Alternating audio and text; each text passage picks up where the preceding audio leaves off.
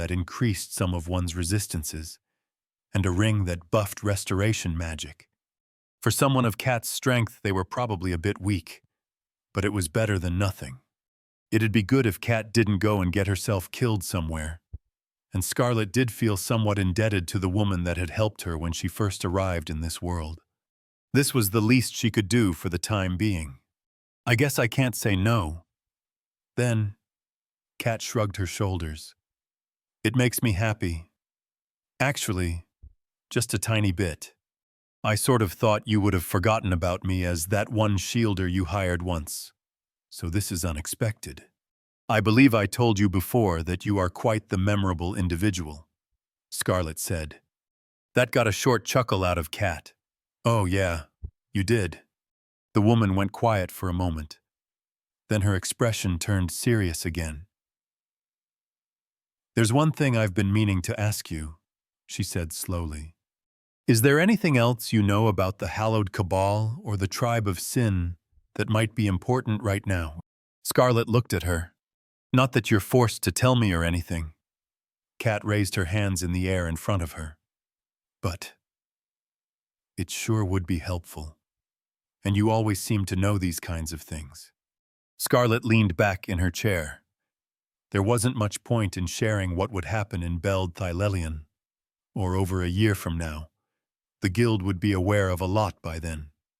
Anyway, it'd also be strange if she started talking about things that were that far away, and the Cabal would probably stay quiet for now. At present, there is not much that I know, she began, keeping her eyes on Kat.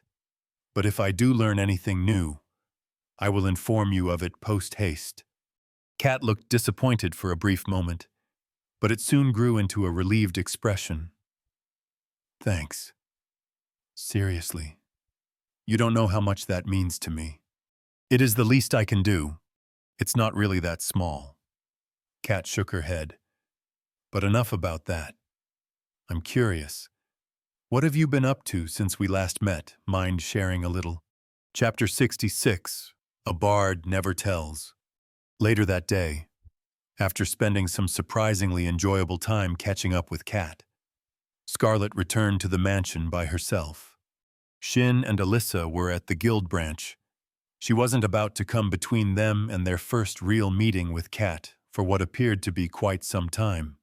She also didn't have much in the city to do at the moment, and she hadn't wanted to wait around until they were done, either. And even though she was being more wary about the Hallowed Cabal right now, it wasn't like there was a high likelihood of them doing anything in the middle of the day when she was out in the open in Freybrook. At least, that's what she'd convinced herself when she had been sitting in the carriage cabin all by herself. In the future, she might bring along Finn on trips like this too, just to be safe. Despite her worries, though, she did return to the estate without issue, as she was crossing the courtyard towards the mansion's entrance. However, she was surprised to find Rosa there, sitting on one of the curved benches that encircled the fountain at the center of the courtyard. The brown-haired woman had her hurdy-gurdy-esque instrument in her lap, slowly turning its crank. By the looks of it, she was in the process of tuning it. Scarlet stopped for a moment to observe. Rosa seemed so absorbed in her work that she hadn't even noticed her yet. Suddenly the bard swore, pulling her hands back with a grimace. She sat still for several seconds, staring down at the instrument. Scarlet frowned. That was odd. Is everything all right? She asked, stepping closer to the curved bench. Rosa's head spun to look at her with slightly widened eyes. It might have been all in Scarlet's imagination. But the woman's face looked paler than usual. The large smile that grew on her face seemed to belie that impression. However, I'm fine. Rosa let out a light laugh, placing her hand against her chest. At least I think I am. If my heart hasn't jumped straight out of my throat now. You sure know how to sneak up on a girl. Scarlet took the woman in. For all of Rosa's appearances of being cheerful and sprightly, she always had a hard time reading the woman. I made no attempt at disguising my approach. She said, walking over and sitting down next to Rosa. You were simply too occupied with your instrument. This earned raised brows from the bard. Well, sorry for taking pride in my craft. I come from a long line of clert tuners. You see, Rosa took on an exaggerated tone, patting her instrument. Apparently, it was called a clert. In fact, legend has it that my great-great-great-great-great-uncle's cousin twice removed had an affair with a clert, so it's practically in my blood. Scarlett got the urge to roll her eyes. I see. And I suppose his brother had an affair with a thread of yarn. Rosa gave her a confused look. For a moment, Scarlett thought her joke had been a bit too far-fetched, but soon the bard grinned. Are you perhaps calling my great-great-great-aunt's fifth cousin a spinner of yarn? You appear to have a rather complicated family tree. Why, I'll have you know, the Hales are a prestigious house that put our esteem above all else. Rosa took on a sultry tone. We don't satisfy with a mere tree. We're not content unless you need an abacus to make sense of it. Scarlett shook her head. I struggle to comprehend what that is even supposed to mean, although I imagine you have many relatives. Rosa turned quiet. She looked forward, at the fountain, and spoke in the same jovial tone as before. Yeah, maybe, as the woman's words trailed off. Scarlett examined her face, considering what else to say. To be honest, she wasn't sure why she'd sat down to begin with, or why she started playing along with Rosa's banter. There was nothing in specific she wanted to speak about with her. Is there a reason as to why you are spending your time out here? She eventually asked. Rosa turned back to her. No, not really. Sometimes you just want a breath of fresh air. You know, tuning my clert sometimes helps me calm down and think, see things for how they really are, rather than how they appear at the moment. There was a smile on Rosa's face, but Scarlett wasn't quite sure what to make of it. That is understandable, she said.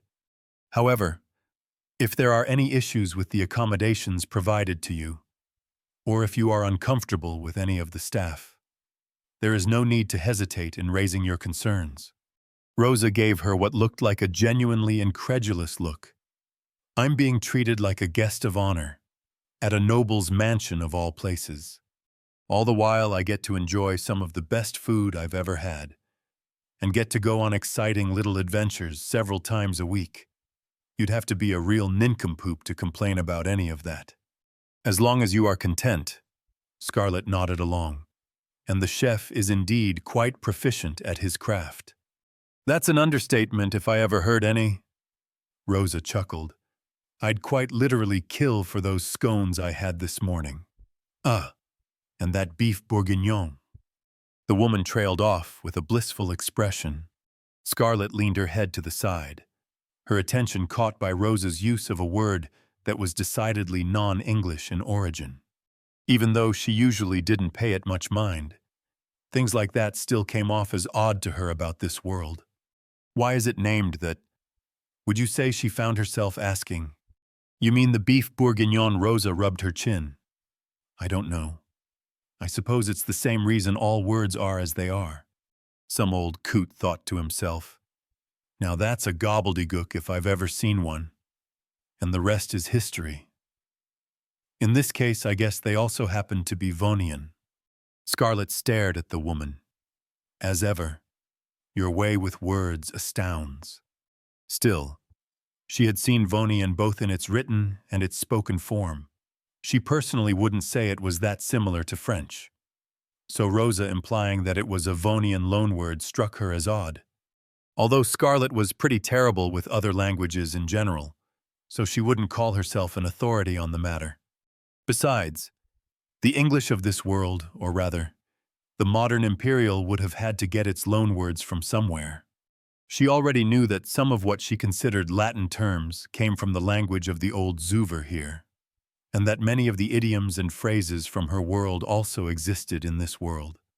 Because of this, She'd already guessed that the way modern Imperial developed would have had to mirror English in some manner. But, considering how ridiculously convoluted linguistic history got, even after just going back a few decades, she didn't understand how that was possible. To her, it seemed like the evolution of a language was just too complicated and had too many factors to it for it to be replicated like that. Even if it was in a world like this where everything was seemingly inspired by a video game. But the other alternative was that everything had just popped into place as is, which seemed even more unrealistic to her. After all, she knew there was history to this world. And as such, the evolution of the languages around here had to be part of that history.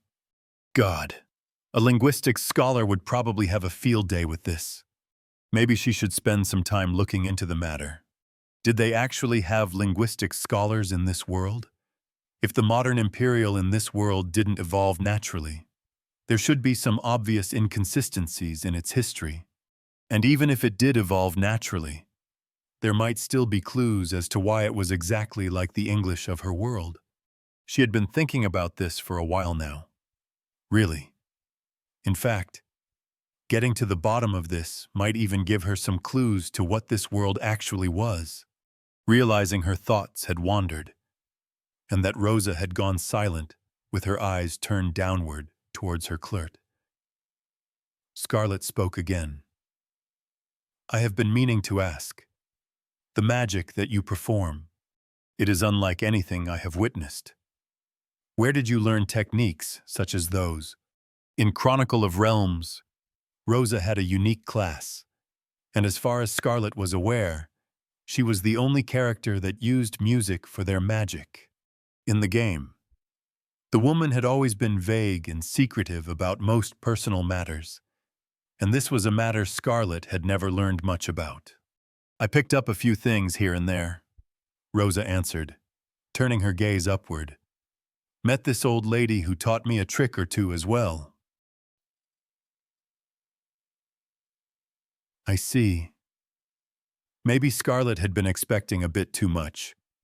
Perhaps you know what type of magic it is, if, for instance, it can be considered to belong to the same branch as aeromancy. It'd be good to know what kind of items could improve Rosa's magic outside of just general buff items. Can't say I do. I'm not really much of a mage. You see, to tell you the truth, I would almost have expected you to know the answer to that. Scarlet gave her an inquiring look. And why is that? What? You think a girl doesn't notice a few things just because you surround yourself with a gaggle of weirdos? Rosa let out a short laugh. You've got this. It to you. You know, this quality. Her tone turned more solemn. Some people interact with the world as it is, living their lives as they come. Others interact with the world as they think it should be, and they live their lives to make it so. The woman fiddled with her clerk again, much more deftly now. I've met those kinds of people before. Rosa continued, glancing at Scarlet for only a second before turning back to the fountain. They always seem like they know what to do, making you think, what is it with this person? How do I become like that? You would compare me to them, Scarlet asked. Oh, definitely. Rosa laughed. I've got a knack for these things. She winked at her. Of course. It does not hurt that you go around acting like you know quite literally everything, pulling out one unbelievable thing after another from out of nowhere all the time. It looked like she was about to continue, but her eyes suddenly widened and she quickly turned away, turning silent. Over a dozen seconds passed, before Rosa abruptly spoke again. Hey, you're a noble, aren't you? Scarlet arched a brow at her. I am uncertain whether or not you are expecting me to answer that. When we first met, you said something about being able to help if I ever wanted to learn anything special. Right. Rosa's voice wavered slightly. Her gaze was locked on the fountain before them. Scarlet studied Rosa closely, paying close attention to the area under the woman's eyes. There didn't seem to be anything wrong at the moment. While those were not the exact words I used, it is a close enough summary. Rosa turned to look at her, the bard's violet eyes meeting hers. Does that mean you could help me find information on anything? Scarlet furrowed her brows. She was pretty sure she knew what this was about. Anything within my power. Rosa held her eyes for several seconds. Then, she let out another short laugh and returned her gaze to the fountain. Well, good to know. I suppose if I ever want to know how to make some fairy friends, I know who to ask. Scarlet's eyes lingered on the woman.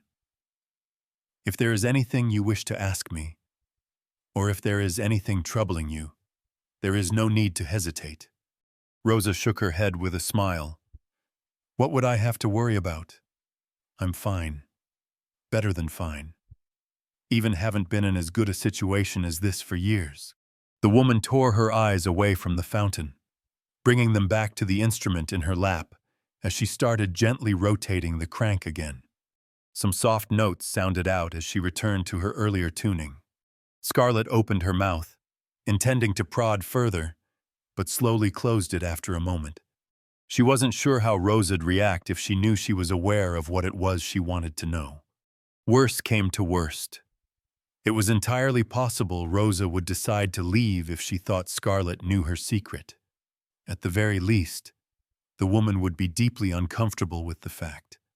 And it wasn't as if Scarlet could straight out tell the woman that she could help her. That had risks all on its own. If that is how it is, Scarlet began. Then, the sound of shattering glass blasted out near them.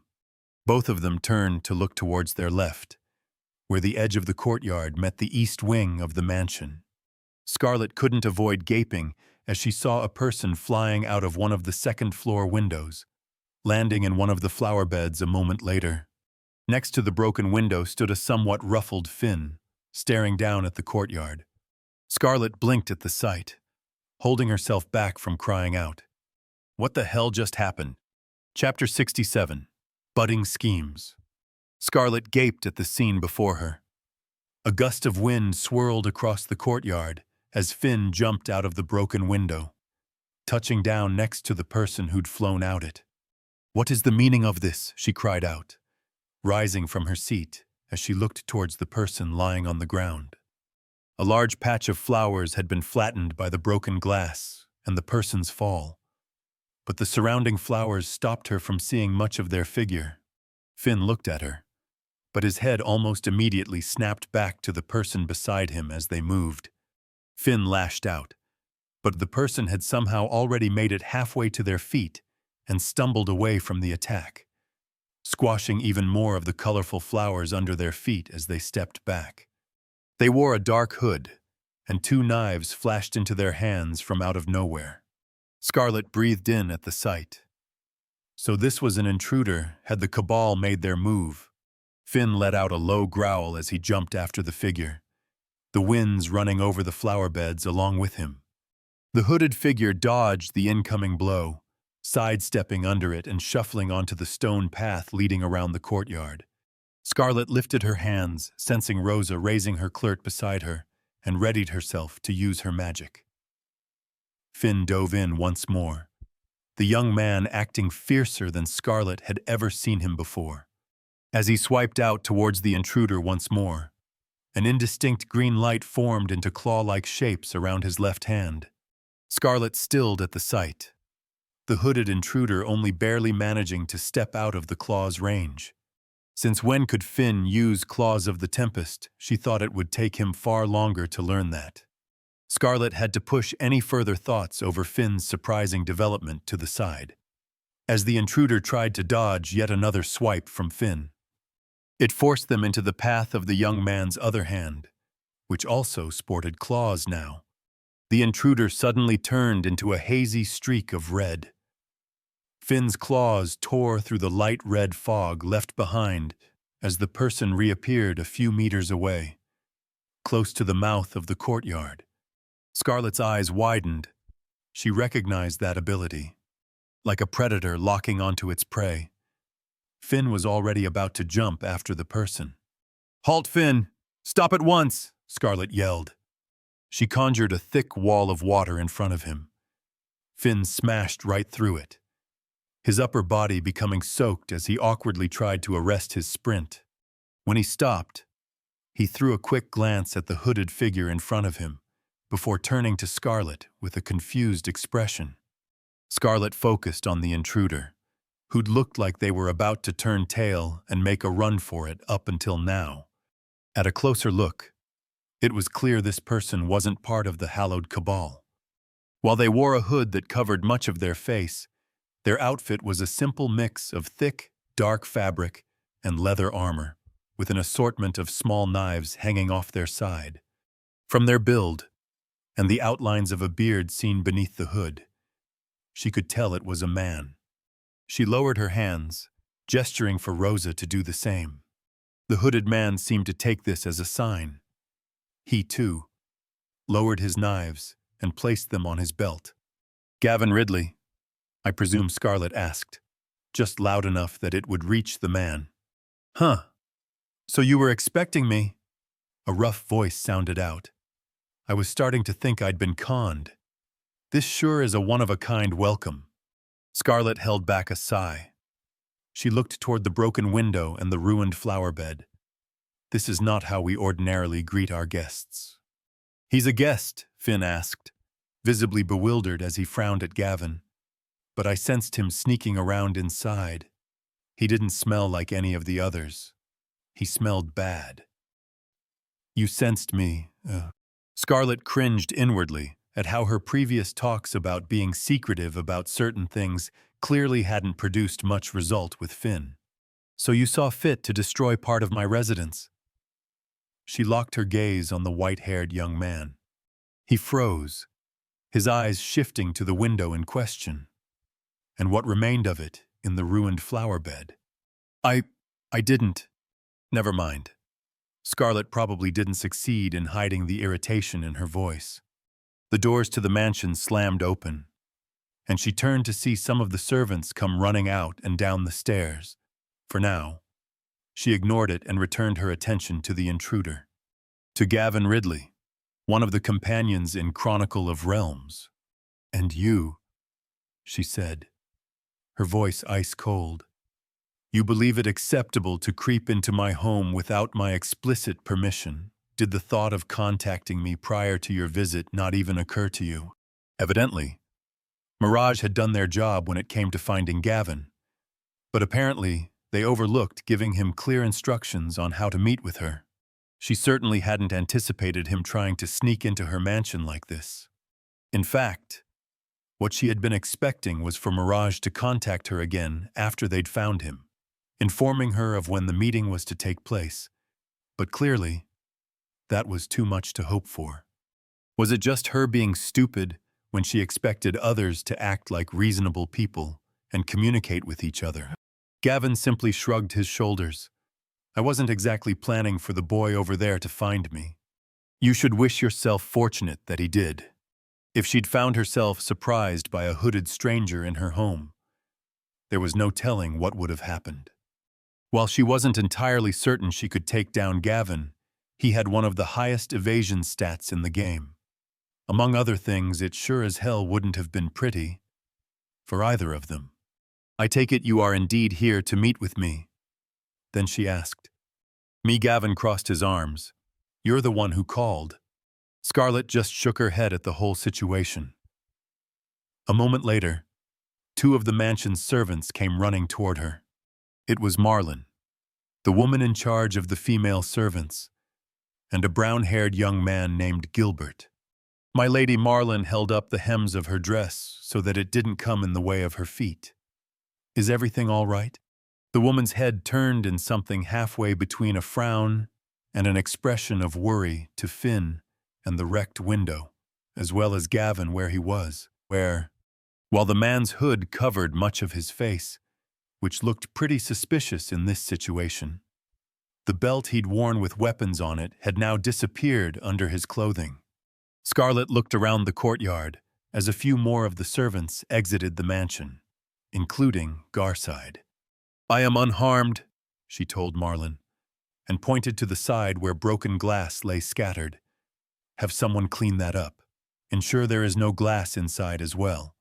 Marlin threw one last look at both Gavin and Finn, but soon bowed her head. Of course, my lady, she said, walking off. Scarlet turned to look at Garside as he approached, with a couple other servants trailing behind him. Garside, contact a glazier to repair that window, and inform the staff that, while an unfortunate accident occurred, the matter has been resolved and that there is no need for worry.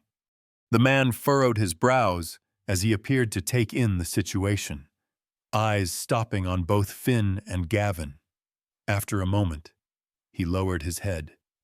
As you wish, my lady. Scarlet turned her eyes to the courtyard's opening, where the archway that connected the two wings of the mansion enclosed the courtyard.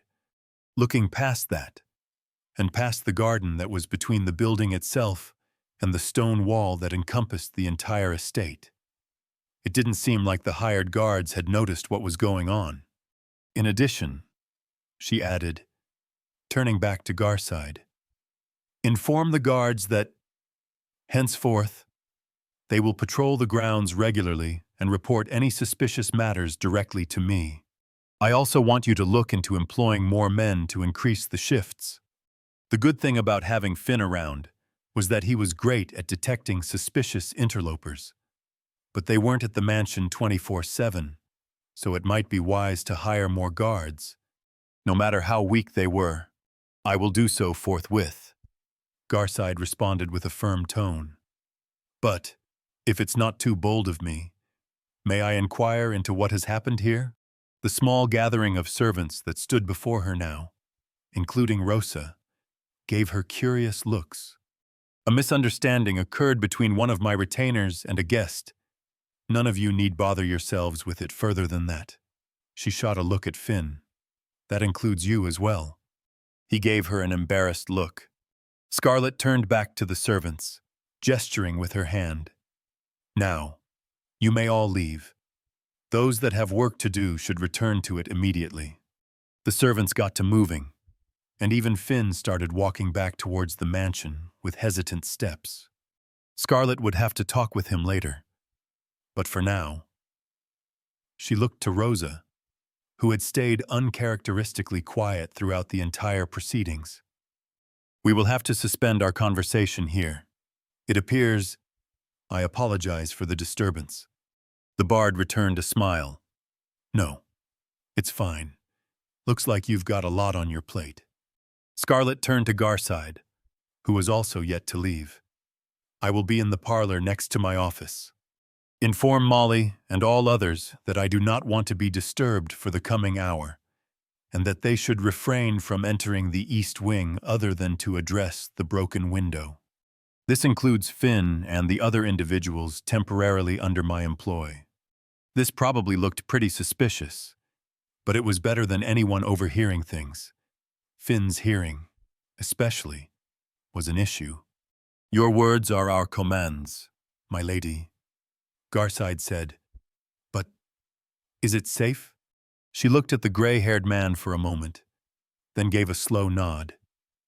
It is. I see. Then I will ensure that your orders are followed to the letter. The butler bowed and started moving back towards the mansion, passing by two servants that had already begun picking up some of the glass scattered about the courtyard. Scarlet turned to Gavin, who hadn't moved an inch during the last minute. Then, shall we have a talk? Gavin Ridley. Scarlet said the name once more. She sat on a red leather couch in the smaller guest parlor, located close to her office in the east wing.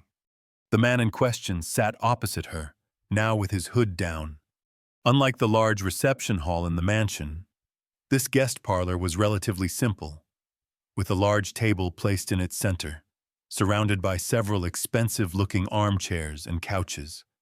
There were a couple of bookcases lining the walls, and a wall looking out over the eastern part of the Hartford compound, but the rest of the walls only held some modest paintings. Gavin Ridley himself was quite similar to what Scarlet remembered from the game.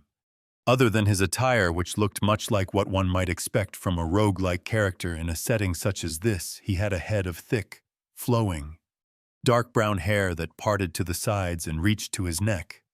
In addition, he had an unexpectedly well-kept beard and light brown eyes that had been looking at her with an amused gaze for some time now, a fact that only slightly annoyed her. I will not delve further into the fatuity of attempting to sneak into my home without my prior knowledge. I presume you were contacted by someone about my desire to meet with you, but they did not tell you how and when, she asked. Yeah, some shady individuals came and made me an offer I couldn't refuse. Gavin shrugged.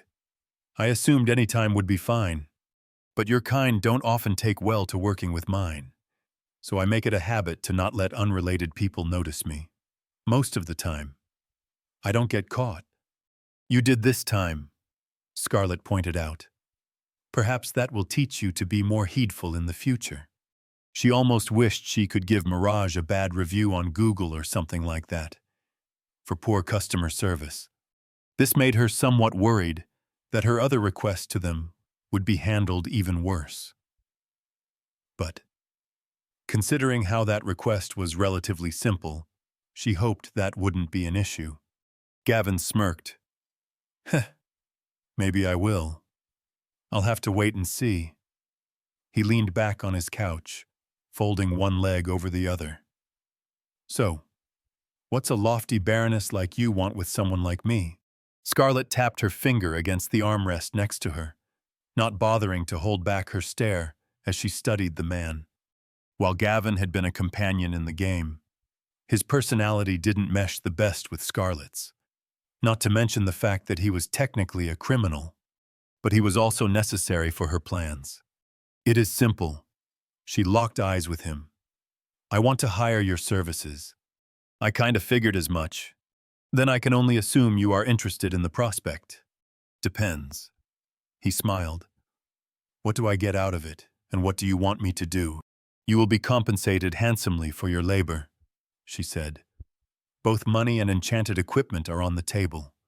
The work itself will vary, although I can assure you I will only assign tasks you are capable of, like locating certain items of interest, as well as certain individuals. He turned his head as he studied the paintings in the room. Would any of these items of interest happen to already have an owner? Scarlett gave him a long look, then a slow nod. Some of them. Yes. A roguish smile grew on his face. Then I'm listening. Quest completed hire companion services, Gavin Ridley. Skill points awarded 3. Scarlett briefly glanced at the small window of text that appeared in front of her, before returning her attention to the man opposite her. To start with, when you contact me in the future, you are to do so through the guards at the front of my estate. I will ensure that they know what to do so that you are escorted straight to me. In addition, I advise that you wear more inconspicuous attire for such visits from now on. Gavin gave a short nod. If you say so, boss. Scarlett frowned slightly at the easygoing tone, but decided to let it go for now. Now, for the first task I would have you perform. I believe you should be familiar with the city of Bridgespell. Gavin raised both brows at her words. I am. Yeah. But I have to wonder why a baroness like you would know something like that about little old me. There is much that I know. If you were to stop and demand an explanation every time a matter surprises you, our conversation would not move very fast. He blinked. Then a smile grew back on his face once again, from nowhere. He pulled out a thin knife with a hole at the bottom and started spinning it around his finger. Scarlett felt her eye twitch at the sight. So, what is it you want me to do in Bridgespeg? He pulled his hand back as his knife dropped onto the couch beside him, red hot as it seared the leather on the furniture. While I do not expect you to maintain the same standards of decorum as my regular attendants, I would advise you to be conscious of your position. Scarlett's voice was cold as she conjured a mass of water around the knife to cool it down. A small cloud of smoke trailed up in the air a faint burnt scent spreading inside the room. With her vision enhanced by her charms of apperception, Scarlett had already noted that Gavin didn't have any defenses up at the moment. It had been hard to hold herself back from teaching him a little lesson with her pyrokinesis at that point. It was only recently that she'd learned that it wasn't only limited to creating fire, but that it could also be used to heat up certain objects. What a perfect and satisfying opportunity to test the ability out in action. She definitely wouldn't do something like this to her other employees, though she was very particular about her abuses of power. Gavin looked at her with a mildly surprised face as he held his left hand in his right. There was no anger there, though. "Right. I get it, my lady," he said, giving an exaggerated bow with his head. Scarlett decided to let it go with that.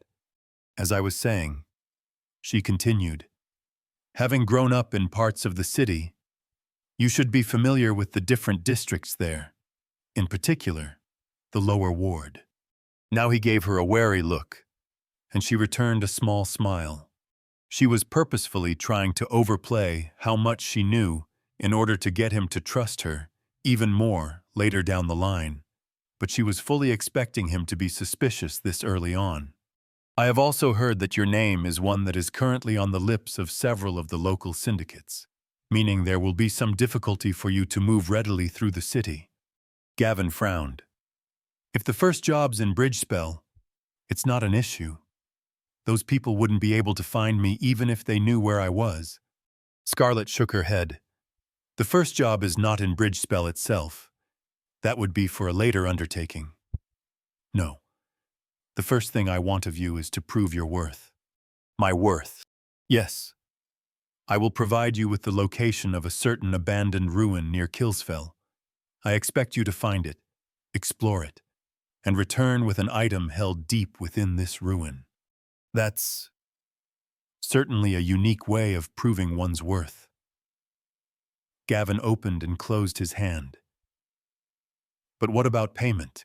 For a simple matter such as this, your payment will be any items of value found during your delve, excluding the item I need." Gavin knitted his forehead. "How do I know it's worth it? I believe someone as capable as you should be able to determine that yourself when you are there." He crossed his arms as he seemed to consider it. "Although I doubt it will come to pass," Scarlett added. "If you are not satisfied with the payment after having finished the task, I will compensate you further upon completion." Now Gavin grinned. "Then I'm your man." "I expected as much," Scarlett said. "In addition, there are preparations that you will have to complete along with this task. I will arrange for transport through the Kilnstones so that you can travel between Freybrook and Bridgespell.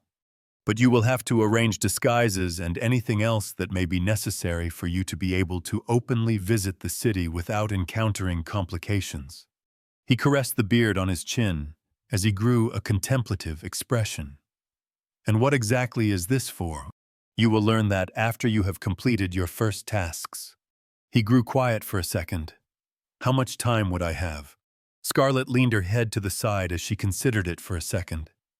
"I believe 2 weeks is a reasonable period of time. After that, I expect you to have returned to me with both matters concluded." He let out a laugh. "Then we shouldn't have any issue at all." He leaned forward and held out his hand over the table with a smirk. "I believe we have a deal. Don't you?" Scarlett eyed the dirty hand for a moment. "It appears we do," she replied, not putting forth her own. Gavin didn't seem to mind as he pulled back onto the couch. "What about an advance?" He rubbed his thumb and index finger together. "Preparing these things will cost some. You will be provided 2,000 solars." 2,000. He muttered. "I'll probably make do then." "I would hope so," Scarlett said. "Any further questions?" Gavin shook his head. "Good. Then let us discuss the details." Chapter 68. Foreboding Winds. Scarlett walked through the mansion, absent-mindedly taking in the various expensive decors spread throughout the hallways as she passed by. A few days had gone by since her meeting with Gavin, but not much of note had happened since. She was still clearing the surrounding area's low-level dungeons, collecting skill points and valuable items, so excitement wasn't exactly on her itinerary at the moment. Even after hiring Gavin's services, those particular plans of hers would take a while to get moving. Besides her dungeon farming, she had also communicated with Evelyn a lot these past few days, sending missives through a carrier service that made use of the kilnstones. There were magical items and artifacts that allowed direct communication over long distances in this world. The Mirror of Communion used by the Angler Man and the Hallowed Cabal was a prime example of this. But they were relatively rare. Scarlet wasn't even sure if there were any that weren't Zuvarian, and from what she could tell, no one had set up a network with those to be used en masse. She knew for a fact that the Shields Guild had one for their own use, as did the Ustrom Assembly and some of the other influential groups across the Empire, but the public had to make do. It appeared, not that it mattered much to her. The carrier services she'd been using to communicate with Evelyn were efficient enough for now. On occasion, she'd wondered if there wasn't a promising business opportunity in trying to set up a communication network for the public somehow. But there probably was a reason something like that didn't already exist. Most likely a mix between the rarity of the needed items and the complicated logistics such a venture required. Eventually, she'd no doubt try to get her hands on some artifacts like this for her private needs, but she would probably keep using the carrier services even then. They had the added benefit of transporting goods in addition to messages, a feature she had used to send over much of the loot she'd gathered to Evelyn in the capital, where the younger Hartford sister forwarded it to the auction houses and a few interested buyers. Scarlet's attention was caught as she passed by a window that gave a good view of the back part of the estate. Beyond the hedge garden hugging the mansion's facade were the training grounds, where she saw Finn running around between the target dummies like a madman. The young man had been completely engrossed in training these past days, and Scarlet couldn't quite understand why. At first, she had thought it had something to do with the run-in with Gavin and the somewhat unfair admonishment she'd given Finn at the time, but that didn't appear to be it. When she'd talked to him about the matter, also reminding him not to openly leak secrets and avoid destroying her property, she had gotten the impression it had to do with strength. For some reason, he was just intent on growing stronger as fast as possible right now. To her, this came out of the left field, as had the fact that he was apparently already able to use Claws of the Tempest. In the game, he didn't learn that until level 50, which should theoretically, or as theoretical as one could be when trying to translate a game to the real world, be some time away from where he was currently. She was still trying to figure out what had prompted this premature development in him. It didn't feel like any of her actions up till now should have had much effect on his strength. The Mark of the Gale and dungeon running were all things done in the game, but she wasn't sure what else it could be. One alternative was that there was some factor, unknown to her, that had changed. But it could just as well be another of those things where it simply differed from the game because of how things translated. Whatever it was, she was holding back her complaints for now. Getting a more powerful companion was a good thing. She was just hoping he wouldn't grow too fast. Eventually, having entered the first floor of the West Wing, Scarlet reached the far end of a corridor. A worn-out door stood before her, its frame showing signs of disrepair. The West Wing was where much of the mansion staff lived, but it was also here some of the age of this place showed itself the most. Grabbing hold of the door's worn metal handle, she opened it to expose a tight set of stone stairs. They led down to a cellar area. The air had that chilly, slightly moist feel to it, common to underground places like these. The stone was also cold to the touch as she traced her hand along the wall, as not to lose her balance on her way down the steep decline.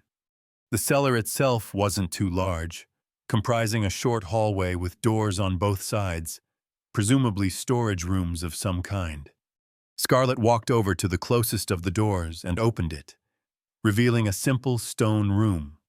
Packs of crates lay strewn along the walls, and two long tables stood at the center of the room, with a range of odd tools and items placed on them. Placed under one of the tables was an open crate filled with a dozen varieties of vessels made of stone and metal. Between the two tables stood Alyssa, brown leather goggles covering her eyes as the blonde girl turned towards the entrance. She was wearing a simple set of brown clothes and a thick apron with dark splodges on it. Scarlett scrunched up her nose at the thick smell that wafted to her with a gust of wind. She looked to a small set of windows at the top of the far wall, lending a view of the western side of the estate. The windows were open to allow for some fresh air, but it clearly wasn't enough to combat the smell. "Oh, you were coming here." Alyssa's muffled voice sounded out as she pulled down a piece of cloth covering her mouth. "I thought I was supposed to go find you later." Scarlett shifted her attention to the young shielder. This morning she'd said that they should talk more about what Alyssa could do with her alchemy, now that the girl had had time to get things set up here in the mansion. Originally, Scarlett had intended to discuss it in the office, but she'd found herself curious about how things looked down here, now that Alyssa was actually performing her craft. As such, she'd decided to pay a visit herself. Although she hadn't quite expected the smell to be this strong, she might have to change clothes later if it stuck to them. "I had time to spare, so there is no need to fret," she said, eyes passing over a row of vials that stood on one of the tables. They all contained dark liquids of a few different colors, some of which looked similar to what she'd seen Alyssa use during their various excursions. "I heard from Garside that you have yet to use any of the alchemical ingredients he offered, choosing to first exhaust your own supplies. Is that correct?" Yeah, that's true." Alyssa pushed up her goggles and reordered the frayed locks of hair jumbled by the action. "You said that it was okay if I focused on refilling my own supply before I made anything else. So that's what I've been focusing on. But it didn't feel right using what you gave me for that. And I still had some stuff left from Ellisted, so I wanted to use that up first. Does that not limit you in what you can make?" Garside spent quite some time compiling all of that. Scarlett walked over to stand next to Alyssa, gently running her finger over the side of a triangular piece of metal on the closest table. The odd piece of equipment had 3 depressions on its face, with strange lines and symbols running between them. She recalled that this was an item you had used in the game when performing alchemy, though the true purpose of it evaded her. "My understanding is that he acquired a wide range of materials that would be useful for someone of your craft. You are more than welcome to make full use of it, even when it is for your own use. While you are under my employ, any improvement to your capabilities in the field benefits me as well." For some reason, Alyssa looked as if that thought hadn't even crossed her mind. Scarlett felt like she had made it clear on more than one occasion that she fully intended to support the young woman in her craft. The potential signified by it held a lot of interest to her. After all, although, considering the invoice for all the materials Garside had gathered totaled several thousand solars, perhaps Alyssa's reaction made sense. While that amount was basically nothing in the grand scheme of things, especially to some nobles, it was a good sum of money to ordinary people. It was a decent amount to Scarlett at the moment, too. They were still in the process of selling many of the items and artifacts she was collecting, but she had enough cash at hand right now for this much, at least.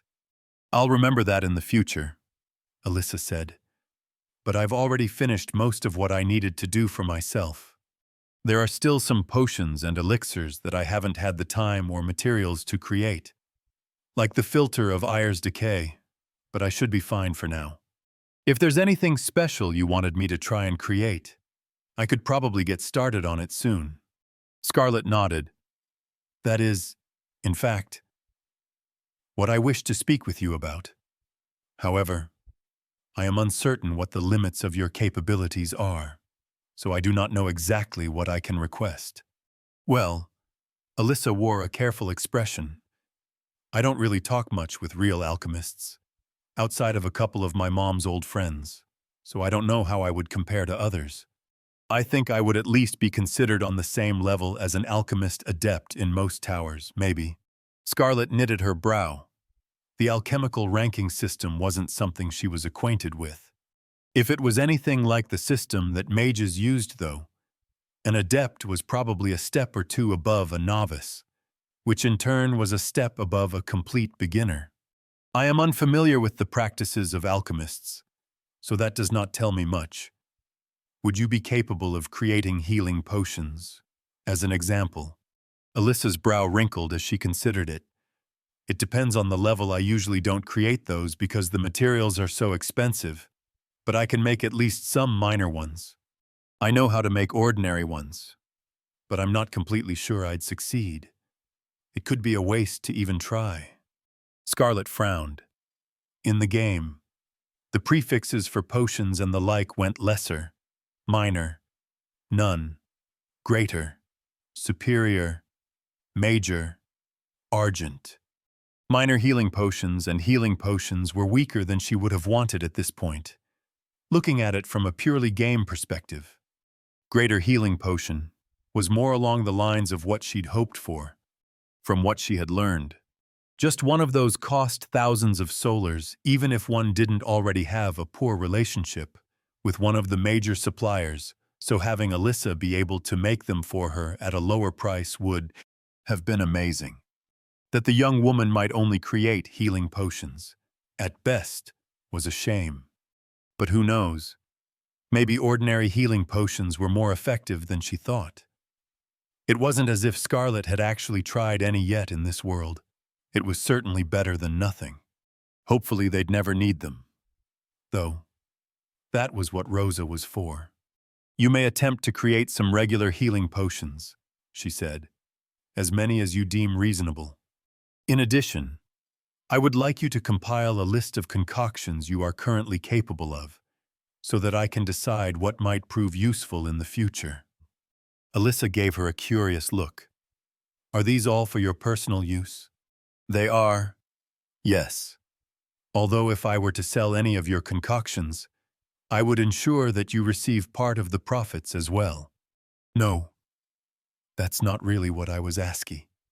A powerful gust of wind suddenly rushed in from the open windows, blowing a pile of loose papers laying on the table into the air. Ah! No, Alyssa cried out as she whirled around, pushing the papers back on the table. Some of them had just been about to fly into a tiny cauldron with a sludgy brown solution in it. The young shielder let out another short cry as the wind increased in strength, some of the loose vials and other tools in the rooms rattling against each other. Scarlet narrowed her eyes at the window as the chilly breeze pushed against her skin, making the hairs on her arms stand up. It was increasing in strength frighteningly fast. By the time she reached the windows, the wind had almost grown to a level where she only barely managed to force them shut. What's happening? Alyssa asked with a bewildered tone behind her. Is there a storm outside? I didn't even think that was possible here in the Southwest. It is not, Scarlet muttered, peering out through the glass. All storms in this region were supposed to be drawn out south into the Innisling Sea, where the Forgotten Tower was, before they even formed. A storm around Freybrook was essentially impossible, as far as she knew. That, coupled with the fact that it was still bright and sunny outside, lent to a storm not being the cause for all this wind. Whatever this was, it wasn't natural. And it was enough to cause the trees outside the estate's stone walls to sway heavily, small clouds of dust blowing up along the gravel pathways inside the walls. It looked to originate from somewhere behind the mansion. Come, she said, turning around and walking towards the door, not leaving much room for Alyssa to ask anything else. Exiting into the enclosed cellar, she hurriedly climbed up the narrow staircase to the first floor and moved through the hallways towards the center of the mansion.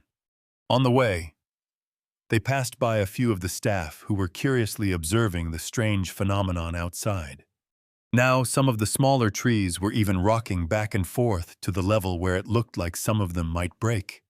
The two of them ran into Shin as they passed through the mansion's foyer. The young man had apparently had the gumption to retrieve his strange-looking sword and the large, rectangular shield from Temesbrook Glade that Scarlet had lent him. He wordlessly stepped in behind them, and soon they reached the mansion's back entrance, exiting into the hedge garden outside. "What in Itar's name is happening?" Alyssa cried out beside Scarlet. Both of them were forced to keep their hair in check against the winds that violently pushed at them. A growing premonition wormed its way into the forefront of Scarlet's mind as the three of them fought their way through the cyclone of currents, beyond the garden, and in the direction of where all this seemed to originate. Soon, the training grounds came into view. Debris of wood and small stone had been spread around in an array of chaotic mayhem. The wooden targets were ripped apart at their limbs, and the shed at the end of the grounds had lost half of its roofing, with more planks threatening to tear off at any moment. At the heart of all this, sitting at the eye of the storm, was Finn. Hunched together like a cowering beast, even from this distance, the viridescent glow surrounding him stood out clear as day. Damn, Scarlet swore, not even caring about the presence of two shielders beside her. This wasn't good. Finn was experiencing his first awakening. Chapter 69, Tough Decisions. This was too early. Far too early. Scarlet never imagined Finn would awaken this soon. This scene was similar to the game, but seeing it like this gave a whole new weightiness to the situation. The powerful winds stemming from Finn were almost enough to force her off her feet, tearing at her hair and clothes. She'd activated Lifeblood's eternal circuit, but it didn't help much against the wind itself. Only the small pieces of wood and scrap flying their way. "What is he doing?" Alyssa cried out beside Scarlet, barely audible over the turmoil. "I don't think he's conscious," Shin shouted, pushing ahead through the storm. He threw his shield up just in time to defend against the lower half of a training dummy that came soaring at him, almost losing his footing as the doll bumped off. Alyssa tried running up to support him, but had even more trouble moving forward than him. Scarlet focused on the crouching figure of Finn that sat at the center of all this chaos. If this continued, there was no telling how much destruction would be done to the estate. In the game, this had occurred in a field, so she didn't know how powerful it was. Maybe if Kat was here, the woman would have been able to fashion some kind of temporary stone shelter around Finn. But that wasn't an option now. And Scarlet didn't know any surefire way to interrupt what was happening. In the game, you just waited it out. Was that an option? He was a good distance away from the mansion, so the building itself might be fine. Shin pressed forward, signaling for Alyssa to back away. The air shifted as the winds surrounding Finn suddenly grew stronger. Even Shin seemed to struggle now, hiding behind his shield as he approached the center step by step, dodging and trying to defend against the flying debris simultaneously. Could they knock Finn out with an aqua mine or two? Or would that even work on him? Scarlet blinked as she heard a distinct tune carry across the wind, a flow of energy and calmness rising from inside. Turning around, she saw Rosa come running, Clert in hand, and with her curled brown hair mangled in all directions from the wind. "A bit early for a party, isn't it?" the bard yelled as she stopped before them. "What's got Sourpuss over there all worked up?" Scarlet narrowed her eyes at the woman. "Rosa, are you able to calm him down?" "Depends. Pretty boy might want to get away first, at the very least." Scarlet spun to look at Shin, who was too far away for their voices to reach him now. "He will be fine," she said after a moment. If Rosa was going to use what she thought she was, then it wouldn't have any lasting effect on Shin, as long as he kept being pummeled by the winds around Finn. If not, she was willing to pay for any damages. Rosa glanced at her, but soon looked forward with a focused expression. "Well, All right. Let's hope little wolf boy likes lullabies. She cranked her instrument as several more notes rang out. They had a peaceful, mellow feel to them, which belied their current situation. To Scarlet, it looked like the air in front of them shimmered as a faint white light moved through it like a wave. When it reached Shin, he tottered and fell down on one knee, but seemed to regain his wits just enough not to get pulled away by the gale bearing down upon him. The rippling advanced through the air, reaching Finn. The young man barely showed any reaction, already hunched over on the ground. But the air around him and the glow surrounding him immediately grew calmer and less distinct. The same went for the powerful gusts raging about, which flurried around as if having lost their direction, soon petering out into a still nothingness. Shin Alyssa ran up to her friend, leaning down to check that he was okay. It took him a moment to get back to his feet, but he didn't look any worse for wear. Scarlet scanned across the surrounding area. It was covered in small debris, dirt, and the broken branches and leaves from the trees outside the stone walls. It'd take ages to clean all of this up. She began walking towards Finn. What was that? Alyssa walked up beside Scarlet as she stopped before Finn. All of that was Finn. Right. Scarlet bent down next to the young man, reaching out with her hand to push away some of the white locks that covered his face. His eyes were still closed. It was, she answered. However, he was not in control. You could say that again, Rosa said. The bard seemed busy trying to untangle her hair. But at least we stopped whatever it was. Right, Alyssa looked at the mess surrounding them. That's good. Scarlet shook her head. No, there is nothing good about the current situation. Scarlet locked herself inside her office soon after the incident. It almost definitely left everybody else thoroughly confused over what had happened. But she had bigger fish to fry right now. Finn appeared to be out for the count for now, not waking up whatever they did. Shin had carried him inside, and Scarlet had set Garside to organizing the staff to clean up the mess that was the training grounds and its surroundings. Now she had to figure out what to do next. Not only had Finn completely lost control, but now they were on a countdown. This was where, in the game, you only had a certain amount of time to continue Finn's quest line or risk losing him as a companion. Scarlet flipped through her notes. They covered much of her game knowledge, along with the plans she'd written down now on how to deal with this premature future.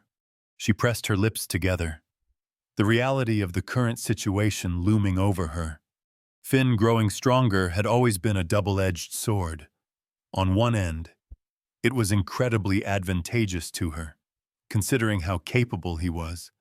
On the other, because of his lineage, the stronger and more connected to his powers he grew, the more he would lose control of them if they weren't handled correctly. The real problem here was that Finn's first awakening wasn't supposed to happen until he reached level 50. While Scarlet might have picked him up earlier here than in the game, he definitely shouldn't have grown to that level already. At least, she didn't think so. It was hard to tell when things like strength and HP weren't clearly quantifiable. Nevertheless, Scarlet never expected him to awaken this early.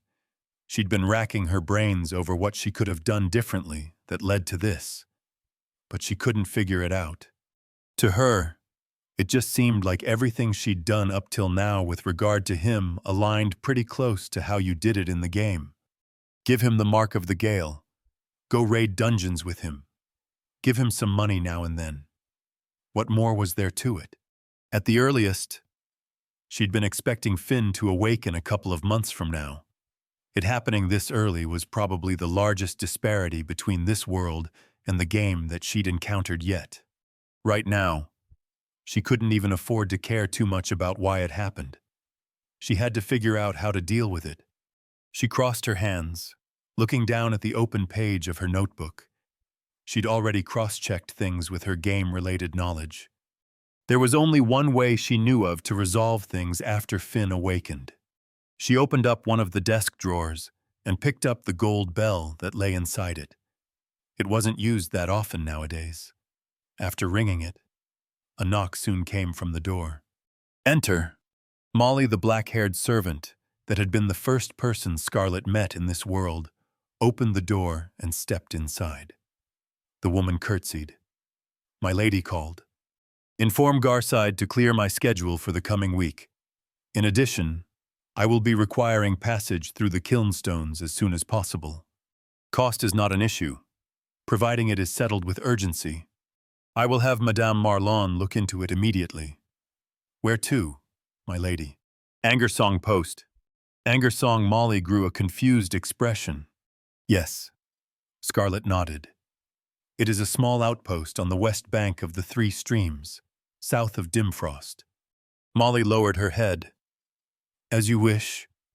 I'll inform Master Garside and Madame Marlon.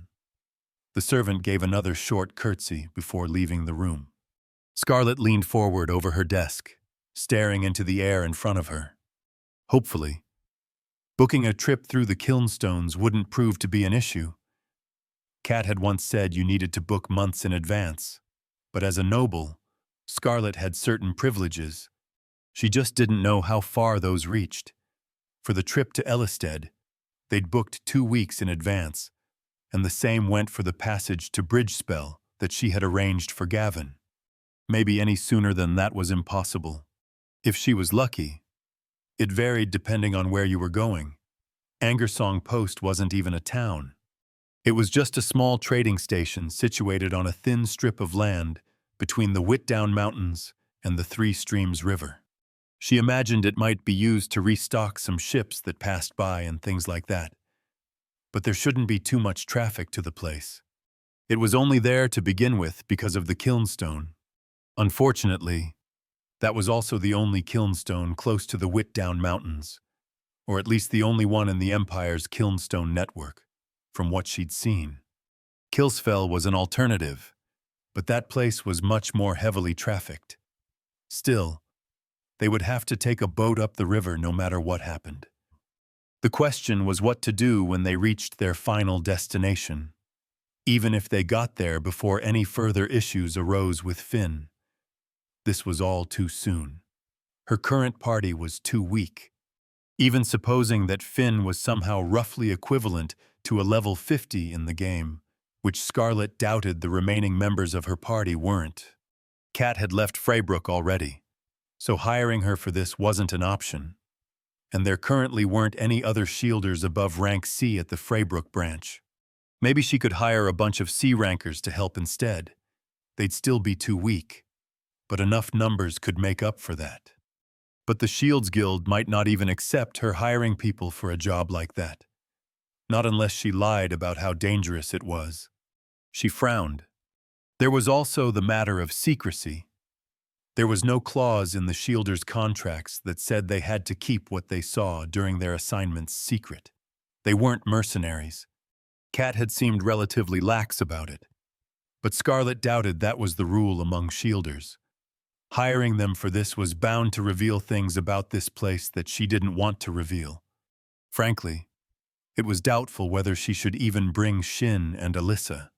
Letting out a deep sigh, she tapped her finger against the wood under her. There wasn't any organization she wanted to find out about this place, so there was basically nobody she could get help from. But without more help, it was very uncertain whether she could clear this place. Should she just not do it? It could quite literally cost her life trying to clear it. Not bothering would save her a lot of hassle. But that would essentially mean abandoning Finn. Now that he'd had his first awakening, he would leave for the Whitdown Mountains no matter what she did, and he would probably never return. Unless he got help, she could just let him go. It wasn't as if he was a necessity for her to keep on living in this world. She looked up towards the dark oak ceiling, slowly leaning back in her chair. Could she do that? She closed her eyes. No, she probably couldn't. Not only would it mean sacrificing many of her future plans, it also meant giving up several important items she needed. It also didn't sit well with her to abandon Finn like that. While she wouldn't say that what she felt for the young man was quite at the level of fondness, at least in the sense of how she knew him as a real person, he wasn't a stranger to her, either. No, she would help him deal with his awakening. That much was certain. The only question was how. How would they clear the first section of the Howling Gale's haunt? Chapter 70. Perilous Propositions. Alyssa swung her legs back and forth as she looked at the people working outside. She sat on the window ledge in Shin's room, and the people outside were walking around, cleaning away uprooted bushes, dirt, and all the other things that had been spread about during the chaos earlier in the day. "Do you think she'll tell us what's going on?" she asked out loud, rolling a few strands of hair around her finger. "I don't know," Shin answered from behind her. "You could try asking." "I already did." "Didn't I?" Alyssa turned toward where he was sitting, next to a small table at the other end of the room. As usual, he wasn't paying her much attention, occupied with the book in his hands.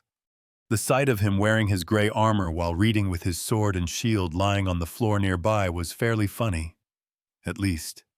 But after what happened just a few hours earlier, she'd also changed into her normal equipment. She couldn't be stuck in her dirty old clothes and alchemical apron in case things started up again. She also had her cloak, bandolier, and crossbow placed next to Shin's weapons for easy access. "Then there you have it," Shin said, as he flipped a page in his dusty, boring old book. He'd been extra absorbed in reading ever since they'd arrived here in Freybrook. Scarlet had allowed him to read any of the books in her library, which Alyssa imagined was the same as giving a kid free access to a candy stall. "Ugh!" She rolled her eyes at his reply. Glancing over the rest of the room, it was large and fancy. That was about how she would describe it. Back when they had started staying at Scarlet's mansion in Ellisted, things had felt kind of weird. Staying in an expensive-looking place like that, getting to enjoy great food, and being served by other people most of the day was so far removed from what she was used to. Still, it had only taken a few days to get used to it. But for some reason, it felt different staying here in Freybrook. The rooms were bigger, yes, but they were still about the same level of fancy. The food was, somehow, even better than in Ellisted. But it was still just food, and the people working here did basically the same work as the people that had worked in the mansion back in the capital. So Alyssa wasn't really sure what it was that stuck out about staying here. Shin hadn't seemed to notice anything, or he just didn't care. Maybe it was in the expectations she had. In Ellisted, living in a mansion for a short while was a unique experience, but she hadn't expected it to last long. But here, now she wasn't so sure. For some reason, both Leandro and the branch head in Ellisted hadn't had any objections to Alyssa and Shin continuing the contract with Scarlet when they'd asked about it. Alyssa thought they'd want the two of them to help after what happened with the tribe of Sin, but apparently not. It had almost seemed like they preferred for them to remain with the Baroness instead, and there'd been no mention of any time limit, neither from the guild's side nor Scarlet's. Alyssa leaned her head against the window frame. Maybe that's why things felt so strange. It was like they were living here now. If she didn't know any better, she would say they were working for Scarlet, rather than just being in a temporary contract with the noblewoman. Well, Alyssa had been hired by Scarlet for her alchemy skills, but that was just something she had on the side. It would have to end when this contract was over. Although, if she was going to be honest, she loved every minute of it. It had been ages since she last had this much time to spend solely on her alchemy, and she'd already learned so many things. While it had taken some time to get things set up, she now had a place completely to herself. It was much nicer than having to borrow a cellar room from the guild now and then, like before. Most of her alchemy couldn't be done at home because of the smell and the volatile nature of the materials she worked with.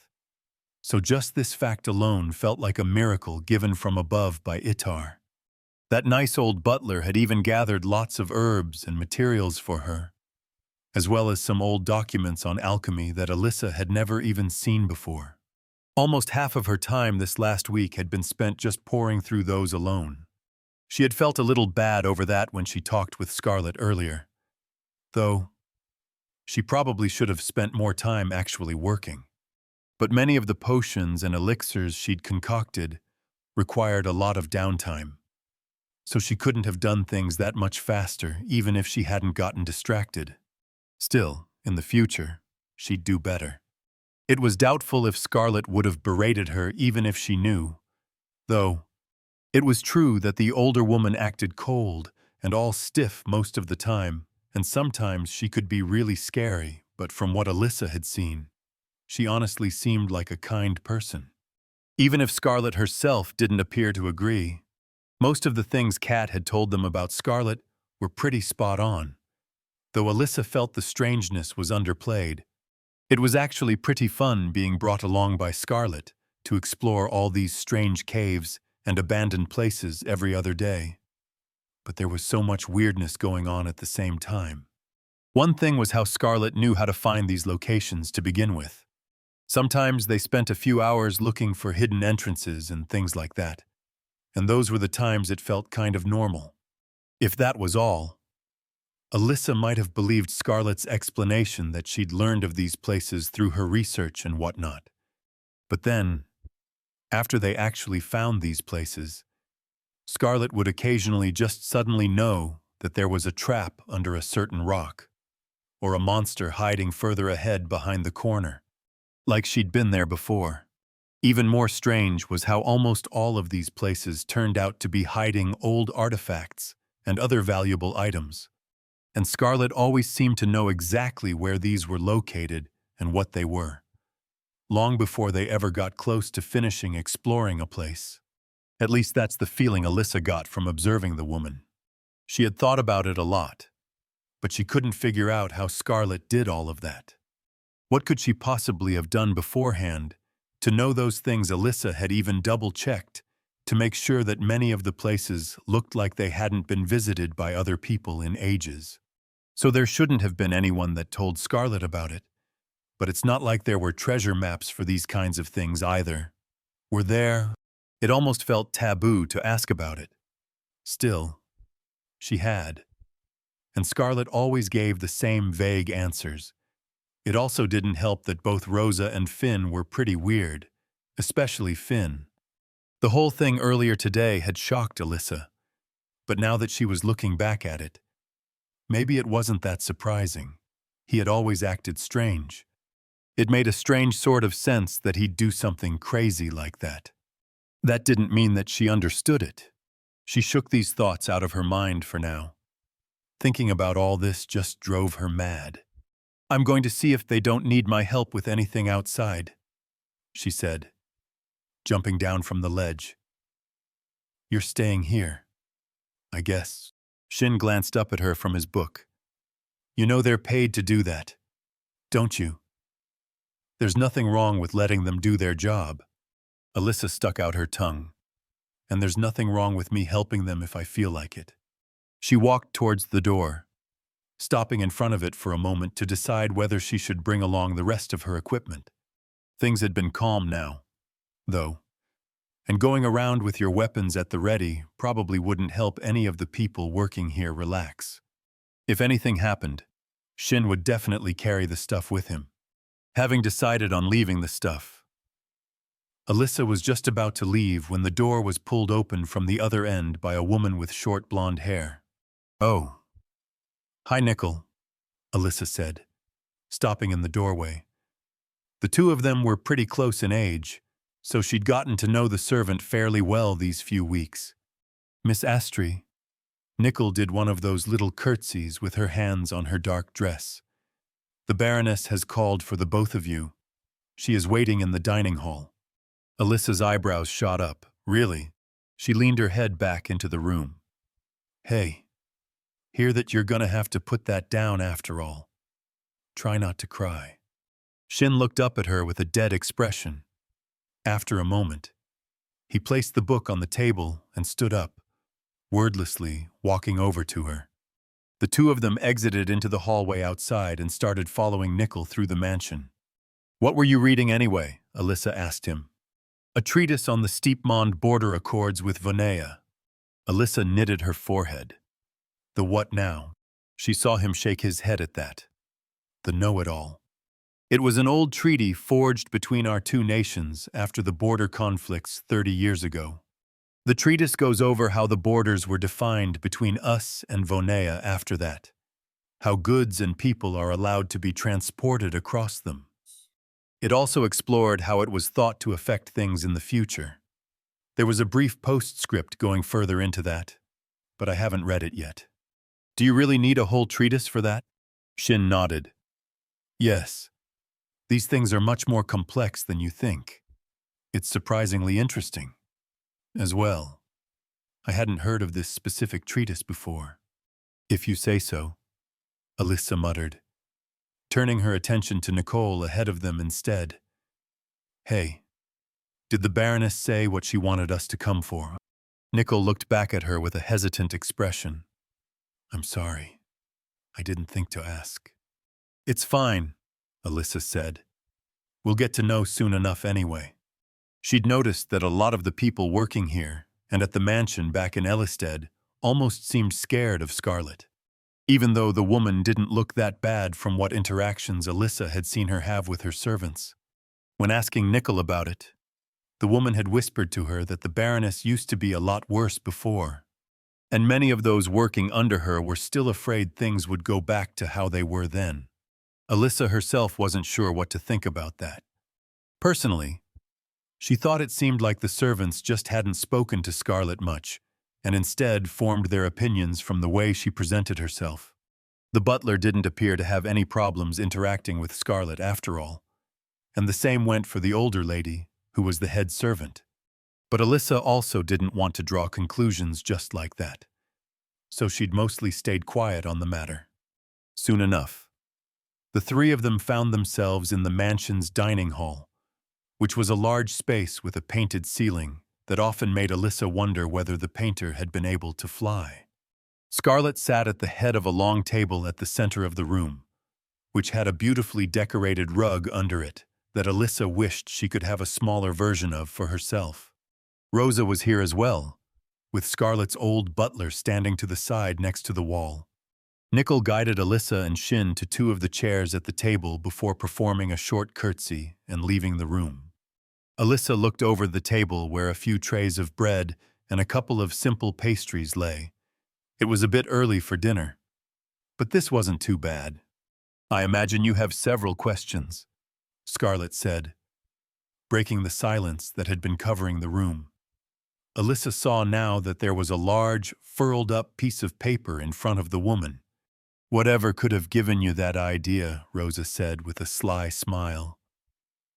The woman had already helped herself to a piece of round bread that looked to be glazed with some kind of white cream. "If you do not," Scarlet gave the woman a look, "I suppose we can proceed to more vital matters without ado." I actually have a few questions." Alyssa raised her hand into the air. "If you're planning to explain what happened earlier." "That depends." Scarlet's gaze slowly passed over both Alyssa and Shin. A small shiver passed down Alyssa's spine. "The simple truth is that the details of what occurred are not mine to share. However, as Finn is currently indisposed, and matters have turned rather urgent, I have judged that certain exceptions have to be made. Be that as it may. Me telling you this information is contingent on whether you can be trusted with it." "Trusted?" Alyssa asked. "Yes." Scarlet gave a short nod. "I am aware that, as shielders, the two of you have certain obligations to uphold regarding reporting what you do during assignments. This is especially important when it comes to matters that you believe could signify danger to the common populace. Am I correct?" "Yes, that is broadly how it works," Shin answered. "Up till now, I have tried to take this into consideration when choosing the tasks we have carried out." Scarlet said, There are certain matters that I have made sure to avoid having you learn of, as their confidentiality relates to both the prosperity of my household and domain, as well as their safety. And as with Finn's situation, there are other things that I simply do not believe I should share without the explicit permission of those involved. Okay. Alyssa wasn't sure what to say to that. That makes sense. Most merchants, and presumably nobles, had trade secrets and things like that. This felt like it would go double for someone like Scarlett, who felt like she knew a lot of secrets. I shared some of what I knew with Kat, because I deemed it vital that she knew of it. But I fear that choice has also meant that I have garnered more attention than I would have preferred. Scarlett said, and while I will not explain the reasons behind it at this time, I am currently in a perilous position where the wrong type of attention could prove disastrous for both myself and any of my associates. You are all aware of what happened recently in the Empire. I assume that by now, you have all understood that times of upheaval may very well soon be upon us. Alyssa furrowed her brows. Because of what the tribe of Sin did, Scarlett paused for a moment, and her amber eyes pierced into Alyssa. What I mean to say with this is that, if you are to continue aiding me with all that I do, there will be things which I must ask that you do not disclose to anyone, including the Shields Guild. Both Alyssa and Shin turned quiet at that. I reckon this goes for me as well, Rosa asked. Scarlett turned to the woman. It does, although I did not expect you to share any such secrets to begin with. Oh, why's that? Rosa smirked. I'm a fabled tattletale. You know, an old friend of mine once told me about a particular foot issue of his. Next morning, even the yokels next village over were singing ballads about quail-footed Kip. That may be so. Scarlett showed little reaction, but I have confidence that you will be able to suppress any such desires while you remain under my employ. Rosa blinked at her words. That's some trust you have there. Alyssa looked away from them and turned to Shin when he nudged her arm. He leaned closer to her. I think we should agree to what she's asking. Why she whispered back, feeling a little ridiculous. I'm not saying we shouldn't, but I thought you would be against something like this. Shin shook his head. The guild wants us to continue working for her as we have. Even if we were to agree to this, they would probably prefer it over the alternative. What? How do you know that? Because the Baroness knows things the guild doesn't. They want to maintain a relationship with her. That's why they let us join her here in Freybrook. Don't you remember that Kat said the same thing? Alyssa stared at him. Wait, was that actually it? So she hadn't been crazy. It was true that Kat had told them she thought it'd be good if they continued working for Scarlett when they'd met her. But Alyssa thought that was just because the two of them seemed to be friends. So, Scarlett's voice brought Alyssa out of her thoughts. Have you reached a conclusion after your deliberating, feeling slightly embarrassed? Alyssa leaned away from Shin and sat upright in her seat, looking towards Scarlett at the head of the table. Yeah, I think so. We can keep some things secret, Shin added, as long as it's not anything illegal or could get people injured. Scarlett lowered her head. That will not be an issue. I have no interest in such dealings to begin with. Then we shouldn't have a problem. Good. Then on to the matter at hand. Scarlett unfurled the piece of paper next to her over the table, gesturing across it. It looked like a map of the southwestern part of the empire, with mountains and forest taking up much of it. While I will be brief on the details, Finn is part of a tribe of people who made their homes in the Whitdown Mountains. As you have perhaps already noticed, he is not like us. He possesses certain traits and abilities that we lack. Alyssa couldn't stop herself from smiling slightly when Rosa covered her mouth in mock surprise across the table. What happened today is due in part to a ritual that Finn's people are required to go through when they mature, Scarlett continued. However, as you observed, it is far from safe. both for those around him and for Finn himself. It also appears somewhat hard to predict, Scarlett added after a moment, and Alyssa felt like she detected a hint of annoyance in the woman's voice. To prevent it from growing worse, Finn has to visit an ancient sanctuary of his people and pass a trial. Scarlett pointed at the northeastern edge of the map. There is a problem with this. The trial is not something that the current Finn can survive on his lonesome. He has to clear a trial, but it's not something he can do by himself, Rosa asked with a disbelieving expression. Begs the question of who designed it. I'd certainly want a word with them, if I were in his position. I do not know why it is the way it is, Scarlett said. Merely that it is, and that he will require our aid with this. The woman's gaze passed over them all. It will be dangerous. There is also no guarantee that it will be enough, even with our assistance. Aren't there any more of his people that can help? Alyssa asked. Scarlett turned to her, voice cold. There are not. Alyssa's eyes widened. Oh. She recalled Finn's reaction when she had mentioned the dragon rampage. That being said, Scarlett's eyes turned to the side of the room, where the butler stood with his hand behind his back. Gar sighed. You were once a companion of my father, were you not? The gray-haired man bowed his head. Yes, that is correct, my lady. It was a long time ago.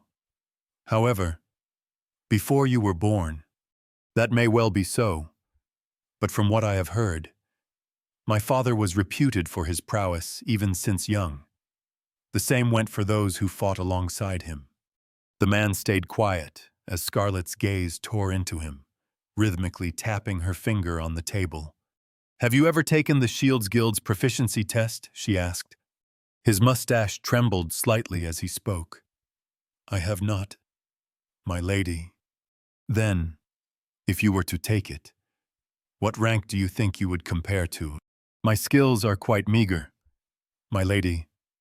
I am certain both you and Madame Eveline will grow to surpass this old man before long. Be truthful. Gar sighed. This could very well be a matter of life and death. The butler stilled, his eyes fixed on Scarlett. If so, my lady, is it truly necessary to endanger yourself so? It is, Scarlett answered. I see, he mumbled, lowering his gaze for a moment. If that is the case. He looked up. I believe I would compare roughly to those bearing the rank of A among the Shields Guild. I am quite unpracticed now, however. Alyssa's eyes widened. She'd met people his age who were still incredibly powerful, like old Graham, but they had a completely different air to them. She never would have expected him to be around an A-ranked shielder in strength. I expected as much. Scarlett nodded slowly. Then, Gar sighed. Would you join us? A hesitant look appeared on the man's face. I have long since sworn off most forms of violence, my lady. He looked at Scarlett for a long while. But my oath to serve and defend the children of the late Lord still holds precedence. I suppose. If you intend to depart on this perilous venture, then I will accompany you without objection. Alyssa could have sworn she saw a small smile grow on Scarlett. That heartens me to hear. Truly. Chapter 71. Extreme Mountaineering. Scarlett held the thick wool shawl close as she looked out across the water. She stood at the bow of a ship, traveling northeast, down a steady stream that stretched out miles before her. The Three Streams River was wide, wider than any river she'd seen. They were close to the western bank, and the other shore was far in the distance, outlined by rocky outcroppings and the low, hilly area north of Killsfell. It made for a rather dull scenery for any listless maritime passengers. This was the first time she'd traveled on a body of water like this for any longer than a few minutes, and although it was a somewhat novel experience, she couldn't say she was especially fond of it. Seasickness hadn't proven to be an issue, fortunately, but it was much colder than she thought it would have been. Even though the sun stood high in the sky, The temperatures were still declining as autumn began settling on the land. They had also been subjected to chilly winds for a while, which might have something to do with the large mountain range immediately to their west. Maybe. She wasn't a meteorologist, so she couldn't say. The ship they were on wasn't particularly large, lacking all but a tiny sail at its center that felt far too small, even for this vessel. A group of rowers had been working hard for the few last hours to maintain their speed, though Scarlett imagined the river's flow helped a bit as well. Still, they weren't moving fast. She had long since stopped counting the larger ships she'd seen travel past them. Unfortunately, this vessel had been their best option under their current circumstances. They had taken the Kilnstone to Angersong Post earlier this morning, after her staff had somehow managed to arrange passage for their group. It had actually gone much faster than what she feared. But 6 days had still passed since Finn's awakening, and they were probably skirting on the edge of what time they had left by now. Scarlett had considered whether it wouldn't be quicker to charter a ship in Freybrook, making the journey all the way from there. But Finn had been unconscious up till 2 days prior. And there also didn't seem to be many ships willing to stop near their destination. So instead, after they'd arrived in Angersong Post earlier today, which turned out to be one of the few places that was no larger here than it had been in the game, not being much more than a village on a thin piece of arid land. With a small forest nearby, they had instead gathered up a bunch of the local men and convinced them to bring Scarlett's party up north with one of their ships. It had cost a few thousand solars to get things moving on such short notice, but she didn't really have the privilege to care about things like budgeting at the moment. With Finn having been unconscious for far longer than she had expected, possibly a consequence of them interrupting him when he was first awakening, the stress had built up. At one point, Scarlett had been afraid he wouldn't wake up in time at all, which would have spelled disaster. Then, when he did wake up, he'd appeared somewhat out of it. Scarlett had tried to roughly explain the situation, but he hadn't seemed to care much. Not even the fact that she had shared some of his past with the others had brought much reaction. Instead, he'd been entirely focused on leaving to deal with his awakening. It had taken some real persuading on her part for him to wait until they could take the Kilnstone and the rest could join him, and he had been antsy ever since then. Currently, he was sitting at the back of the ship, absorbed in his own little world. Scarlett assumed that was another consequence of the awakening itself, though she wasn't sure about the particulars. She just knew that the longer he went without performing the first trial in the Howling Gale's haunt, the more it'd affect. Chapter 72, Haunts and Wolves. When she opened her eyes again, Scarlett found herself at the top of a platform on the side of a mountain. Spread out before her were countless white peaks continuing for miles, jutting up towards the skies with deep, snow-filled canyons between them. To her right, gazing above some of the lower mountaintops, she saw hints of gray highlands in the far distance. Facing forward, closer than the highlands, but still only barely visible on the horizon, she saw a large area of discolored land, best described as a scar, burnt and desolate. Massive fissures ran along the ground for what had to be thousands of meters on end. It struck a stark contrast with the mountain range and its surroundings. She couldn't fault them for calling it the Blasted Lands. A light appeared next to Scarlett, and Garside materialized from thin air.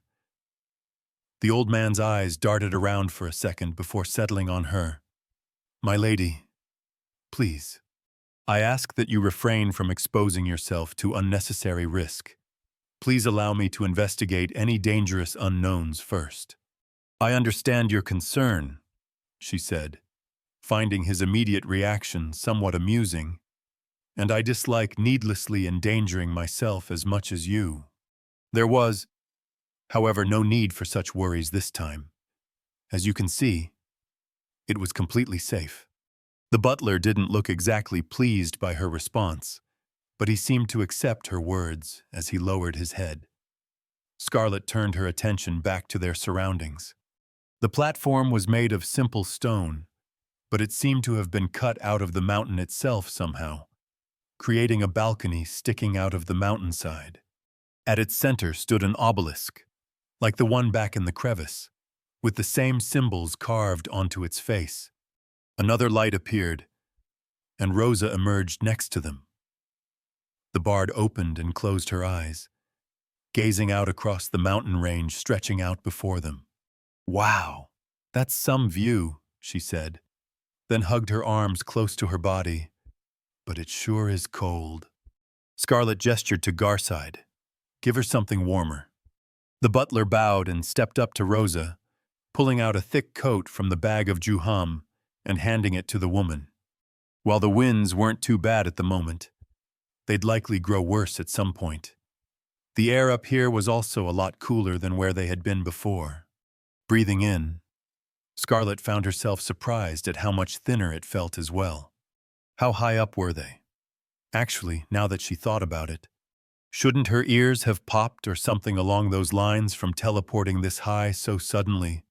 Or considering the difference in pressure at these heights, it might have been even worse. Maybe she should have been a bit more careful about touching that obelisk. Relying on some ancient civilization to always have thought about these things for her might not be the best way of approaching matters. She accepted a thick coat from Garside as he pulled out another from the bag, pulling it tight around herself. While the cold here wasn't unbearable, she found herself wishing some of the items she'd gathered up till now would have had frost resistance. Mark of the Gale was the only such item she'd found yet, so warm clothes were the only way of handling the cold she had at the moment. Soon enough, 2 more flashes of light announced the appearance of Shin and Alyssa, who were also given clothes by Garside. Finn came walking over from the edge of the platform and pointed to a long stone path that continued up the mountain. "We're going there next," he said, and began moving. "Wait," Alyssa called out. "Where exactly are we?" He glanced back at her. "My home." She stared at him. "You live in these mountains?" "I used to." Shin looked around, judging from the surroundings. "I'm guessing we're somewhere close to the center of Whitdown Mountains." "Yes, this is Grehazant," Finn said, "the second largest peak." Shin raised his eyebrows. "I didn't know there was a name for it." "It has always had one. It means Fang of the Gale, or Gale's Fang. I don't think you and the Empire use it, though." Finn gave them all one last look, then turned around. "Come, we have to go now." Scarlet and the others followed him as he started walking toward the path he'd pointed out, and soon they were climbing up the mountain. The path was rough, but it wasn't too steep, and they continued for some time. The further they got from the platform, the more the winds began fluctuating in strength, and Scarlet regularly opened and pulled her coat closed to regulate the heat as they moved. Eventually, they reached a wide plateau where the path diverged. In one direction was a stone staircase, leading into a low canyon too steep to see much from their current vantage point. It was guarded by a stone statue on each side, both depicting wolves howling up at the sky. Both had large cracks running through their fronts, though, and one had lost most of its back half. Finn ignored the staircase and followed the other path. That seemed to continue up the mountain. Scarlet considered the statues as she trailed behind Finn when she heard Alyssa's voice from behind. "Rosa, what's wrong?" Turning around, Scarlet saw Rosa standing completely frozen, staring at the statues. Alyssa put a hand on the woman's shoulder. "Rosa!" The woman flinched. Turning to Alyssa, for a moment, it didn't seem like she was truly seeing the shielder. After blinking a few times, Rosa's focus seemed to return, and she shook her head with a smile. "Never mind me. I just thought I saw something over there. My mind's just playing tricks on me." Alyssa squinted her eyes and looked toward the wolf statues.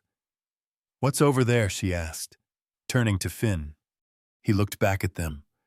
Nothing. Nothing at all. Not anymore. Alyssa turned quiet, and Finn started walking again. Scarlett stayed back for a moment, regarding Rosa. "Is everything okay?" Miss Hale. "Yeah, course it is. I'm fine." The woman chuckled. "Fit as a fiddle. Even all this mysterious exploring just has me a bit too eager, that's all. It's not every day you get paid for climbing a mountain, you know." "I am glad to hear that." While she said that, the woman's smile didn't seem as convincing as it usually did. "I believe we should continue onwards," Scarlett said. "We would not want to keep Finn waiting." Rosa performed an exaggerated bow. "After you, my lady." Scarlett clicked her tongue as she turned around, continuing after Finn and the others. Soon they were back to climbing up the side of the mountain once more. The path now was a lot harsher than before, growing more and more irregular the longer they progressed, as did Scarlett's breathing. Compared to before, this part was quickly pushing her limits as the ache in her legs was growing worse. Even the others were starting to have a hard time excluding Finn, and it didn't help that every breath eventually started feeling like it was filling one's lungs with thin ice. Thankfully, Rosa eventually decided it wasn't worth saving the mana and started playing short tunes on her claret that eased the worst of it and filled them all with energy. The magic only worked in bursts, but by spreading it out over longer intervals and taking short water breaks now and then, during which Scarlett was incredibly thankful for her hydrokinesis, they managed to make good progress without Scarlett feeling like she would topple over and die at any moment. After a few hours, the path leveled out as they reached a terrace of finely cut stone. It was situated on a large overhang, where a section of the mountain seemed to balance over a sharp precipice. The floor of the terrace was covered in the same markings that had been on the obelisk, cleanly carved into the stone. Furthest in on the terrace, cut into the face of the mountain, were several large stone protrusions. Each bore lifelike illustrations of wolves, some of a wolf running at the forefront of a storm, while others depicted a giant wolf standing before a group of people. There was even one where a wolf stood atop the peak of a mountain, peering out at another mountain peak that had a humongous dragon nestled atop it. Wow! A sound of awe left Alyssa's mouth. The quality of the carvings certainly was impressive. That, coupled with the view of the mountain range afforded to them, gave everything a certain grandeur to it. It had the makings of an epic fairy tale. Alyssa pointed at one of the other mountain peaks that towered above all of its neighbors. While their mountain also dwarfed most of the others nearby, this one stretched even higher. "Is that the same mountain as on that carving?" she asked. Finn stopped to look at where she was pointing. "It is. That is Haytrack," he said. "And what does that mean?" Shin asked. "If Grehazant was Gale's fang." Finn's expression distorted. "It means Grand Dragon, but that's not important now. We have to start the trial." Alyssa looked around. "Is this where the trial is?" "No." Finn walked towards the middle of the stone protrusions, where there was an indentation in the stone, shaped like an arched door. Scarlett looked on as he stopped in front of it and raised his right hand. The white ring on his finger took on a bright glow, and the frigid air around them surged up. The stone in front of Finn started glowing to match his ring, growing brighter by the second. Finally, an explosion of light engulfed them as the stone disappeared, and a torrent of wind rushed past them into the gap. Finn looked back at them. "It's open." Garside stared into the entrance behind Finn with a knitted forehead. His mustache trembled as he turned to look at Scarlett. "My lady, are you certain continuing here is wise? This is all very unusual." "I am certain. Yes." She understood that. From his perspective, all of this would seem incredibly strange. There are few other alternatives at this point. Besides, Wasn't this a bit too late to start complaining about the unusualness of the situation? Scarlet started walking, following Finn as he went inside. They entered a spacious, unlit passage. She conjured a fire for some light. The space shared a lot of similarities with the old ruins she'd explored with Kat outside of Whistle Creek. Murals covered the walls with the same kind of symbols and illustrations as outside. It all spoke a lot of the people who'd gone to so much effort to create this place. Insane fools they were, creating trials like these. At least there shouldn't be any traps here. As far as Scarlet was aware, this place feels a little eerie, Alyssa mumbled as she came in behind them. Shin stepped in after her. Who built it, he asked, examining the murals. The ancestors, Finn said, his voice echoing off the walls as he moved ahead. Shin ran his gauntleted hand over a picture of a wolf running through a field of grass. And whose ancestors is that? Mine, Finn answered. The young man stopped for a moment, looking back at them. They're getting impatient. We have to move faster. I get that they're antsy, being dead and all that, but a short rest couldn't hurt. Could it? Rosa said. The woman wore an uncharacteristically tense face, as she seemed to avoid looking anywhere but straight ahead. I'm in some real need of it, after using all that mana earlier. We can't. Finn continued forward. All right then.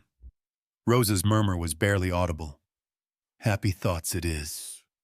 Would you care for a mana potion? Scarlet asked. The bard turned to her with a surprised look. You have any? Scarlet nodded. Alyssa prepared 2 of them. She pulled out a dark vial from her pouch of holding, handing it to the woman. A mana potion. She'd originally intended to have Alyssa prioritize making health potions in case something unexpected happened, but considering Finn's awakening, she had judged it good to have some mana potions as well. Unfortunately, Alyssa only had time to make 2 of them, one of which was a minor mana potion. In addition, Scarlet didn't know how much mana they restored, since she couldn't afford to test them out before going here. Rosa shook the vial delicately as she studied its contents. She pulled the cork off and sniffed it. There's no smell. She took a short sip. A grimace formed on her face, but she still turned the vial upside down to drink the rest. Tastes like sour cranberries. Alyssa reached out a hand to receive the empty vial from Rosa, putting it inside a pocket in her cloak. I don't know how to change the taste that much. Feels good, though, Rosa added after a moment. You wouldn't happen to be able to spare the last one. Scarlet glanced down at her pouch. She pulled out the other potion and handed it to Rosa as well. The second one was something she'd preferred to keep for herself, but Rosa's abilities were more important for the group. Scarlet was also worried about what might happen otherwise, considering the signs the bard was showing. Rosa downed the second mana potion quickly, and their group continued their delve deeper inside. It didn't take long for them to reach a large oval chamber that split off into 2 different paths, one to the right and one to the left. Unlike many of the other dungeons in Chronicle of Realms, the Howling Gale's haunt was divided into 3 separate sections, and it was impossible to clear them all at the same time. Each section could only be unlocked if you both had Finn with you, and he had reached a high enough level to have the relevant awakening. This also meant that the sections themselves were relatively short and lacked any real trash mobs like other dungeons might have. Scarlet shifted her gaze from one path to the other, then pointed to the left one. I believe it is best if we begin with that passage. Is the other one wrong? Alyssa asked. Not exactly.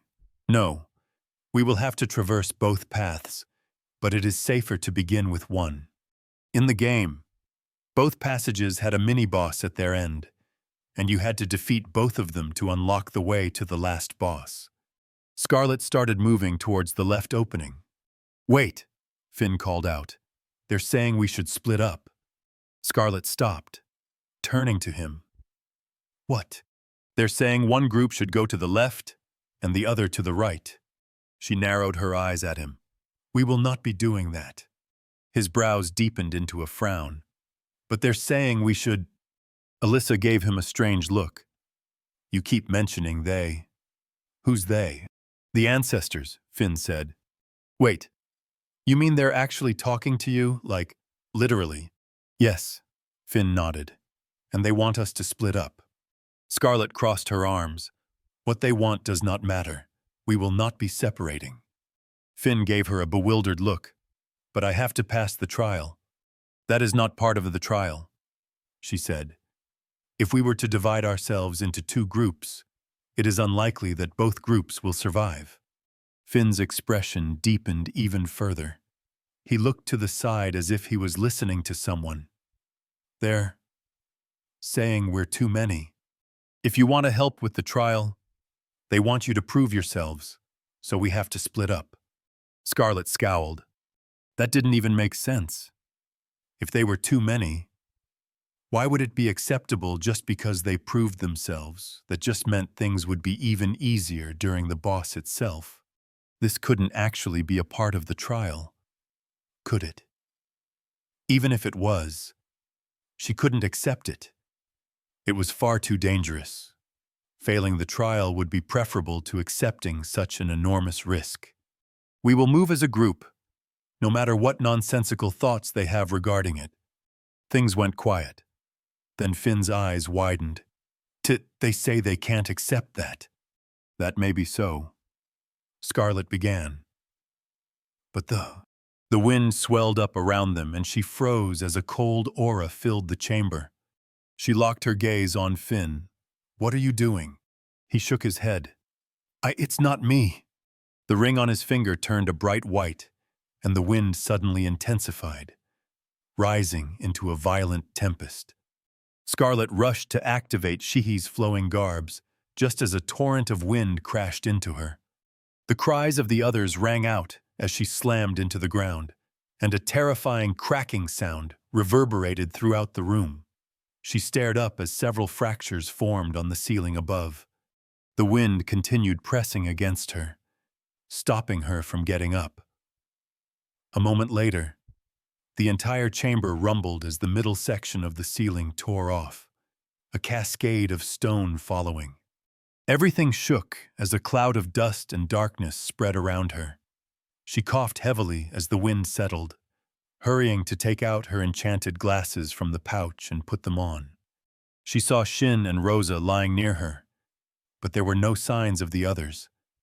A mountain of stone now blocked the center of the room, closing off both the other end of the chamber and the exit. They were stuck. Chapter 73, Between a Rock and a Hard Place. Scarlet's eyes were locked on the wall of stone, blocking them off. A groan escaped from beside her, where Rosa was slowly raising herself from the ground. Hello, the woman's voice called out quietly. Shin grunted in response. I'm here. Anyone else? The sound of stone grinding against stone sounded out. Scarlet looked back as Shin pushed aside a large stone that had landed on him. The side of his chest piece was bent inward. There are only the three of us, she said after a moment. She conjured a fire to clear away some of the darkness for the two of them. The young man pushed himself to his feet, walking over to where his shield had landed on the ground. I'm guessing whatever happened was because of those ancestors Finn was talking about, he asked as he picked the shield up, giving it a quick inspection. Presumably, Scarlet forced herself up as well. The fall had been violent, but Shithi's flowing garbs had done a good job protecting her. Getting her hands on the lifeblood's eternal circuit was really proving itself to have been a wise choice, but it wouldn't do anything to help them in their current situation. She pointed to the mountain of stone at the center of the room. Can you open a path? Shin studied the barrier. I doubt it. Finn is the only one who could move some of these stones, and I think it'd be too much even for him. From what I've seen, we also can't trust in him being able to try. If these ancestors can intervene like this. Scarlet clenched her teeth. That was true. But what the hell were they supposed to do now then? Would they have to beat the mini-boss by themselves? Her eyes roamed across the walls of the chamber, but she couldn't spot any other way out. Nor did she know of any from the game. Damn it. She didn't even know if the others were safe. Could the cave-in have hit any of them? Finn was bound to be safe. But she wasn't sure about Alyssa and Garside. What happens if we're too slow with clearing the trial? Shin asked. Scarlet turned to him. Finn could lose control once more. But I fear it would not be as tame this time. That's tame. Shin frowned. Then Alyssa and the others would all be in danger. Yes, right. There was no point in jumping to conclusions when they couldn't do anything about it. They had to assume the others were safe, which meant they couldn't take it slow and try to find another way out. Judging from how Finn had acted when making their way here, they were pressed for time. She looked towards the passage that continued further inside the dungeon. It appears as if we are left with only one alternative. Shin walked over to the opening. What's at the end of this path? A powerful foe. There should be another one on the opposing side. If both were to be defeated, I believe we could meet with the others again. He looked at her. Are you sure? It does not matter how confident I am. It is the only route I can think of under our current circumstances. Does Finn know about this as well? Scarlet knitted her brows. I am uncertain. Regardless, it does not matter. He will attempt to defeat it, nonetheless. But can they do it? Most likely, yes, at least if they had Garside with them. Shin tapped his foot against the stone, peering down the dark passage. So it's up to us then. Do you think we have a chance?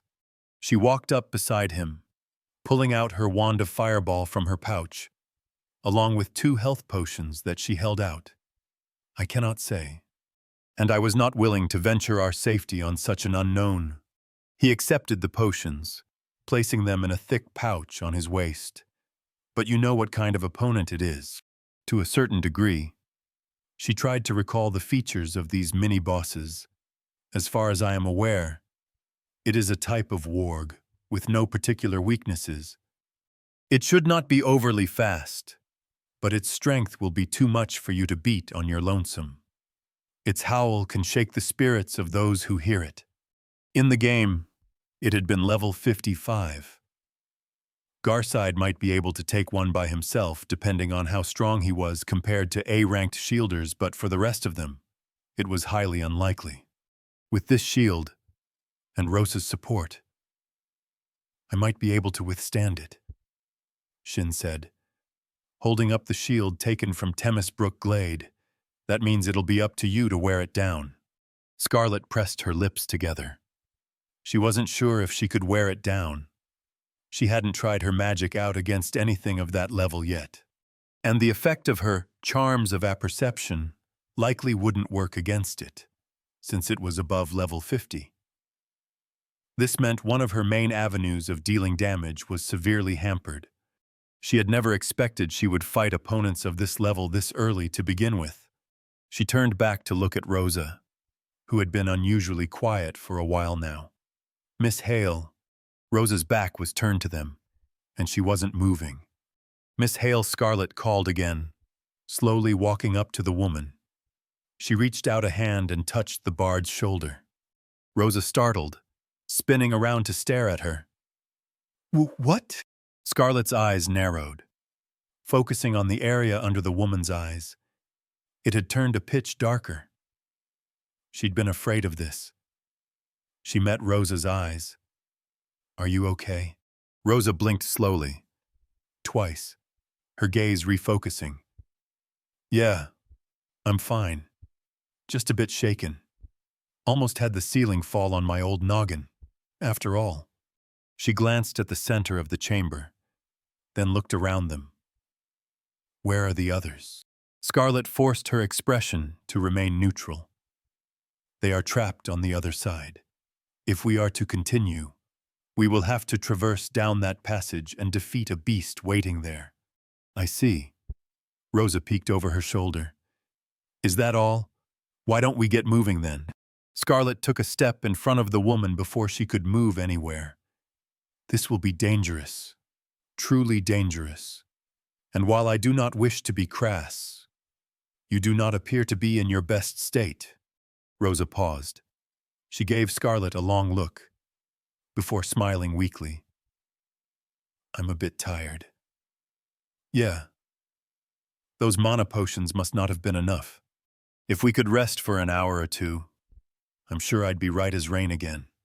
Unfortunately, that is not an alternative. We do not know how much time we have, but we cannot dawdle."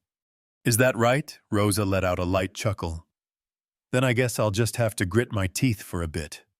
Will you be all right?" The woman leaned down and picked up her clert from the ground. She patted it on the side. "Of course. I've fought through hangovers worse than this. And from the sounds of it, we don't have much other choice, do we? Besides, I've got to live up to my name, don't I?" Scarlet eyed her. She knew Rosa was far from well right now, but the woman might be able to fight through it for the time being. And the fact was that they wouldn't stand a chance without her. Waiting was also too risky. In fact, it was likely to make Rosa's situation even worse. "Take this," Scarlet said, pulling off her ring of umbral defiance and handing it to Rosa. The dark-type resistance it gave helped defend against most types of mental attacks, which could prove helpful in the upcoming fight. It might be a relatively low-level item, but it was better than nothing. And right now, it looked like Rosa had more need of it than her. She turned away from the bard and walked up to Shin. They would just have to hope that Rosa could make it through the fight. As long as they survived that, Scarlet had a couple of emergency measures she could take to deal with whatever situation might emerge. She closed her eyes and took a deep breath, then set her sights down the passage. "Let us move." Shin went at the front, with Scarlet and Rosa following a few steps behind. They relied on Scarlet's magic to light the way, but she kept her enchanted glasses on in case something happened. The passage continued for a short while, eventually opening up into a wide, circular room. Unlike the rest of the dungeon, which had clearly been built by somebody, this looked more like a natural cave. The walls were damp and uneven, with jagged rocks jutting out here and there, and sunlight shone in through a hole in the ceiling. It was concentrated in the center of the room, where a large, curled-up shape with jet-black fur lay, tail in front. Behind the figure, at the far end of the room, was a set of closed stone doors. The wolf, or rather, the warg, looked up as Shin stepped into the room. The young man raised his shield as he readied his sword. The beast climbed up on all fours and bared its fangs, letting out a low growl. It stood at roughly the same height as him. Shin threw one last glance back at them. Scarlet nodded at him, and he took off towards the warg. Scarlet conjured 4 aquamines in front of the boss, aiming for its eyes. The warg ran straight through the mines with its head lowered before she could detonate them. Notes rang out from beside her, forming a discordant unity as they reached the warg. Scarlet saw how a gray luster attached itself to the boss, its movements slowing just as it bore down upon Shin. He held up his shield, catching its teeth on the edges of the metal. The warg's legs kicked off from the ground as it tried to reach past the shield, forcing him several steps back. Scarlet summoned more aquamines, all larger than usual, and detonated them as soon as she could. Waves of steaming water crashed into the beast's sides, but it didn't show any reaction as it continued pushing against Shin. As she'd feared, she couldn't see through its defense at all with her charms of apperception, so all of her attacks were essentially a shot in the dark. As Shin tried to force the warg's head aside with the shield, Scarlet felt a rush of power stream through her body as another of Rosa's tunes played out. A moment later, Shin knocked the beast's head away just long enough for him to cut forward with his sword. The warg leaped back, passing right through the wall of high-intensity fire Scarlet had conjured behind it. A loud yelp echoed out across the room as Scarlet let the flames dissipate. Parts of the boss's fur had been singed by the attack, but it was much less than she'd hoped. And using her fire like that was incredibly costly, but at least this meant she could hurt it. A silver light gradually began forming around Shin's sword. Scarlet recognized it and hurried to form another wall of fire between him and the boss to buy him an extra second. A moment later, the warg came running around the wall. Now, however, its sights seemed to be set on her instead. As she dispelled her firewall, she raised her wand of fireball. "No, you don't!" Shin shouted as he cut in from the side. The light around his sword spread out before him like a brilliant lance. The weapon slashed straight into the warg's midriff, but it was only enough to create a gash as the silvery lance dissolved in the air. The beast spun towards him with a growl, its mouth shooting out to bite into the young man's outstretched arm. He let out a scream as its teeth tore through the metal on his bracers. Scarlet cast 2 fireballs in immediate succession, aiming at the side of the warg to avoid hitting Shin. Fiery explosions burst forth, and the warg released its grip on the young shielder. Unfortunately, the spells didn't seem to cause any actual damage. Was the spell too low level, or was it her pyromancy that was too low? She pushed those thoughts to the back of her mind as she raised her hand to conjure a low-intensity wall of fire between Shin and the warg, hoping it'd be enough to hold it off for a moment. The warg gave the flames a wary look as Rosa ran forward, stopping a few steps in front of Scarlet. A mellow tune sounded out from the woman's instrument as a purple light soon enveloped Shin. The boss's attention turned away from the fire to where they stood. "Shit!" Scarlet pushed her hand into her pouch as the warg started running towards them. She quickly detonated as many aquamines as she could to block its path as she tried to delay the warg, but it effortlessly dodged past most of them, charging through the rest. Rosa ran to the side, but the warg kept its eyes locked on Scarlet. She hadn't thought she could outrun this for even a second. She pulled out her hand from the pouch, holding a small glass bauble in her palm, and willed the object into the air.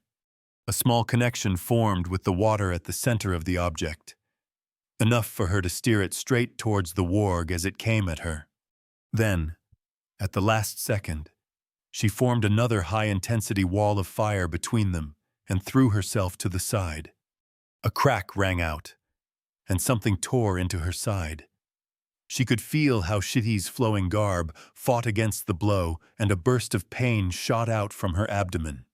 Landing roughly on the stone, she heard loud whimpering from behind her. She looked back at the warg to see it throwing its head back and forth, as several large spots on its face were beset by dark flames. While Scarlet had focused on having Alyssa make health potions, that didn't mean the young shielder only made those. Scarlet had wanted to experiment, and Alyssa just happened to know several concoctions that were both highly flammable and hard to extinguish. A purple light enveloped her, and the pain from her side lessened considerably as she felt Rosa's magic suffuse her. Her injury closed itself within moments. At the same time, Shin came running with sword raised, cutting down towards the distracted warg. The blade cut into its behind, leaving a wound and removing some singed fur, but it was hardly enough to bring the boss down. It snarled, its head spinning like a mallet and slamming into Shin's shield with enough force to knock him back several steps. One of its eyes had been completely burnt by the flames. The other appeared to remain intact, but was closed. Despite that, it seemed to pinpoint Shin without issue as it leaped at him once again. Scarlet crawled away and hurried to her feet as Shin exchanged more blows with the warg, aided by more of Rosa's boosting magic. She stopped when the warg jumped back several meters, lowering down onto its haunches. It let out a low howl that quickly rose in strength. She covered her ears as the noise grew louder, an inkling of dread rising from within, before suddenly spluttering out into nothingness. The warg she'd fought back in Whistle Creek had a similar attack, but it had been equally ineffective against her. Still, this one was much louder, and was. She clenched her teeth as she looked to Shin and Rosa, who were both frozen from the attack. So much for lending Rosa that ring. While mental attacks in general had proved relatively fruitless against Scarlet, for reasons she wasn't entirely sure of, yet she had no good way of protecting others from them. She fought through the pain in her ears until the warg finally stopped howling, then immediately lowered her hands and created scores of aqua mines in front of it. Torrents of water blasted into its face, and the warg snarled as it jumped back.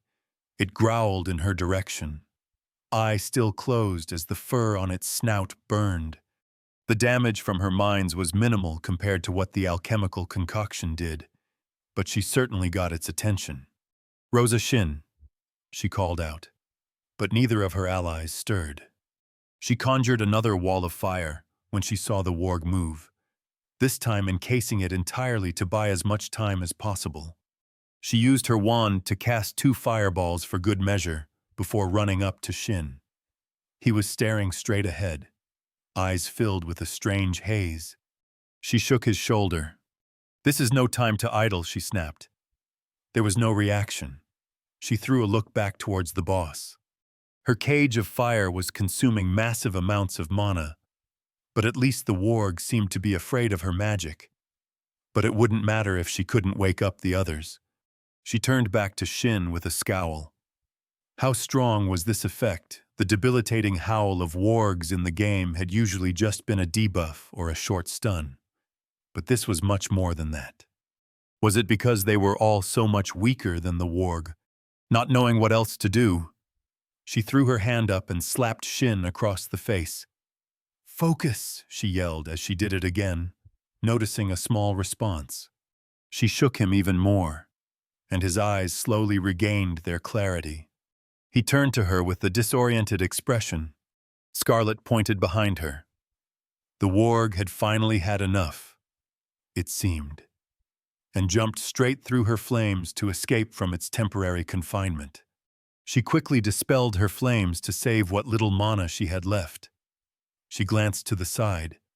Her mana was 467 out of 474. Maybe she should have saved some of those mana potions for herself.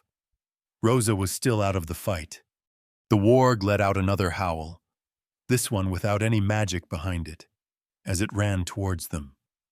Shin shook his head and pushed Scarlet back as he stepped forward to meet the attack. The warg dove into him with all its strength, and the two of them flew back. It landed on top of Shin, and he let out a scream as claws tore into his sides, its jaws repeatedly trying to get past his shield. Scarlet pulled out a second of those glass baubles from her pouch. It was the last one she had. Raising it up, she used this opening to crash it into the warg, where Shin had caused the first wound. The glass splattered and a transparent liquid spread over the injury. A small mental effort on Scarlet's part was all it took to light it up with a flame. The warg roared at the sudden fire tearing into its side and got off of Shin. The young shielder was covered in blood as he shakily pushed himself off the ground. Left hand now limped to the side as he held up just his sword. The warg bounced around like mad now, trying to put out the fires across its body, but all it succeeded in was spreading smoke around the room. Scarlet could actually see how parts of its face were beginning to pull off where the flames were touching. While she couldn't be completely sure about it, the defenses around that area must be weakening. "Target its face," she cried out. The wolf kept jumping around. Suddenly, it just stopped, freezing completely for several seconds. As Shin righted himself, the warg turned its attention neither to him nor to Scarlet, instead shifting its snout towards the unmoving Rosa. Scarlet's eyes widened as it started moving. She created another firewall with what remained of her mana, but the warg didn't even seem to care about that now.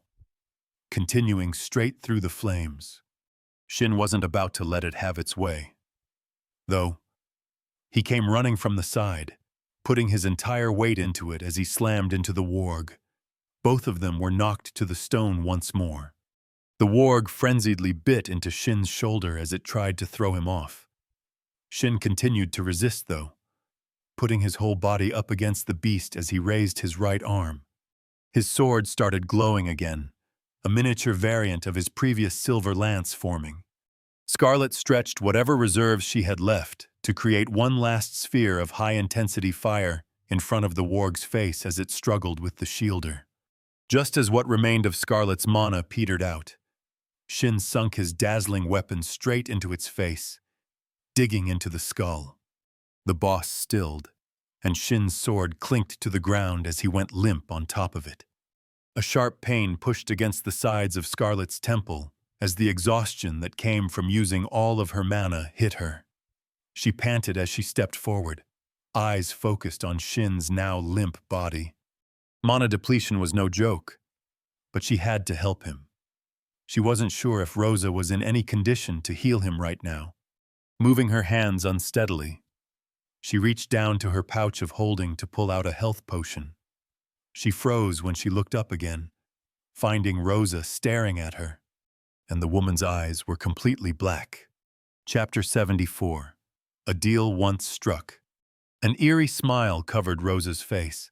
Scarlet stared at the woman. Some instincts hidden deep down were screaming to run away, but her gaze was locked inside Rosa's pitch-black eye sockets. They were like a void of nothingness, yet it felt as if they were hiding something terrible just beneath the surface. Scarlet pulled herself out of whatever trance-like state they lured her into, and Rosa stepped forward with an almost unnatural grace. Scarlet had to stop herself from backing away. "Oh, this is delightful," a dangerously charming voice rang out from the woman. It sent shivers down Scarlet's spine. "I had my suspicions, but you already knew I was here. Didn't you? How interesting, how quaint." There was a devouring sense of terror that bore down upon her as the woman approached, unlike anything she'd ever experienced.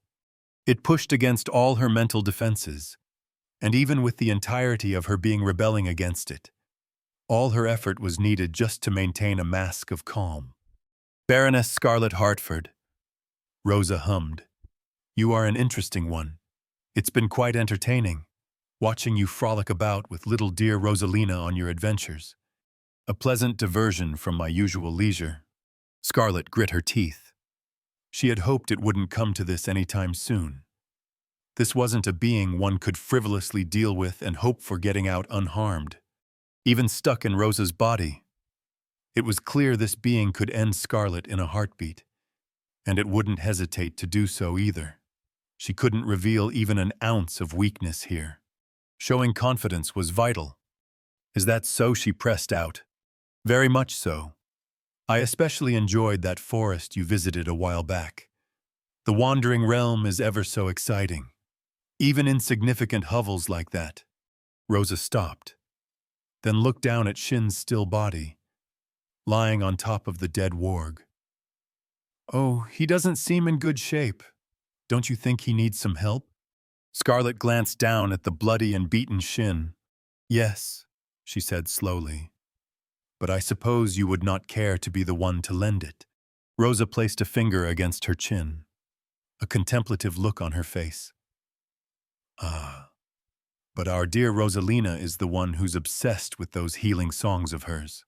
It is oh so endearing, seeing all of her fruitless efforts, but I'm afraid you wouldn't like the result if I were to help instead." "I see. How long did Shin have? Would the health potions even be enough? I am certain Miss Hale could resolve this situation," Scarlet said, "if you were to allow her to return." A short, chilling laugh left Rosa's mouth. "No, I don't think so. I haven't quite had my fun yet. You see, and he still has a few minutes to enjoy what remains of his pitiful existence." Scarlet scowled as she studied the woman. It was doubtful she would let her give Shin health potions to buy more time. Judging from the atmosphere radiating from Rosa, even asking could mean death. But letting Shin bleed out wasn't an option either. She had to deal with it in another way. "I wonder." Rosa stepped away from Shin and closer to Scarlet. How did you know about me? Seldom can a human face me and remain this calm, even when in one of these dainty flesh toys. What little secrets is that tiny head of yours hiding? Scarlet met her dark eyes. Surely you do not expect me to tell you. Rosa smiled. No, that wouldn't be very fun, would it? Besides, I can't depart without leaving a gift for Rosalina. The smile morphed into a frightening grin, and she started drifting around Scarlet. I wonder what face she'll make this time. Scarlet froze at the inexplicable picture that arose with those words, one which threatened to cause bile to rise into her mouth, a silent premonition, and a promise, one that bore no objection. Still, Rosa wouldn't be able to hurt her, if it came to it. Scarlet knew a surefire way to banish the being possessing the bard's body, but that was only a temporary measure, one which she'd much rather save for the future. However, what she knew rationally didn't matter right now, because this wasn't a rational being, nor were the emotions it evoked. They were almost primal, in the way they tried to ignore her logic and threatened to cloud her thoughts. It was a testament to the original's imperious personality that she was still standing right now. Rosa stopped behind her, and Scarlet had to force herself not to turn around and look. I suggest you forsake whatever vile thoughts you are envisaging. They would serve neither of us in our current situation. Rosa chuckled, and a hand brushed up against Scarlet's hair. Vile, I dare say that's an apt description. Scarlet locked up, readying herself for anything. But Rosa soon backed off, continuing to circle her. What is it that has you so confident? Do you have someone protecting you? Could that perhaps be the source of all that knowledge you've so generously shown around? The woman paused, gaze roaming down toward Scarlet's left hand. I can smell traces of a deal once struck.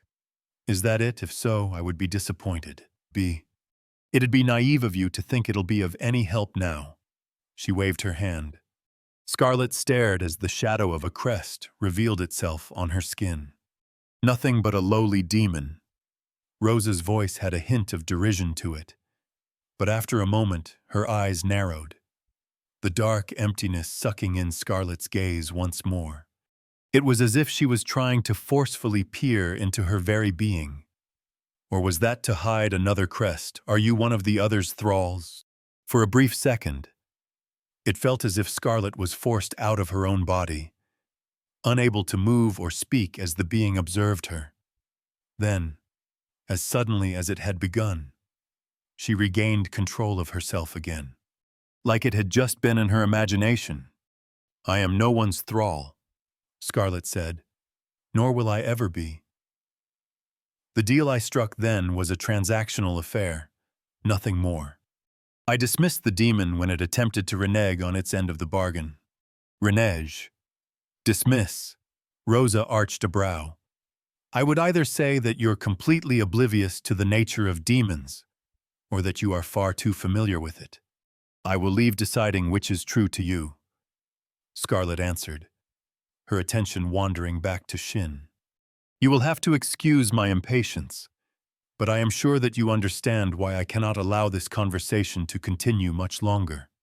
Oh, now that is cute, Rosa laughed. You won't allow it. You say I can't wait to hear what you'll do about it. That would depend. I presume you will not leave Miss Hale be simply because of my request. No, I think not. I am quite fond of this one. Then, perhaps we can come to an agreement. Scarlet looked up at her, holding the being's gaze. In return for you leaving Miss Hale alone, I will refrain from revealing your involvement with Count Soames. Oh, Rosa gave her a curious look. So you even know who I am and about that little pawn of mine. She leaned her head to the side. True, it would be inconvenient if he were to be caught. But that won't be an issue if I carve you up right here. Scarlet drew her lips together. The words were said in such a casual manner, but she could still feel the grisly intent behind them, clear as day. Then I will have to disappoint. I always endeavor to prepare proper precautions, and this is no exception. My sudden absence would only work to expedite his downfall. That was mostly a lie. There were, in fact, several reasons for her not to act out against Count Soames. One was that she didn't quite know how to without causing a mess. Oh my, quite the schemer. Rosa leaned closer to her. This only makes me want to get my hands on you even more. I love the arrogant ones. Scarlett held her expression neutral. Do not waste more of my time. We both know you cannot afford to lose Count Soames yet. Rosa stopped a hairbreadth away from her face, gazing into her eyes. A snort left the woman's mouth. Oh, I do like you. She spun around and stepped over to Shin, hands clasped behind her back as she tapped the young man's body with her toe. But that dull man's death is far from enough to get me to leave this body. It is a one-of-a-kind. She smirked as she looked back at Scarlett. But I'm sure you were already aware. I presumed as much. Scarlett said. Then I propose a concession. I will swear not to reveal your involvement with Count Soames, nor infringe upon any matters of his that involve you. In exchange, you will retire whence you came for now, allowing Miss Hale to return so that she can heal Mr. Thornthorne. You'd strike a deal just for that. I would also ask that you swear not to cause any further dangerous disturbances, both for me and in my immediate surroundings or related to them. If you would agree to that, you would have my word that I will in no way try to interfere with you, nor your current connection with Miss Hale, for as long as the agreement stands. How considerate, Rosa said. Yet, I can scarcely remember when the last time was that someone tried putting restrictions on me. I believe the terms are fair, taking the current circumstances into consideration. You wouldn't you? Rosa studied her for several seconds. I suppose you've garnered enough of my interest to live a bit longer. It would be fun to see what other exploits you've got planned. I'll agree to this little plea of yours, but only until the next time I can come out and play. I can't very well let someone like you slip out of my hands. If that is what it takes. Scarlett didn't know exactly how much time that gave her. But in the game, Rosa's possessions didn't occur often. This should at least buy them a few months. And it was much better than wasting something as powerful as a demon's name just to get them to leave temporarily. Next time, she could be more prepared. Then, a vicious grin grew across Rosa's face. I believe we have a deal. Scarlett nodded. It appears so. As the words left her mouth, a flare of pain shot out from her left hand, and she looked down to see smoke billowing out of her skin. She suppressed the desire to voice the pain as a dark purple crest, interlined with thorns, formed. I'll keep my eyes on you. A fading whisper echoed out across the room. I'm sure our next meeting will be a much more momentous occasion. Scarlett raised her head as Rosa's body fell with a thump. She hurried over to the woman, grabbing hold of her arms to prop her up. The bard seemed to rouse, looking up at Scarlett through tousled brown locks, the violet irises in her eyes having returned. Trails of sweat ran down her forehead. Woohoo, she mumbled. Then her eyes widened as she frantically looked around. What happened? I am not entirely certain, Scarlett said. She glanced down at her hand, relieved to see that the crest had disappeared. We succeeded in felling the warg, but its howl bound you under a spell. Shin was similarly affected, however, not to this degree. Rosa looked at her, a distraught and bewildered expression on her face. That's all. It is. Scarlett gave a short nod. Now, I am afraid there is no time for you to gather yourself. Shin is in dire need of your help. Rosa turned, Her mouth opened as she saw Shin and the dead warg next to him. Itar's light. What happened to him? He fought the warg in order to protect you. A pained look passed over the bard's eyes, and she pushed herself to her feet, scanning around for a moment. She darted off to where her clert lay a few steps away, picking it up and cranking the wheel at its base. A short set of notes sprang out from the instrument, covering Shin in a purple light. Scarlet watched on as the wounds on his shoulder and other parts of his body very slowly closed up, the blood drying around them. His state was severe enough that Rosa continued for several minutes, only stopping when she looked as if she was about to keel over. "That's as much as I can do," Rosa let out in a mumble, stumbling over and leaning against the nearby cavern wall. She sank down on her behind, eyes closed as she stayed quiet for a while. "I didn't do anything weird while I was out." "Did I?" she eventually asked. Scarlet had moved over to check on Shin when she looked at the woman. "You did not." "No." She felt the presence of the invisible crest on her hand, a silent compulsion preventing her from saying too much. A mucky, vile feeler, grasping at her with sharp thorns. She might have been able to fight it, but she chose not to. "Is that something I should expect?" "Your earlier behavior was unusual as well." "No. Well, I was just curious. It's true that I felt a bit out of sorts earlier, but I'm fine now." Rosa smiled. Scarlet eyed her. That was perhaps the fakest smile yet. The silence returned as Rosa closed her eyes again. Scarlet tried to remove the warg from Shin, its upper body lying on top of one of his legs, but it was too heavy, and she herself felt like she could collapse if she tried any further. Eventually, she had to give up. It looked like he would survive for now, at least, and his pulse was stable.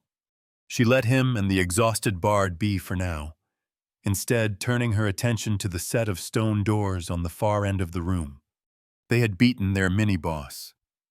If the other group had made it and beaten the other mini-boss, the exit should be unlocked. Right now, the priority was meeting up with them. She walked over to the doors, slowly raising her hand and touching it to the handprint carved into the middle of the stone. A breath of relief left her when a click sounded out, and the doors began sliding to the side. Right. Now they only had the real boss remaining. Chapter 75. Old dogs don't need new tricks.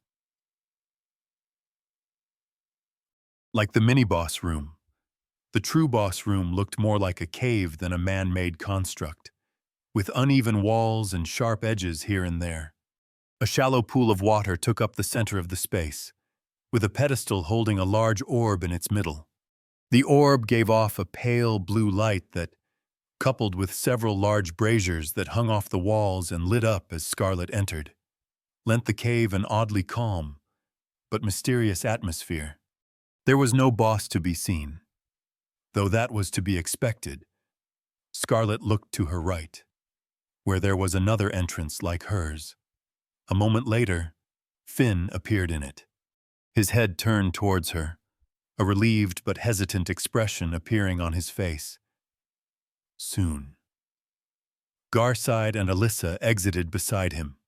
Garside closed his eyes for a second, hand pressed to his chest. "My lady, I am relieved to see that you are well," he said, and the three of them began making their way to her. The butler froze a few steps from her, staring down at her side. While the injury Scarlet had gotten from the warg had been healed almost immediately after, the blood still remained. "Miss Hale's healing has already dealt with it," she said, as the man looked up at her. "There is no need to worry." She glanced back into the room she'd just exited. Unfortunately, the same cannot be said for the others. Shin, especially, might require further aid. Alyssa immediately stepped forward. "What happened? Is he okay?" "For now, yes." Miss Hale saw to that. but I do not know when he will regain consciousness. Scarlet examined Alyssa and the two others. It appears you fared far better than us. She felt like she'd just run an Olympic marathon, but none of them had even the slightest cut. Alyssa leaned over, peering into the room behind Scarlet. There was a big wolf on our end, but Garside handled it quickly. We were worried about you guys. Scarlet blinked, looking at the butler. So even a level 55 mini-boss didn't stand a chance against him. That probably put him somewhere along the upper echelons of A-ranked shielders, much higher than she would have dared hope, especially with how ridiculously humble the man was at times. Maybe she didn't have to worry as much about the upcoming boss fight as she'd feared. She noticed Finn looking between her and the orb at the center of the room. "Finn," she said. He instantly focused his attention on her. "I will not disparage you for what happened." She turned an eye towards Garside. She suspected Finn had already received a thorough interrogation on the subject, and she wasn't interested in delving further into the subject at the moment. There wasn't any point in trying to argue with those deranged ancestors of his right now, either. The matter of why it happened can be saved for another time. I understand you need to start the trial soon. However, I ask that you wait a short while longer, if possible. He fiddled with the ring on his finger. "I'm not sure. They're telling me to." He trailed off. His eyes went to Scarlet's side. After a few seconds, a determined look appeared on his face. "I'll try my best," he said with a serious nod. "Good. It will not take long." Scarlet led them inside the mini-boss room behind her. Alyssa gasped as she got closer to Shin, finding him bloody and half-pinned under the warg's body. Scarlet ordered Finn to lift it off him, as Alyssa picked up Shin's sword and shield. Together, they then brought the young man into the main boss room at Scarlet's command and leaned him against a wall. They couldn't leave him back there, even if he was unconscious. They tried prodding Rosa awake too, but the spent woman only roused for a few seconds before falling asleep again. So Finn ended up carrying her out as well. The bard was drained even more than Scarlet. It seemed a mix of mana exhaustion and getting possessed was the most likely cause. Honestly, Scarlet would have loved to lie down and rest as well, but she didn't have that option. After they'd ensured those two were taken care of, everyone's attention turned to the boss room itself. "Do we still have to take this trial?" Alyssa asked, staring at the glowing orb at the center. "If it's as dangerous as you said, and we only have the four of us." She looked back at Shin and Rosa. "Would we even be able to keep them safe? We do not have much choice." "At this point," Scarlet answered, "it is our only means of leaving, and ignoring it risks another incident like the one in the chamber before. Who knows what Finn's ancestors would do if they just stopped here? If that is the case," Garside stepped in front of Scarlet. "I ask that you do not take part in the coming battle, my lady." She arched an eyebrow at him. "You do not even know the level of danger we will face. Yet you believe it wise to lower our fighting capability in a situation such as ours. That is why I am asking this, my lady." He lowered his head. "You may seek to hide it, but this last clash has exhausted you. Were you to take part in your current state, I fear that an even worse fate would befall you. I will exercise all my efforts so that you do not have to worry. So I beg you, my lady, please rest." She stared at the man. Her mana was depleted. Yes, she was pushing herself to remain standing. Yes, and there wasn't any more of Rosa's magic to keep her full of energy, like on their trek here. She was, in essence, dead weight. But just staying back and doing nothing wasn't an alternative when their lives were at stake. She had, at the very least, planned on trying to push her limits and assist with the odd aqua mine or two. It felt wrong, in more ways than one, to just leave it all up to others. Was that why the thought of him being right annoyed her so? In hindsight, maybe planning to take part was a monumentally poor idea. She was more liable to annoy the boss and put herself in danger than anything else. Simple aquamines certainly wouldn't do any damage, and Garside was strong. Maybe they stood a chance, even without her. It might have been the mental fatigue at work, thinking she could do much to help now. That felt like a better excuse than blaming it on the system traits this time. She didn't always have to be in control, did she? Maybe she could view it as delegating. Very well, she said, and stepped over to the back wall.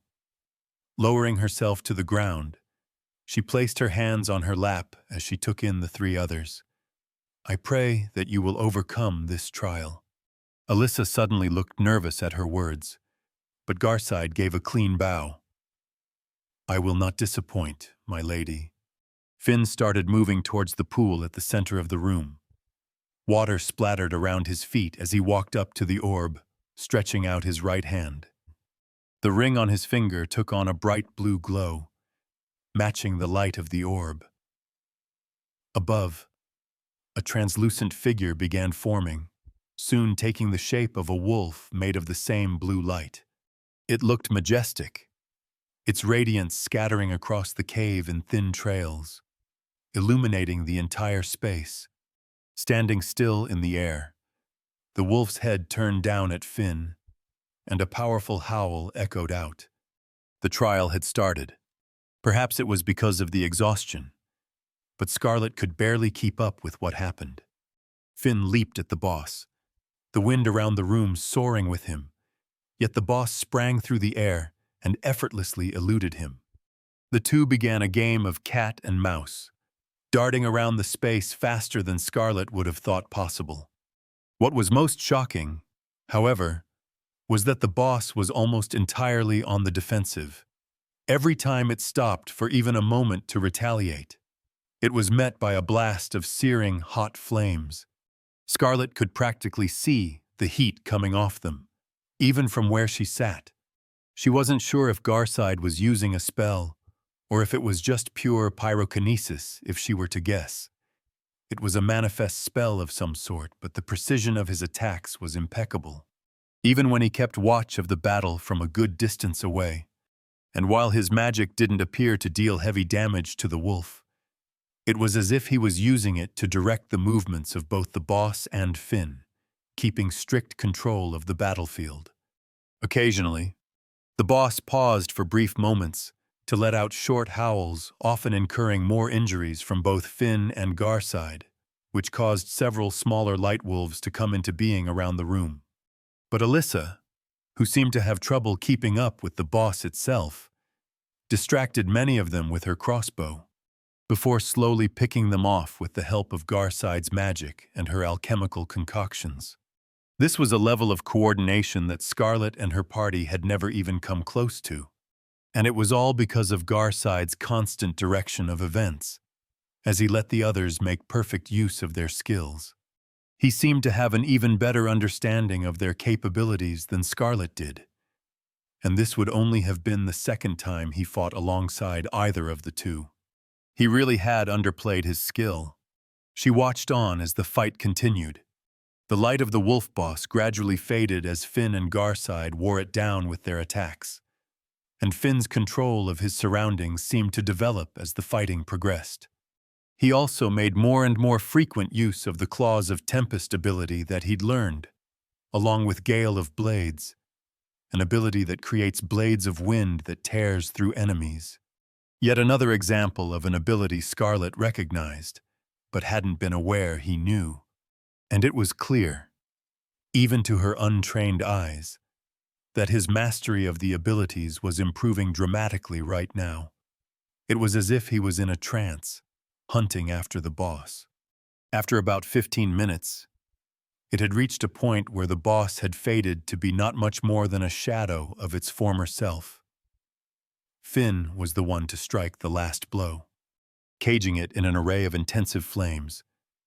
Garside locked the boss in so that Finn could leap up, winds howling with him, and slash at the neck of the wolf.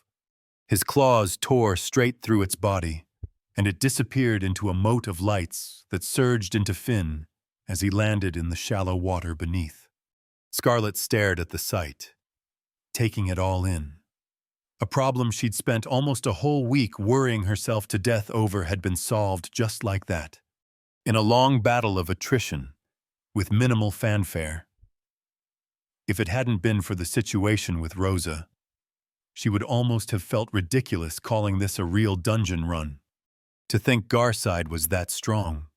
Honestly, if it just came to power, she'd gauge him to be somewhere in the low 60s or high 50s range, level-wise. That's the same level this boss had been, but it was originally expected to be fought by a team of level 50s. And even then, it was supposed to be a hard fight. But being around the same level in the game wouldn't have translated into a curb stomping this big. While Garside himself hadn't looked overwhelmingly more powerful than the boss, it was clear that his experience more than made up for that. He was used to fighting in groups like this. Scarlet thought she'd been pretty clever with how she used her magic in some of her fights. But this made her realize that fighting was about a lot more than just pure power and some simple tricks. Now that Kat was gone, she trained all by herself, but if possible, she had to get Garside to teach her. Even if she could only get a basic grasp of how he controlled the battlefield as he did, it might still be worth more than any other practice she could do. Despite her tiredness, she pushed herself off the ground and closed in on the butler, an impressive display. Garside, I am glad you came with on this venture. He looked back at her and bowed. Of course, my lady. Walking past him, Scarlet trailed around the edge of the pool of water. She passed by Finn, who'd fallen to his knees with glowing eyes now, after the light entered him.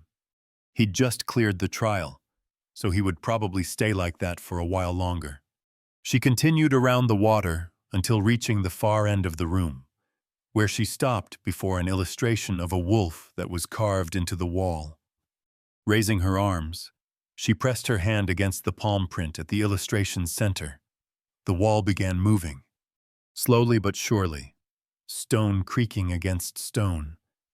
The wall split and opened into a dark room.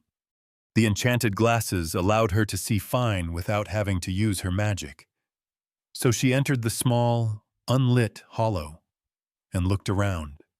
Lying on a bed of cut stone in front of her was an array of items. Her gaze passed over them from left to right. The first item is the Mark of the Staunch, an epic ring. This ring, fashioned in the likeness of an ancient artifact, bears an air of frigidness and vigor. It was a ring that looked similar to Mark of the Gale, yet instead of the pure bone white of Finn's ring, it was gray. Like Mark of the Gale, however, this ring gave a boost to HP and stamina, as well as some frost resistance. In fact, the boosts from this ring were better than the original, but it had none of the other effects. It would have been a nice item to have on the way here. Next is the Garment of Form, an epic item. Forms of movements once made are engraved into this fabric, begging to flow once more. This was a set of interwoven, pale green shirts, with lines of black sewn onto it in curious patterns. Scarlet couldn't quite remember the specific details of this item, but she was sure it had increased agility in the game. Her eyes stayed on the Fang of Remembrance, a unique item. This fang once recalled the verses of old, yet now it sits divided and vacant. It longs to become whole, and to once more sing the songs embedded in it. The fang was a dull silver, about the length of her hand, and bent at the top like a wolf's canine. There were several cracks near its base, as if it had been torn off of what held it before. And running along its sides were a multitude of tiny carvings, symbols, and etchings that were indecipherable to her. This was what Scarlet wanted the most. Out of all the things here, unfortunately, it was useless without its other half. Evil game design distilled into its purest form. What was even the point of placing it here if you couldn't get the other half until later? Still, at least she had one part now. The next items on the stone were an enormous bow of bent, spiraling bone, and a spear of similar make. The bow of ends, an epic item, holds the essence of those beings felled by this bow, awaiting more brethren. Similarly, the spear of ends, also epic, holds the essence of those beings felled by this spear, awaiting more brethren. Frankly, Scarlet had no idea what these did. She'd never used a bow or a spear in the game. If she were to guess, she'd sold them both immediately after getting them in her original playthrough. The descriptions also didn't help much when it came to giving her details. She turned to the next item, the clasps of the storm, an epic accessory. Blessed by the spirit of winds, these simple accessories hide the fury of the storm. A pair of round, white marbles with clamps at their ends. It didn't look like much, but they hefted a pretty considerable boost to aeromancy magic. She had been planning on getting something like it for Finn before, but these were definitely more powerful than what she'd had in mind. She examined the rest of the small space. There was a set of stairs that led up a tight stone passage to her left, the only way of getting out of here, now that the boss room had been closed off, but there were no more items. Still, this was a pretty hefty haul. She looked back into the boss room. Garside stood right outside the opening, and Alyssa was kneeling over Shin and Rosa at the other end of the cave. Scarlet's gaze shifted to Finn in his trance. She supposed that, technically, all of this loot belonged to him, but she was pretty sure he wouldn't complain even if she were to take it all. Still, she'd talk it over with him later. At the very least, she needed the fang of remembrance. The rest would all just be a pleasant bonus. But for now, she should gather them up. All the effects would have to be verified as well when they got back to Freybrook. The next matter should probably be getting out of this dungeon. Chapter 76. The Trek Back. Quest completed, cleared the Howling Gale's haunt. 1/3. Skill points awarded 7. Scarlet skimmed over the quest completion window before her. It hadn't appeared until after they'd exited the dungeon this time. She'd long since given up on figuring out the mechanics behind this particular facet of the system. The timing seemed entirely arbitrary to her. Even if it wasn't, she had a hard time discerning anything from it. Her eyes returned to roam over the vast vista in front of her. The entrances to the boss room had been closed off, so instead, they'd exited through the passage at the back. It had led up to a small hollow near the edge of the mountain, sheltered by a thick snow overhang. Here, the spires of the Whitdown Mountains stretched out before them, the last rays of the setting sun glittering across the white sheets that covered much of the mountaintops. Haytruck, she believed that was what Finn called the tallest of the peaks in particular, towered above the rest.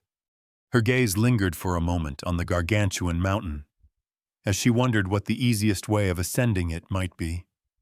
Though it was still some time before she had to bother with all that. She looked back at the others behind her. "How are you faring?" she asked Finn. The young man was carrying Shin over his shoulders. "I'm fine," he answered, moving his hand to push away some locks from his eyes. "He's not heavy." Scarlet raised an eyebrow. While she didn't doubt Finn's strength, Shin was almost as tall as him and wore armor.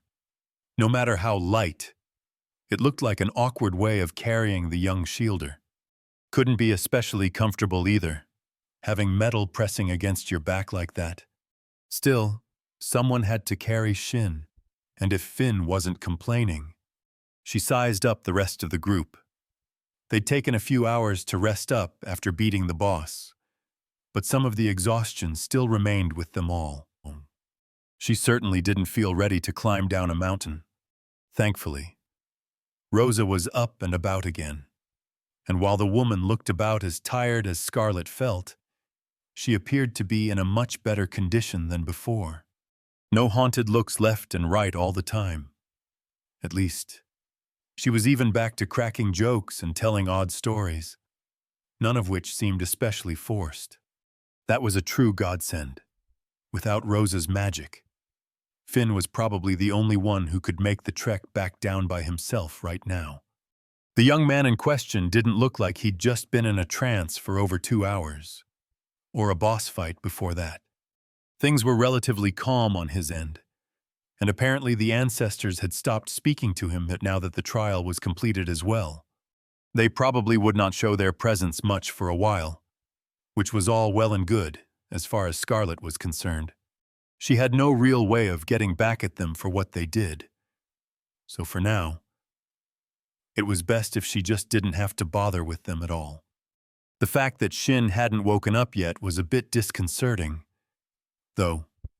But according to Rosa, that was to be expected, considering his injuries.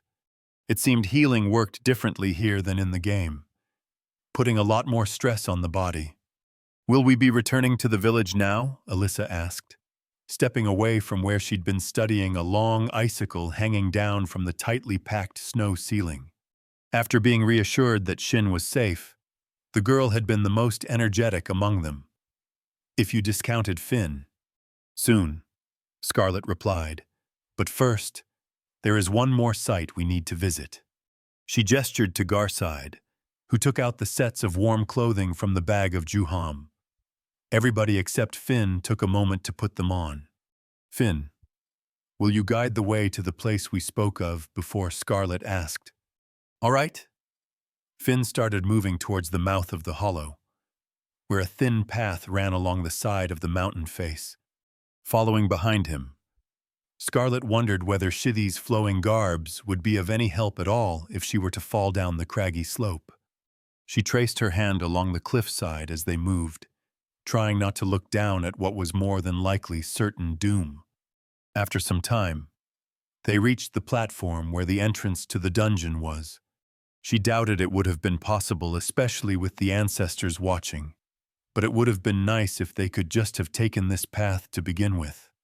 They continued past the dungeon's entrance, and down the path they'd taken up the mountain. Now and then, they took brief rests a lot more intermittently than when they'd been climbing the mountain, and their general pace was slower than before. But with the help of the bursts of energy that Rosa's magic gave them, they reached the part of the mountain where the 2 ruined wolf statues stood within a few hours. The others were once again giving the 2 guardian statues curious looks, but Finn continued past without showing much of a reaction. Instead of following the trail that led back to the platform where the stone obelisk was, however, he steered off and trekked down a steep cliffside in the opposite direction. The rest of them had little choice but to follow. The sun had gone down by now, so they had to rely on the light from 2 lanterns carried by Garside and Alyssa to make their way down. Finn was waiting for them as they reached the bottom of a low gorge on the mountainside. The snow was piled thick here, every step sinking down to the knees. In front of them was what could be described as a forest of stone. Broken, dilapidated pillars of stone stuck out of the snow-covered ground in an area the size of a small sports field. All of them of a familiar style. Finn looked at Scarlet. "This is the place you were talking about, right?" Her eyes scanned over the place, settling on a section near the center where large mounds of snow and ice created several ridges. "It's always been like this," he added. "I imagine that it would have," she said. "It has been quite some time since it was abandoned. After all." She began trailing ahead, gradually making her way through the snow. This was why she'd made sure to wear a pair of thick and sturdy boots. When she reached the center, her attention passed to a sizable chunk of ice that grew out the side of one of the snow mounds. Trudging up to it, she removed some of the snow covering the ice with her hand and leaned close. It was hazy, but there were signs of something gray inside. She stepped back a fair distance, mentally prodding at the system, Her current mana reserve was 1043 out of a maximum of 4474. This probably wouldn't be enough. Her mana recovery rate was pretty abysmal. She glanced back at Garside. Asking him to refill her depraved solitude's choker earlier would probably have been a good idea. She could do it now, but there was probably a better use for his mana stores. Garside, she said. The butler looked to her with a serious gaze. I will be requiring your assistance. I presume you have regained some of your mana. He lowered his head. Yes, my lady. What is it you wish for me to do? She turned back to the block of ice. Raising her hand, the gesture helped with maintaining focus. Sometimes she used her pyrokinesis to begin heating the ice. Water formed at the top of the block as it slowly started melting.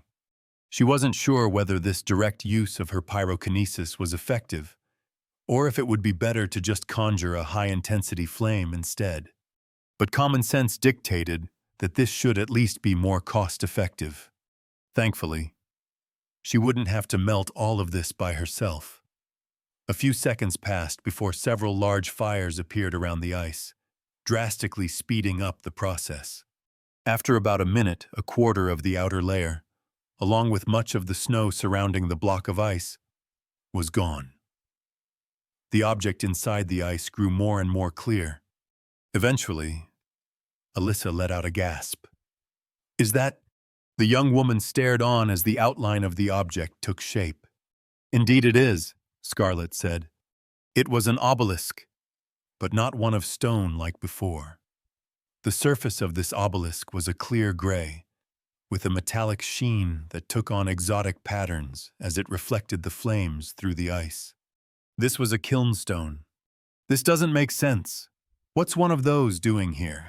Scarlet smiled. I see no issue with it. This was once a Zuvarian outpost, after all. Really? Alyssa turned to look at Finn. Did you know about this? He shook his head, looking just as confused as her. We used to play here when we were kids, but I didn't know it was Zuvarian. There are some records that speak of it, Scarlet said, but it appears to be mostly forgotten. Of course. She only knew it was an outpost because it had been called Olarian Outpost on the map in Chronicle of Realms. Zuvarian records, Alyssa asked, looking at Scarlet. Amongst others, yes. Ah, good old Zuvarian records. Rosa nodded her head with a confident expression. Classic mistake. Forgetting to check those first. That's why it's forgotten. See, Alyssa's gaze turned to Shin, spread over Finn's shoulders. Shin will go crazy when he hears what he missed. Remember what we spoke of before. Scarlet turned her attention away from the obelisk for a moment. None of this should be disclosed to others. The reasons why are many, not least of which is Finn's current precarious situation.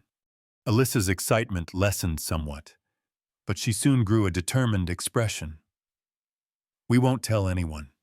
Scarlet looked to Rosa, who mimed sewing her mouth shut, then to Finn, who still seemed surprised about this new discovery so close to his ancestral home. It took a minute more, but eventually Scarlet and Garside had removed almost all the ice surrounding the kilnstone, leaving it floating in the air by itself, surrounded by an area of wet slush and water on pale stone. Scarlet walked up to the ancient artifact and held her hand up to it. As she touched the clear, reflective surface, a surge of faint light moved through the object. From the bottom up, she felt some kind of connection form inside her, similar to familiarizing oneself with the effect of an enchanted item. But that was all there was to it. She searched around mentally and inside herself, but couldn't find anything else that she could do. Maybe it was because this was the only kilnstone she'd interacted directly with.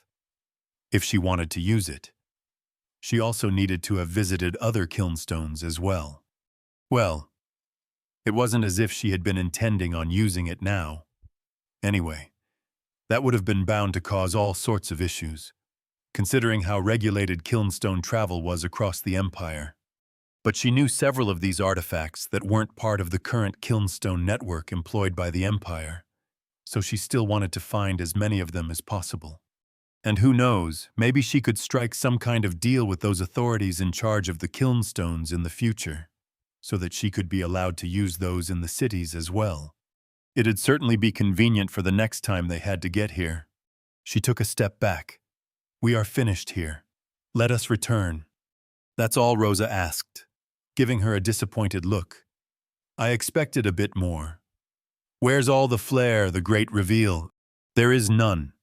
This is a kilnstone, an ancient means of spatial travel, not a trinket meant for entertainment." Rosa smirked. "Why can't it be both?" The ancient Zuver were lauded for their ingenuity. "Miss Hale," Garside said. "Not their sense of humor.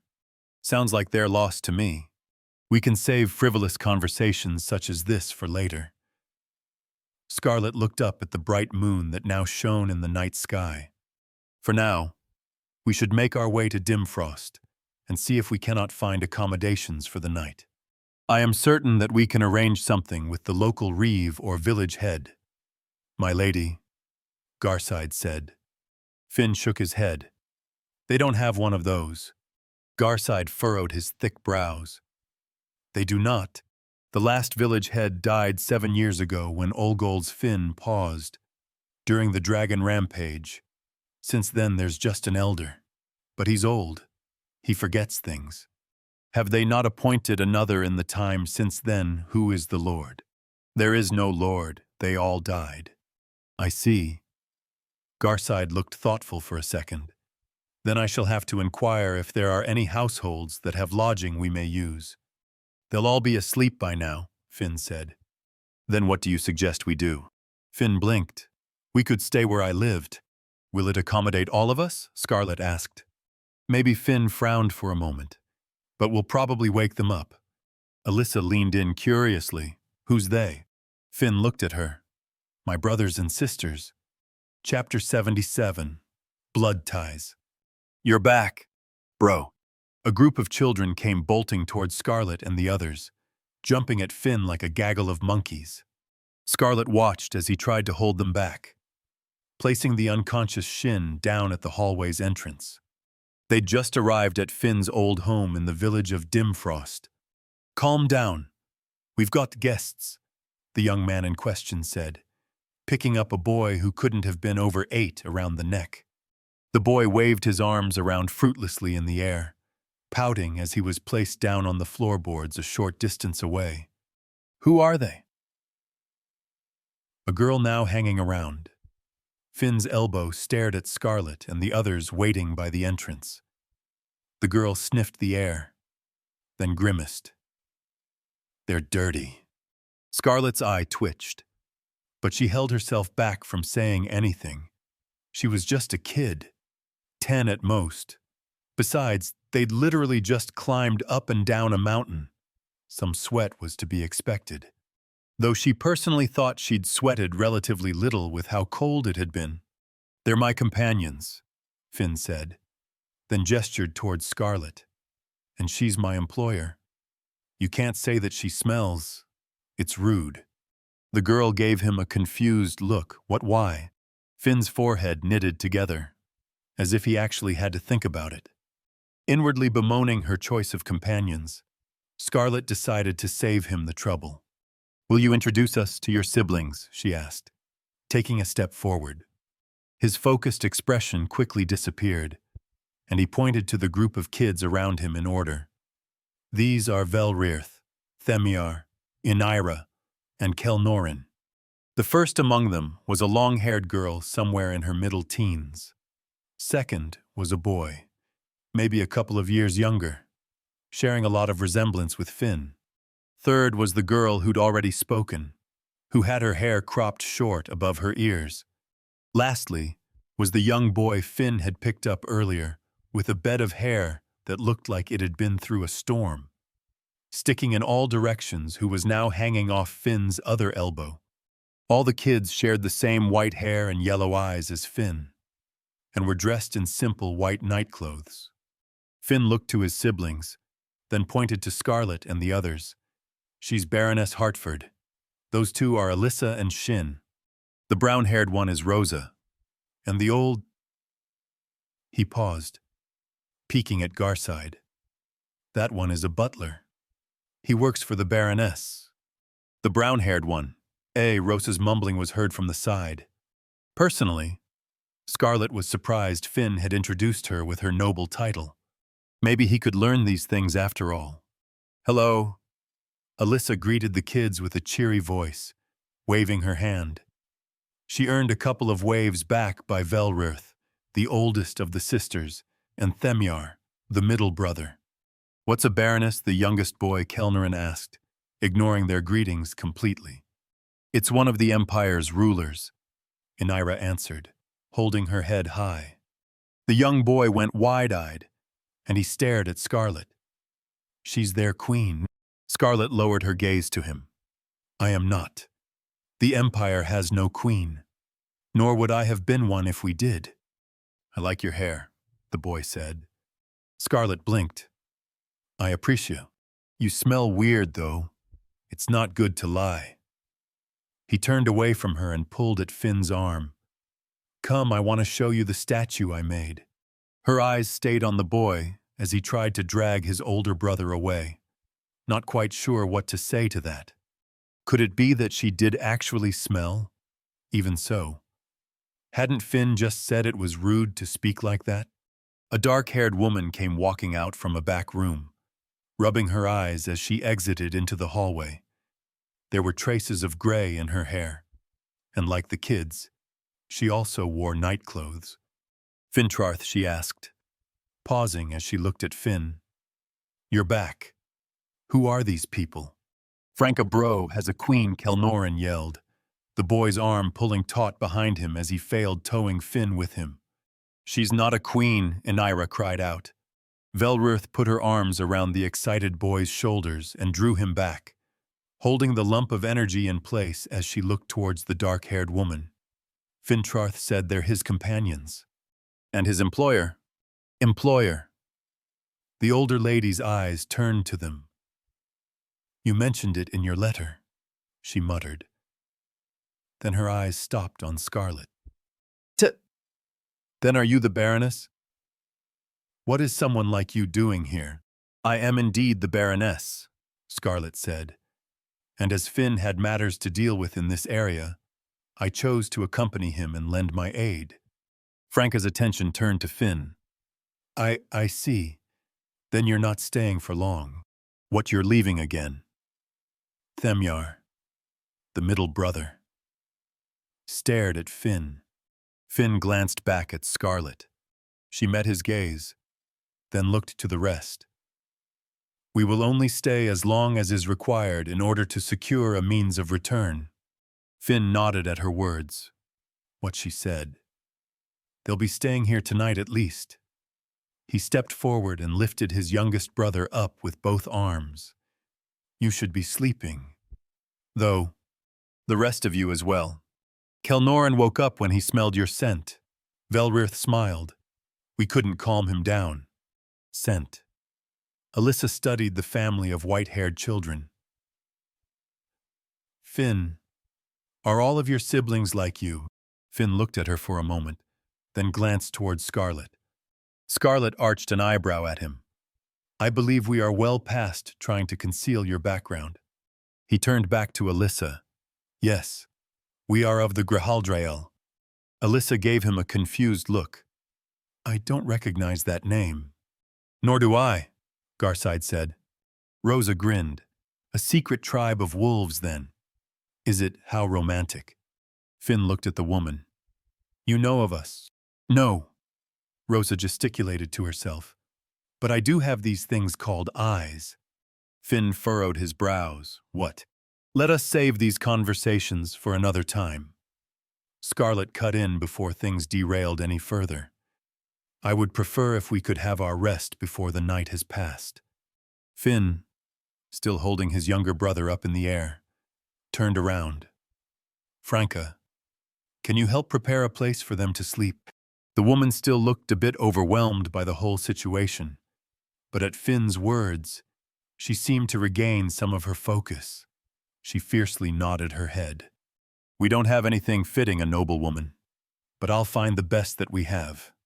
She disappeared into one of the rooms, and Finn started pushing his siblings down the hallway, as the rest of them followed. The next day, Scarlett was sitting on a wide porch at the back of the house, reading a thick, leather-bound book. She had tried to find a few books on linguistics, the history of how modern Imperial developed, and how the language of the old Zuver tied into it. But the general knowledge on the subject appeared pretty scant from what she could tell. There might be more to find if you knew where to look, but unfortunately, she did not at the moment.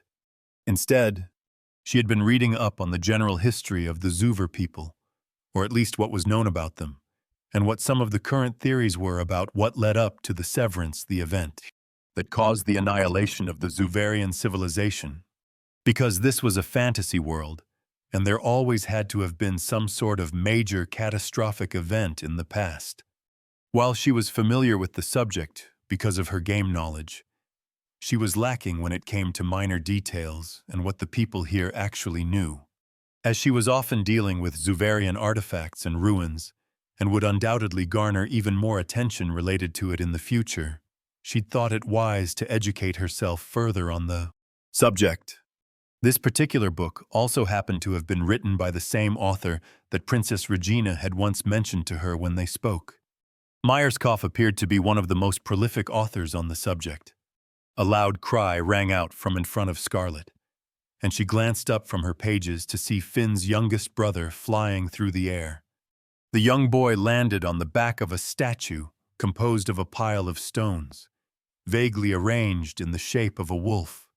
A few meters away stood Finn with his arms raised. Scarlett could only shake her head at the sight. If there was anything she'd learned lately, it was that Finn's people were on another level when it came to some of their games. The house they'd stayed in for the night was near one of the edges of the valley that Dimfrost was in, with a porch facing the rocky cliffside. The area between that created a backyard of sorts, where Finn had spent much of the morning catching up with his siblings, romping about, and telling stories of his adventures in the lands outside. Scarlett had overheard him sharing the fact that he'd had his first awakening and gone through with the trial, which had earned quite the intense reaction from the youngest of the siblings, who apparently wanted to come with. She hadn't bothered paying attention to the ensuing scrap after that, though. Right now, Finn was playing with only the three youngest of his siblings. Rosa sat on the sidelines, chiming in with small tidbits of songs at times. The bard seemed to enjoy the exaggerated reactions from the youngest siblings. The older of the siblings, Velruth, had been sitting at the corner of the house along with Alyssa for a while now, apparently quite fascinated by whatever they were speaking about. Shin had woken up for a brief time, earlier in the morning, but he was still recuperating from all the healing, so he was resting inside right now. Garside was the only one who wasn't around at the moment. He had been out for a few hours now, busy at work as usual. Finn had informed them that there was usually a small ship that passed by the village with wares once a week or so. But according to Franca, it had been here 3 days prior.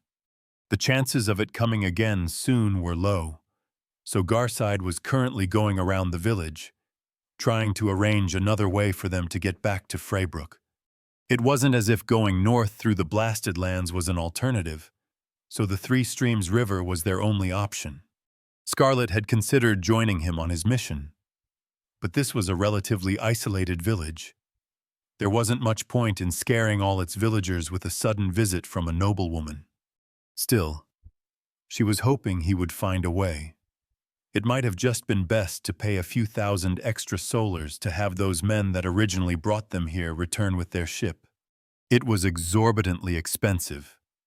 Yes, but that was growing to be less and less of a problem for her. And she had to be back in Freybrook in a couple of days, when she was expecting Gavin Ripley to have returned. If she hadn't been so caught up in getting here and how to deal with Finn's awakening situation, She might have spent more time thinking about the trip back. She hadn't even booked a trip through the Kilnstone to Freybrook. Well, sometimes even the most basic of things didn't become obvious until in hindsight. It'd definitely be annoying if they didn't make it back in time, but it wasn't life-threatening. Her intentions regarding Gavin didn't have any strict deadline. There was even a part of her that was hoping they wouldn't make it back in time, so she would have to delay going through with some of her plans. Wanting to sigh, just thinking about it all. She pushed those thoughts to the back of her mind for now, and returned her attention to the book in her hands.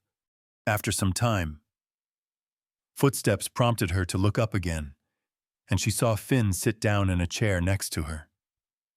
Rosa was entertaining the children by herself now. Scarlett studied the young man for a moment. "You appear unusually fatigued," she said, noting the drops of sweat on his forehead. It's because of the trial. Still haven't recovered completely." "Is that so?" She didn't know it was something he would have to recover from. "And what did you learn?" Finn gave her a curious look. "You don't know." "I do not," she said. His eyes lingered on her. "I thought you would—" "I am not omniscient, despite what some might say." He scratched the side of his head. "I don't think I can tell you." Scarlett closed the book in her hands. "Understandable. However, I presume what you received was at least worth the effort." "Yeah, the ancestors told me a lot." He said, "I'll have to return later, though." She nodded her head. "That is within expectations. If you so wish, I will aid you then as well." Finn looked at her for a moment, and it seemed like he wanted to ask something. Eventually, though, he turned away. Scarlett held back a smirk. He was curious about her reasons probably, but still didn't ask. He could be surprisingly good at holding himself back, sometimes. Though maybe not quite enough to make up for all those other times. "I had been meaning to bring it up," she said, deciding to change the subject. "There were several artifacts found after clearing the trial. I have several thoughts of what to do with them, but I was curious whether you held any interest in them first." "Artifacts?" "Yes. Were you not aware of them?" They had looted them while he was still in a trance. "No, but I don't really care. You can take them." He might have cared if she told him what the artifacts were worth, but she reckoned it was okay, as long as she continued providing for him and ensured he could continue to grow. Some might call it exploitation, but she was doing it for his own good. Honest. Besides, she had risked a lot in this venture. This much seemed reasonable. "Very well. I will ensure they are put to good use." They lapsed into silence. Finn's gaze was focused on his siblings. "I wanted to thank you," he said after a while. "Before, I didn't really understand it, but I wouldn't have been able to beat the trial without you. I think I would have died." "There is no need for gratitude," she said. "My intentions were far from altruistic. You are a valuable asset. It would have been a waste to allow you to be squandered in a futile endeavor." Finn cocked his head to the side as he looked at her, wrinkling his forehead as if he was having a hard time judging the truthfulness of her words. Surprising, considering who he was. Eventually, he seemed to give up and returned his gaze to the space in front of them. Rosa was now teaching Inira how to play the Klurt. "I don't know what would happen to them if I died," he said. Scarlett's eyes stayed on the children for a moment. "You seem to care about them deeply." "Of course. We're family. Isn't that natural?" She slowly looked back at him. "I suppose it is." He turned to her. "Aren't you the same?" "The relationship between my sister and me is complicated," she said. "Is that why you yelled at each other in Ellisted?" "That was in due because of it, yes." Finn peered at her. "Why are you two like that? She's your sister." Scarlett met his eyes for a moment, then shifted her gaze to Finn's youngest sister, turning the crank of Rosa's instrument with a wide grin. "You have never felt anger at your siblings?" she asked. frustration over them holding you back, restraining your freedom, completely ignorant of the demanding position they put you in. No, he answered without any hesitation. She let out a low laugh. I suppose you would not. That is laudable in its own right. For a short while, she stayed quiet. I will not claim to be a good sister, she eventually said, nor will I claim to have suffered through the same grief as you, but our circumstances do bear some resemblances. She ran her hand over the book in her lap, trailing her fingertips over the cover. When our parents passed away, I was barely an adult, with no other family to rely upon. However, I still strove to uphold my responsibilities as the older sibling, despite the hardships it entailed. At first, I would like to think that I fulfilled my role befittingly. I have never been an emotional person, so I had no issue overlooking the grief I felt in order to care for my sister, who was still at a very vulnerable age when what must have been almost her whole world fell apart. But as the responsibilities on me grew, so did the distance between us. She looked down at the book cover, eyes passing over the words in the title. Eventually, my sister grew more rebellious and began associating herself with people I did not approve of. I am still uncertain whether I overreacted at the time, but she had already started listening less to my words. As the stress mounted, I took it out on her occasionally. Not physically, but arguments were common, and I often wondered what it was all for. In my eyes, it seemed as if my sister had no appreciation for what I did for her, nor cared whether her actions helped or made matters worse. A rueful smile grew on Scarlett's face. I am ashamed to say that not once did I try to see it from her point of view. If I had done so earlier, perhaps we could have talked about it, come to understand each other. By the point I started having such thoughts, however, the time had long since passed for that to be an option. What happened? Finn asked. She looked up at him. Not much. Things continued as they were for years, until she reached an age where she could take care of herself. He frowned. And you regret it? Scarlett slowly shook her head. Things are what they are. I regret the way I dealt with things, not realizing how many of my words and actions were smothering her and aggravating the situation. But I do not regret the woman she grew up to be. She was always more capable than I, and there are many things I am proud of as her elder sister. Not that she'd often told her that. After her sister had left for college, their relationship had improved a lot compared to before, but they still rarely spoke. Despite their rocky relationship, though, Scarlett still missed her. She hoped that whatever happened to her body back in her old world wasn't something horrible. While she had never been able to empathize with her sister's grief in the same way, she still didn't want to put her through any more of it. Perhaps the relationship between the original Scarlett and Evelyn had been similar. The original most definitely had a worse personality than herself, but their circumstances were at least similar, with the previous Lord Hertford having died when Scarlett was close to Finn's age. In fact, wasn't it odd that their situations were so alike? She frowned. Was that just another coincidence, or was it another clue as to why she'd been put into Scarlett's body specifically? I don't really get it, Finn said after a moment. But I do think I understand. He looked at her. You want what's best for Miss Evelyn, don't you? Scarlett blinked, both because he referred to Evelyn as Miss, and because that wasn't who she'd really been talking about. In a sense, perhaps, she said. But it would be a lie to say that I would prioritize Evelyn's needs before mine, in our current circumstances. Finn's furrow deepened. Why? There are many reasons. The simplest is that doing so could very well lead to both my demise and the demise of an untold number of others. She still didn't know what her purpose in this world was, but she did know that some force wanted her to be involved in its happenings. And not involving herself risked causing disaster, depending on how you interpreted the vague terms used in the main quest.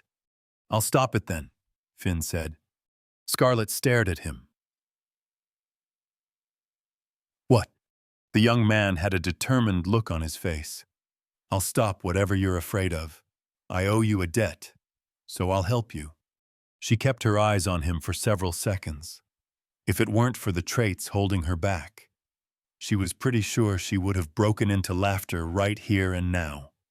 He had no idea what he was promising her, yet he still resolved to do it. Words held a lot of meaning to his people, too, so it wasn't as if this was something easy to back out of later. She smiled. Are you aware of the consequences your words might have? He shook his head. No, but I'll help you. Just how trusting could you be?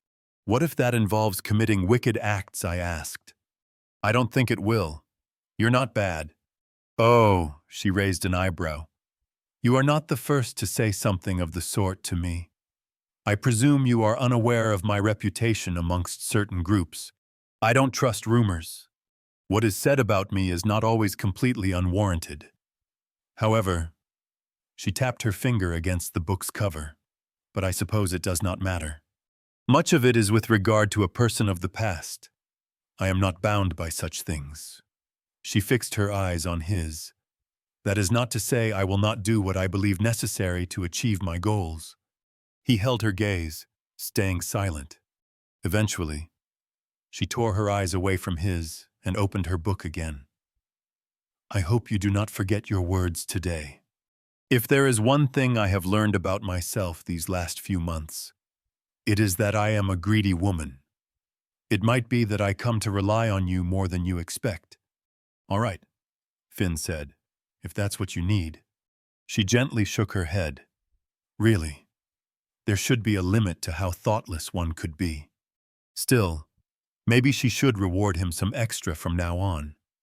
She needed him as strong as possible, and if that improved his impression of her in the process, then that was nice as well. Besides, he had a family to take care of. Chapter 78, A Wizard's Prospects. A woman sat by her lonesome behind an ornate, black wooden desk, peering down at an array of thick, text-laden papers. Bookshelves lined the room, lit up by the enchanted candles that hung from bronze chains connecting to the ceiling.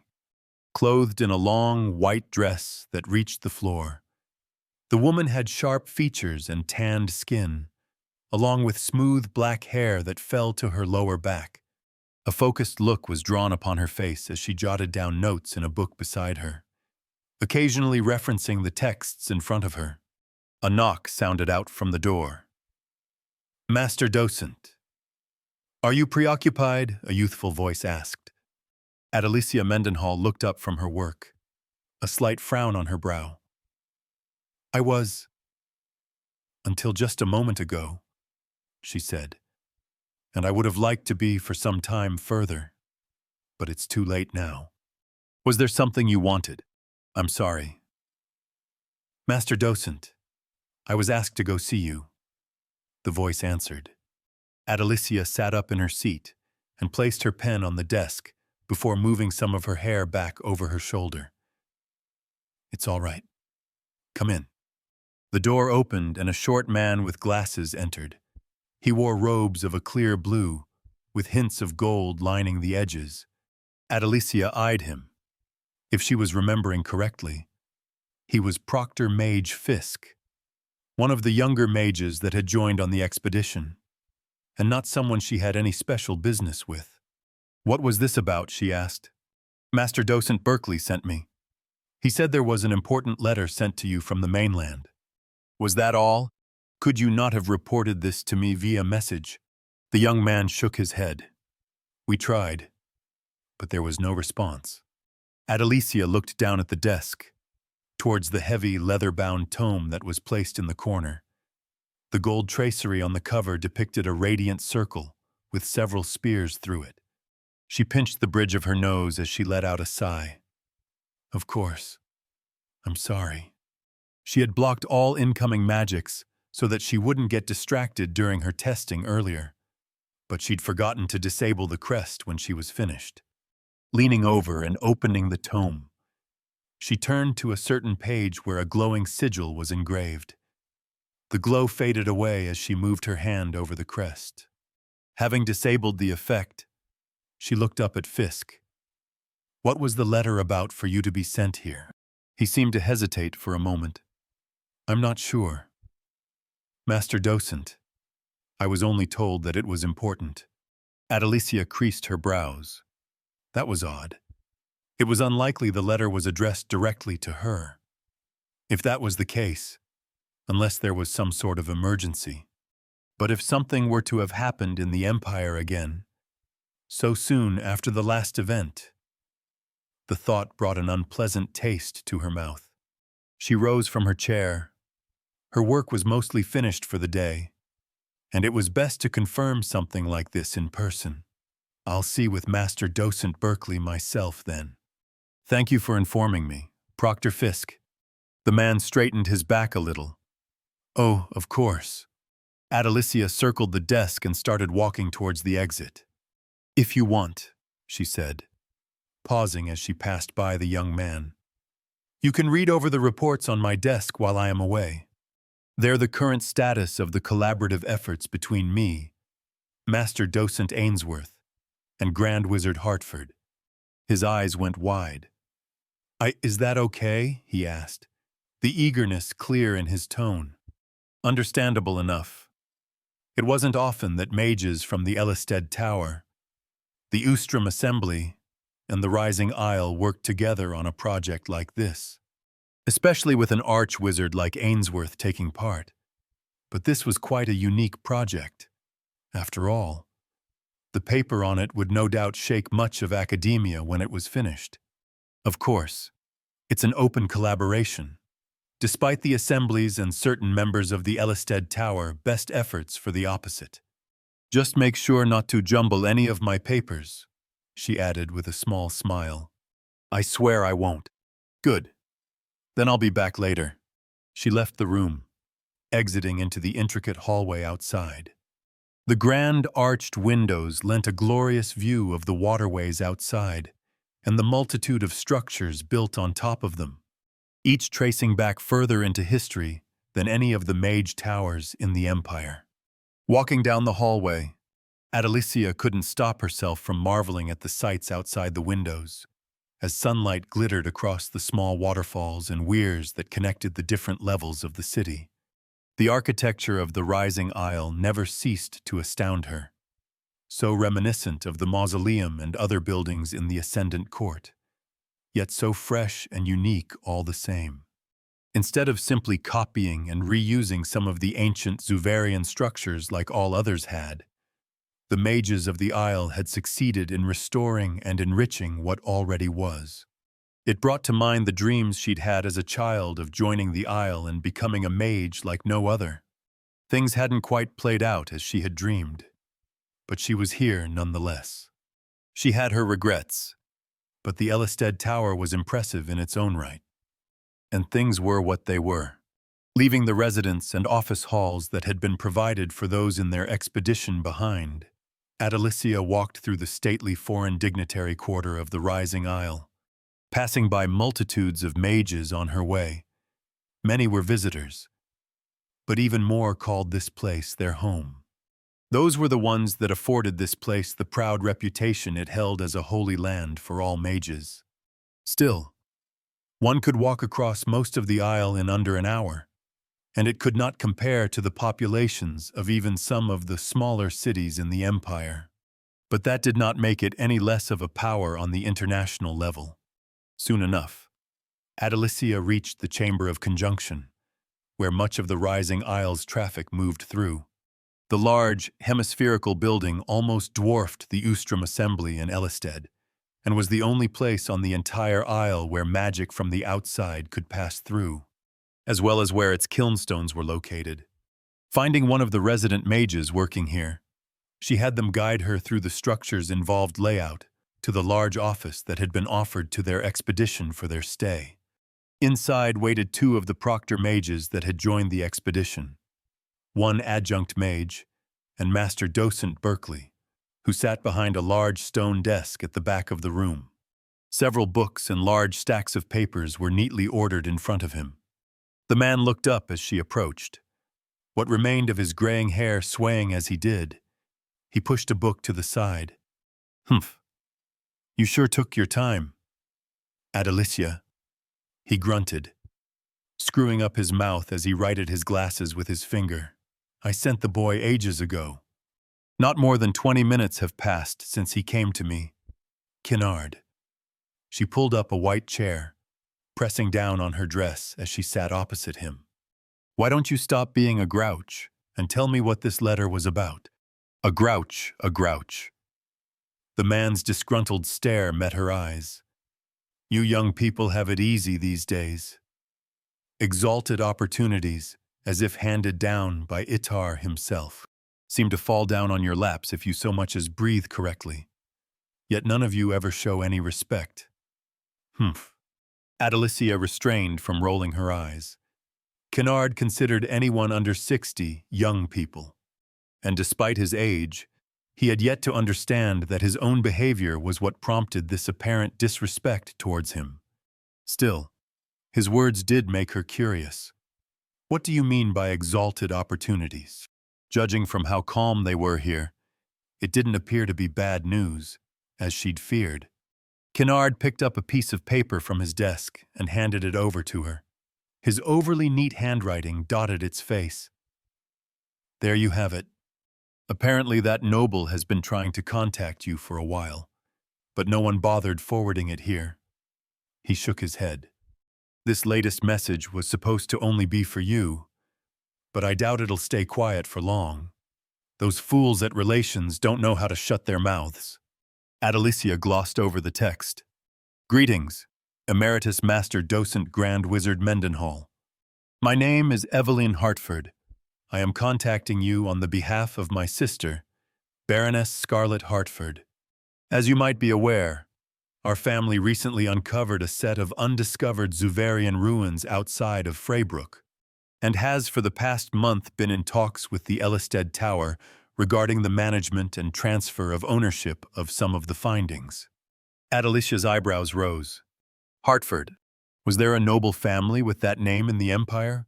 Were they related to Grand Wizard Hartford here on the Rising Isle as far as she was aware? Though he had no ties to nobility. But matters of the aristocracy were far from her expertise. Now that she thought about it, she did recall another, somewhat prominent mage, with the same name. While she had never met him herself, the Vice Dean had been acquainted with the man. Him being a noble would have made sense, of course, although she wasn't familiar with this noble in particular. She had heard about the recently uncovered ruins. There had been much talk about it between the mages here on the Isle after it was announced, though Adelicia had later heard that there didn't seem to be anything of note amongst what was discovered. She had assumed the towers and the assembly would still bicker over the findings, but the Isle mages already had more than enough Zuvarian relics to care about smaller discoveries like this. She continued reading. "My sister has expressed the desire to meet with you as an individual, not a mage of Ellisted Tower, regarding matters related to our recent discovery, as well as other subjects that are more confidential and cannot be disclosed over letter. I have, however, been informed you are currently in the middle of an exchange expedition to the Rising Isle, and I do not know when this message will reach you.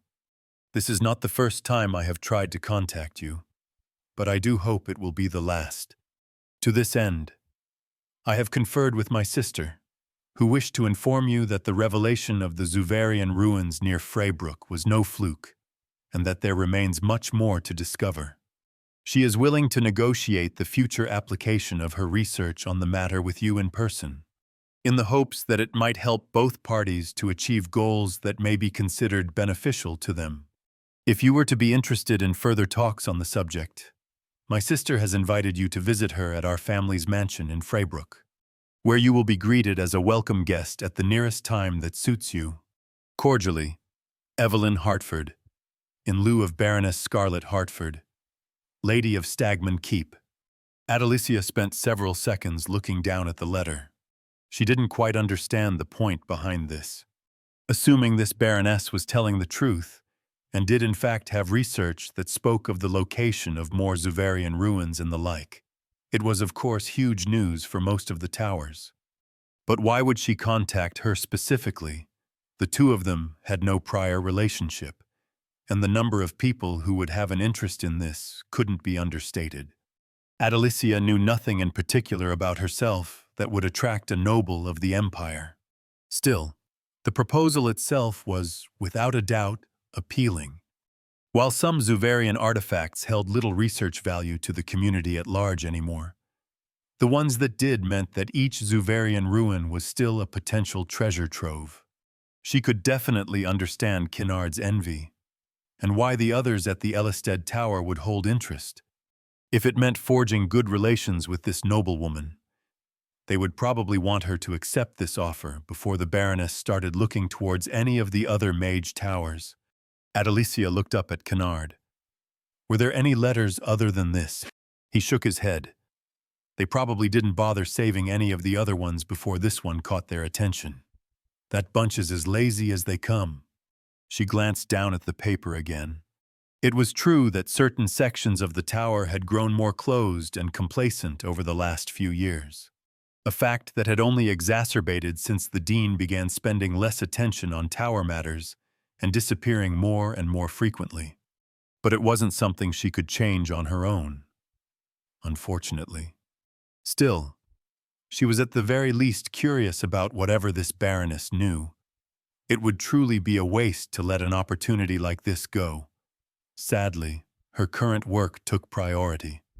And while they were nearing the end of what they could achieve here through practical efforts alone, there were at minimum a few weeks left before she could leave, and travel through this Kilnstone back and forth to a city like Freybrook couldn't be done on such short measure. Adelicia held her hand up to her chin. There were other ways. However, a certain arch-wizard, for example, owed her a favor or two. Chapter 79. Conspirators with Potential. My lady, a Mr. Smith is here. Molly stood at the entrance of Scarlett's office in the Freybrook mansion. He said he had prior plans to meet with you. Scarlett put down the letter from Evelyn that she'd been reading. Very well. Lead him to the small guest parlor. I will be there shortly. As you wish, my lady. Scarlett started arranging the papers on her desk as Molly left the room. She glanced at the silver clock piece standing at the corner of the desk. It was nearing 3 in the afternoon, and she was supposed to have a session with Garside later in the evening. But this likely wouldn't take too long. Their group had returned from Dimfrost earlier in the morning, so things had been somewhat hectic with just getting things in order. Unfortunately, they hadn't been so lucky as to have a ship stop by the isolated village as Scarlett had hoped. But thanks to Garside's efforts, they'd still made it back in time. While she had only heard about it afterward, the butler had apparently gone around the village, harrying its residents until he found some who had a small rowboat that they'd helped bring out into the water. The river was heavily trafficked by ships, which Garside had somehow contacted. She hadn't been present to witness it, but imagined it had to have been difficult getting any of the ships to lower their sails and negotiate like that. It had all sounded like a pretty ramshackle solution to her, but clearly, it worked. Perhaps he used magic of some kind. Whatever the case, Garside had successfully chartered room on a merchant ship that had been carrying timber upriver from the southwestern part of the empire and was on its way back. It ended up costing more than the trip to Dimfrost itself. The ship had essentially been forced to lower its sails and slow its travel to a halt for several hours as Scarlett and the others prepared and rowed out to it. But now that they'd retrieved some new loot from the Howling Gale's haunt, that wasn't too much of an issue. Finn's siblings hadn't been happy over their leaving before even a full day had passed. The youngest two of the siblings, especially, had simply adored Rosa, and Alyssa had apparently made friends with Finn's eldest sister as well. Kelnoran and Inira had been adamant about wanting to come with, but after some convincing on Finn's part, and a promise that he'd come see them for a longer duration, later on they'd calm down and let their group leave with only a few complaints. It must be difficult for those kids, with their eldest brother out in the world, just trying to ensure they would have a future. While she couldn't truly understand what they would feel, Scarlett could sympathize with their situation. She was thinking she might help Finn find a place for his siblings in the future, though she wasn't sure if he wanted that. While Dimfrost wasn't his original home, it was the closest to it that remained. Both he and his siblings might have attachments to the place. It was a matter she was planning on asking him about later on, ensuring she wasn't forgetting anything. She soon rose from her desk and left the office behind, making her way to the smaller guest parlor that was located here in the mansion's east wing. Inside, sitting on one of the red leather couches at the center of the room, was a man with a thick blonde beard covering half of his face and a large brown cap that hid his head. Ridley. Scarlett moved over and sat down on the couch opposite the man. You may remove those now. Gavin reached up to the cap and beard, pulling both off and placing them on the table in front of him. It surprised Scarlett how realistic that beard looked. I was having fun being Mr. Smith for a while. You know. He smiled at her. Not often people treat me all nice like that. Maybe I'll pay a visit here more often. How people treat you is a consequence of your own choices and vocation. Scarlett said, Do not expect my staff to cater to your every need. She had been the one to decide on the perhaps somewhat uncreative name he used for this visit, and to ensure that the guards knew what to do if he were to arrive. But she didn't want those working under her to interact too much with the man. It was best if the matters related to him were left separate from the normal proceedings of her household, to as far an extent as possible. I presume you have carried out the tasks I assigned you. I did. Yeah, Gavin answered as he leaned back on the couch. I gotta say, though, that place sure was odd. There were these messed up dolls everywhere, and these disgusting slimes kept trying to get inside my clothes. He shivered. A warning beforehand would have been nice. Scarlett scoffed. She hadn't been terribly thrilled over the prospect of visiting Abelard's doll orchard, either. It was nice she could send him to that creepy place instead. A warning would not have made any difference. Now, show me the item. Hey now. He raised his hands. Before we get to that, shouldn't we talk about payment? I believe we discussed this at our previous meeting. You could keep that which you found in those ruins. He waved a finger. Ah, but you said you'd compensate me further if that wasn't enough. Not sure what you thought would be there, but I found the thing you wanted, and that was about it. Scarlett studied him closely. I make it a habit to always properly reimburse those working for me. If a task reveals itself to be more difficult than I initially thought, or less fruitful than expected, I endeavor to provide reasonable compensation for such a scenario as well. What I do not do, however, is allow people to exploit me or those under me for more than what they are owed. She locked eyes with the man. I will only ask this once. Are you certain your words now were the truth? He raked his hand through his hair. Well, if you yourself are uncertain, then I can have that young man you fought with last time brought up here. He has several useful talents, one of which pertains to detecting falsehoods. I am sure he can aid in determining whether your statement reliably reflects the situation. Gavin paused, eyeing her for several seconds. Then he grinned. Now that I think about it, maybe there were a few decent things there. I must have forgotten about them in all the excitement. I imagine you did. One had to be careful when dealing with this guy. She signaled with her hand. Show me the item. As you wish. He performed an exaggerated flourish, putting his hand inside his clothes as he pulled out a large key. It was completely black, its end looking more like the wired grooves of a comb than the teeth of a key.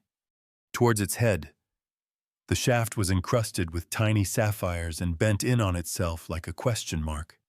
This is it, right? He asked. Scarlett studied the key for a moment. It definitely fit with what she remembered. The key is identified as Abelard's doll mansion key, one of two unique keys, which is half of a pair leading to Abelard the doll-maker's home. That confirmed it. That is indeed it, yes. Gavin put it down on the table between them, and Scarlett reached forth to put it inside her pouch of holding. The man's eyes traveled down to the pouch on her waist as she did. She looked up at him. "Do not get any ideas," he chuckled. "I would never, and I hope it continues as such. Now, have you prepared what is needed to travel to Bridgespell?" "Sure have. I am ready to leave right this minute, if you tell me what it is you want me to do, and you're ready to pay for it. Of course. Before we proceed to those parts, I want to know how much you already know. I am aware you grew up in the lower ward, but left and spent time in Wildscar with the Vanguards." "Heh." Gavin let out a low chuckle. "Spot on. One'd think you grew up right there with me. I count myself fortunate that I did not." Scarlett crossed her arms. "How acquainted are you with the current affairs of Bridgespell's underworld?" He shrugged his shoulders with a smile. "I know enough. I still have a few friends left in the area, and sometimes I take a little trip there myself for business and old times' sake." "Then, are you familiar with the Countess?" His smile disappeared. "I've heard of her. Yeah, she's a bit after my time, but most around the lower ward know to avoid her." He paused. "Don't tell me whatever business you have involves her." Scarlett nodded. "It does." "Then I recommend you give up." She furrowed her brows. "Why is that?" "Because she's bad news. And you are not. A different kind." "I was not aware there were more than one," Scarlett said. "There is, and she's the dangerous kind." He looked at her for a second. "Have you heard of the Red Gloves?" "I have not." Gavin scratched his beard, then leaned forward with both hands clasped in front of him.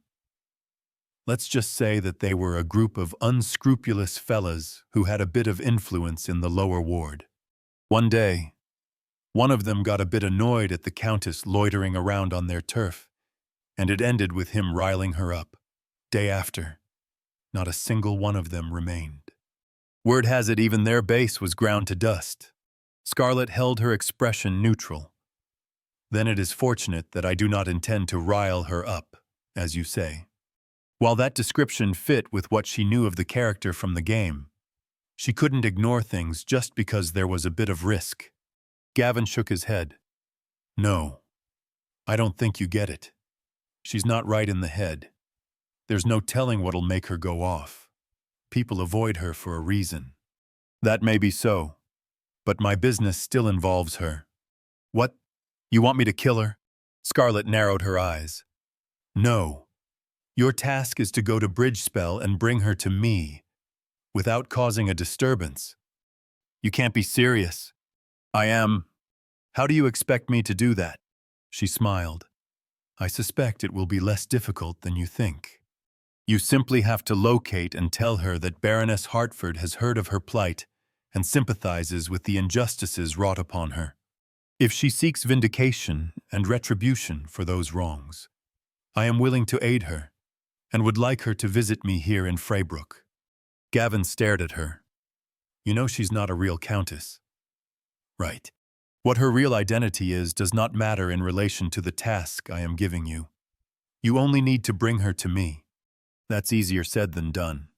I've seen her kind before. You can't predict what they'll do. You can trust my word on this. There will be no issue in convincing her, as long as you tell her what I said and do not provoke her yourself. Here's the issue. See, I don't trust people that well. Occupational hazard." Scarlett tapped her finger against the armrest to her left. "Considering the man before her, you will be paid 5,000 solars for this task." Gavin turned silent. That was a decent amount of money for something this simple.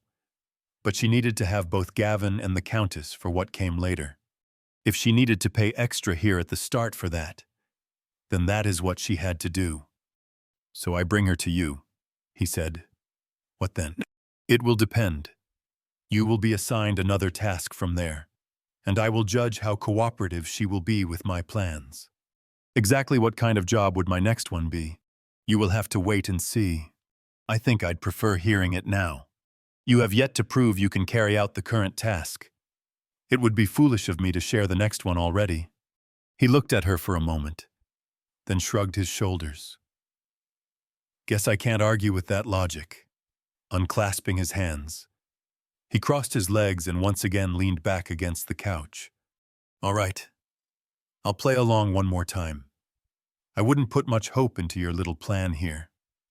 Though, just telling someone you're nice and want to help usually doesn't go far. As I said, providing you do not provoke her, there should be no issue. He pushed away a lock of hair that fell in front of his eyes and shot her a smile. Lady, I haven't scared away a woman since the day I was born. Mind you, I've tried. Scarlet raised a brow. How fortunate for you. I do not care to hear about it. However, simply carry out the task as assigned, and you will be paid as agreed upon. He chuckled and scratched his cheek. All right, if you say so. Passage through the Kilnstone here in Freybrook has been arranged for you in the morning. The trip back is by the end of the week. I trust you have prepared transport and all the other requirements already. Yeah, I've got it covered. Next time you return here, make certain that as few people as possible notice you. I will ensure that the same arrangements will be ready for our meeting then. Don't you think a week is a bit much for a job like this? Though, perhaps, Scarlet said, but without being certain of how long it will take. I have chosen to err on the side of caution. It is too late to change it now, so you will have to make do as is. Say I get the job done faster, or only need a day to find the woman and convince her. You wouldn't mind me going about some other business on the side then, would you? As long as it does not jeopardize any of my plans. You are free to do as you see fit with the remaining time. Sounds good. Are there any further questions? Oh, plenty. None I wager you'd answer, though. Then I believe we are finished here, she said. Gavin smiled at her. I'll see you in a week. Then, interlude, smile. Rosa woke up.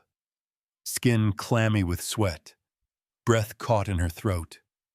The air was pressing down on her chest, as if the room itself was closing in around her.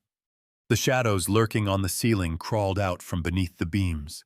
Drawing her gaze to, she shot up from the bed and sucked in a mouthful of air, palm pressed against her chest. Stupid! Why had she fallen asleep? Placing herself on the bed's brim, she stared at the empty floorboards next to her feet as she breathed.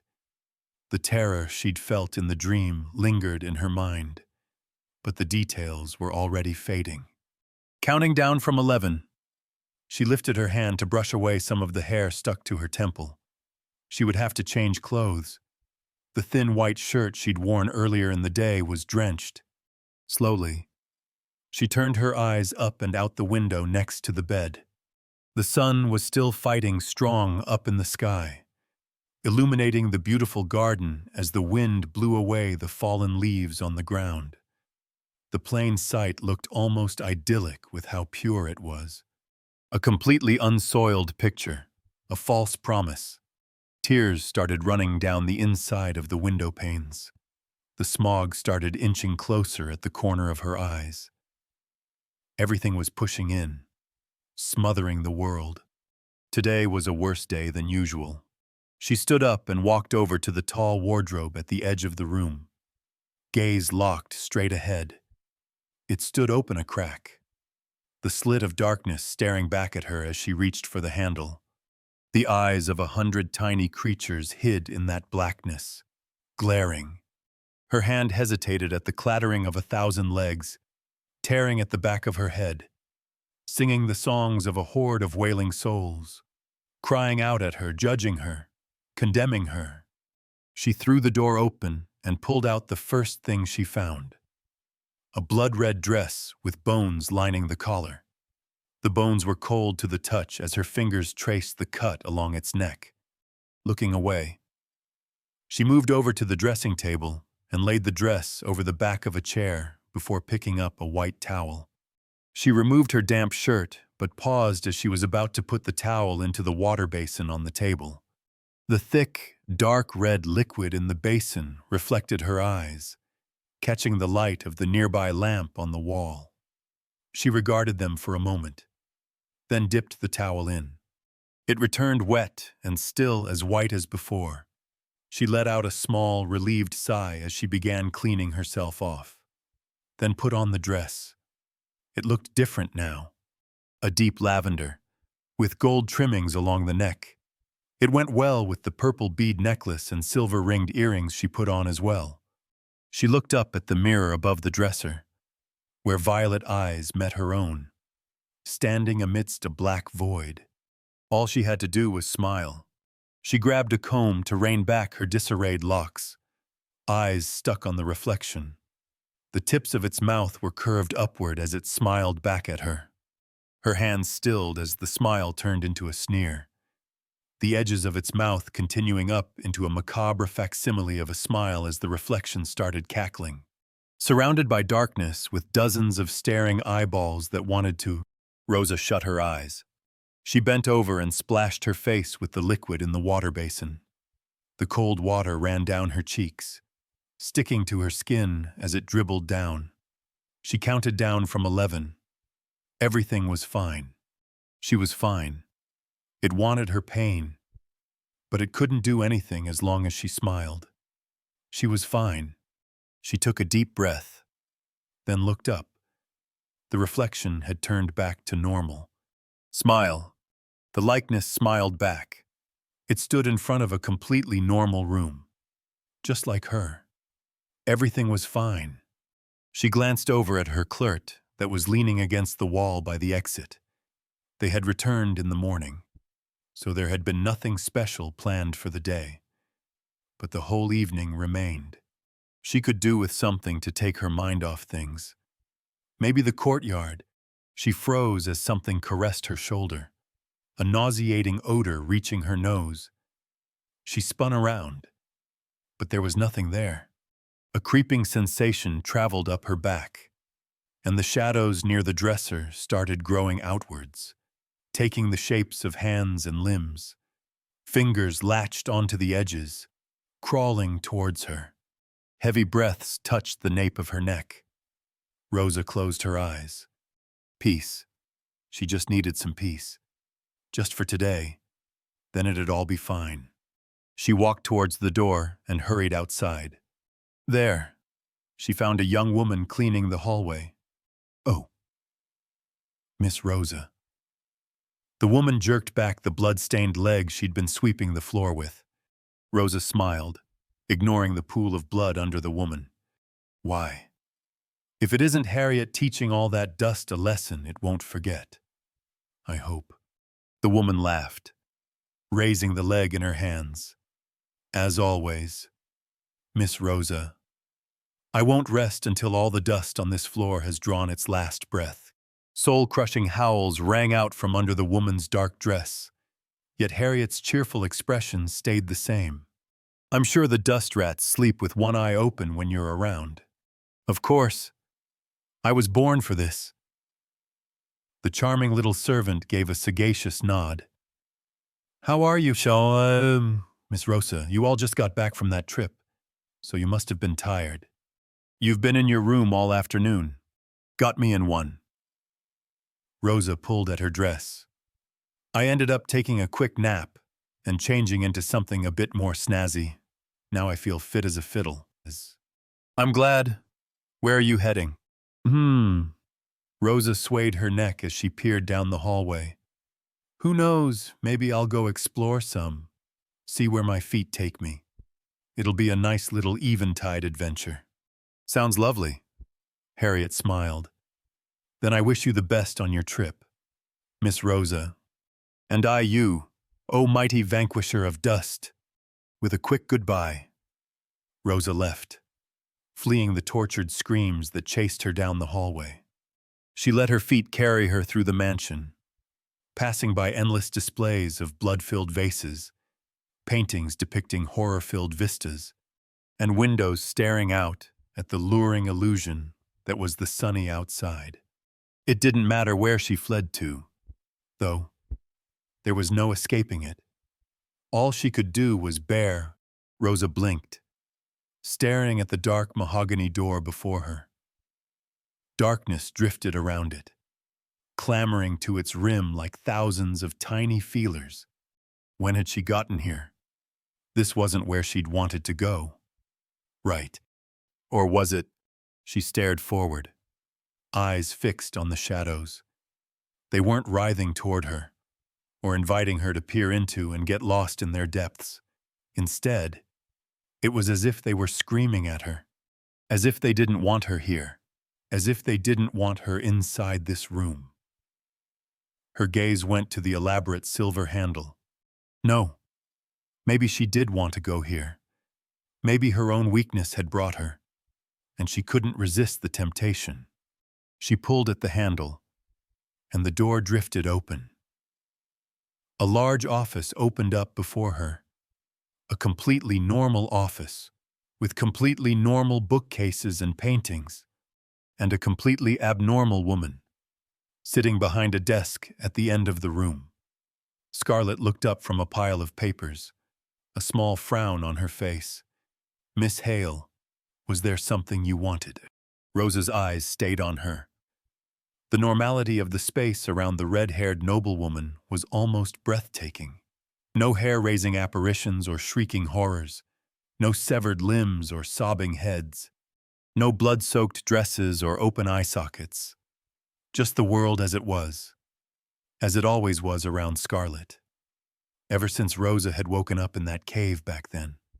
Miss Hale, Rosa refocused her gaze. Oh, I was just dawdling around. Thought I'd drop by and say hi. Scarlett studied her for a second, with that typical glint in her eyes, the one that said the woman was reading deeper into Rosa's words than she wanted. Is that so? The Baroness eventually said. I believe we spoke just earlier this day. Nonetheless, the gesture is appreciated. You know what they say. Rosa smiled.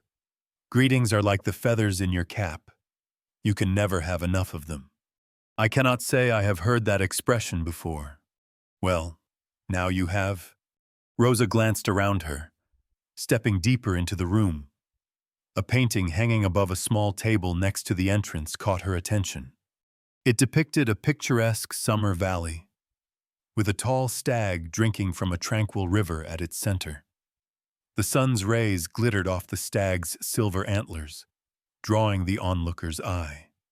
Was there something else you wanted? Scarlett's voice brought her thoughts back to the present. She turned back to the Baroness. I don't really have much to do right now, so maybe I'll stay here and keep you company, if you don't mind. Haven't read a book in ages either, so that could be fun. She pressed her finger towards her mouth. I'll be as quiet as a mouse, so you can keep doing whatever you're doing. And whenever you feel like taking a break, you can just look up at this pretty face. I'm sure that'll give you some motivation. Scarlett arched an eyebrow, giving her what she was pretty sure was the woman's equivalent to a look of incredulity. If you want, I can go and get my clerk as well. Rosa grinned. What's the point of having a personal bard if they don't give you a show now and then? The Baroness held up her hand. No, that will not be necessary. She signaled to a chair in the room's corner. If you absolutely must stay, you may sit there. Expect little conversation from me. However, Rosa tried to push down the relief that welled up from inside. Such a grouch, she said, walking over to the first bookcase with a smile. She really was pathetic. Mind if I borrow one? She pointed at the books. Feel free. She ran her hand over the spines.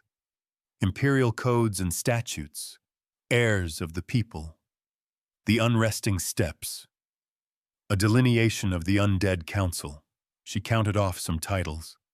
I can practically smell the dreariness spilling out of these. Isn't there anything with a bit more oomph to it? Scarlett looked at her for a moment. then gestured to another section of the bookcase.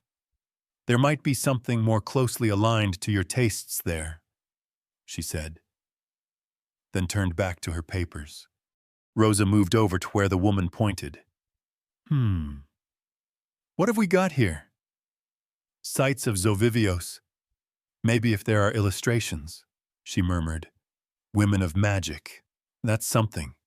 Ah, and what's this, the Red Witch of Destruction, Catastrophe Incarnate? How dramatic. Her finger paused when she noticed the other woman's eyes turn up at the last one. Oh, that one caught your attention. Sounds lively. Should I pick it? Scarlet shook her head. I was simply unaware it was there. You do not recognize the name. Can't say I know of any witch like that. Might be an interesting read. Though, don't you think? The woman gave her that curious look that she got sometimes. I would not recommend it. Those events would have taken place generations back, and no longer bear any importance. In addition, the contents are unlikely to be particularly pleasant. If you say so, Rosa hummed, before continuing to browse through the titles. Eventually, she settled on a book titled Tales of the Realm of Wanderers and sat down in her seat. Before she'd even made it more than a few pages in, she noticed Scarlet glancing at her. Oh, you're already feeling like taking a break. The woman arrested her work for a moment, then returned to writing something on the papers in front of her. No, I simply meant to ask how you are, she answered coolly. Rosa paused. She opened her mouth, and for just a brief moment, she caught herself almost giving in to the false promise behind those words. She shook her head and smiled. Fine, as always. I'm glad to be off that boat. What about you? She was letting the uniqueness of the woman in front of her trick her, but she'd been down that road before. How are you was a courtesy, not a question. I am well, Scarlet said, then motioned her pen towards the book in Rosa's hands. But will that truly be enough to satisfy you? Rosa batted her eyelashes. I'm sure I don't know what you're implying. You mean to say you came here merely to read? She smirked. I'm starting to think you do want me to get my clerk. Wasn't it you who said not to expect much conversation? The woman gave her a long look, before turning back to her papers one last time. Very well. You may read as you wish. I will not hinder you. Rosa's smile disappeared as she watched Scarlet focus on her work. Any interest she'd had in her book vanished. Instead, she leaned back in her chair and let her gaze move upward. For now, she just wanted to enjoy this piece, temporary as it might be. But tomorrow would eventually come, and so would the day after that. As long as she kept smiling, she was sure of it. She just wished the day would come when that was enough. Chapter 80. Paperwork and Teachings. As was becoming more and more common when back in Freybrook, Scarlet was spending her afternoon in the office, looking over some documents Evelyn had sent over. Most of them were regarding the business they'd talked about acquiring back in Ellisted. Evelyn had been in talks with the owner for a while now and, apparently, come to an agreement. Most of the equipment and preparations of the locale were already in place, so things were moving along quickly. According to the younger woman's reports, they were currently scrounging for some employees, as most of the people who'd been working there had taken off for other ventures, leaving only the owner. All of this had required Scarlet's sign-off as the head of the Hartford house, and while she couldn't say that she enjoyed going through all these things, she did want to stay somewhat informed of the general happenings. There had been some surprising news she'd learned while apprising herself of the situation like this. For example, Evelyn had somehow managed to rope in another investor for this first business venture, lowering costs for their family. Scarlet had given her full authority on this matter, so she wasn't going to complain about how Evelyn went about things. She just wasn't expecting others to get involved in this, including the documents relating to the business side of things. It was also starting to look like they were getting some returns on all the loot Scarlett had sent over to Evelyn over the past month. Right now, it was only a small percentage that had been sold off. Scarlett had probably sent upwards of 30 low-level items altogether, but it was just a matter of time. The day before, she'd also sent over the Bow of Ends and Spear of Ends, and she was hoping the two epic-tier weapons would give them a good influx of wealth. She hadn't figured out the exact effects of the two items before she sent them off. She had considered getting them to an appraiser here in Freybrook, but she really had no need for either a bow or a spear, so there had been little point in keeping them any longer. Evelyn would ensure they were better evaluated in the capital before being sold off, and that was all that was needed. It was almost easier like this, with Scarlett not having to learn exactly what the two items did. She felt like she had to sell at least some of the loot from the Howling Gale's haunt, considering how much it would be worth, but all the other items were too valuable to sell. Finn had ended up getting the Clasps of the Storm, for example, which boosted aeromancy magic, and Scarlett had taken the Mark of the Staunch for herself. The added stamina boost the item gave was amazing. She'd felt like a kid with how she was brimming with energy the last couple of days. With it, and Lifeblood's eternal circuit on, she was probably wearing the equivalent of several houses just on her right hand, both an amusing and a scary thought. The Ring of Umbral Defiance that she had been using up till recently had been transferred to Rosa permanently, after what had happened in the dungeon. Scarlett wasn't sure how helpful it would actually prove for the bard, but she'd grown to realize there wasn't much point to herself keeping it. It gave resistance to all dark-type damage, most of which was mental, and by now, it had been made abundantly clear that Scarlett's resistance against mental attacks was far above average, a fact she was very thankful for, even though she didn't quite know the reason behind it. The remaining two items taken from the dungeon were Garment of Form and Fang of Remembrance. The latter would not be of any use until she got its other half, so for now, Scarlett would just be hiding it away somewhere. Garment of Form. However, she was still contemplating what to do with. She knew that, in the game, it was a decent item for Finn. Most of the items in the Howling Gale's haunt were, but she was also pretty sure that, with a few simple adjustments that likely wouldn't affect the enchantment on it, she could use it herself. Considering how much stronger than her Finn was, she would prefer to get some good equipment for herself first. The things found around Freybrook wouldn't cut it in any mid-level area or higher. She would have to decide after having the piece appraised. She knew it increased agility, and if that was all, it might not be the best for her after all. Scarlett Hartford's current status is Mana 487 out of 4,516 and 20 available points. Her skills include Mana Control, Pyromancy, Greater Pyrokinesis, Minor Hydromancy, and Greater Hydrokinesis. Her traits are Dignified August, Supercilious, Cavalier, Callous, Overbearing, Conceited, and third-rate Mana Veins. The skills menu shows several available upgrades: Greater Pyromancy for 10 points, Superior Pyrokinesis for 25 points, Hydromancy for 5 points, Superior Hydrokinesis for 25 points, and Greater Mana Control for 10 points. New skills are currently locked. She would also have to decide how to spend her skill points soon. She'd been saving them up for some time now while clearing dungeons here in Freybrook. With the addition of points from clearing the Howling Gale's haunt, she almost had enough to upgrade either her pyrokinesis or hydrokinesis to the superior tier. Of them, she would probably upgrade pyrokinesis first, as that fit best with her upcoming plans and with what she was being taught by Garside. But she didn't need those upgraded immediately. Instead, she was thinking about finally upgrading her minor hydromancy and pyromancy. Up till now, she'd been heavily focused on increasing her damage capabilities as quickly as possible. but now she'd been in this world for 2 months, and things were currently in somewhat of a lull.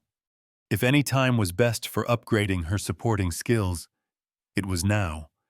If they truly were supporting skills. She had already established that the pyromancy and hydromancy skills themselves didn't let her literally use spells, and she doubted upgrading them would change that. She was also pretty sure they wouldn't affect the strength of her pyrokinesis and hydrokinesis skills, or at least not to the same level that upgrading the skills themselves did. But they would probably lower her mana costs for the corresponding element, as they did in the game, which had always been a second priority of hers. Upgrading. Mana control did much the same thing, although that skill also made controlling her magic easier in general, as she had learned the last time she upgraded it. Honestly, even though she'd been disappointed about not being able to cast spells when she first came to this world, she'd grown to realize that hydrokinesis and pyrokinesis were far more flexible than they appeared at first glance, and she felt like she was only grasping the bare minimum of what they were capable of, like a caveman finding a hammer and not realizing there was a back of the head as well. And unlike actual spells, which would take ages to learn at even a novice degree, they were still relatively easy to use and could be upgraded through a point system that was essentially designed to make her stronger. One could even argue that, in a lot of ways, the two skills gave her more freedom than being able to cast spells would have done. Garside's new instructing had also been helpful in that regard, and getting more used to how she should use her pyrokinesis in an actual fight. She had confirmed that, unlike her, and despite his apparent skill in pyrokinesis, he had indeed been using spells during the fight with the boss in the Howling Gale's haunt. Even at his level, spells seemed preferable to just using pyrokinesis for things. Perhaps that didn't speak too strongly for her own aspirations and prospects, but she wasn't planning on letting that stop her, and Garside had still been able to teach her a lot. Though his teaching methods were somewhat unique, what he taught her wasn't related to magic itself. Apparently, the man didn't consider himself a skilled enough mage to actually teach her anything about pyrokinesis that she didn't already know, but rather had been more focused on the strategic side of things. Their first session had been over in the training grounds, which were in a state of half repair, missing a good number of dummies a couple of days earlier, and they'd had another this morning. The old man had appeared surprisingly excited over the prospect of teaching Scarlet his ways, but the problem was in the manner he described topics. One of the first things he'd told Scarlet was that, when acting as a battle mage, she needed to open her mind's eye to the field before her. To her, that was nothing more than cliched, esoteric nonsense. For a moment, she had wondered whether he was talking about a literal mind's eye, trying to recall if there were any similar skills in the game. He'd eventually informed her that wasn't it, though, and what he meant was that one had to get a feel for the flow of the battlefield, though those weren't the exact words he'd used. Scarlet didn't consider herself stupid. She understood what he was getting at. But there was a difference between using flowery language to describe abstract concepts and experiencing them yourself. She'd always preferred learning things through experience, and after listening to him go on about these things for maybe a little too long, she had simply told him as much.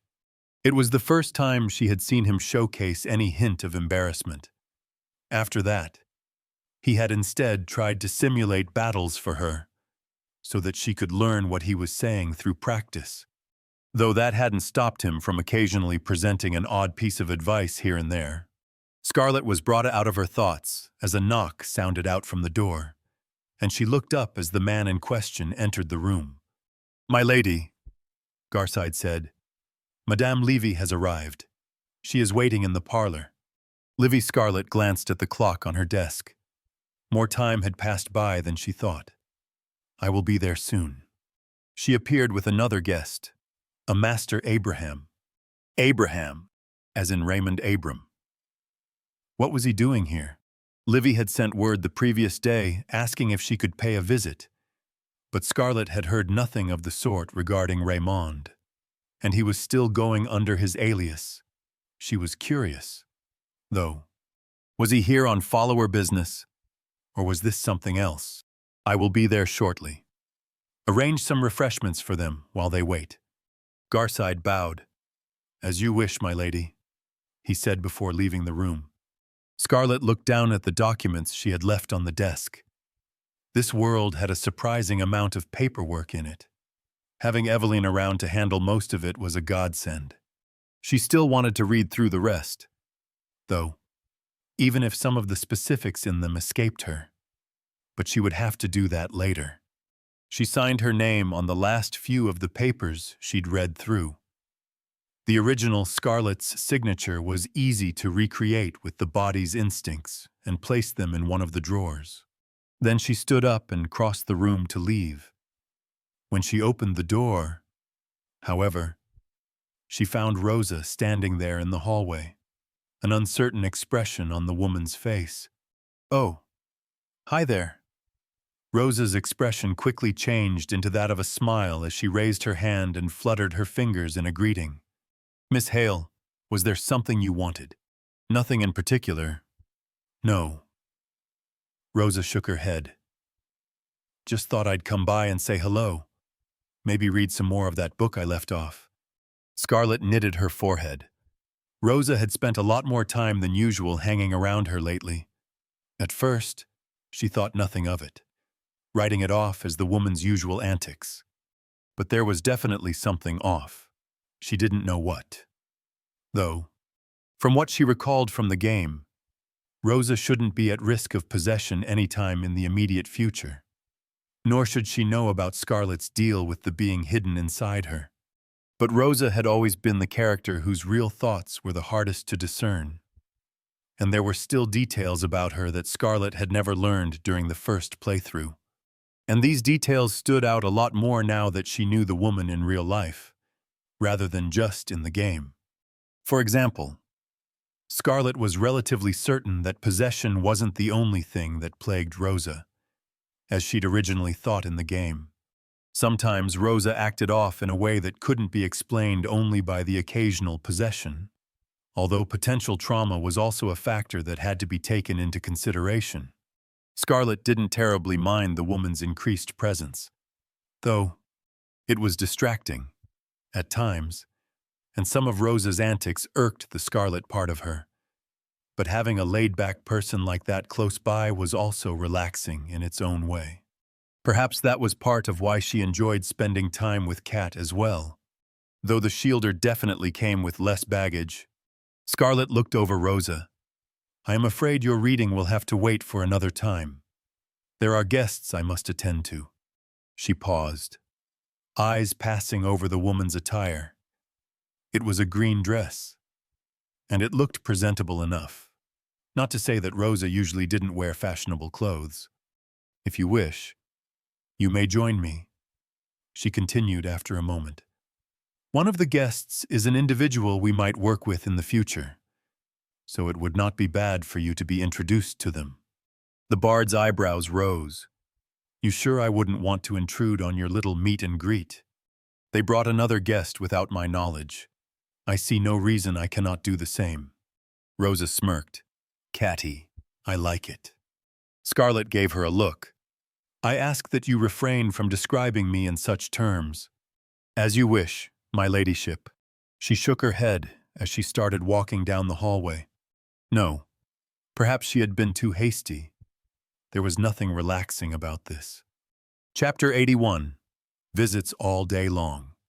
Livy Notley and Raymond Abram, or rather, Ray Abraham, were waiting for them when they arrived in the parlor. The two were sitting opposite each other on the room's couches, partaking in the refreshments and drinks arranged by the staff, and turned to look in unison as Scarlett and Rosa entered. Scarlett, Livy said, putting down a cup of tea on the table. Ah, Baroness Hartford. It's been some time. Raymond gave a dashing smile. I can't even begin to express my apologies for intruding on this gathering between you fair ladies, and to even be provided these delightful desserts. He held a small confection that looked a lot like an alfajor. The blond man had his hair tied up in a long ponytail, wearing a long red coat with the usual sun-crested follower motif along the sleeves. Livy, in comparison, only wore a simple blue-white dress, a pair of white-rimmed glasses, and had part of her light brown hair tied up with a bow. There is no need for the pleasantries. Scarlett walked over to sit down in an armchair that faced the two, gesturing towards Rosa. "This is my retainer, Rosalina Hale." The woman gave a small wave. "Hello there. Nice to meet you. I am Livy Notley. Scarlett and I have known each other since we were young," Livy said. "Pleasure to make your acquaintance, Miss Hale." Raymond actually stood up as he greeted Rosa. He bent over and planted a kiss on the woman's hand, his eyes seeming to study her for a moment. "I am Ray Abraham, a traveling priest spreading the grace of Itar wherever I can. If you ever are in need of his aid, feel free to just say the word." Scarlett felt like rolling her eyes at his theatrics. "A traveling priest? I'm flattered." A smirk grew across Rosa's face. "But you can just call me Rosa, and I appreciate the offer. It's good to know where to go if I ever need the big guy's help." Raymond flashed an innocent smile to meet hers. "If so, I would be delighted to help." "Before we begin," Scarlett said, as the two sat down on the same couch, "while you are more than welcome, Father Abraham, I am curious as to why you are here. I was not expecting you." "Ah, how terribly rude of me." The man held his hand to his chest. "As you know, fair lady, I am a wanderer. I go where my legs take me. And as it just so happened that my travels this time brought me to these fine parts, it would have been remiss of me not to pay a visit to my dear friend Miss Livy here. When I heard she had plans to meet with the Baroness, while impolite of me, I could not ignore this opportunity and asked to accompany her. I hope my inconsiderate actions have not caused undue trouble." "As I said, there is no issue," Scarlett repeated. "I was merely perplexed over why you wished to meet with me to such a degree." Raymond raised his eyebrows. "Is it that surprising, while the followers of Itar have been preoccupied with relief efforts after the terrible events that occurred last month? You were still the person to return one of the chalices of canon. Many have been curious about how you accomplished such a feat. It has caught the attention of even some deacons of the quorum." So that was how it was. She'd been wondering why the followers of Itar had been relatively quiet on that front. After the providing ceremony, they'd promised to record her name in the Hall of Providence. But other than that, there had been no contact at all. Perhaps they really had been busy with everything that had happened, or they were just considering how to best confront her about the matter. Still, it was amusing that one of the deacons themselves would tell her as much face-to-face like this, while hiding his identity. Maybe that was part of how they'd decided to approach her in the end. To build good relations, in case she had any more interesting information. "One could say it was a mixture of good luck and laborious research," she said. The small smile on Rosa's face at her words did not escape her attention. She was pretty sure most of her companions were convinced she was bullshitting when she said things like that, though she would argue it was at least partly true.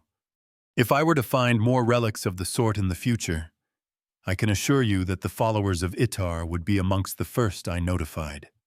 Of course, I would expect no less from a magnanimous and righteous lady such as you," Raymond said with admiration.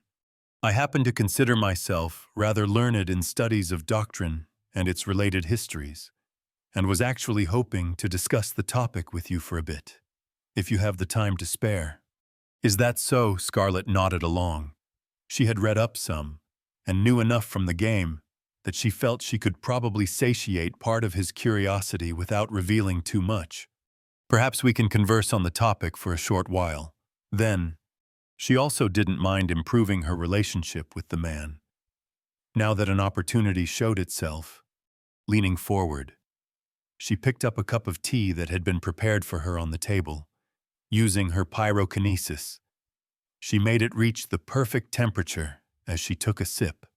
Her attention then turned to her left, where Livy was giving her a somewhat intense look. "Is there something you wish to say?" The woman stared at her for a few more seconds, then seemed to realize herself. She pushed up her glasses as she glanced down.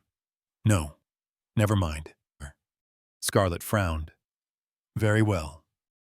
How is Evelyn?" this woman asked. "You mentioned she was overworked when we last met.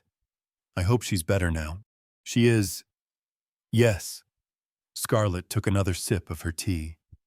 "She is currently staying in the capital, dealing with some business ventures we are exploring there. But from the correspondences I have been exchanging with her, there appear to be no further issues." Livy blinked. "You've been in regular contact with her?" "Of course." The woman gave her an odd look, as if not entirely believing her words, but soon a light smile appeared on her face. "I'm glad," she said, looking down at her lap. "I was actually planning on visiting a few days ago, but you were out then. Your servants wouldn't tell me where, so I was almost starting to think it was just you avoiding me." "No, I was indeed away at the time. Some urgent business arose that I had to deal with personally, although I cannot share any of the details." "That's fine. I understand." Livy held up a hand. "It's been rather chaotic for everyone this last month. I spent almost 2 weeks working without rest after what happened. Ever since I got back to Freybrook, my father's been nagging me to quit the guild because he's so afraid of what'll happen in the future." "I see." Scarlett didn't really know what more to say, considering the woman was essentially a complete stranger to her. "And will you?" Livy let out a small laugh as she picked up her tea from the table, pausing as she drank some. "No. I love it there. All my colleagues are great, and I actually enjoy the work itself. Besides, I only deal with administrative matters. The only risk to me is being overworked." Scarlett eyed the diminutive woman. So Livy wasn't a shielder. Then what sort of position did she have in the guild? It didn't feel like a noble lady would be working as a simple clerk. So perhaps she was in charge of one of the branches, or something like that. "Actually, I visited the Shields Guild's Freybrook branch the other day," Livy said. "I was surprised to learn that you'd been there recently as well. I had heard about that awful affair with those criminals before, and Father mentioned it again now that I got back. But apparently you're currently hiring 2 shielders to work for you." "I am, yes. They hail from the Ellisted branch." "I didn't think you liked shielders. Whether I liked them or not is irrelevant. I had need of their services. It is as simple as that." Scarlett motioned towards Rosa. "Miss Hale has also been of great help in these matters."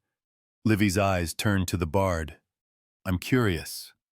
Raymond cut into the conversation, examining Rosa as well. "As one of the Baroness's retainers, what is it you do?" "Oh, I do whatever she wants me to. Sing a song, dance a waltz, charm some kids." Rosa showed a sly smile. "Of course. She's asked none of that from me yet," the woman added after a glare from Scarlett. "So I improvise a bit. Whatever fits the situation, really." "And what sort of situations are these?" Raymond asked, "if you don't mind me asking." The bard glanced at Scarlett.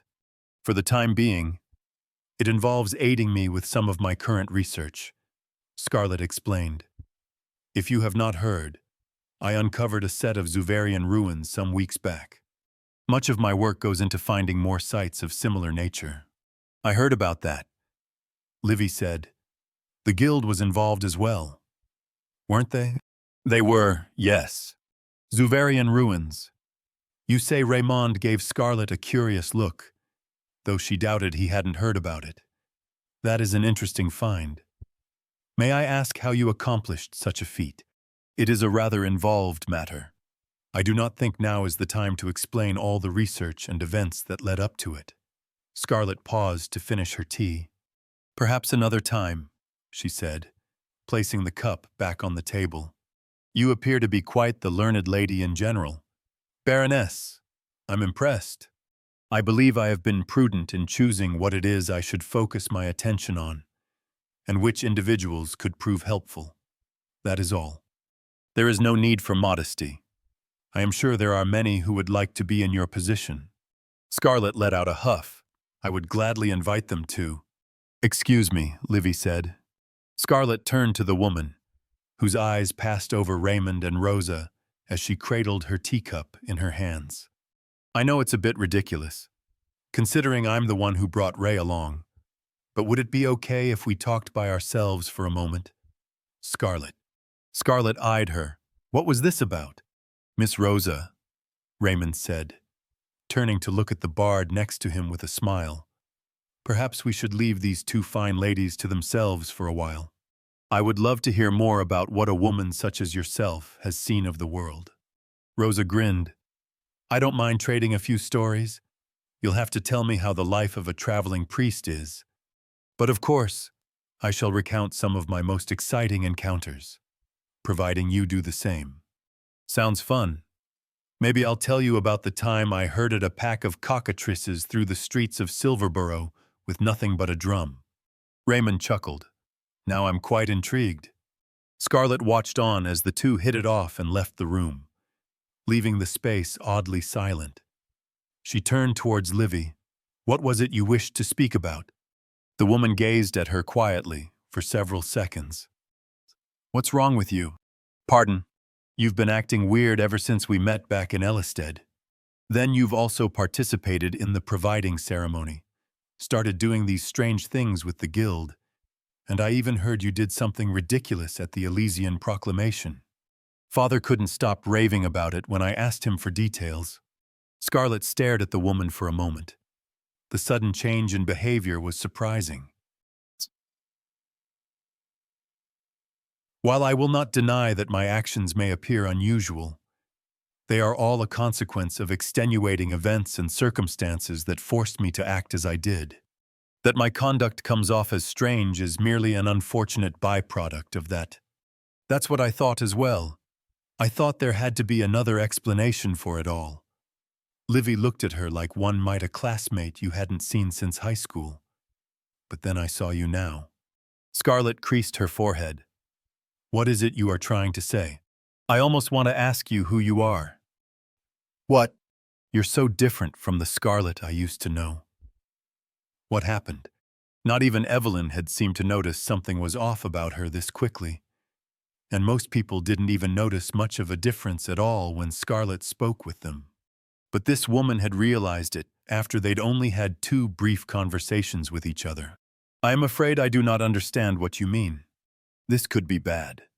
Livy readjusted her glasses, some of the light coming in from the windows reflecting in them as she locked eyes with Scarlet. But you do, don't you? It's like you're an entirely different person. Scarlet stilled.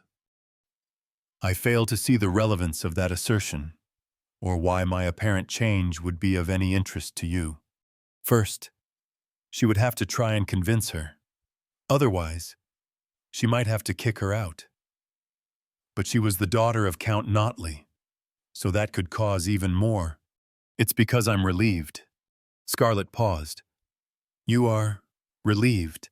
A somber smile grew on Livy's face. Did you know that?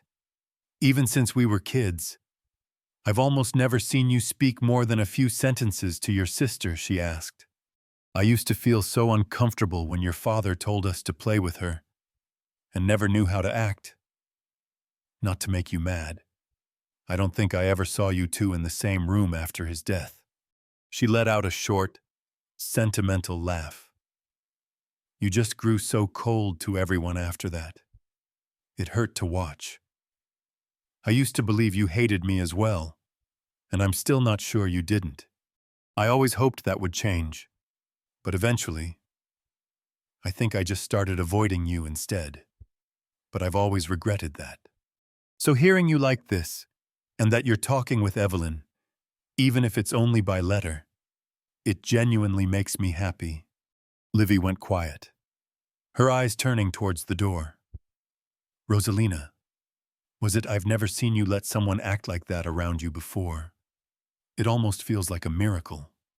I was unaware these were your thoughts. She turned back with a bittersweet expression. That doesn't surprise me. I think I've always known you better than you've known me. And what did you hope to gain by admitting all of this? Scarlett asked. I presume you were prepared for a negative response. That's why I wanted to talk alone. I also didn't want to ruin Ray's relationship with you, just because of my own problems. I see. Scarlett considered the woman for a time. I suppose there is no denying that I have indeed changed. The reasons behind it are not something I will share, but I can tell you they have caused me to reconsider my priorities and the manner in which I approach things. I'm glad. How fortunate for you. But was that all you wished to say? No, but Livy turned quiet. Never mind. That's enough for now. Then perhaps we should invite the others inside once again. Scarlett said.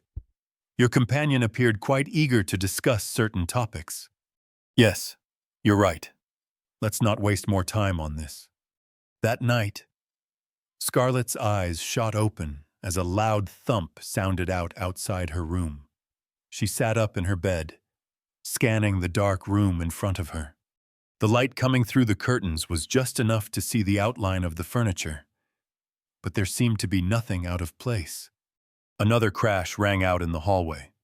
She shot to her feet and snatched the depraved Solitude's choker from the bedstand, hurrying to put it on. Her rings were already on her hand, and she'd activated She's flowing garbs the moment she'd heard the noise. Dressed in a flowing white nightgown, she also picked up the pouch of holding, clasping it in her left hand as she crept towards the door. Taking a deep breath, she tore the door open and peered out into the hallway. There was Finn, standing over 4 still bodies, all dressed in black. The young man was shirtless, with a large gash running across his right arm.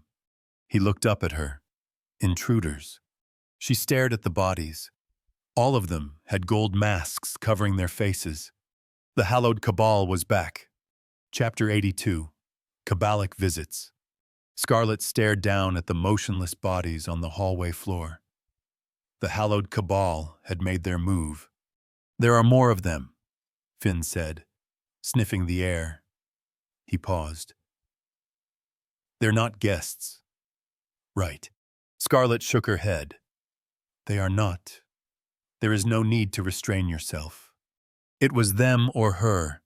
She'd accepted that the last time the cabal ambushed them, she wasn't going to pull any punches. But to think they'd actually attack the mansion itself this time, even if it was temporary, this was still her freaking home. A loud cry rang out further down the hallway. Crap. Would they touch the staff? Most of them were in the mansion's west wing, but that had sounded a lot like Molly. Come with me. She started down the hallway in her nightgown. The cool night air flowed against her exposed legs as her bare feet touched the carpeted floor. But there wasn't much to be done about that. This was no time for a wardrobe change. They soon reached the corridor where Scarlett's office was located. There they found Molly. The woman's hand pressed against her chest as she stared at another black-clad body lying on the floor. The servant was one of the few who had a room in the mansion's east wing, so that she could be of service when Scarlett needed it. My Lady Molly cried out when they approached. I heard a loud sound, and then there was a body. I took care of him on the way. Finn cut in from the side. Scarlett glanced at him. Thank God she had recruited him, and thought of giving him a room close to hers. She turned her attention to Molly. Return to your quarters and conceal yourself as well as you can. The intruders are unlikely to search all the rooms thoroughly, so you will be safe there. Do not leave until either I or one of the other servants tell you to. Yes, my lady. The woman trembled as she tried not to look down at the body. They accompanied her to her room. Are there any others in this wing? Scarlett asked Finn, as they left her and continued deeper into the mansion. There were, but I think the old man took care of them, he replied, rubbing the bare skin on his arm. Scarlet had given him one of her health potions to heal the large gash that had been there, so now there was mostly just dried blood left. She needed him in prime condition to deal with things. How many? 4, I think. She frowned. That meant there had been at least 9 Cabal adepts just in this wing. Considering they often came in groups of 4, there had to be more of them left. Can you sense any more of them anywhere else? He seemed to focus for a moment, a scowl appearing on his face. I can't, but there's something weird outside. Damn.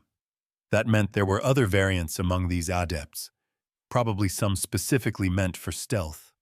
It probably wouldn't have much effect against Finn close up, but they had larger spells that made it hard to sense things at range. That fact alone might raise suspicions, but it was good for stopping the enemy from telling your position. Soon enough, the two of them made it to the mansion foyer. Scarlet stopped upon seeing a burned body close to the entrance, another Cabal adept. It seemed like Garside had indeed grasped the situation quickly and was cleaning up. Steps sounded out from the stairs, and Shin and Alyssa came running into the foyer. Shin was dressed in a simple set of clothing with sword and shield in hand, and Alyssa had her bandolier and brown goggles on, along with her hand crossbow. The two young shielders sent Scarlet questioning looks. Alyssa's attention turned to the adept's body. Itar's light. What's happening? Who is that? Shin asked, staring at the gold mask that covered the body's face. Intruders, Scarlet said. There might still be more of them around. Do not lower your guard. She wasn't certain either of the two was much stronger than a Cabal adept. They worked best as support for Finn in these kinds of situations. A bright light lit up parts of the room as a loud explosion crashed out from the courtyard. Scarlet spun her eyes towards the doors, where red shadows played across the high-facing windows peering outside. She turned back to Shin and Alyssa. Ensure that all members of the staff are safe. Then join us in the courtyard. Have Rosa accompany you if you encounter her. Alyssa stared at her. What about you? Finn and I will find Garside, as well as whoever is responsible for this attack. It is imperative that we do not waste time. So go. The two gave her hesitant looks, but soon yielded and turned around to carry out her orders. Scarlet briefly glanced at Finn, then moved towards the front doors. Another explosion of light and crashing sounded out. As she opened the doors, she was met by the sight of a half-dressed Garside standing at the foot of the entrance stone stairs leading up to the entrance. A gathering of black-clad bodies spread around the courtyard before him. A tall woman with braided dark hair, dressed in clothes that might have belonged in an old pirate movie, jumped to the side at the other end of the courtyard as a trail of ear-piercing ignitions followed her, blasting aside another Cabal adept in the process. An array of daggers and weapons hung off her belt, and after nimbly rolling away from another sudden blast of air tearing into and burning up on itself, she hoisted up 2 small axes into her hands. A moment later, they shot off like bullets towards Garside. The old butler moved his hands, and 2 small explosions erupted in the path of both axes, just barely knocking them off course so that they cut into the steps behind him. Scarlet blanched. The axes cut into the stone, like butter. She froze at the axe handle that dug into Garside's shoulder. His left arm was hanging limp to the side. Finn let out a low growl as he jumped off the stairs, the wind soaring with him. He landed in front of Garside, near the center of the courtyard, where the fountain and the grass mounds around it had all been ruined beyond recognition. The black-haired woman's attention turned to Finn, and she pulled up another axe. Scarlet blinked. Crap. She couldn't let this fight go on. Stop! She summoned a blinding sphere of fire above the courtyard, like a miniature sun lighting up the night. Everybody's heads turned away. and Garside spun around to look at her. My lady returned to the mansion. I will not. She hurried down the stairs, looking towards the woman at the other end of the courtyard. Stay your hand, I wish to parley. She dispelled her fire, letting the moon's pale light return over the space. Thankfully, the woman actually seemed to listen to her words, judging from the fact that an axe wasn't sent flying immediately after. The same went for the 3 adepts that were still standing. Finn looked ready to pounce any second, in case they moved. Garside held out his remaining arm as Scarlet passed him.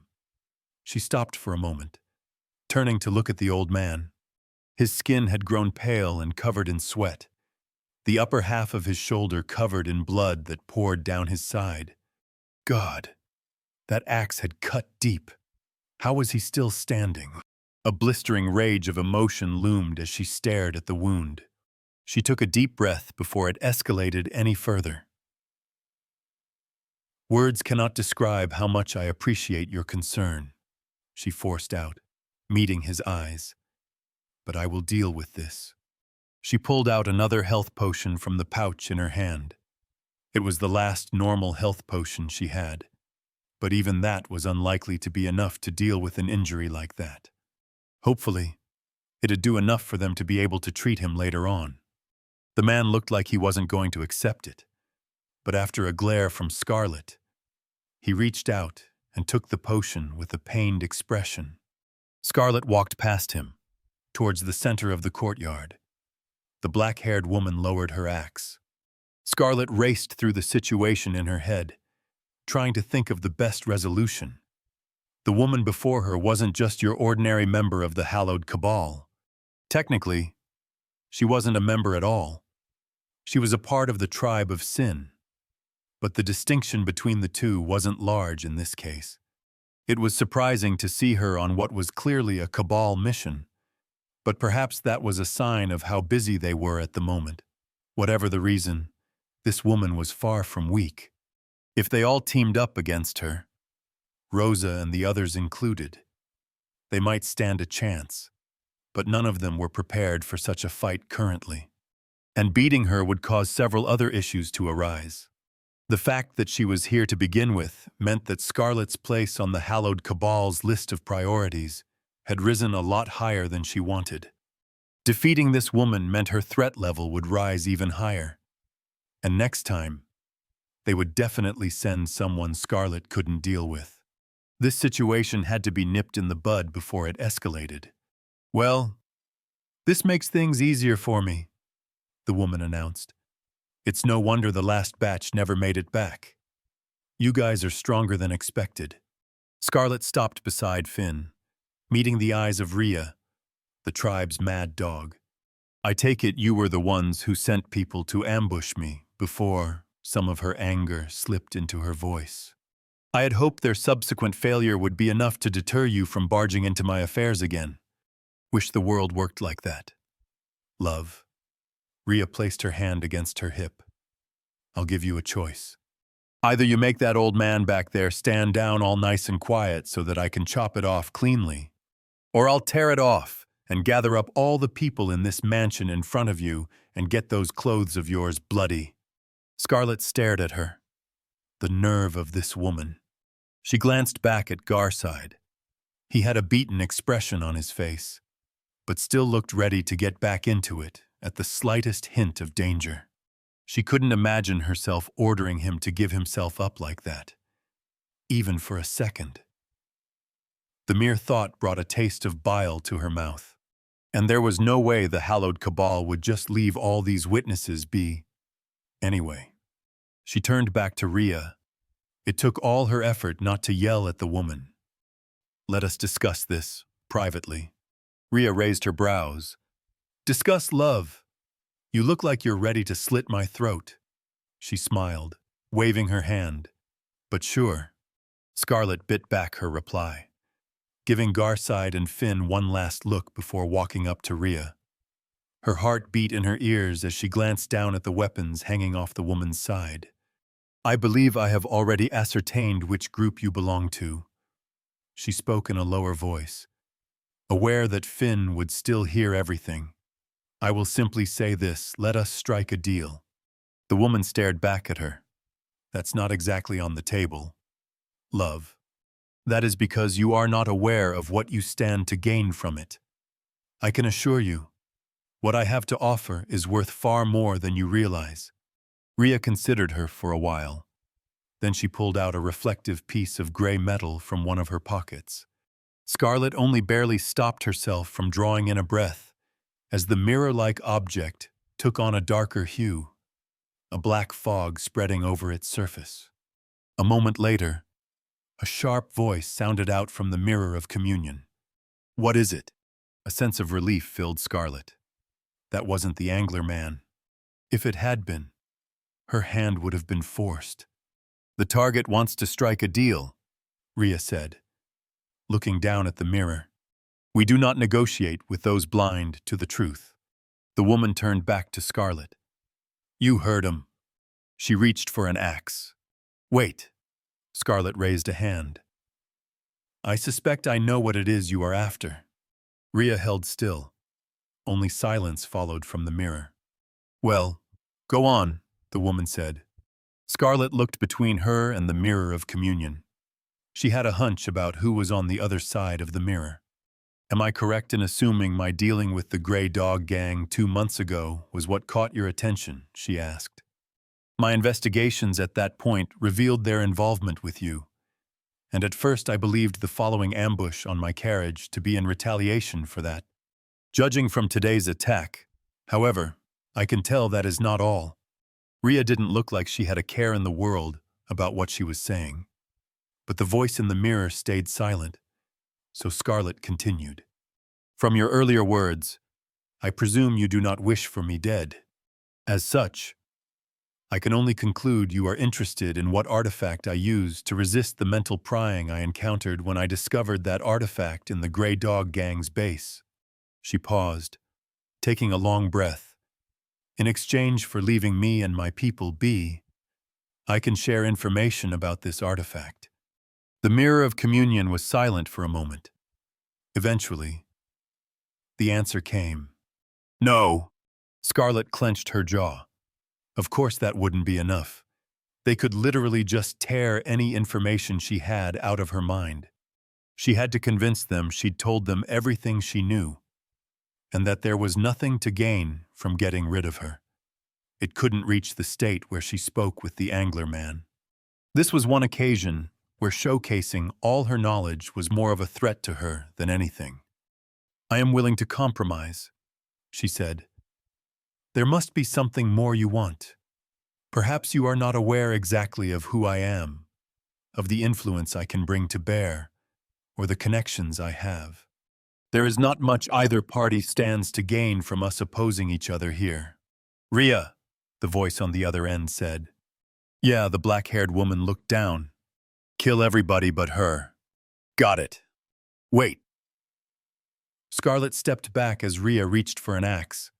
I know the location of the Seal of Thyneth. Hold. Rhea stopped immediately after the voice spoke. A gush of air blew past Scarlet as Finn appeared beside her, glowing claws floating above his fists as he glared at Rhea. No one moved. Speak, the voice said. Scarlet had her eyes fixed on Rhea. A mix of panic and rage made her want nothing more than to blow these people away. But she had to hold herself back. She'd just taken a giant gamble. There was literally no way for her to cleanly get out of this situation if the angler man were to arrive on the other end of the mirror of communion. And for something this serious, they would definitely call him, even if he was busy. But there was a chance, just a chance, that the reason he wasn't here right now wasn't just because he was occupied, but rather that he couldn't. And if that was true, there was an avenue she could take. Rima Peak, Northrest, Brinewick, Cloudmoor.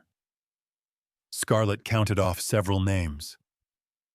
I am not the only one that realizes the significance behind the places you attacked last month, but it is likely that no other individual knows the location of the seal. She met Rhea's eyes. I, however, do. but I will not share this information if you harm me or any of the people under me." Once again, silence followed from the other end of the mirror. Scarlet held her breath. "We'll speak. Quest completed, survived the hallowed cabal's assault. Skill points awarded 8. Oh, thank God." Chapter 83. Visits 2. The day after the cabal's attack.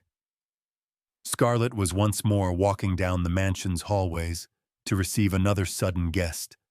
There were a lot of them lately, and while this wasn't exactly the best time for receiving visitors, she couldn't just ignore this person, either. Things around the mansion were a complete mess right now. Scarlet was thankful she turned out to be the Cabal Adepts' primary target, and that most of the staff had made it through relatively unharmed. 2 guards had gotten some nasty head injuries, but Rosa had managed to fix them up to a level where they would recover after a week's rest.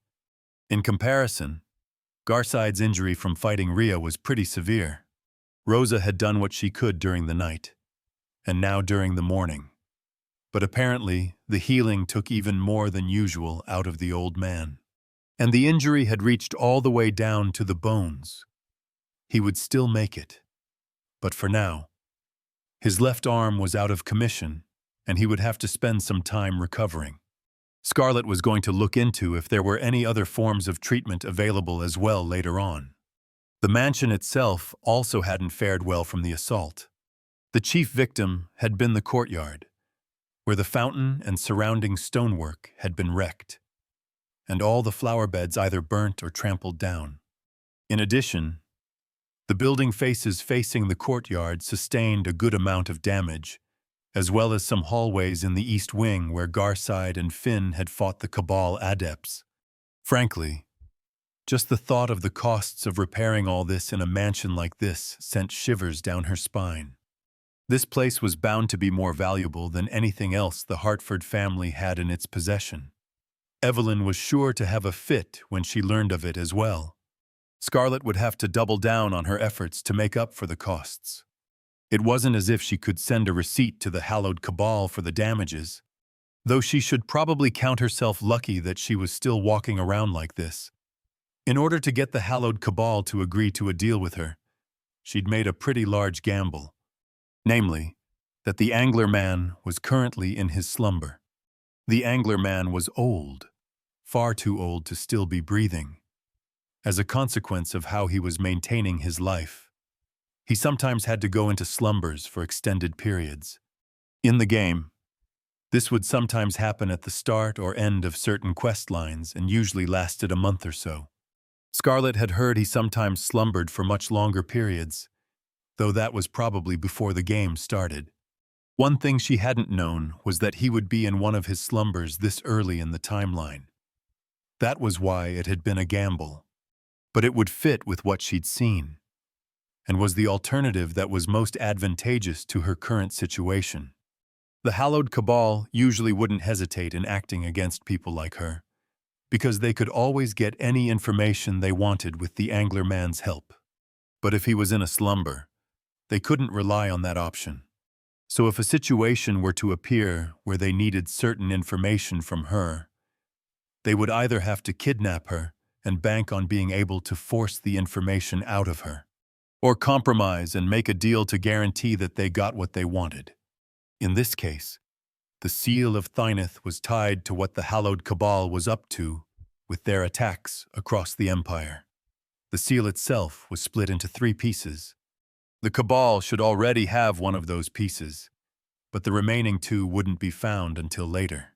In the game, the second was found by the player and then handed over to different groups depending on who they sided with.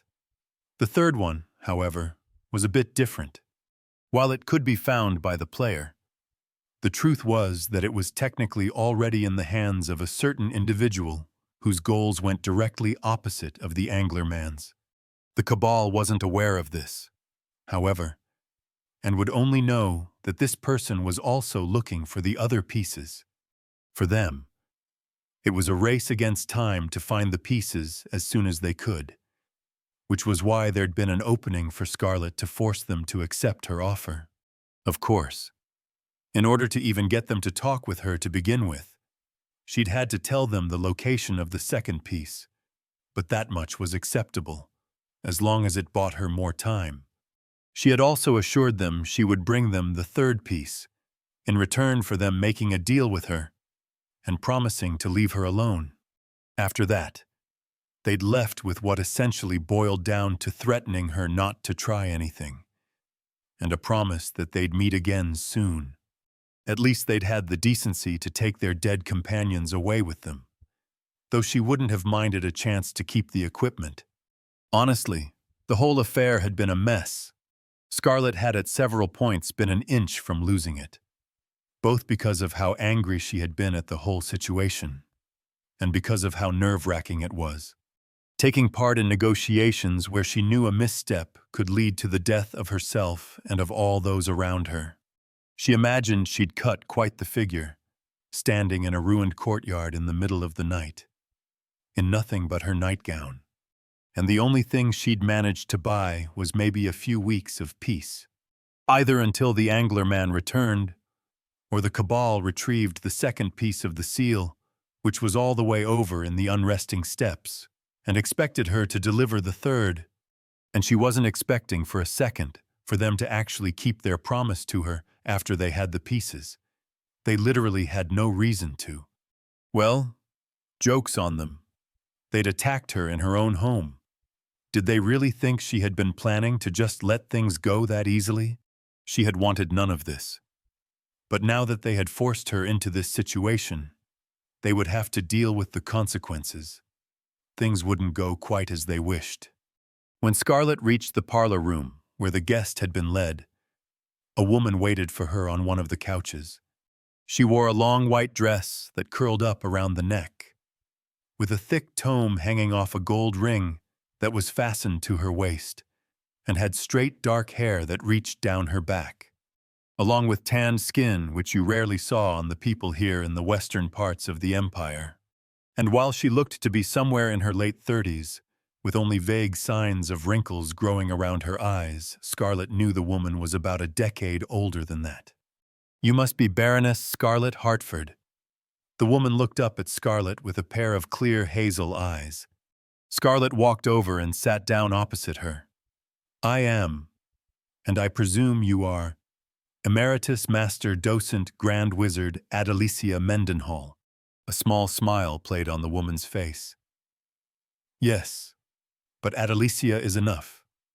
Obstinate old mages are the only ones who focus on the titles these days." "I see.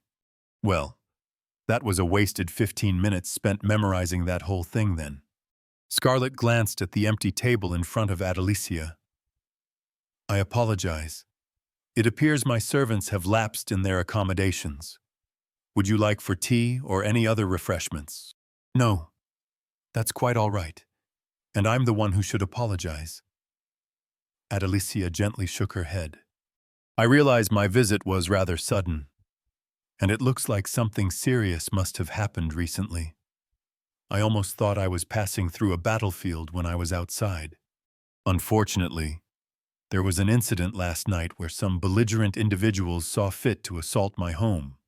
It appears to have been in retaliation for an event where I aided Count Notley in dealing with a local criminal network. Thankfully, we succeeded in repelling them, and the injuries sustained were treatable to a large degree. It will take some time to repair the damage to the estate. However, I'm glad to hear no one died." Adelicia held a sympathetic expression. "If I could, I would have visited at another time. But unfortunately, I am still in the middle of some important work on the Rising Isle. In fact, I borrowed the help of an acquaintance of mine to travel here temporarily, but both of us will have to return as soon as possible." Scarlett arched a brow. "An acquaintance of yours capable of bringing you to Freybrook from the Rising Isle that easily?" Adelicia let out a chuckle. "I wouldn't necessarily call it easy, but yes. He is a member of the Ustrom Assembly, and an arch-wizard. He was rather curious about what business I had that warranted my visit here. I don't think he appreciated my silence on the matter too much. If they are one of the Ustrom Assembly's arch-wizards, could they be Arch-Wizard Ainsworth? Scarlet asked. The Ustrom Assembly would only have 2 arch-wizards at this point in time, and considering that teleportation fell under the Aeromancy School of Magic, there was only one alternative for who it could be. In the game, Ainsworth had been one of the less assholey characters among the Assembly, and you could get several quests from him if you were doing the Ustrom Assembly questline. Adelicia nodded. Yes. Are you well acquainted with Mage Society? I am familiar with some of the more influential names. However, I would not call myself an authority on the subject. You knew who I was. At the very least, I wouldn't have expected most nobles to care about someone like me. Adelicia smiled. Why did you seek for me in particular? I know many people who would have been interested in an offer like yours, several of whom would probably have been more suited for it. There are many reasons, Scarlet said. For one, from what I have heard, both of your character and capabilities align well with what I have been searching for. And while I do not doubt there are many who could be of similar usefulness, there are few who have as respectable a reputation. The woman was probably the closest to a pure good aligned person you could find among the more powerful mages in the game. And considering she was planning for this cooperation to last for some time, Adelicia was the best fit. I also did not wish to excessively involve myself with the Assembly's matters, for personal reasons. Scarlet continued, and as I am sure you are aware, the mages of the Rising Isle can be difficult to interact with for a noble of the Empire such as I. While the Empire and the Rising Isle weren't hostile towards each other, and hadn't been for over a century, there was still a certain amount of competitiveness between the two powers. They were both influential players on an international level, in addition to being in close proximity to each other. She knew Eveline had been trying to get in contact with members of the Rising Isle regarding the Zuvarian ruins, but wasn't sure how that had panned out. Of the Mage Towers, the Ellisted Tower was the best alternative, even though I cannot say that my last interaction with them ended well. Adelicia gave her a confused look. Your last interaction? Yes. Scarlet frowned as she recalled the event. I met with Vice Dean Rowley several weeks ago, intending to propose a similar agreement with him.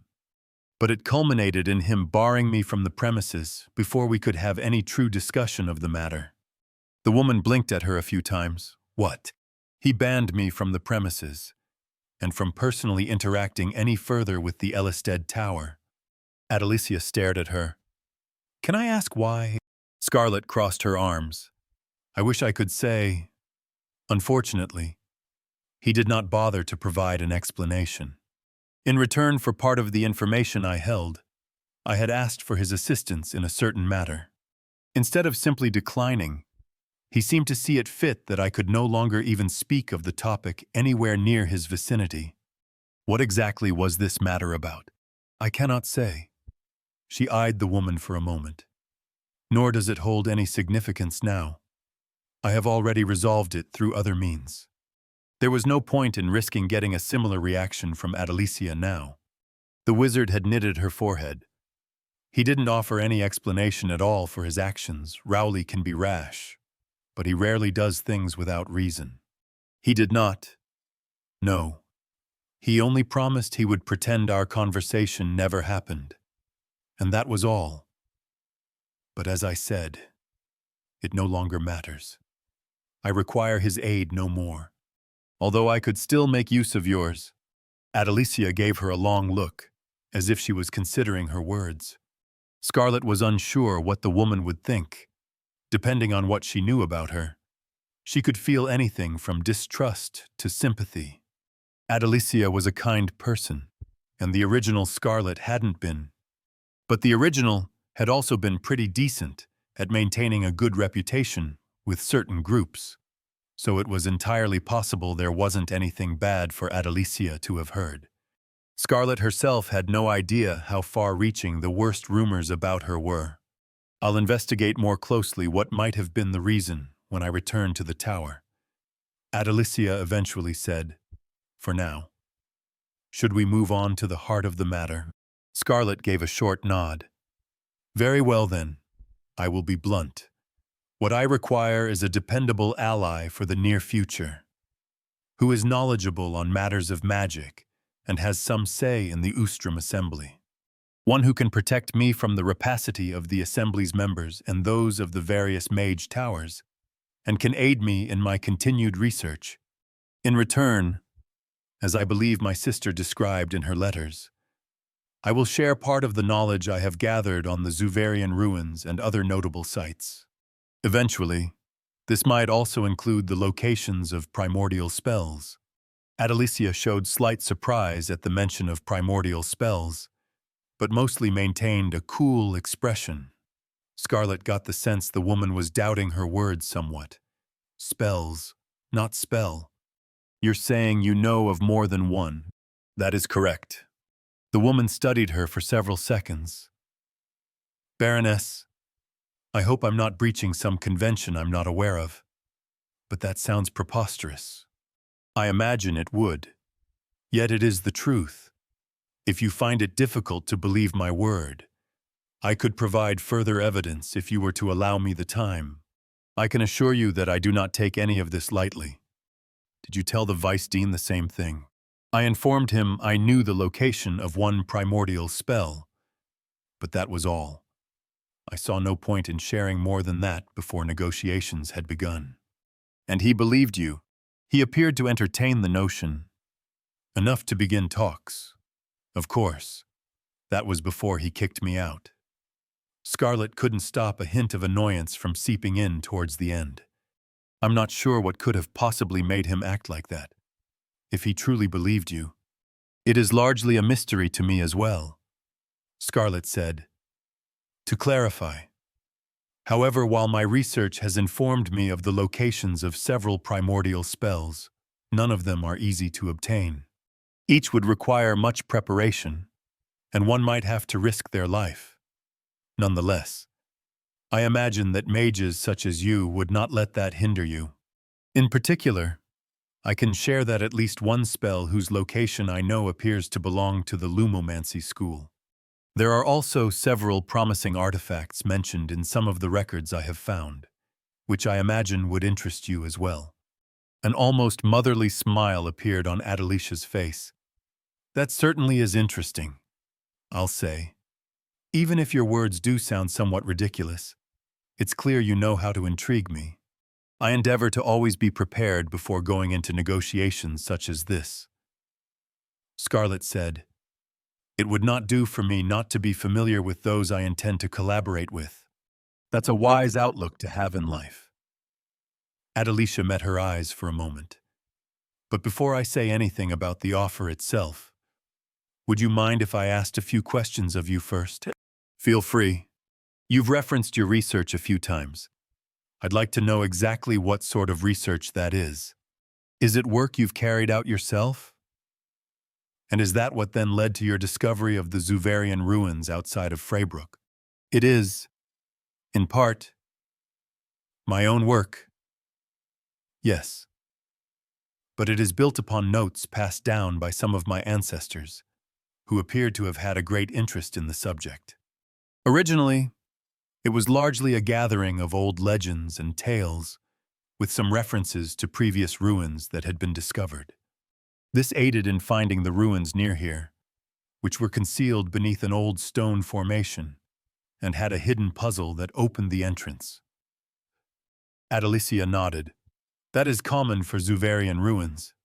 I have also cross-referenced much of what I found in those ruins with other sources I have access to in order to determine the location of more hidden ruins. As of now, I have a sufficient enough grasp on this network of ruins to determine the exact location of several, and the general area of many others. Would I be able to take a look at this material? Scarlet shook her head. I am afraid not. None other than I may see it. That is a point I will not negotiate on. But it will be hard to determine how reliable it is otherwise. Finding one set of ruins is far from a revolutionary achievement. That may be so, but I am well aware of the worth of this research.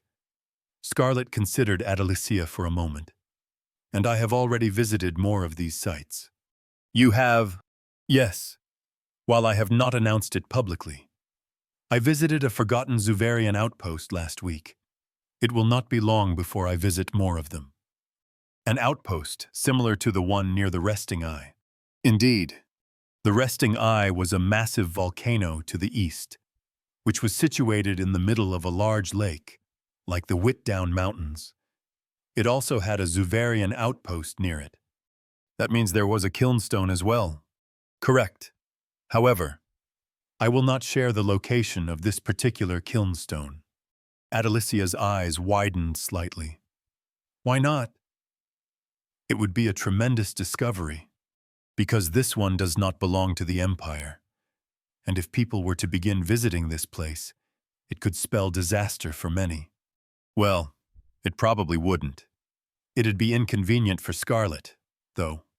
And there was legitimately a slight risk of catastrophe if people started walking around that area of the Whitdown Mountains and ended up stumbling into the wrong place. So profit isn't your only goal with this? Then Adelicia asked. Scarlet paused. Was that how she interpreted it? It is, to a certain degree, but there are other factors that take priority over such things. Adelicia went quiet, and Scarlet allowed her time to think.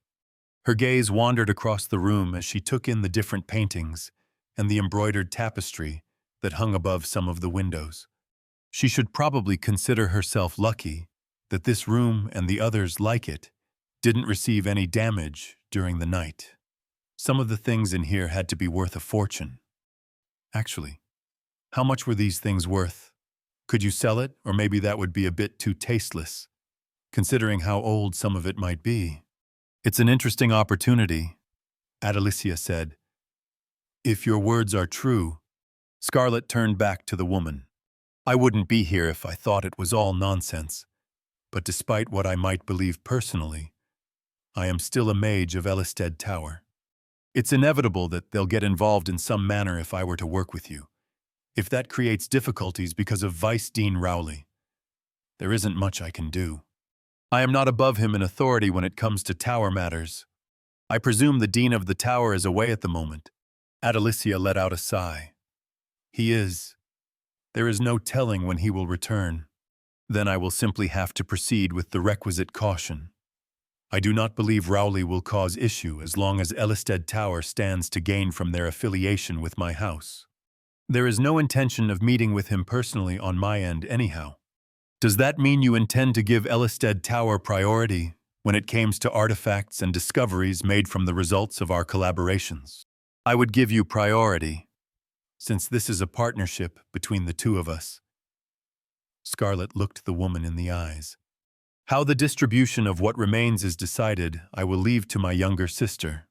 If your cooperation is contingent on allowing the Ellisted Tower precedence, I am sure we can arrange something along those lines as well. Adelicia smiled. It would be foolish for me not to take an opportunity like that. Then am I to understand that you are keen on accepting my proposal? I think it will still depend on how things proceed from here. But yes. The ends of Scarlet's lips rose in a smile, and she leaned forward in her seat. If so, let me elaborate on what exactly this proposal would entail. An hour later, Adelicia had left, and Scarlet was walking back toward her office. The two of them had ended up discussing a surprising amount of things related to Scarlet's research, and what further information she held regarding the ancient Zuver. Scarlet had been careful not to divulge too much, but there had still been a lot to talk about. Adelicia's interest in the subject appeared to be a bit more intense than Scarlet had originally thought. She found herself glad she'd read up on it lately. While it was clear she wasn't as knowledgeable on the topic as the wizard had been, with a mix of what Scarlet knew from the game and what she'd learned during the past few weeks, she felt certain that she had presented a reliable enough image. Adelicia's enthusiasm had probably spiked when the conversation had passed on to some of the different artifacts and enchantments that Scarlet knew the Zuver had. Adelicia was a wizard who specialized in both lumomancy and unschooled magic, the latter of which was the most common when it came to magical items and enchantments. Eventually, though, the woman had announced she couldn't delay any longer. Considering an arch-wizard was waiting for her, Scarlet couldn't really protest, even if there were a few more specifics she wanted to go through. The fact that an individual that powerful had helped Adelicia with something this minor spoke of the woman's connections, despite not being an arch-wizard herself. Before leaving, however, Adelicia had presented an unexpected question, wondering if Scarlet was related to any of the mages on the Rising Isle. Apparently, there was a grand wizard of that name who held some repute there. Scarlet had no idea who this person was. The Rising Isle had over a dozen mages who had reached the grand level, and even when playing the game, there hadn't been any point in learning all their names. She couldn't remember anything about there being a branch family like that. Though, from what she'd seen of the Hartford family tree in the mansion's library, so she couldn't even answer if they were related or not, which is roughly what she ended up telling Adelicia. She'd have to ask Evelyn about it later on. If their family had such powerful connections within the Rising Isle, it felt as if the younger Hartford sister wouldn't have been so engrossed in forging connections with the Towers and other mage factions earlier. Maybe it was just a coincidence, or perhaps it was just a very distant branch, though it felt odd that they would have kept the name if that was the case. Scarlet had learned that most branches of noble houses here often ended up creating cadet branches with new names, and from what she'd seen of the family tree, the Hartford family had no such cadet branches in the current generation. Scarlet and Evelyn were the only still living members of the family, unless you went back over 2 generations. It was an odd piece of information, hearing about this other Hartford, but nothing that directly mattered to her at the moment. Now that she had Adelicia's preliminary support as a patron on Zuvarian matters, she wouldn't have to worry as much about those particular things. Adding Adelicia to the mix would bring an air of legitimacy to her findings and put less attention directly on her and her methods. Not to mention how it would make reaching certain ruins a lot easier. Now she just had a mountain of other problems looming on the horizon instead. Scarlet paused in her thoughts as she reached the hallway outside her office. Molly stood next to one of the windows facing the courtyard, bent over as she seemed to interact with something in front of the window. Earlier this morning, Molly had looked like she was about to keel over with how pale she'd been. The events of the night still fresh in the servant's mind, which was understandable enough. Scarlet had learned that the woman was a mother of all things, and when she wasn't working here in the mansion, she would return to her home in the city and take care of her 2 young children. The woman couldn't have much time left for all of that, though, considering how often she was here at the mansion. And now she might very well have lost her life the night before if Finn hadn't been there. What was Scarlet paying the woman? Molly looked up as she approached. "Oh, my lady." She curtsied.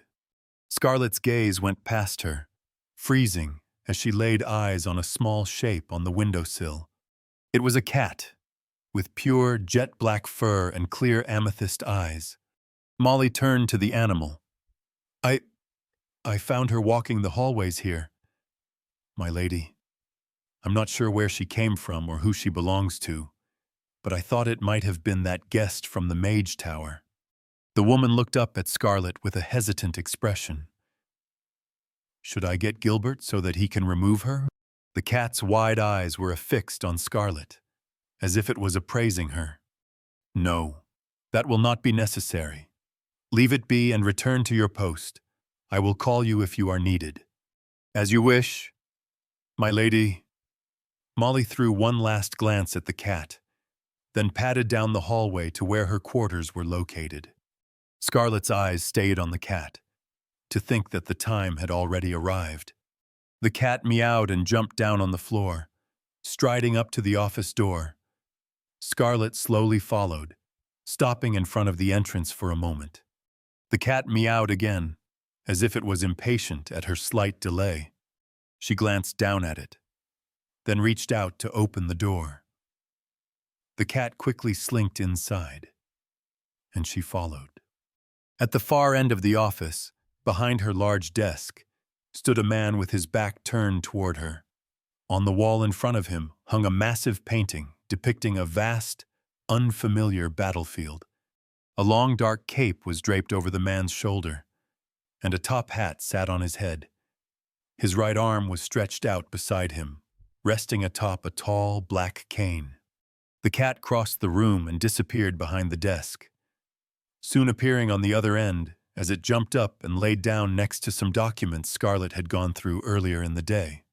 "Greetings, Baroness." A dignified voice rang out across the room as the man tapped a finger against the crown of his cane. "I heard you wanted to meet with me." The gentleman had come to visit. Chapter 84. A Gentleman's Visit. The Field of Broken Pacts. The man's voice drifted across the room as he regarded the painting in front of him. "That is its name." A brief silence hung over the room. It was a battle that ended the life of countless thousands and decided the fate of untold more.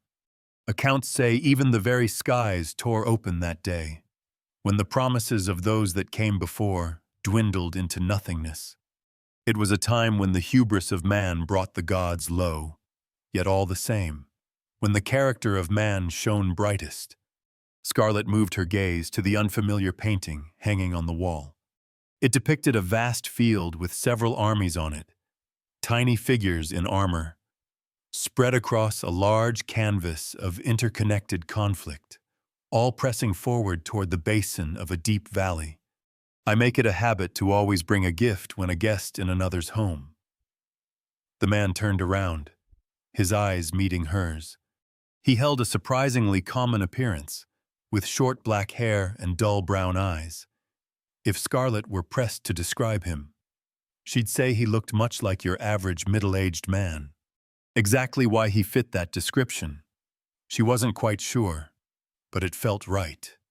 Nonetheless, "I hope it pleases you." She shot one last look at the painting. "I was not expecting a gift. It looks to have been made by a master." The gentleman smiled, leaning his cane against the desk. The artist was famed for his unique work process. He would put months into each piece, working tirelessly for days on end until it was finished. All else was secondary, his only goal being breathing life into his creations. It was quite a sight to behold. The man sat down in front of the desk and gestured towards the seat across from him. Scarlett watched him wordlessly for a moment, before walking over and sitting down in the chair. This was her own office, yet she still felt like the guest here. "You are already aware of who I am. Nevertheless, an introduction is always in order." The gentleman brought up a hand as he tilted the front of his hat. "I am often referred to as the gentleman. It is a pleasure to make your acquaintance." She placed her hands on the table. "The sentiment is mutual. I am Baroness Scarlett Hartford. I have heard much about you." "I am sure you have." The man gave a gentle nod, briefly looking around the room. "I hope you do not mind the sudden visit.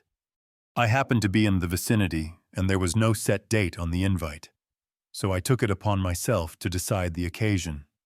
"That is quite all right," Scarlett said, "although I will admit that I was not entirely certain you would accept. It is not often that someone extends an invitation to me these days.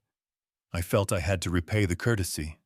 The black-furred cat that lay on the desk in front of them let out a long meow.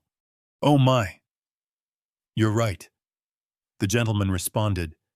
He looked up at Scarlett. "You'll have to excuse my discourteousness. I almost forgot to introduce my fair companion here. This is Her Royal Highness Tazu Ivra Delhemra Azidazcha Mahri Kinzanda, sovereign over the endless jungles of Najera, the realm of Jivar, the eternal dominion of Zog, the sands of Bajir, and all of the sun-bathed lands between." The cat let out another meow. "Ah, and it appears she has approved of the windowsill outside. She will extend you the honor of it being added to her domain for all hours of the day, that it's graced by the light of the sun. Scarlet turned to look down at the cat as it seemed to straighten its back, preening with pridefulness. "How very magnanimous of you, Your Highness." The cat meowed once more. "You can call her Empress." "I see. Thank you, Empress, for this honor." Empress gave Scarlet a long look, then put her head down on the desk and started licking her paw. "Now, then," the gentleman continued. Scarlet turned her attention back to him. "With the introductions concluded, shall we proceed to more pertinent matters?" She inclined her head. "Very well. As you were the one to summon me, I can only assume there was something in particular you wished to discuss. The fellows who approached me weren't particularly forthcoming on that front. I hope they did not affront. I had no other methods of contacting you." Yes. They were rather suspicious, weren't they? But it is quite all right.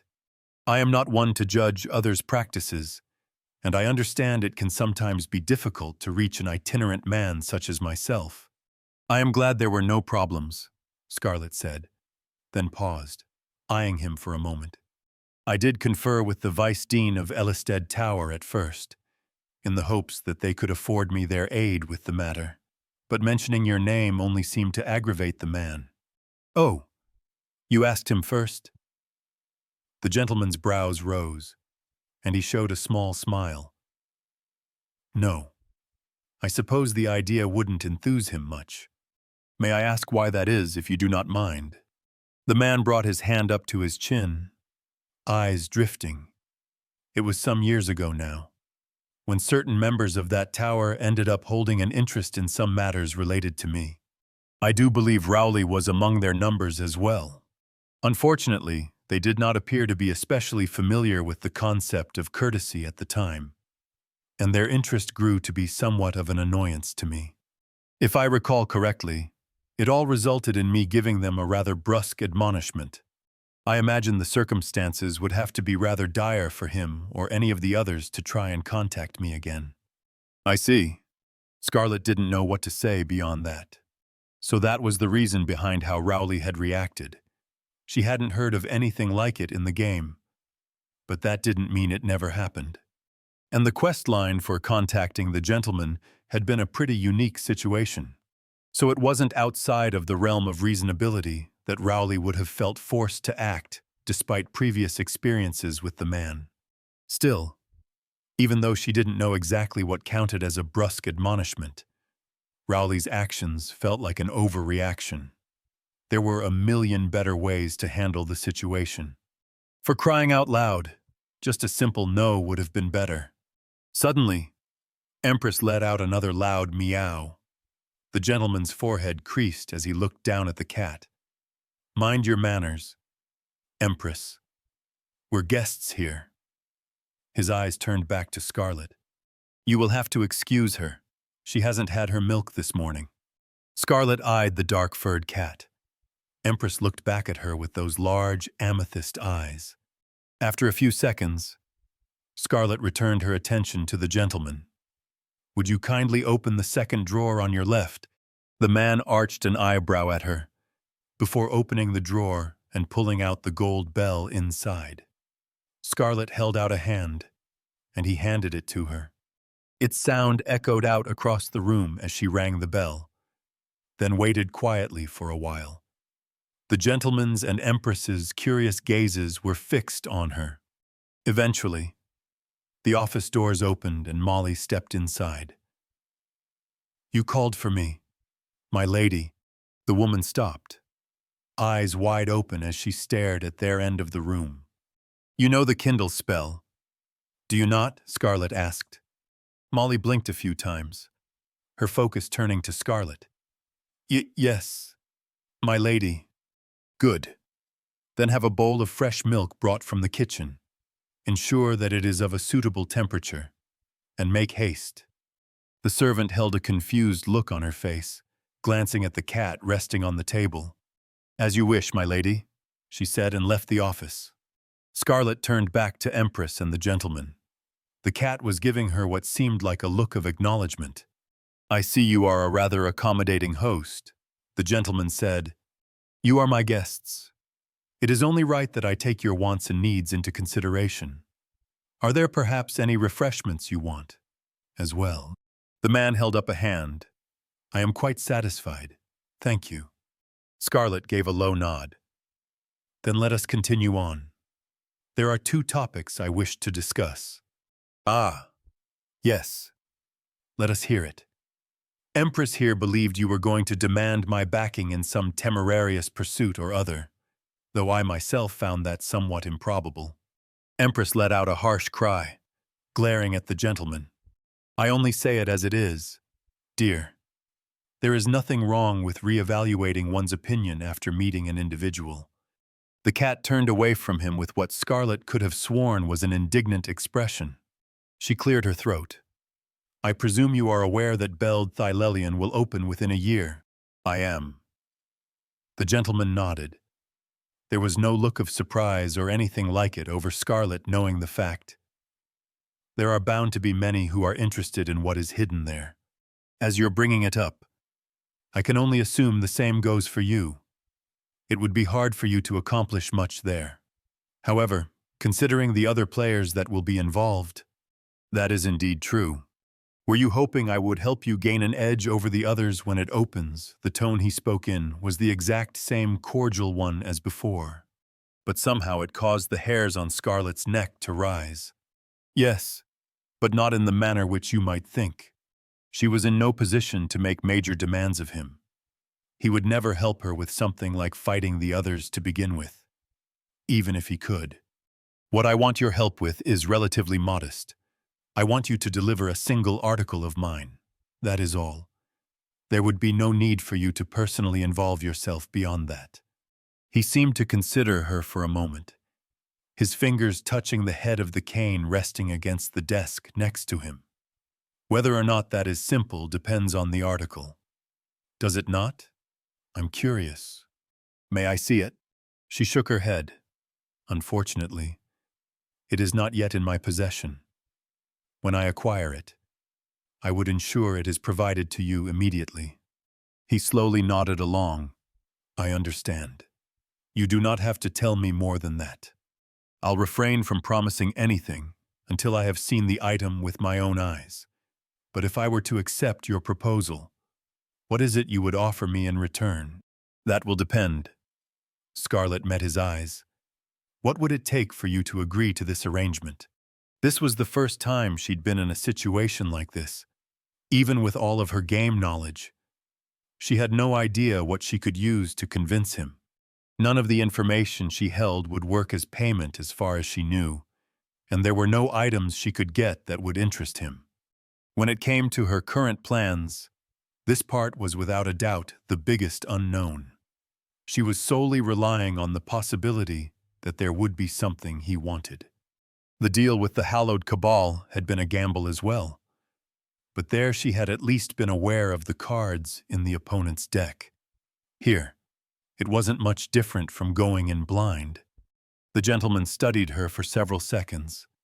Finally, he reached up to remove his top hat, placing it on the desk in front of him.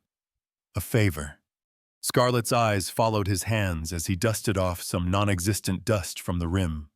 A favor, she asked. The request itself is not difficult. As you said, a favor will be enough of a payment, if I do indeed judge the request acceptable. Sometime in the future, if I ask you to repay this favor, I would simply like for you to uphold your end. He smiled.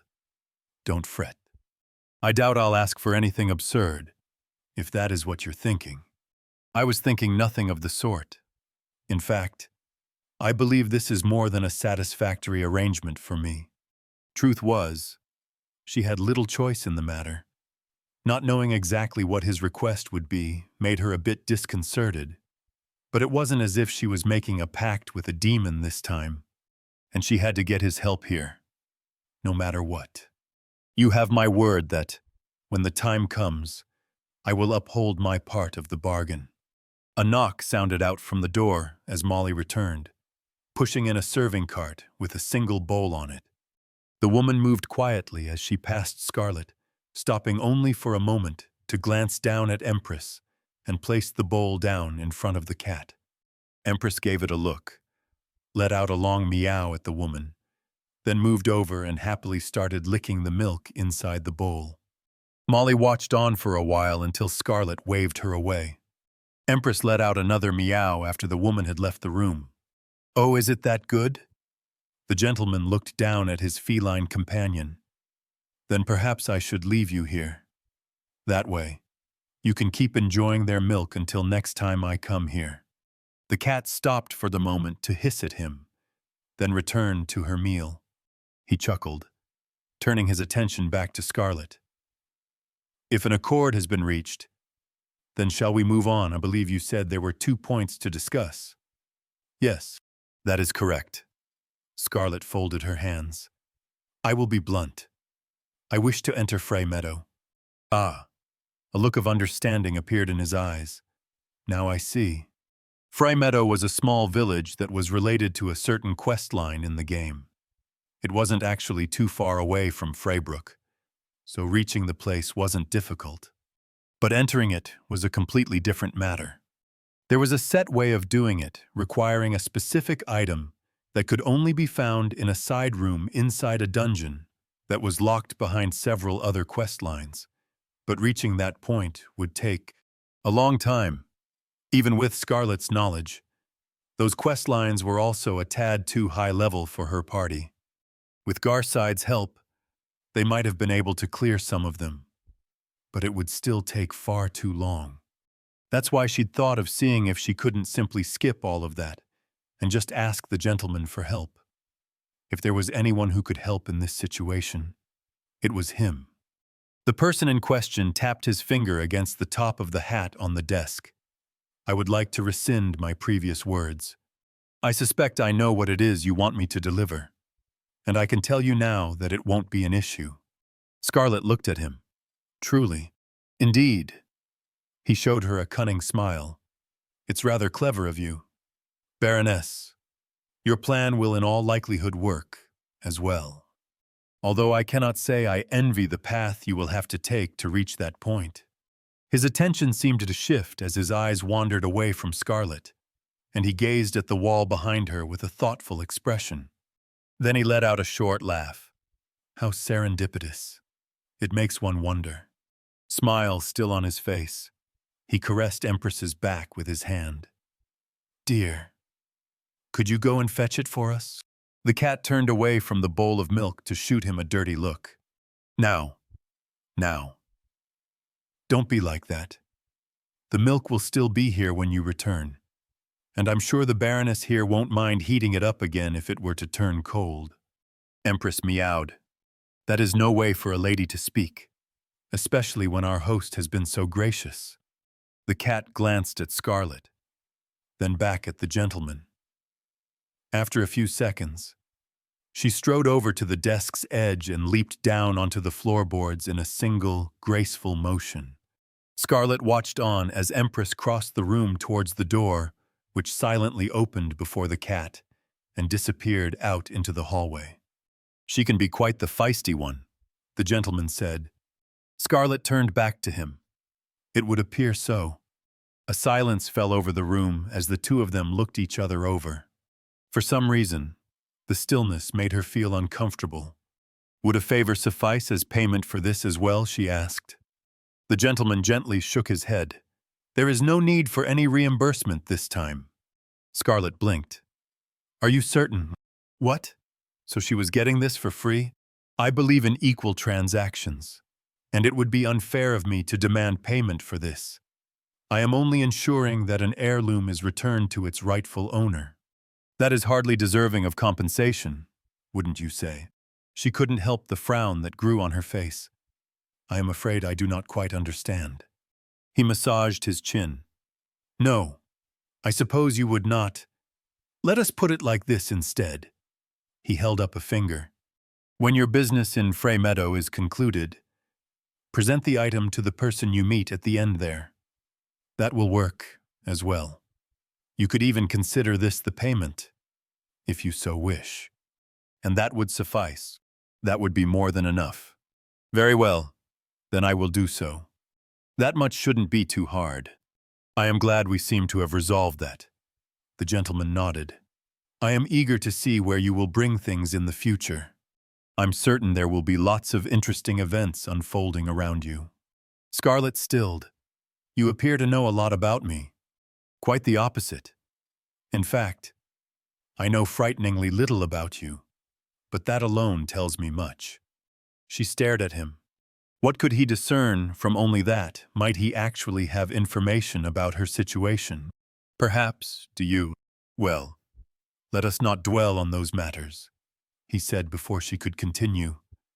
I could not help but notice the clutter outside. He gestured towards the right wall, though there was no window to the courtyard. Are you perhaps renovating? Scarlet reined back the annoyance that arose at his interruption. She wasn't going to tell the gentleman of all people off. He had been completely aware he was cutting her short. If he didn't want to continue a topic, there was nothing she could do about it. We had an unfortunate encounter with some contentious individuals last night. The situation was resolved, but regrettably, not all damage to the estate could be prevented. That is a shame. This is a beautiful home you have here. Thank you. I can tell there is much history here, and that it has seen many owners throughout the years. I am sure you won't be the last. One can only hope. He let out a calm chuckle. Yes, hope is always good to have. She held her eyes on him, wondering what to say next. Suddenly, Empress jumped up on the desk beside her, the cat now holding something in her mouth. She hadn't even heard the door open. Thank you, dear, the gentleman said as Empress placed the item on the desk and went back to her bowl of milk. Scarlet looked at the object. It was an old hairpin made of silver. Several rubies were affixed to its head, where the metal had been twisted in the shape of a leaf. There appeared to have once been letters carved onto its side, but those had long since faded away. Even the silver itself hadn't escaped the passage of time, marred on several spots by a dark, orangey tin. The item is a forgotten hairpin, unique quality. The description reads, "This hairpin once belonged to a noble young lady. Both have long since been buried by the sands of time." She carefully picked it up, examining the hairpin in her hand. In the game you found a bracelet, but considering the gentleman was the one who gave it to her, this would most likely work just as well. It did make her wonder where Empress had gone. Though, Scarlet didn't know the limits of the strange cat. But even the gentleman would probably have had to spend a bit more time than that if it was the bracelet he'd gone to get instead. The man put a hand into his black suit jacket, pulling out a gray pocket watch. I think that is about all the time I have for today. He picked up his hat, placing it on his head, then shot Scarlet another smile. It has been a pleasure meeting you, Baroness. I'll make sure to visit and pick up that item of yours when I have the time, so don't worry about contacting me. It has been a pleasure meeting you as well. As he stood from his chair, Empress turned back to him and let out a short meow. Let's not bother the Baroness any further. Dear, I'm sure we can find something for you later. The cat's response was an annoyed flick of the head as she walked up to the edge of the desk and leaped down onto the floor. Thank you, dear. The gentleman looked back at Scarlet, tipping his hat. Till next time, my lady. Farewell. With that, the gentleman picked up his cane and rounded the desk, walking towards the room's exit along with Empress. Scarlet remained in her seat as the door opened and closed behind her, staring at the large painting that now hung across the back wall of her office. Unlike a lot of other things she had encountered lately, that had gone surprisingly well. Chapter 85. Unwelcome Drop-ins. Scarlet wiped a bead of sweat from her forehead, looking out across the training grounds. Some of the items she used for her training were lined up next to the wooden shed towards the edge, but the grounds themselves had been mostly cleaned up since the Finn incident. The shed's roof still had to be replaced, though, as well as some of the ruined stonework. But the focus amongst the staff was currently on the wrecked courtyard, so things like these would have to wait. That included finding replacements for the enchanted training dummies that had been destroyed by the incident. That had probably cost $1. Thankfully, she didn't need those things to carry out her training. She'd mostly been practicing her hydrokinesis lately, with Garside not being in a good state to instruct her in his methods at the moment.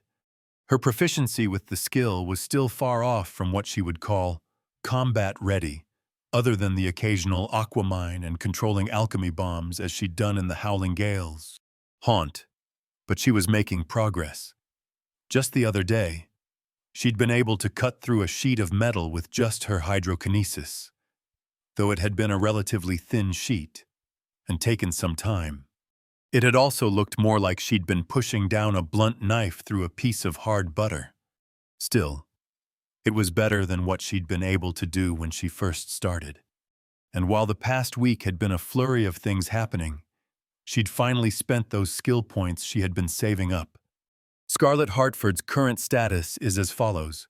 Her skills include greater mana control, greater pyromancy, greater pyrokinesis, hydromancy, and greater hydrokinesis. Her traits are dignified august, supercilious, cavalier, callous, overbearing, conceited, and third-rate mana veins. She currently has 456 out of 4537 mana, and 9 skill points remaining. Looking at the skills menu, available upgrades include Superior Pyromancy for 25 points, Superior Pyrokinesis for 25 points, Greater Hydromancy for 10 points, Superior Hydrokinesis for 25 points, and Superior Mana Control for 25 points. New skills are currently locked. Her minor hydromancy had been upgraded to hydromancy, pyromancy to greater pyromancy, and mana control to greater mana control. She had performed the upgrades some time from each other, to ascertain for certain what each skill actually did. As expected, as far as she could tell, upgrading mana control had lessened her total mana costs, as well as made it easier to work and control her magic in general. Meanwhile, neither greater pyromancy nor hydromancy seemed to have had any effect on the control or power front. They did, however, lessen her mana costs for the respective element, or perhaps it was better to say they made her mana use more efficient. As for how they did that, she wasn't completely sure. With greater mana control, she'd quite clearly felt the change in how she used her magic, and her connection with it. With greater pyromancy and hydromancy, however, it wasn't as clear-cut.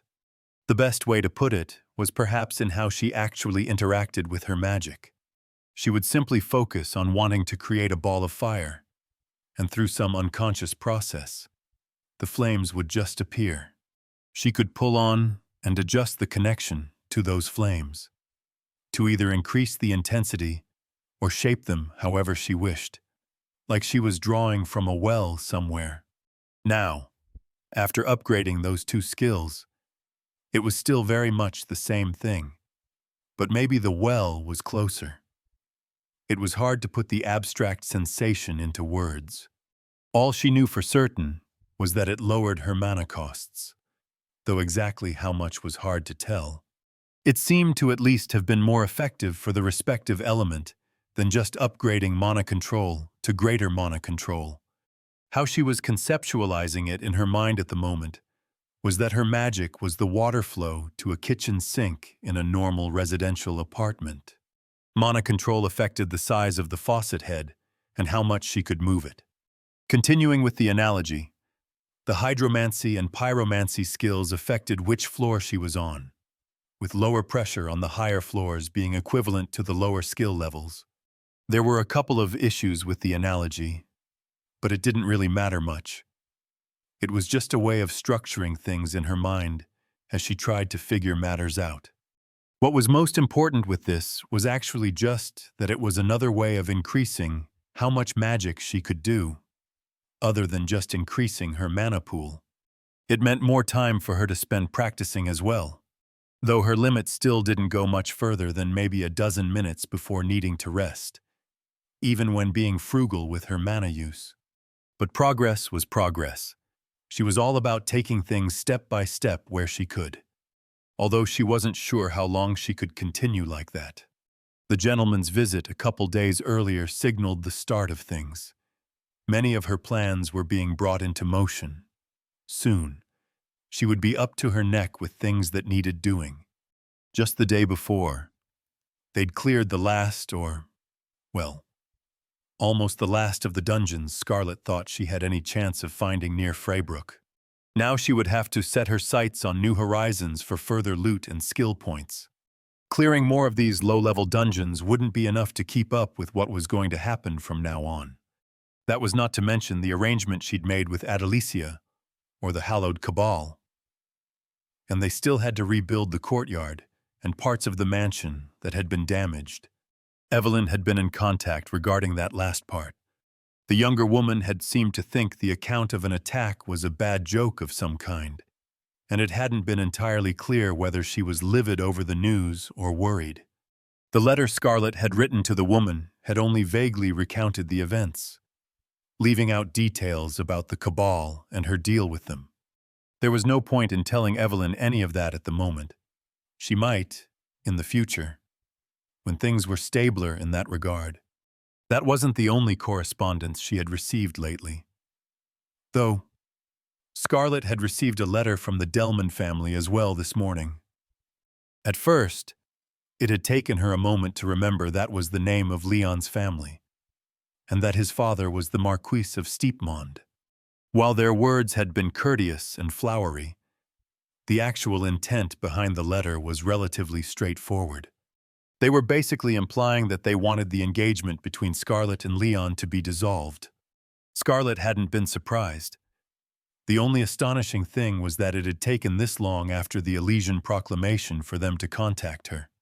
Judging from what she'd heard from Leon, she had thought they couldn't wait to rid themselves of any affiliations with her after that incident. Maybe her showing during the providing ceremony had made them hesitate for a while she had put herself on the bad side of some of the Empire's nobles. She had also gained some favor with the followers of Itar. Maybe that counted for more than she'd thought. Whatever the reason, it wasn't as if it mattered much.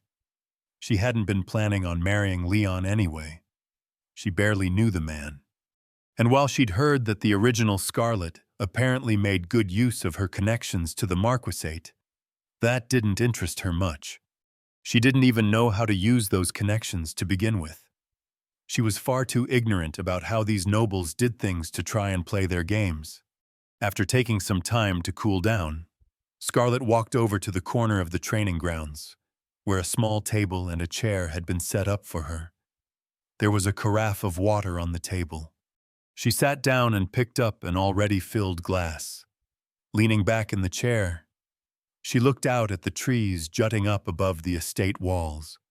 The branches were wafting in the wind, leaves having lost their green color as summer passed. Other than practicing her magic as she had done now, she still took time to perform some traditional exercises now and then as well.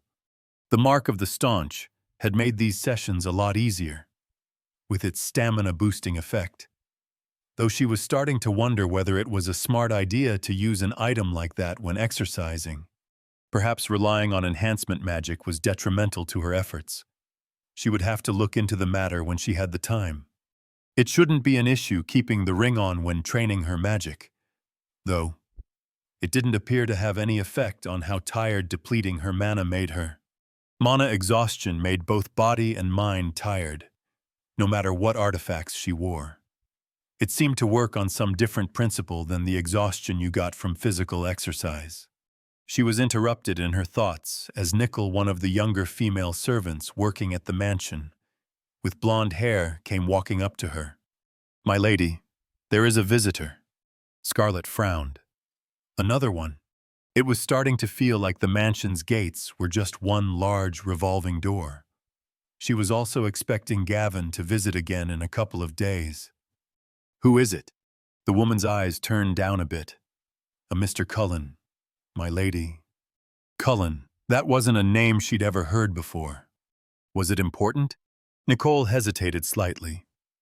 I'm not sure. He insisted on seeing you, saying you were acquainted. We didn't want to disturb you during your training, so he's been waiting for an hour. Shall we send him away? No. Scarlett shook her head. She had the time to spare, and it was best to not leave these kinds of things alone. You never knew who these people could be. Inform him I will be with him shortly. I will return to my chambers first. Understood. My lady. The woman performed a deep curtsy and started walking back towards the mansion. Scarlett stayed for a moment longer, downing another glass of water before she rose and began returning as well. Soon enough. Scarlett had taken a quick bath and made herself ready.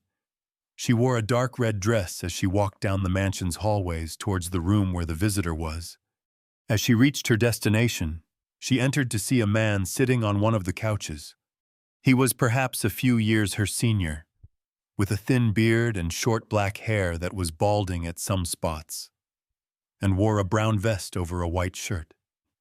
The get-up looked a bit simple for someone paying a visit to a noble, if she was going to be honest. Mr. Cullen. She walked over to the armchair opposite him. What business do you have with me?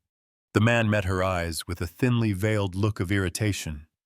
She let it go for now, considering how long he had waited. You should know. Lady Hartford, Mr. Cheek sent me because you haven't been in contact for a while. She raised a brow. Mr. Cheek. The name sounded familiar. I have been preoccupied these past months. Where had she heard that name? Was it an NPC from the game? No. She couldn't recall reading the name at any point. She was pretty sure she'd heard it somewhere. Busy with what, exactly? That does not concern you. The man's look turned even more annoyed. Mr. Cheek has been worried.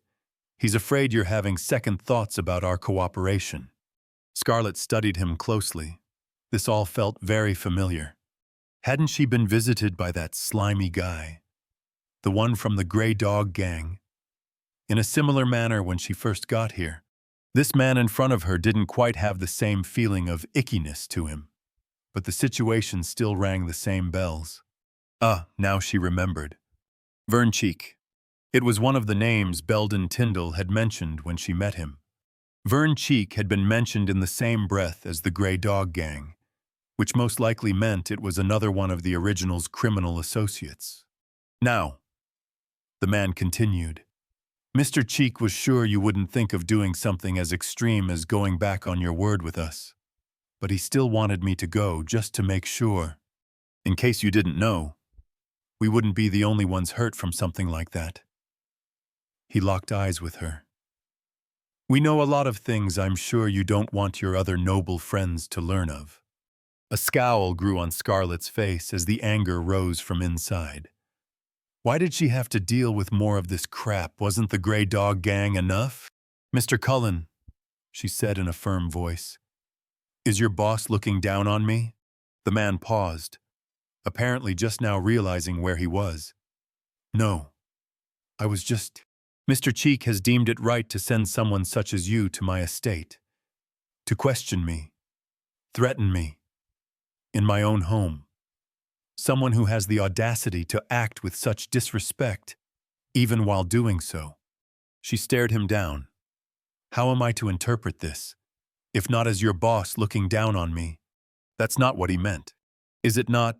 Then are you saying he did not even realize the significance behind his actions, or yours? That's... The man turned quiet as he took a moment to gather himself. Look here.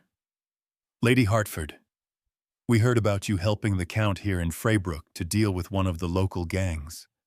Anyone would get unsettled by you turning silent after that.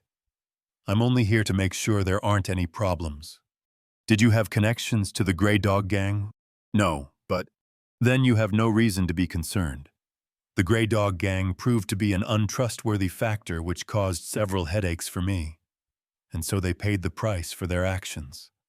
As long as you and your boss do not do the same, there is no issue. He turned silent. Scarlett didn't know who Vern Cheek actually was, or what business he'd done with the original, but she could wager a guess. Still, considering that the original had been a minor villain in the game, any associates of hers likely weren't going to be the largest fish in the pond. But if this Cheek guy actually had knowledge of the original's criminal activities, which he probably had, it could still cause serious trouble for her if he were to leak the information. It could literally ruin all of her plans and cost her life if it was serious enough. Of course, the boss doesn't want any trouble as long as you don't. The man seemed to have gathered himself again. We just had to know we're on the same page, and that things can continue as usual in the future. She crossed her arms. And what, perchance, do you consider as usual? Well, I'm not exactly privy to the details. She glared at him.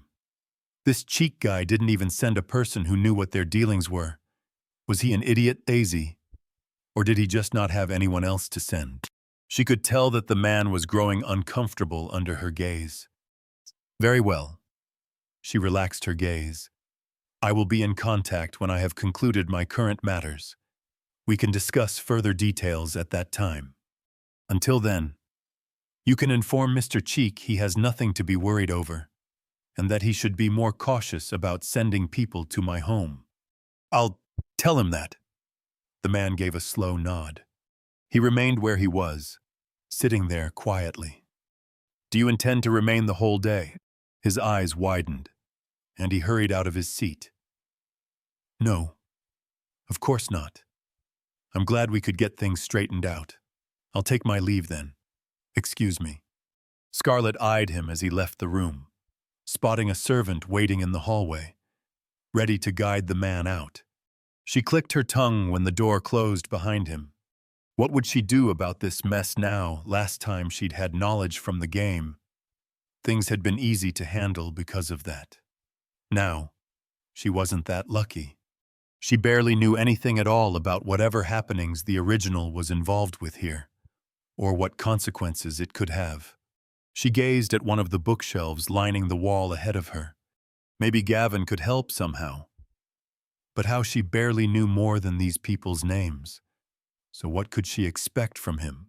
Belden Tyndall had information on the original Scarlett's past associates. So perhaps she could get some information from Mirage Belden, like to be vague and all that. So she could probably write up a letter that was enigmatic enough that it wouldn't be a problem, even if someone else read it first. She knew enough hidden intel from the game that would be appealing to them, but essentially worthless to her, so she could probably convince them to help her out with minor things like this, a few more times, at least. The question would be how to handle things after getting information from them. But that could be decided later. First, she needed to learn what she was dealing with. Whatever it was. She wouldn't let herself be brought low easily.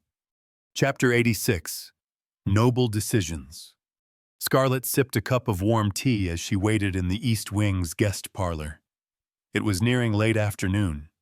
She had spent much of the morning training, dealing with paperwork and reports sent over by Evelyn, and reviewing her current strategies after receiving new information from Mirage.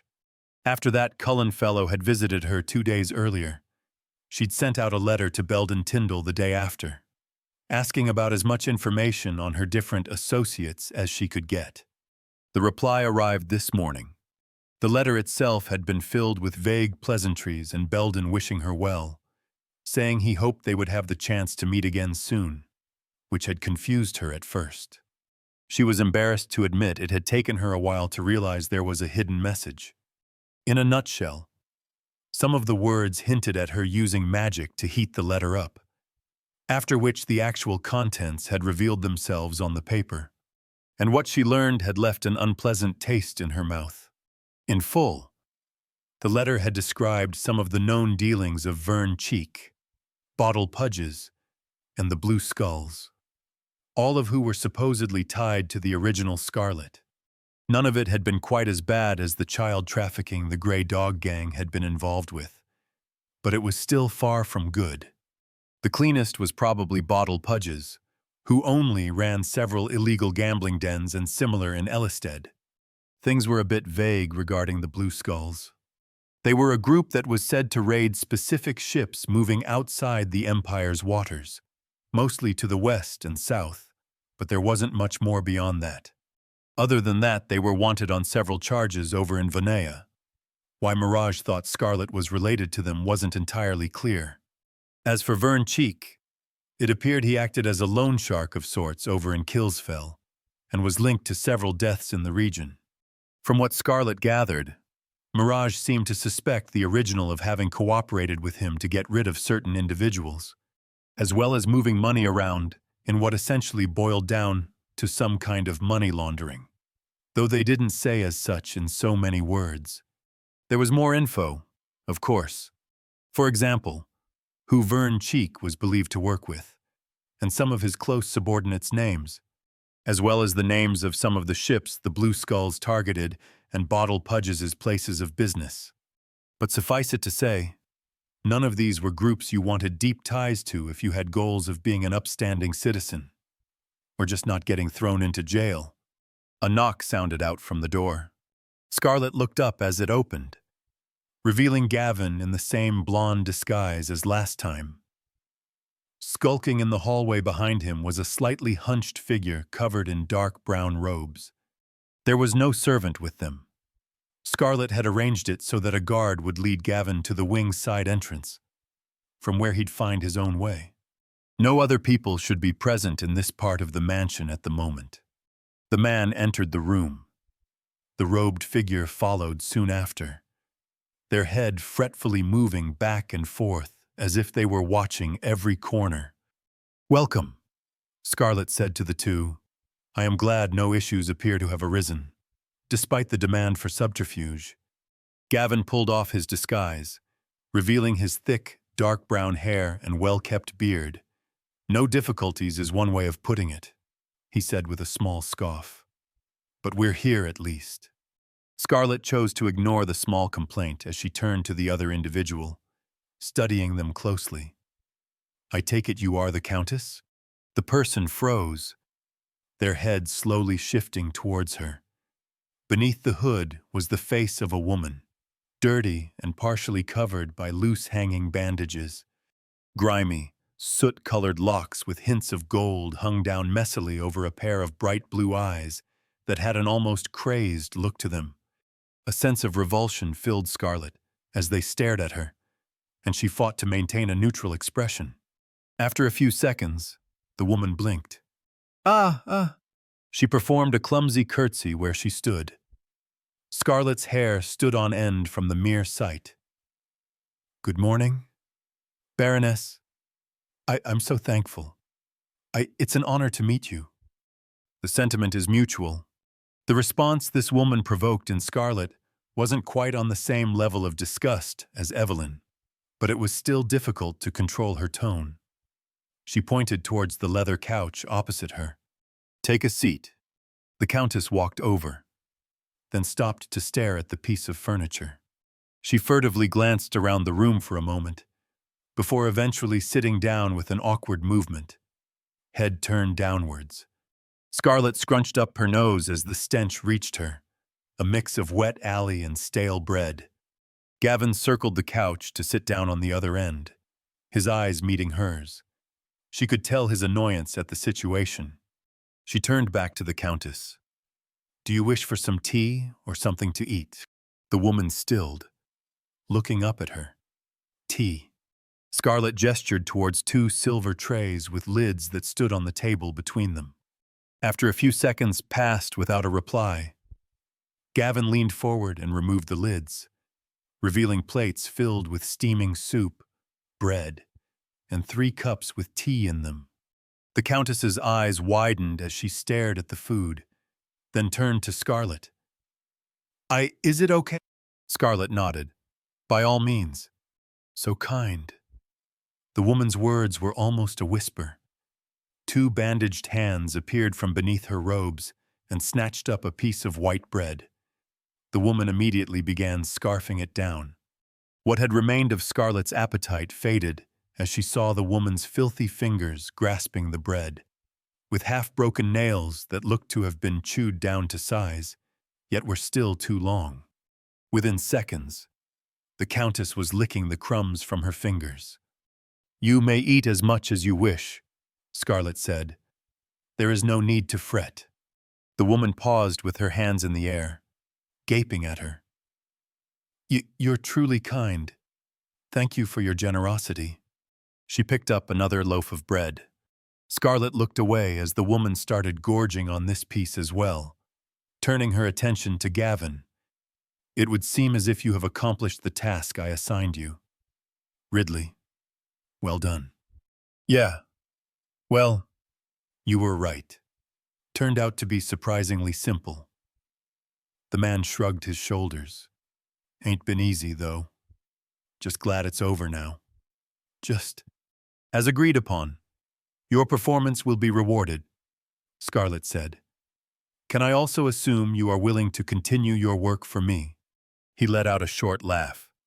"Lady, I'd be willing to kill for what you're paying, as long as it doesn't get me killed." Scarlet scowled at him.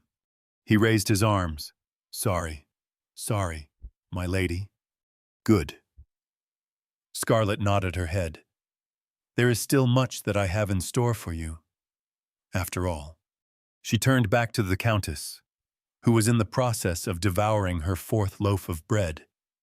"If you are starved, you can also try the soup. I believe it will be more appetizing and filling than mere bread. You may use the cutlery on the tray."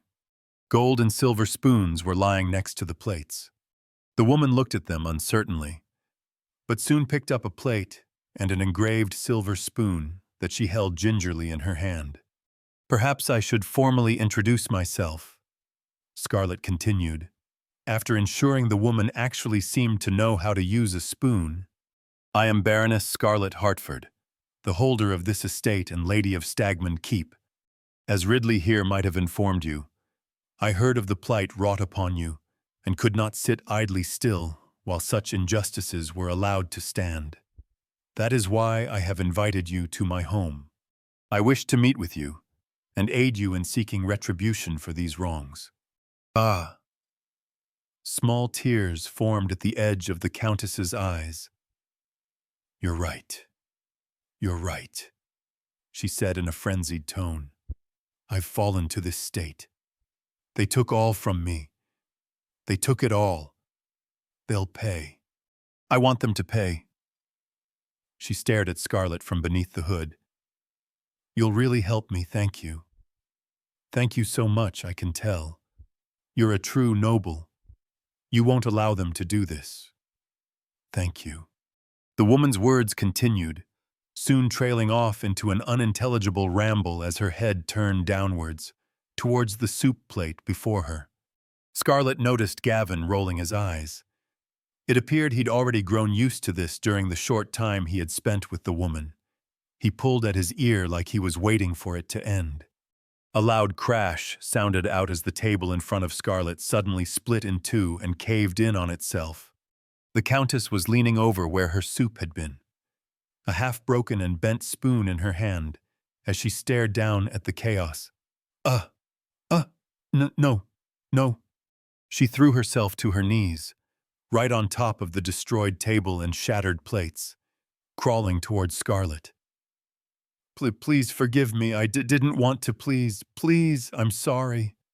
I'll replace it." "Stop," Scarlet commanded before the woman could clamber over the whole table. "There is no need for you to beg forgiveness. It is evident it was not your intent to damage the table, nor do I intend to hold it against you. Do not lower yourself so." The Countess froze, gaping up at her with a beholden expression. "Ah, you're truly a kind woman, a saint. Thank you. So generous. Thank you. I will repay you." The look in the hysterical woman's eyes told Scarlet enough. Those words were filled with nothing but honesty, like a child who trusted everything the adult said unequivocally. She turned away, gauging the damage to the room. It wasn't too bad, thankfully. There was a tier at the bottom of the couch. Gavin and the Countess were on. where a piece of the table had hit, and clear indentations on the floorboards. But the table had taken the brunt of the damage. "You just wait," the Countess continued. "I will definitely repay your kindness. I look like this now, but I am actually a countess." She nodded her head slowly. "Once I return to my land, once I regain everything, I will definitely repay you." "There is no need for repayment," Scarlet said. "My aim is to aid you, but there are also certain matters where I might require your help as well. Some of these are related to your restitution, and are worth well more than this table." "Really?" the Countess asked. "Yes." Scarlet nodded. "Now, raise yourself from the floor. That is no way for a noble woman to carry herself." The Countess stared at her for a moment longer. Then she put her palms on the broken remains on the table, ignoring the splinters and shards of plate, and pushed herself up. Glancing around fitfully for another second, she lightly touched the bandages on her hands and sat down on the couch again. After the woman seemed to have settled herself, Scarlet turned to Gavin. "Ridley, do you recall the key you brought me previously?" The man's eyes narrowed at her. "Yeah. I wish for you to procure the other one." "There's one more." "There is. Is it in a similar place to the last one?" "The locations are of a comparable nature, yes." The unenthusiastic expression on his face spoke volumes. "I can assure you that your reward will be more than satisfactory this time as well." Scarlet met his eyes for a moment, then turned back to the Countess. "This is also part of why I wished for you to come here, Countess. Would you be willing to accompany him on this assignment? Your aid would be greatly appreciated, and I believe it would be vital in securing other conditions required for restoring your title. Gavin wouldn't be able to clear Abelard's doll pavilion by himself, but with the Countess helping him, it shouldn't be an issue. You want my help?" A strange smile grew on the woman's face. Ah, I'll help. Of course. I'll help the Baroness. Yes, I am a countess, so of course I'll help." She trailed off into an incoherent ramble once more. Scarlet waited for the woman to calm down again. "Thank you. I must warn you, however, that this location has some discomforting elements present. It is best that you be careful when there, although I am certain Ridley will be able to provide any further guidance when necessary." "Ah, thank you. Thank you. So kind."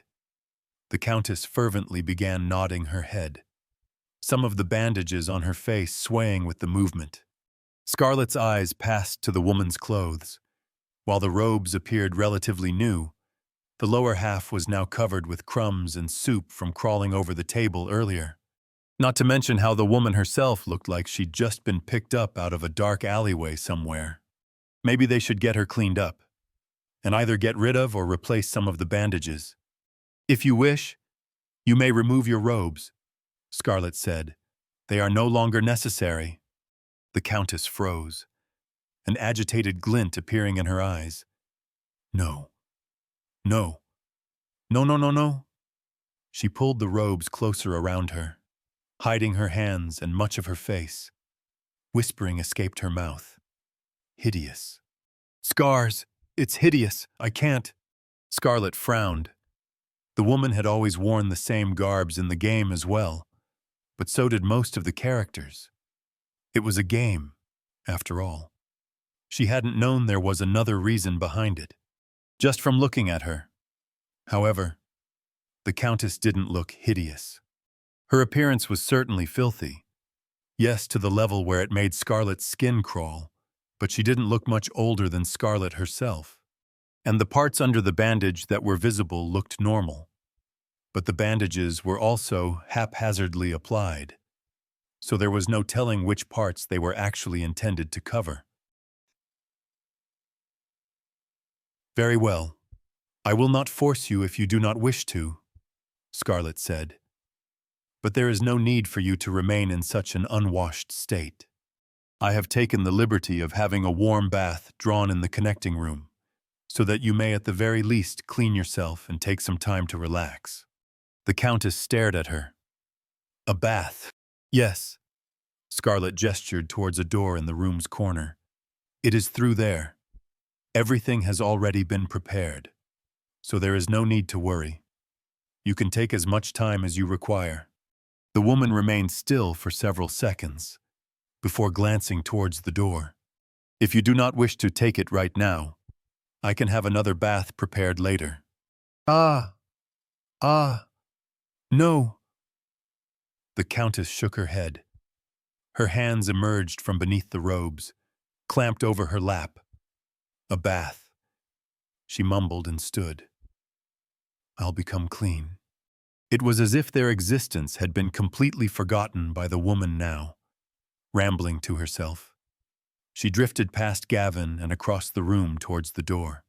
Soon, she disappeared into the next room without leaving another word to them. A few seconds of silence passed. "Blasted crazy woman," Gavin muttered.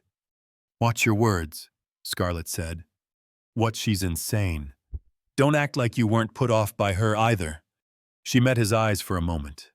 It wasn't as if he was wrong. Even discounting the original's traits, that was an uncomfortable experience. It was the first time she'd ever interacted with a person like that, in either world. Even knowing exactly what she needed to say to convince the Countess, there was still a certain sense of unease one got from interacting with the woman, feeling like you couldn't be sure what she'd do next, or whether it was okay to get irritated at a person who clearly wasn't entirely there. Scarlet shifted her gaze towards the door the Countess had left through. "I am expecting you to cooperate with her regularly from now on, so I would recommend that you refrain from using such language. It serves no one." Soon. "You're really expecting me to work with her?" "I do, yes. Why, I'll just do the work by myself, like last time." "You would fail. Her aiding you will make matters easier for all parties." "Seriously?" "Yes. This is what I am paying you for. I expect you to be able to tolerate some inconveniences." And the Countess was needed for a lot more than just muscle. If it was just pure strength, Scarlet probably wouldn't have risked it with the woman. She leaned back on the couch, resting her arm against the armrest to her left. "In addition to acquiring the second key, there is one more task that I have for you." "Does this one also include the Countess?" She tapped her finger against the soft leather. "No. This is to be carried out by you alone. No other person should learn of it." She shifted her eyes to him. "Have you heard the name Vern Cheek?" Gavin shook his head. "Can't say that I have.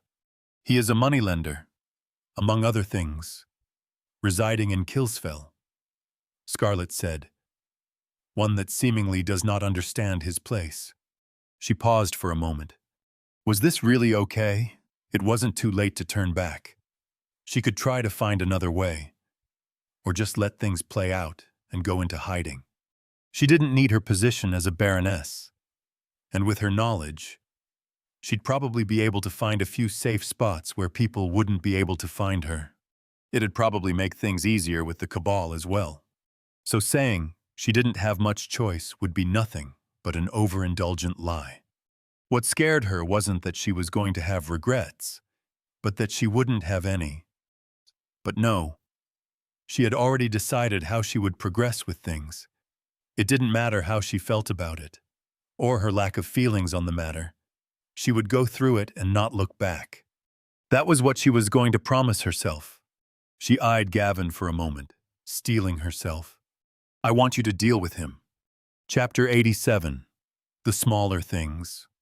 "My lady." Garside lay on his bed, back propped up against the wall behind him.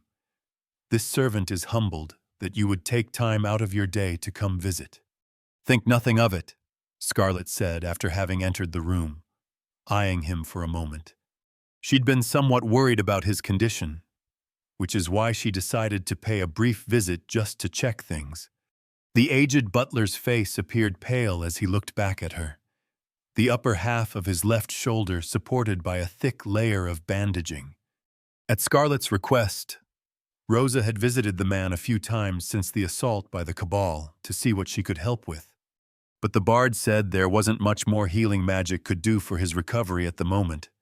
Apparently, there was a limit to how much healing one's body could handle all at once, and the longer you waited, the less you could do with magic alone. Age was also a factor, it seemed. And while Scarlett would consider Garside to be quite vigorous for his age, considering he had less issue than her climbing a freaking mountain, it appeared stamina didn't equate to better recovery in this context. Rosa had done what she could, so it was all left up to Garside himself to recover the last bit. Scarlett had also had what was supposedly the family physician pay a visit from the city, but the man had said much the same. He hadn't even been entirely certain whether Garside would regain the use of his arm. When she'd first heard that, it had surprised her how livid it made her. It was to the point where she'd ended up using a practice session as an excuse to let out some of the anger. She still occasionally found her mind wandering back to the matter, and to the hallowed Cabal, especially Rhea. Unbidden thoughts of anger directed at the woman had popped up more than once. In general, she tried ignoring the matter as much as possible. Letting her irritation slip around others was almost as annoying as the irritation itself. It was astounding. This was what it took for her to realize she was this attached to the old butler. Of course, that affinity was bound to be a vestige left by the original Scarlett. But up till now, it had been a lot subtler than many of the other emotions left behind by the woman. It made one wonder if Scarlett herself had even been aware of how much she seemed to have cared about Garside. To her, to Amy, it was a new sensation, feeling this strongly about another person's well-being. She couldn't recall feeling this strongly even about her own parents or sister. Should she laugh or cry at the fact that even a twisted person like Scarlett seemed to have stronger emotional attachments to others than herself? Her eyes passed to the bed table next to Garside's bed, and the papers filled with text that lay there. I see you have deemed it fit not to abandon your duties while you convalesce. I am this household's sole butler, my lady, the man said with a look of certainty that belied his pale appearance. It is only right that I maintain those duties that I can still, as long as I draw breath. She frowned. The way he put that didn't sit well with her. I am sure there are other people in this household who are capable enough to assume those responsibilities for the time being, she said. Yet Marlin informed me you left your quarters this morning to oversee the efforts of the masons clearing the courtyard. She met his eyes. You have served this family faithfully for a long time. Do not forget that your continued well-being is necessary if you are to continue to do so in the future. Garside gave her a long look, an undecipherable expression on his face. She was uncertain what he was thinking behind those wizened eyes. Eventually, he lowered his head. You are correct, my lady. I have been imprudent in my actions and shown disrespect towards both you and the barony. Henceforth, I will be more heedful of my condition. See that you are. Scarlett nodded her head before glancing around the room. This wasn't the first time she'd visited this place, but she was always somewhat shocked by the decor. From his character, one would expect Garside's room to be Spartan in its furbishing. Yet instead, it was filled to the brim with vases and different ceramics, some of which looked like they had been made by true masters. Considering he was just a mere butler, it made one wonder how he could afford all this. He must have been saving for a long time, or maybe he'd gotten some as a gift.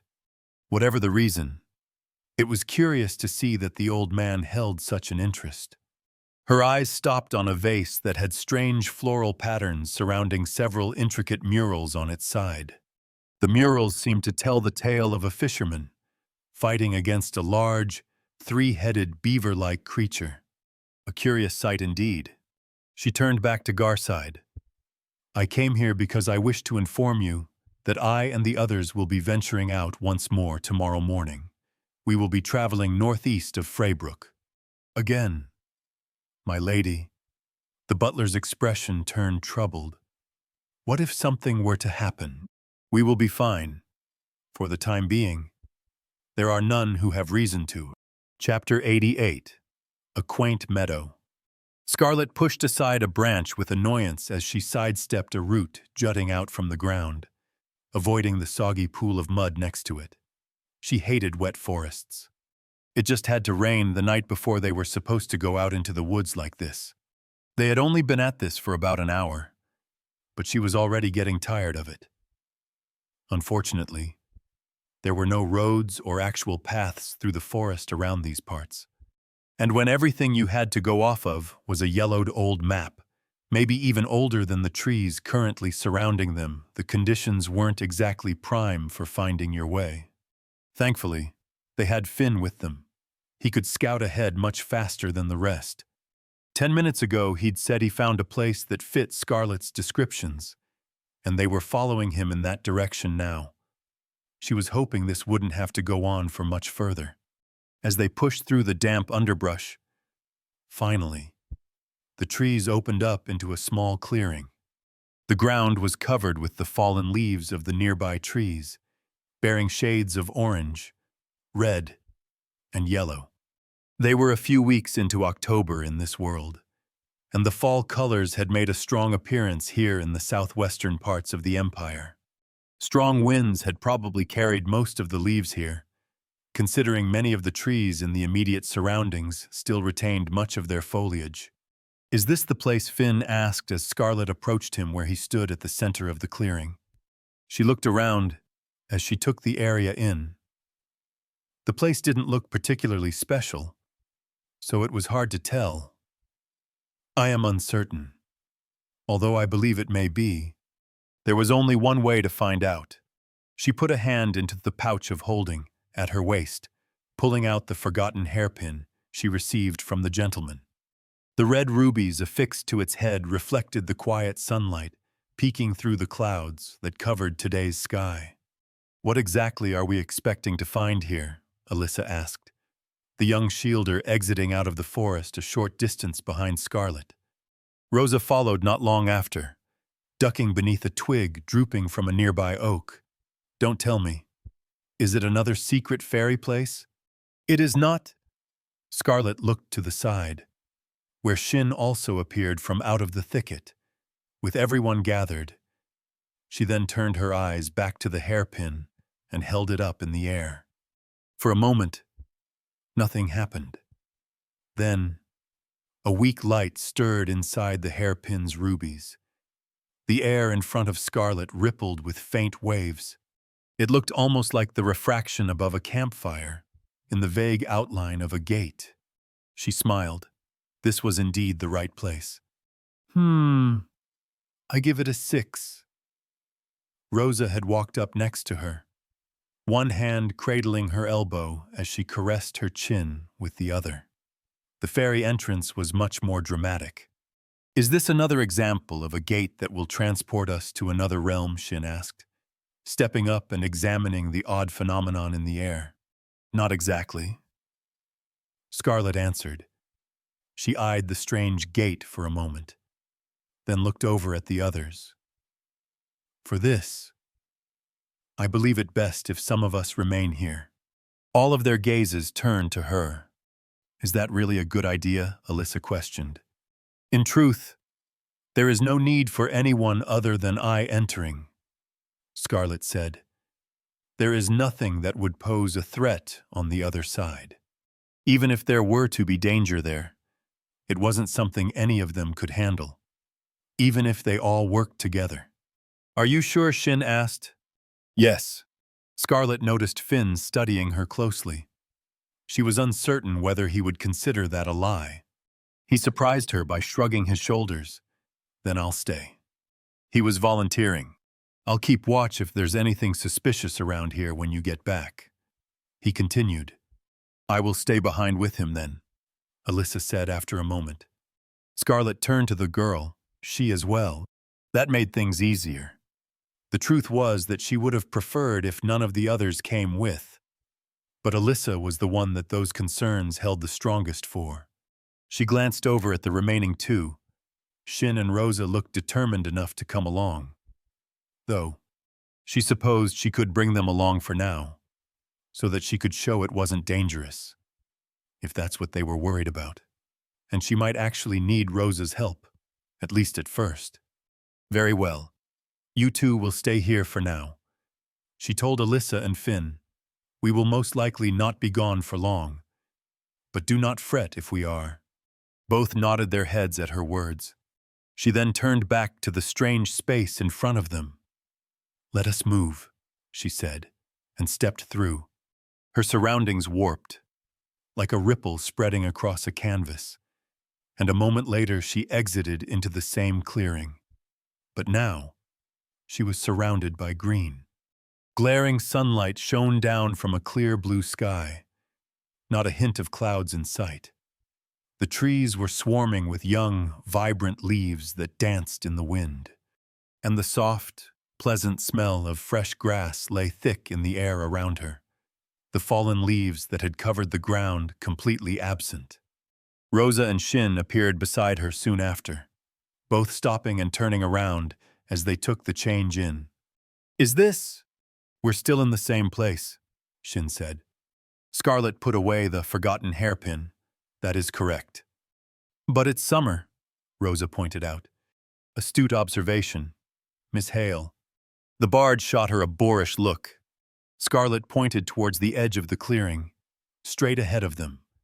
There was a path there now, leading further into the forest. It was slightly overgrown, and didn't seem to see much traffic. But it was better than the dense undergrowth that had been there before. Shall we continue? Why? Of course. Rosa stepped forward, gesturing for Scarlet to walk ahead with an exaggerated flourish. Whatever the lady says. Scarlet decided to ignore it as she strode past the woman, proceeding onto the forest path.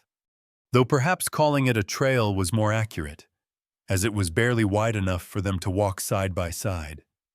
And the footing was pretty uneven as well.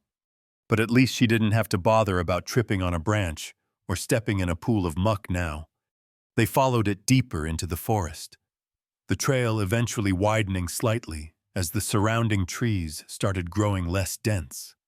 After a few minutes, they spotted signs of another opening ahead of them, and Scarlet could hear faint sounds of running water. Soon, they exited into a large glade with a thin river running around its outskirts.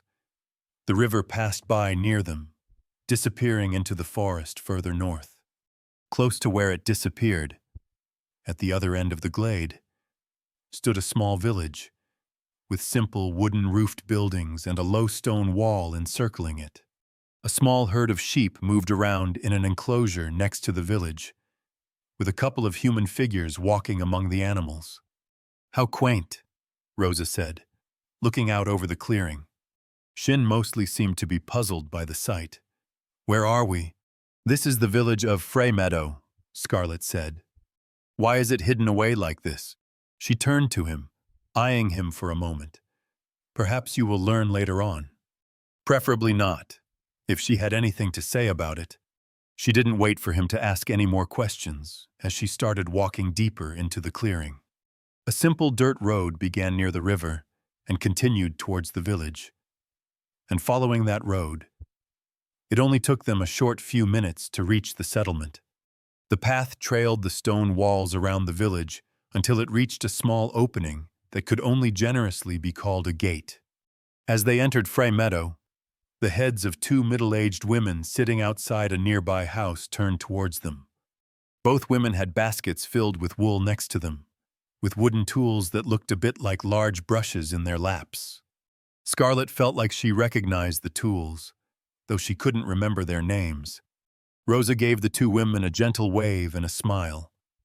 The two women just returned surprised looks, mixed with what looked like curiosity and wariness. Scarlet continued down the dirt road and further into the village. On the way, they passed by even more people, each giving them similar looks as the women had. They clearly weren't used to outsiders. In spite of that, there wasn't anything that stood out as odd about the people here. Their clothes were simple, and so were most of the activities they were carrying out. They looked just like any of the other people Scarlett had seen in this world. If she were to compare this place to Whistle Creek or Dimfrost, there really wasn't much to point out. Soon, they reached an open area that had a raised wooden platform in the middle, perhaps used for larger gatherings and celebrations and served much as the center of the village. A group of kids stood near the platform, playing some sort of game with sticks and stones on the ground. Scarlett's eyes turned towards the edge of what was essentially the village square, where one of the larger homes had a small porch that looked out over the space. A woman was sitting on a chair there. From here, one could see that the woman had straight, raven-black hair that reached down to stand on her shoulders, with a streak of white running through it just above the left temple. As Scarlett crossed the square and approached her, she could see that the woman's eyes were a pale green, with hints of wrinkles and darkened skin beneath, as well as 2 beauty marks under the right eye. Her clothes were a dark set of loose robes, with simple decorations around the fringes. She held an almost vacant gaze as she peered out over the square, seemingly watching the playing children. Scarlett stopped in front of the porch, and the woman's head turned to them. "Oh, visitors, pleasure to make your acquaintance. I am Scarlett Hartford." The woman's eyebrow rose. Scarlett Hartford. She studied her for a few seconds. "That's a new name. These are my retainers, Rosalina Hale and Shin Thornthon." Scarlett gestured towards the 2 beside her. "We hail from Freybrook, and have come here to meet with you." "Is that so?" The woman's gaze lingered on her for a moment longer, before passing over to Rosa and Shin. Finally, she turned her attention back to the square. "I'll have to disappoint then. I'm afraid I'm not much to meet." "I beg to differ," Scarlett said.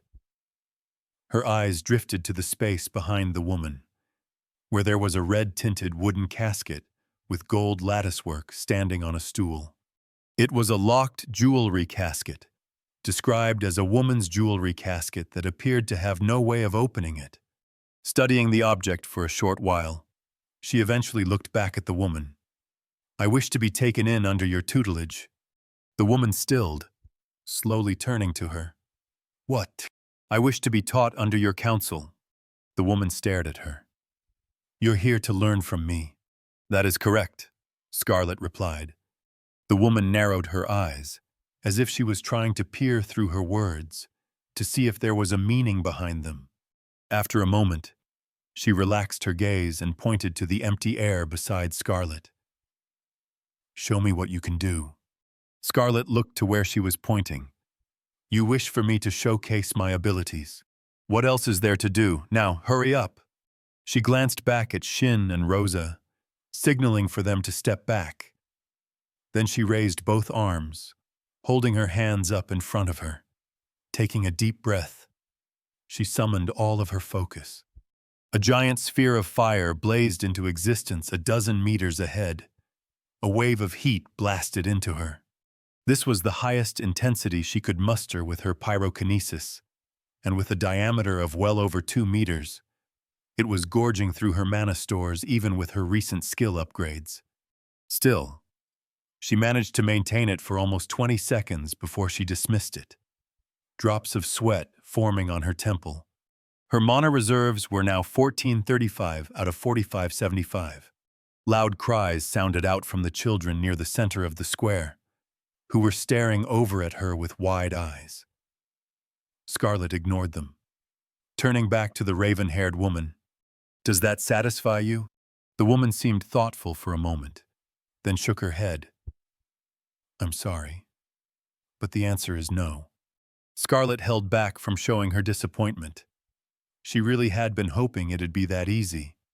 "Then is there something I can do to convince you?" "I'm afraid I'm not that generous." "I am not asking for your generosity.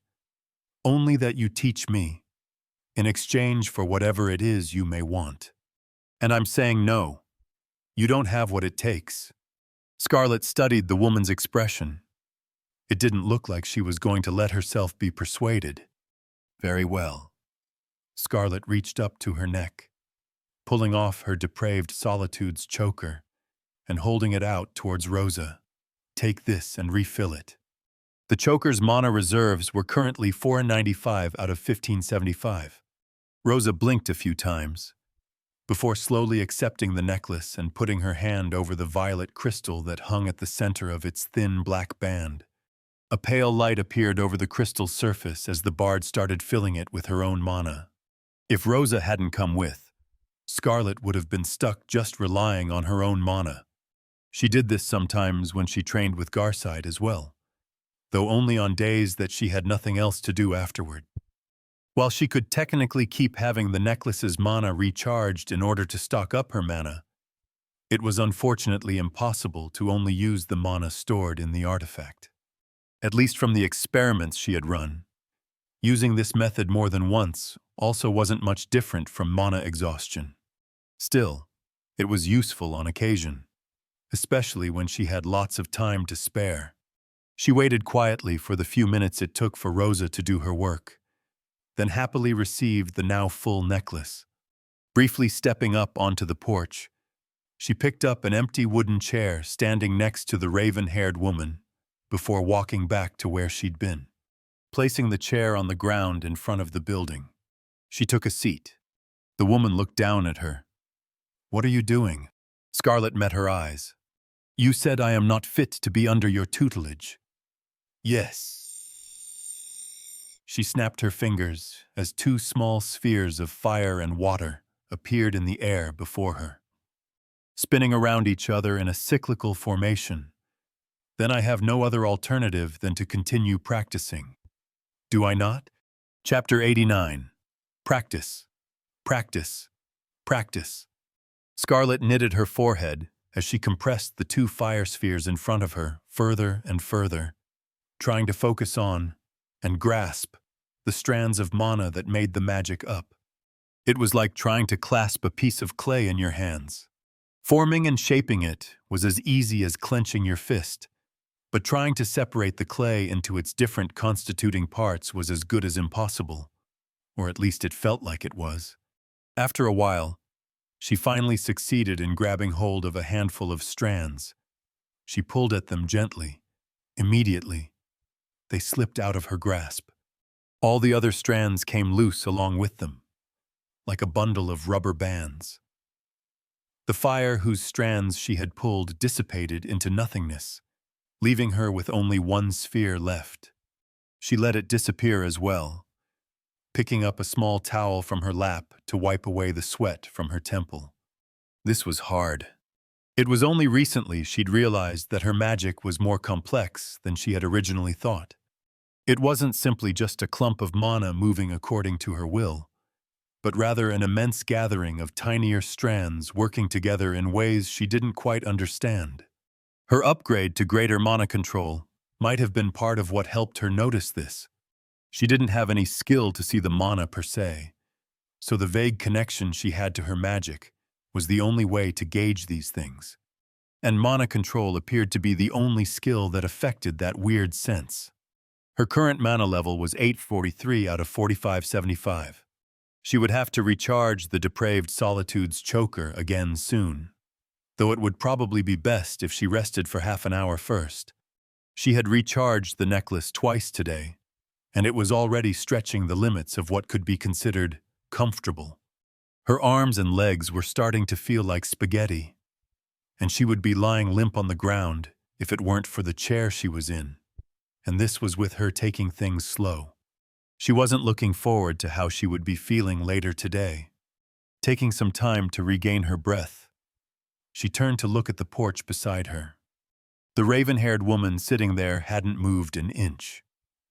Gaze affixed on the book on her lap, for the past 2 hours, Scarlett had been spending practicing her magic. At times, she'd glanced up, watching the kids who had been playing on the village square earlier. But she didn't seem to care much about Scarlett. Right now, things weren't looking that promising. This whole tutelage thing was Scarlett's own idea and not something you did in the game. As such, she had no idea if it would work. Still, there wasn't much else for her to do here at the moment, and she felt like it was the best alternative. Considering the woman didn't seem to think she was strong enough, it wasn't likely she'd be able to unlock any of the quests that were related to this quest line. But that was exactly why she had to make the best use of her time here, while she could. After resting for a while, she returned to her training. It was getting late. The intense sun, which had started high in the sky when they got here, was now closing in on the horizon. Scarlett breathed heavily as she forced her arm up, wiping away more of the sweat on her face. It bothered her, being seen in this condition in such a public space, but she had to fight through that discomfort. Rosa had continued refilling her necklace as the day passed. Scarlett had taken longer and longer rests between the training sessions, forcing herself close to mana exhaustion every time as she pushed her magic further. And it all led to her feeling like she was going to die. It wouldn't be an exaggeration to say that she was more tired now than she'd ever been before. Perhaps the sensation could be compared to studying for 10 exams at the same time for 24 hours straight, all the while running a marathon. She wasn't even aware one could feel this tired. She would have thought one would have fainted hours ago. It really wasn't a pleasant experience. But as long as there was even a morsel of benefit she stood to gain from this, she was willing to continue. Leaning back in her chair, she glanced up at the descending sun. Would it be possible to force out one more session if she rested for long enough? "I'm surprised you're still moving," the voice said from the side. Scarlett closed her eyes for a brief moment, then slowly turned to look at the woman on the porch. "It's getting late," the woman said. "You should probably leave." Scarlett lingered on her for a while, then gave a soft nod. "Very well." She turned to Shin, who was sitting on the ground in front of the porch. He looked up from the book in his hands. "Call for Rosa." The young man put away the book as he stood and called over to the bard. Rosa looked up from where she sat on the edge of the platform at the center of the square, Clert resting on her legs as they dangled in the air. She jumped down and started moving towards them. While Scarlett had been focusing on her training, both Shin and Rosa had seemed to find their own ways to pass the time. Unsurprisingly, Rosa had entertained the kids after they'd tired of watching Scarlett's magic, until they had been picked up by some of the wary parents when it started getting late. After that, the bard had spent most of her time just strumming away on her Clert. After spending so much mana refilling Scarlett's necklace repeatedly, even Rosa was looking a bit tired as she approached them. Still, the fact that she was still standing showed how lacking Scarlett was when it came to her mana. Rosa had at least 5 times as much as her, not to mention a much better recovery rate. "What's up?" the bard asked as she reached them, holding her instrument by its neck in her right hand. "Need me to share some more of my youthful vigor, or maybe a song to cheer you up this time? While I am loath to admit so, the latter is more fitting," Scarlett said. She gestured to her legs. "We are leaving, however. I am in no condition to move on my own. I would appreciate your aid." Rosa blinked a few times, then looked over at Shin and the woman on the porch. "What? Are we finished here?" "We are," Scarlett confirmed. The bard eyed her for a moment, then shrugged her shoulders. "All right then." She brandished her Clert. A smooth tune rang out from the instrument, and with it, Scarlett felt a wellspring of energy rise from inside her. It was far from enough for her to recover completely, but now she didn't feel as much as a dead fish. Gradually rising from her chair, she turned to the raven-haired woman on the porch and gave a nod. "We will take our leave. I believe we will see each other again soon." "I'm sure we will," the woman said. Scarlett turned around and, somewhat unsteadily, started walking. Rosa and Shin followed. Soon after they'd left the village, as they were walking along the dirt road towards the part of the forest where they had originally arrived from, she noticed both of the other two giving her curious looks. "So, what was all that about?" Rosa asked after a while. Scarlet kept her attention forward. "To what are you referring? I was expecting a bit more after all that build-up, especially after you spent the whole day with your fancy displays. What was the point behind that? If we're already leaving, it is exactly what it looked like. I was practicing, and the point is for me to be taught by that woman." She didn't seem that enthusiastic about the prospect. Shin said, "Perhaps not. But we will see how matters proceed." This much was within Scarlet's expectations. Anyway, the truth was that she was probably still too low-leveled for this place, considering the rather unique circumstances of this place. Though, it was still worth a try. "Who was she?" Shin asked. "If you were curious, you could have inquired about it with the woman herself, although I am not certain she would have given an answer." Even Scarlet didn't know the woman's name. After all, it had never come up in the game. She had always been referred to rather vaguely, like unknown woman or dark-haired woman. Whether there was a reason behind that wasn't entirely clear. In the game, at least, her name hadn't been necessary for the player to know. She was supposed to be mysterious like that. Scarlet had avoided asking today. However, in case there actually had been a hidden reason, she was planning on asking later. Though, it would make things a whole lot easier when interacting with the woman, having a name to refer to her with. Foregoing any further conversation, Scarlet felt a bit too tired, and Rosa's magic was beginning to lose its effect. They soon reached the edge of the forest. Treading along the same path that brought them here to Frey Meadow, they trekked through the woods until they reached the clearing where they had originally entered this place. The bright orange of the setting sun was drawing its last streaks across the sky, painting a rather intimate scene over the silent glade. At the center of the space, the strange gate still remained, a pocket of air with strange ripples to it. Scarlet continued up to the gate, then stepped through.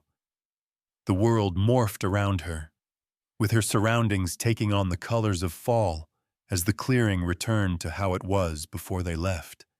At the same time, she felt refreshed, as if all the tiredness and mental exhaustion she'd piled up over the past hours was nothing but a dream, floating away with the passing breeze. Her mana was fully restored to 4575 out of 4575. A small smile grew on her lips. It seems like her suspicions were correct. "You're back," Alyssa's voice called out to the side. She turned to look at the young shielder, who was sitting on the ground a short distance away along with Finn. "Whoa!" Rosa suddenly appeared beside Scarlet, the bard placing a hand against her chest as she blinked. Shin stepped out next to her, his brows furrowed as he turned his eyes up to the cloudy sky. "Was there nothing there?" Alyssa asked. She was studying the three of them curiously. Shin paused, looking down at her. "What do you mean?" She gave him a confused stare. "I was expecting you to be gone longer. Was it just a dead end?" "There was a village there." "Wait, really?" Shin sent a glance Scarlet's way. "How long were we gone?" he asked Alyssa. The girl cocked her head. "I don't know. I didn't count." She turned to Finn. 7.5 minutes, the white-haired young man said. "Oh, okay. Wow." Alyssa blinked at him, then looked back at Shin. "There you have it." Rosa laughed. Everyone's eyes turned to the bard as she showed a wide smile. "Well, time sure flies by when you're having a blast, doesn't it?"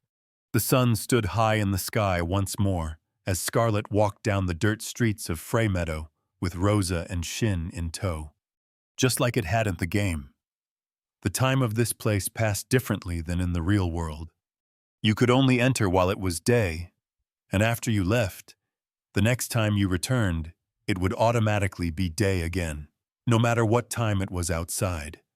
It was exactly because of this quirk that Scarlet had wanted to visit this place as early as she could, to make use of the opportunity it afforded. The caveat was that the number of times you could enter in a row had been randomized in the game. As such, she wasn't expecting to be able to spend an infinite amount of time. After this place closed, one would have to wait at least a few days before returning. Another unfortunate detail was that, while any exhaustion she piled up while here seemed to disappear when she left, that also seemed to go for any other physical or metaphysical, if you wanted to call it that, changes, like increasing her mana.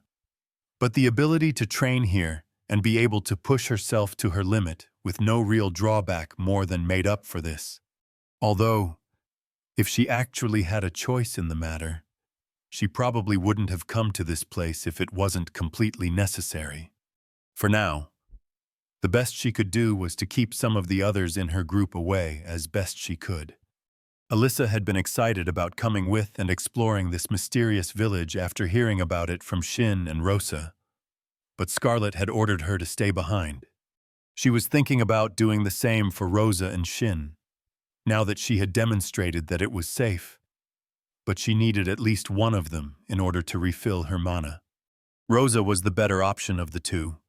Considering Shin was a fighter, he wouldn't have much more mana than your average person. Though, apparently, that was still more than Scarlet had, but she was honestly hesitant about keeping both of them around. The longer she waited, the worse it was bound to get. She didn't know what she was supposed to tell them. Though, if she could convince the woman in the village first, it could solve the issue of not having another person to refill her mana. But she wasn't banking on that. As they continued deeper into the village, they eventually reached the village square from the day before. It was roughly the same time of day now as then, but there were no kids playing around now. Scarlet had spotted a few of them helping their parents with different tasks as they walked through the village. Maybe the children would come around again later. They'd all looked excited when Rosa had given them a wave. Crossing the square, Scarlet stopped before the building where the raven-haired woman was sitting on the porch. "Good afternoon. I hope the day finds you well." "That's yet to be seen," the woman said, looking up from the book in her lap.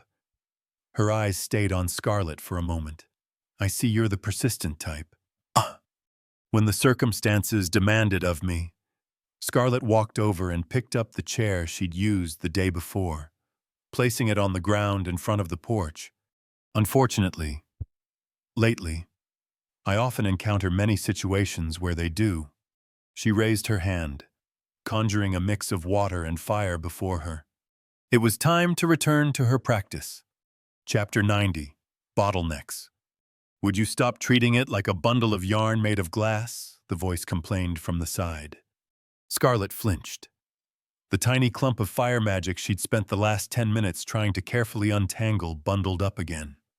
All those hundreds of mana strands she had only barely managed to separate into clusters were yet again blended into a dense throng where she could scarcely tell one part from the other. She closed her eyes, letting out a long breath as she let the fire dissipate. So much for that attempt. She turned to her right and the porch there, where the raven-haired woman was looking at her. "I was under the impression that you did not intend to give me any directions." "I wasn't," the woman said. "Nor am I planning on taking in an apprentice or teaching you spells. But there's a difference between that and sitting here watching you make a mockery of my craft for 2 days. The least I can do is point out the basics, things even a beginner mage should know." Scarlet arched an eyebrow. Neither Garside nor Cat had ever had anything to say about these basics when witnessing her magic. They had seemed more impressed with her skills than anything. And both were pretty proficient with their corresponding schools of magic. So it wasn't as if they were beginners. "Then what is it you would suggest that I adjust?" "I'm not suggesting anything." The woman shook her head. With the flick of her hand, a flame appeared beside Scarlet. I'm saying that the way you are using your mana is fundamentally flawed if improving your control is what you're aiming for. It's the equivalent of tying a rope by first separating all its individual threads and then trying to tie them together all at once. No matter what you do, another 100 hands won't grow out of your back just like that. Scarlet glanced at the flame that danced next to her head. Was she supposed to notice anything special about it? The flame faded in and out of existence in cycles, as though a glimmering light. But that was all. If you want more control, then learn to use the tools you have properly. The flame disappeared completely with the woman's words. Scarlet turned back to her. I am not certain I entirely understand. Then think about it for a minute. The raven-haired woman turned away from her, returning her attention to the book lying on her lap. Scarlet knitted her forehead. She felt like she'd been making progress, though she had definitely gotten better at differentiating the different strands of mana that made up her magic. And she hadn't even been working at it for that long. Although, she would admit that individually controlling a large number of those strands felt impossible. Still, she imagined it would become easier with practice. She was curious about how her magic actually worked, and this seemed like the most reasonable avenue for figuring that out. But was this way of approaching things wrong? Then, what was she supposed to do instead? Give up on understanding it, and simply rely on her instincts, as she had before, that felt lacking in its own way. Surely there had to be a better way of doing it. What she had been doing until now felt more like using a sledgehammer to strike a nail in. Her hydrokinesis in particular felt like it needed something more if she wanted to reach the degrees of control she was aiming for. Then, what was the alternative the woman was referring to? What tools did Scarlet have, other than simply shaping the mana under her control? With the instincts afforded by her skills, was she supposed to go the middle way instead of trying to focus on the strands of mana that made up her magic? Perhaps she should focus on the clusters that they seemed to create naturally, that felt more manageable, at the very least. But wasn't it the same as trying to control the mana strands, just on another order of magnitude? She studied the woman sitting on the porch. It would have been nice if she had given her a bit more to go off of. As Scarlet was about to turn back to her magic, she recalled the other thing she had been meaning to ask. May I pose another question? The woman glanced up at her. Yes. What is your name? I have yet to have had the opportunity to learn it. After greeting you yesterday. She seemed to consider her for a moment. You can call me Arlene. Arlene? Yes. I see. To think it was that simple to get her name. Maybe Scarlet had overthought it, though one would think something like this would have been brought up in the game. It couldn't be a fake, could it? Well, whether it was didn't matter much at the moment. She turned her attention back to her magic, ready to begin her dutiful training again, just like she had for the past 1.5 days. Following Arlene's words, she gave up on trying to separate the individual strands of mana. For now. Instead, trying to figure out what the woman had insinuated she do instead. Unfortunately, she didn't make much progress, even with Rosa continuously recharging her necklace. And when pushing her magic to the limits, by the time the sun had started setting, she didn't feel as if she had discovered anything new.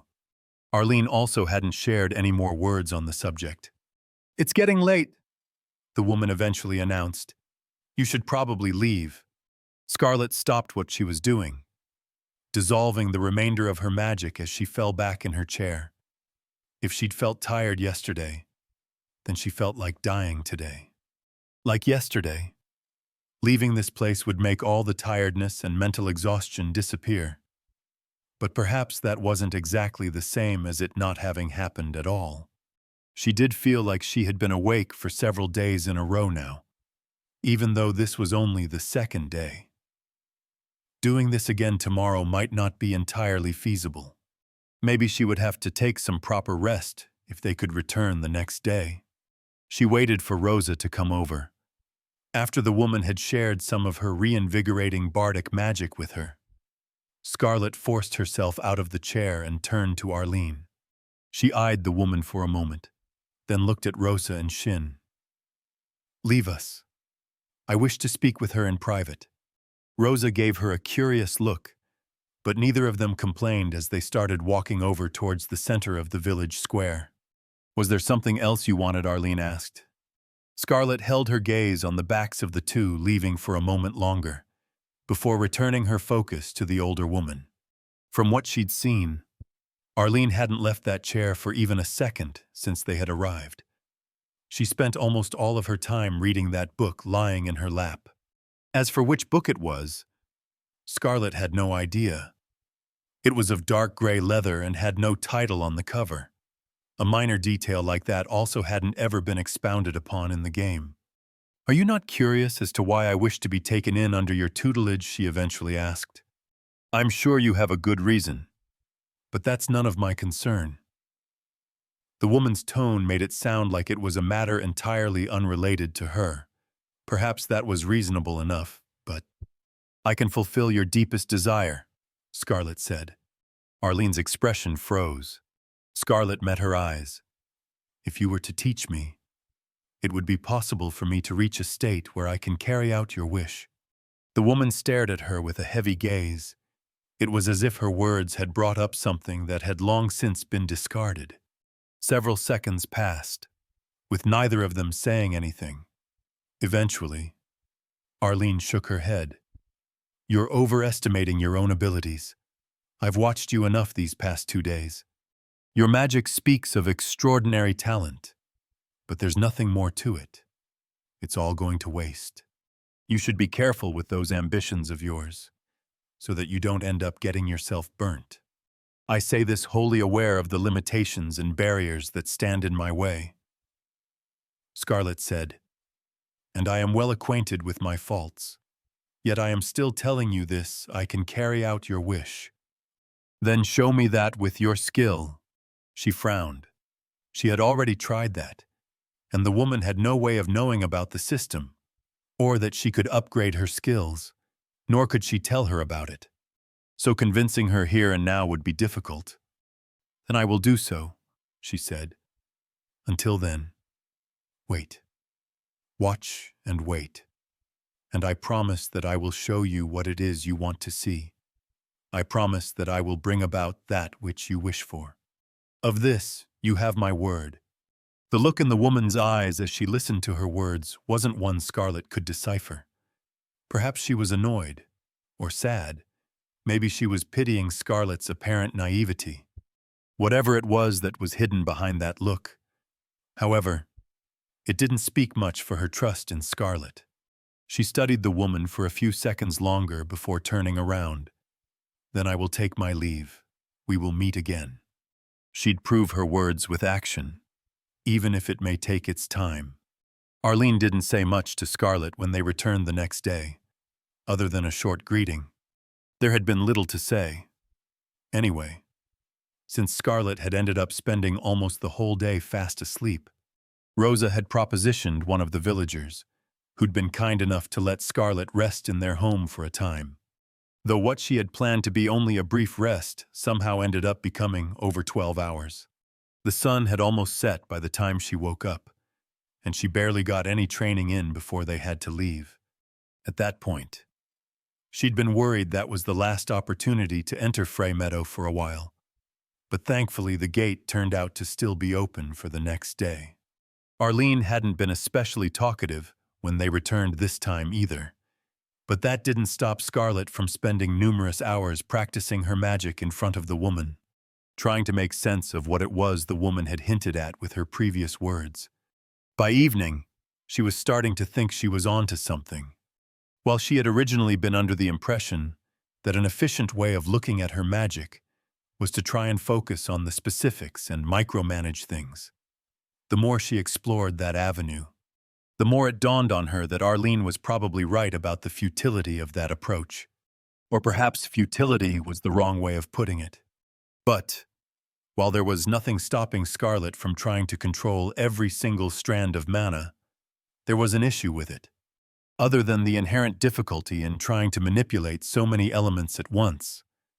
It was a problem that felt somewhat obvious at second glance. She had no idea what to actually do with those strands. When she was just using greater pyrokinesis or greater hydrokinesis respectively, things looked so simple. After all, she already instinctually knew what she had to do to create these phenomena, and the mana just moved according to her wishes in order to realize her desire. But after spending so much time identifying and separating some of these strands of mana a tiny number, compared to what it took to create even a basic aquamine, she still couldn't figure out how they actually worked.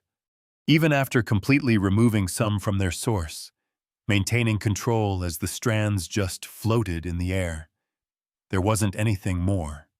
Unlike when she normally used her skills, there was no instinctive knowledge or intuition that helped her understand these strands or how to shape them.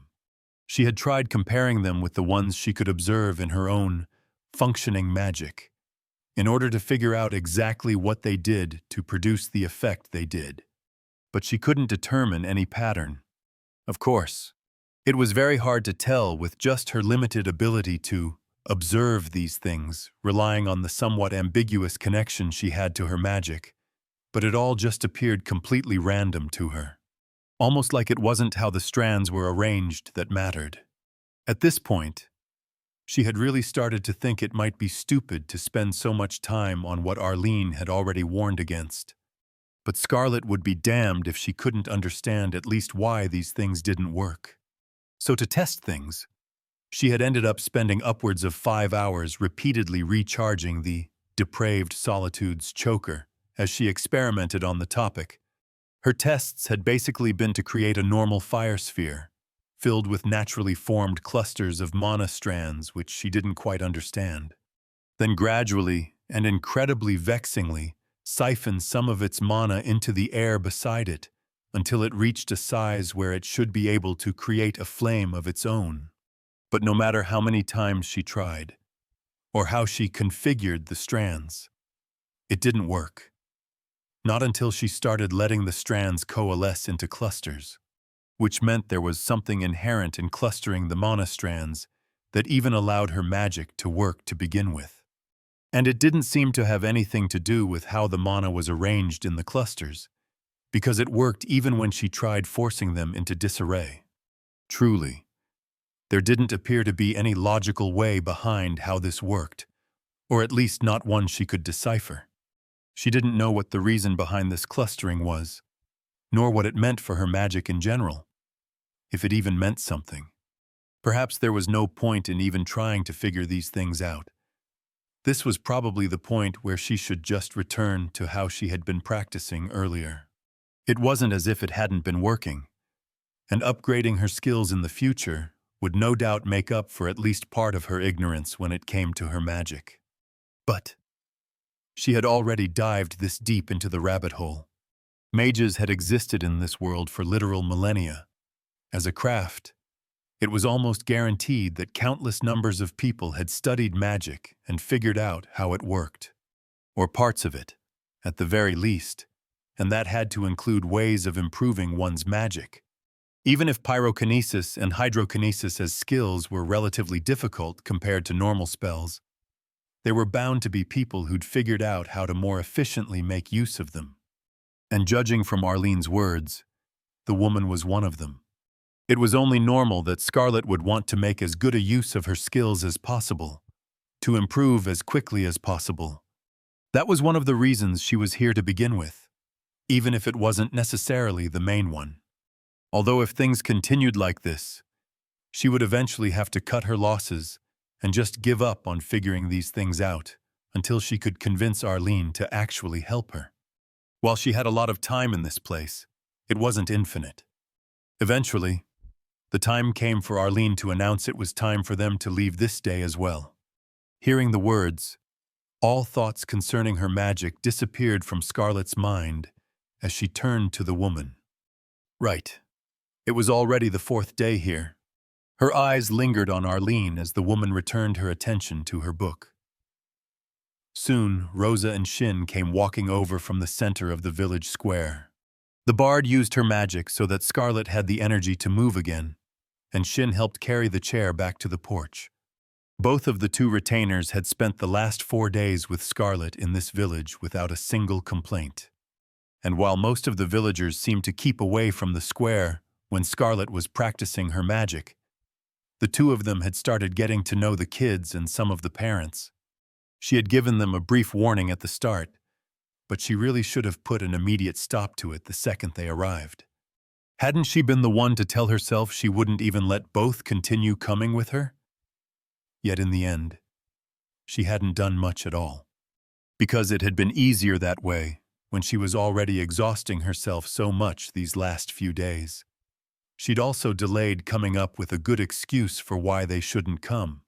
She really shouldn't have put so much focus on her training. That had been negligent of her. It had been lazy.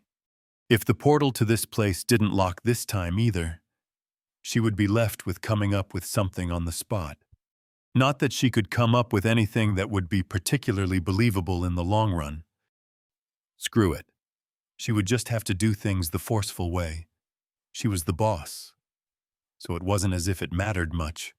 A lesson for the future. Both Rosa and Shin gave her expectant looks as they made ready to leave. Scarlet turned back to Arlene. Then we will take our leave. She paused for a moment. We will see each other again. The raven-haired woman glanced up from her book at her. I'm sure we will. The same response as every other time. Scarlet locked eyes with the woman, but her expression was as unreadable as ever. She turned to leave. Rosa and Shin joined her in silence as they left Frey Meadow, following the dirt road leading out to the border of the forest that enveloped the peaceful glade the village was nestled in. Perhaps the two noticed that her exhaustion wasn't the only reason for her unresponsiveness this time. Eventually, they reached the clearing where the entrance to this place was. As usual, a shade of red enveloped the place at this time of day, as the sun set over the horizon. So, how many times are we going to do this? Rosa asked, as they approached the center of the clearing. Scarlet stopped in front of the rippling gate that led back to the real world. I do not know. It was up to chance whether they would be able to enter again immediately or not, even if they were. Scarlet wouldn't be spending any time training this time. However many times it may be, though, she said, neither of you will be joining the next time. She stepped through the gate. As always, all the piled-up tiredness and exhaustion disappeared as things returned to normal. Autumn once again claiming its rule over the world. But now, in addition to the usual wet forest smell, there was a faint, ashen scent in the air. Alyssa and Finn were sitting on the ground a few steps away, where they had spread out a large blanket to protect from the damp leaves and grass. Finn creased his forehead as he looked up, sniffing the air. He turned to look at the space behind Scarlet. She looked back. The air still rippled with faint waves as it had before. But now there was a dim red tinge to it as well. It almost seemed like there were traces of smoke on the other side. Huh, what's wrong?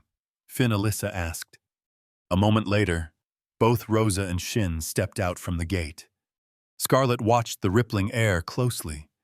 It didn't disappear, which meant there was at least one use left. Hey, what did you mean earlier? Rosa asked, looking at Scarlet. The woman paused, scrunching her nose together. What's that smell? Rosa frowned. Both she and Shin turned back to look at the gate behind them. What's happening? Nothing you have to concern yourself with, Scarlet said. And I meant exactly what I said earlier. Neither of you will join me when I return to Frey Meadow this time. Shin turned back to her. Why not? Because there is no longer a need for it. As you have seen, it is perfectly safe. There is nothing more for you to do there. The looks she received from Rosa and Shin looked doubtful. I don't really know what you guys are doing on the other side all the time. Alyssa spoke up. Scarlet looked back at her. But are you really going to go back right now? I am, yes. The young woman pointed at the gate. Okay. But is it supposed to look like that? It is. Scarlet gave a slow nod. Then she turned around, making to move through the rippling gate. Before she could. However, both Rosa and Shin stepped forward.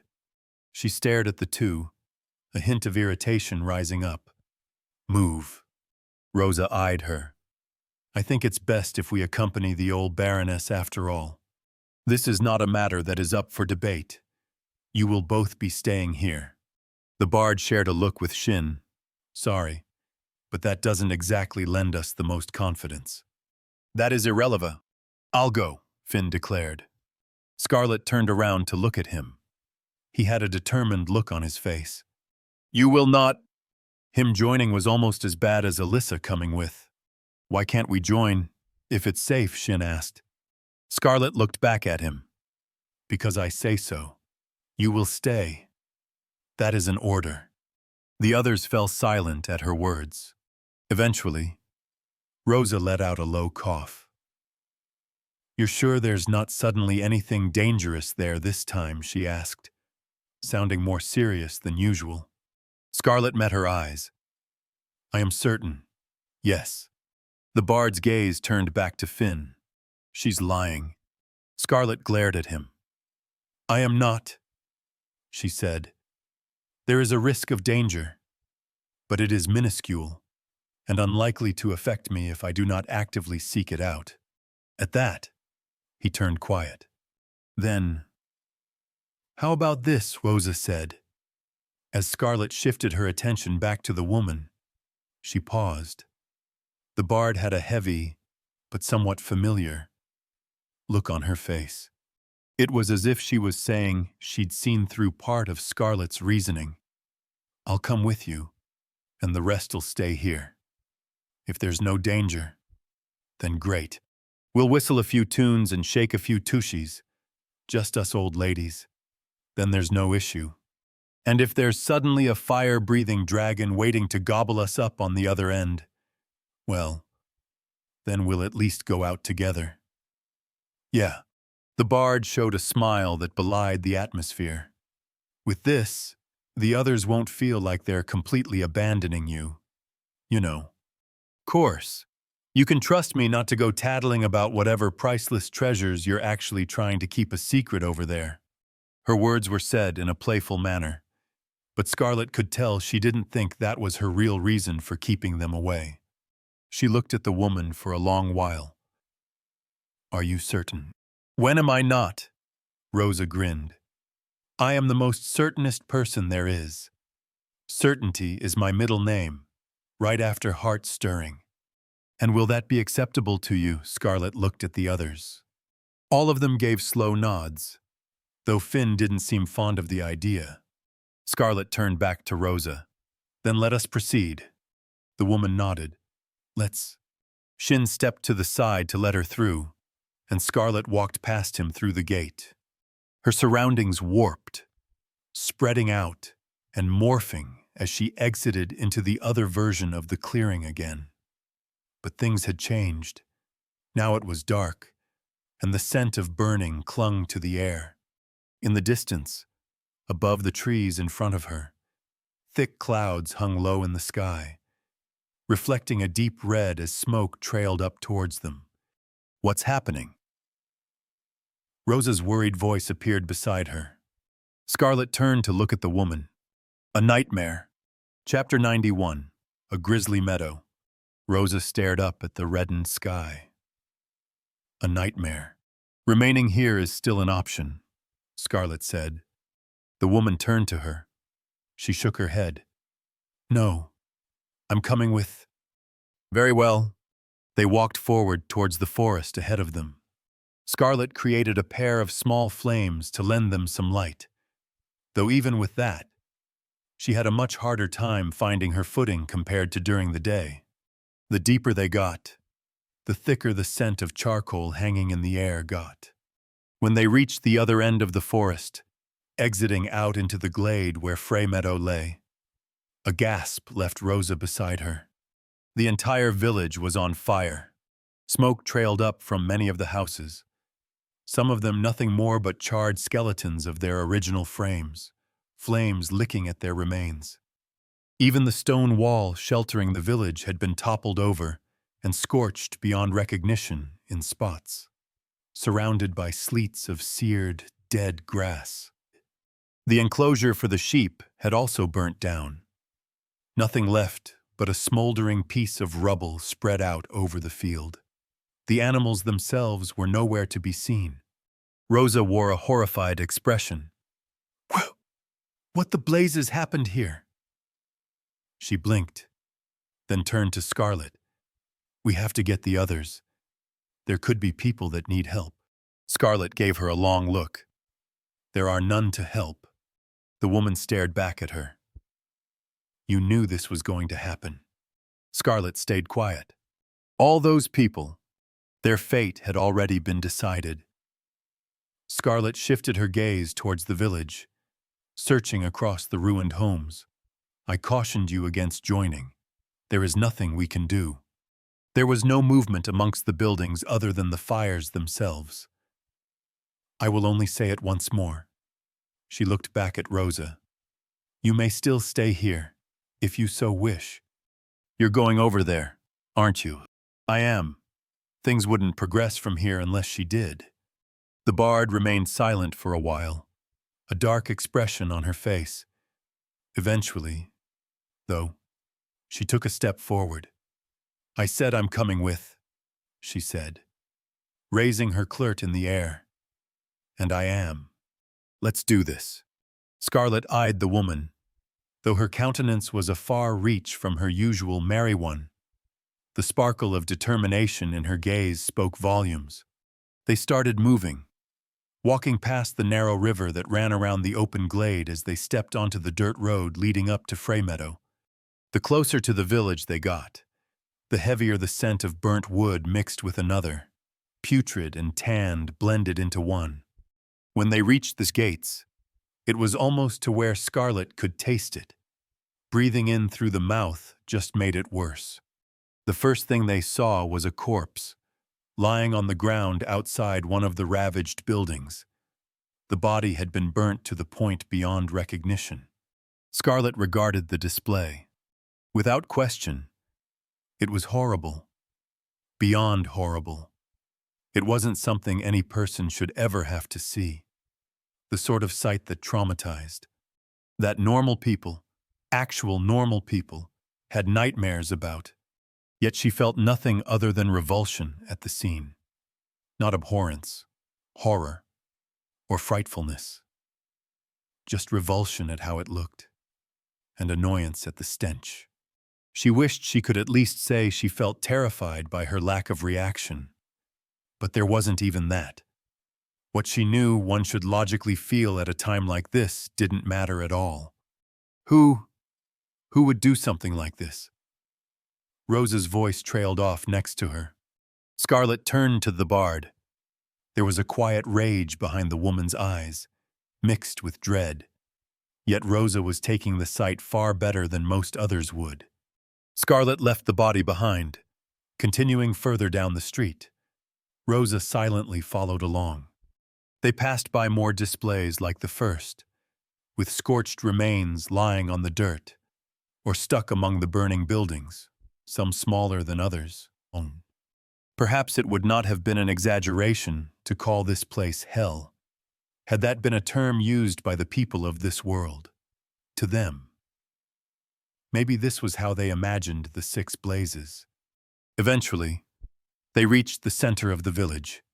There, they were met with even more of the same, with groups of burnt corpses spread out across the square, clustered around the still-burning platform in the middle. There was a strange stand on top of the platform, made of a deep black stone that was melting into the wood beneath it. At the focus of all this chaos was a lone figure, kneeling on the ground next to the platform, with their back turned to them. Dark, raven-colored hair hung over the person. Arlene, there's still someone alive. Scarlet put her arm out, blocking Rosa from running off.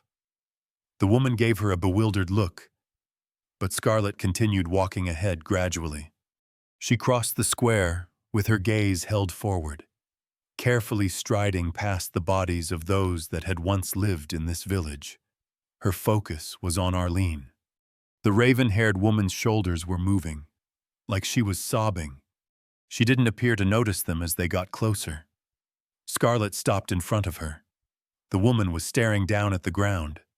Rosa stepped up next to Scarlet, pausing at the sight.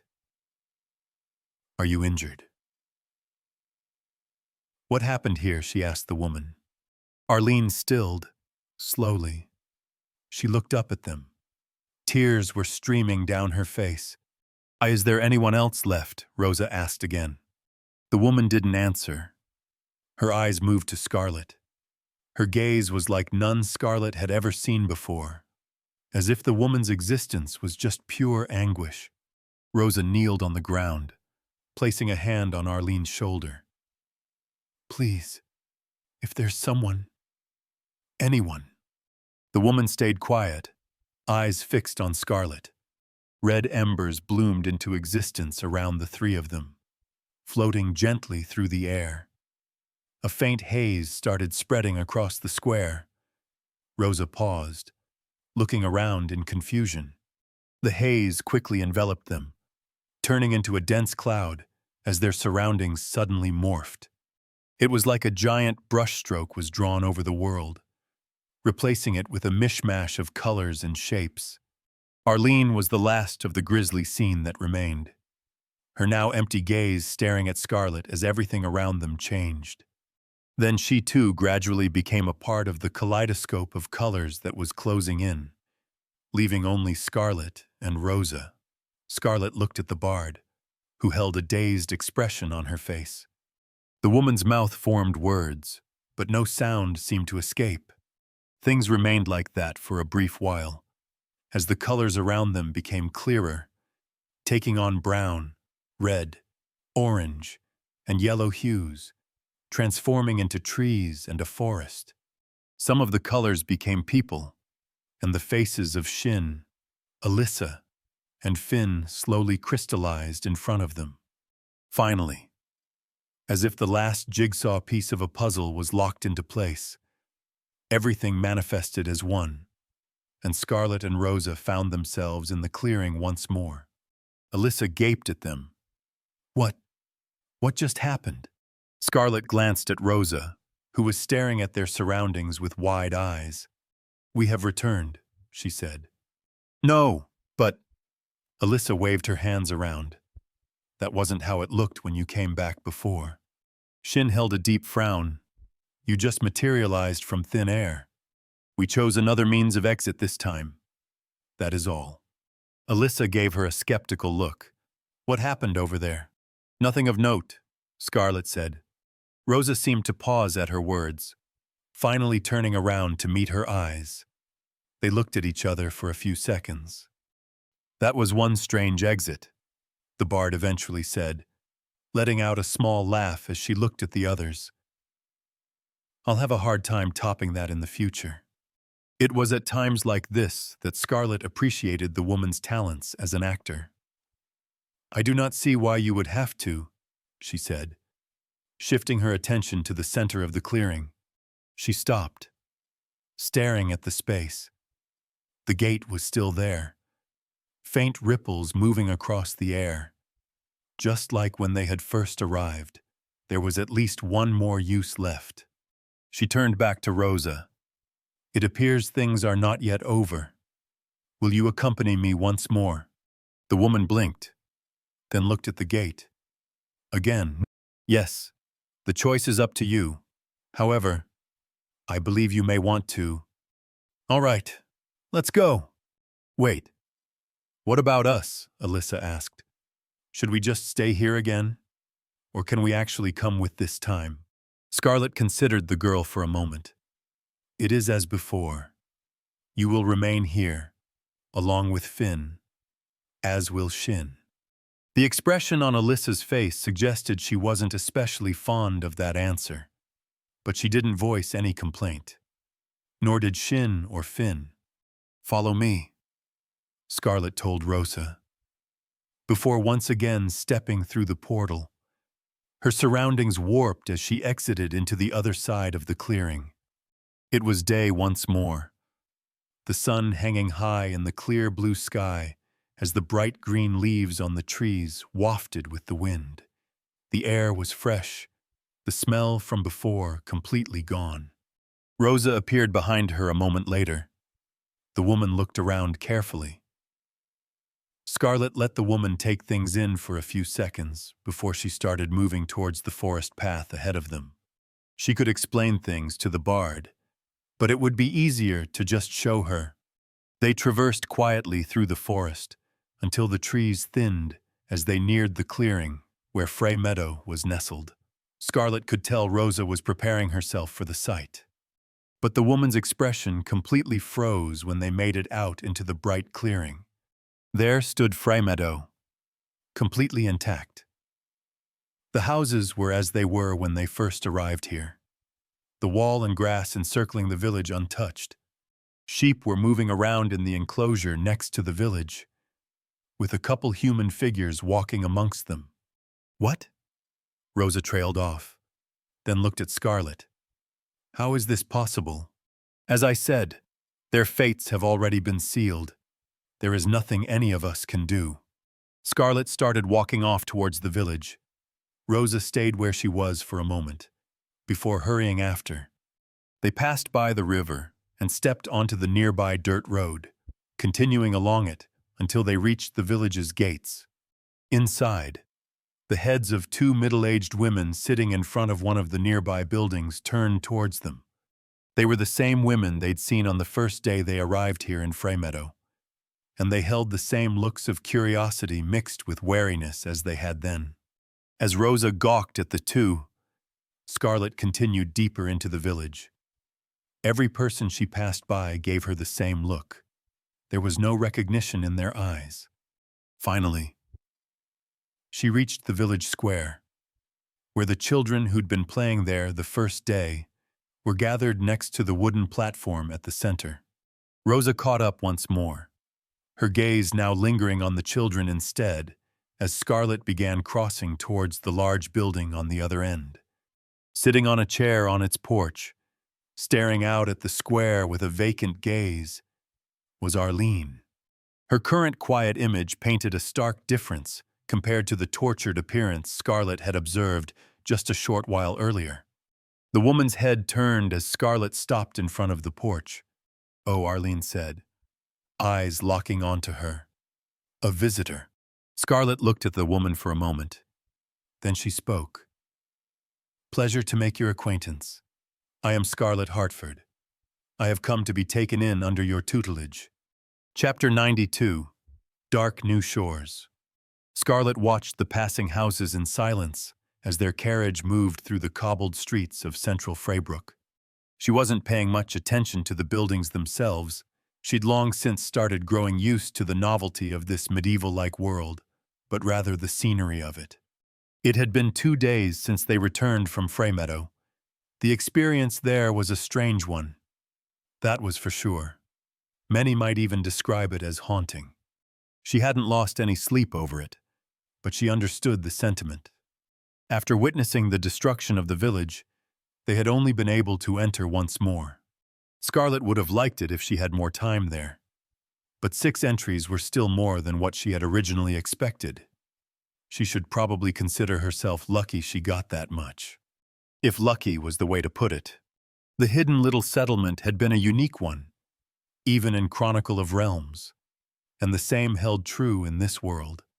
From an outsider's perspective, the loop Frey Meadow experienced every 5 days was hard to describe in words, both in how it worked and in the dreadful end that awaited at its conclusion.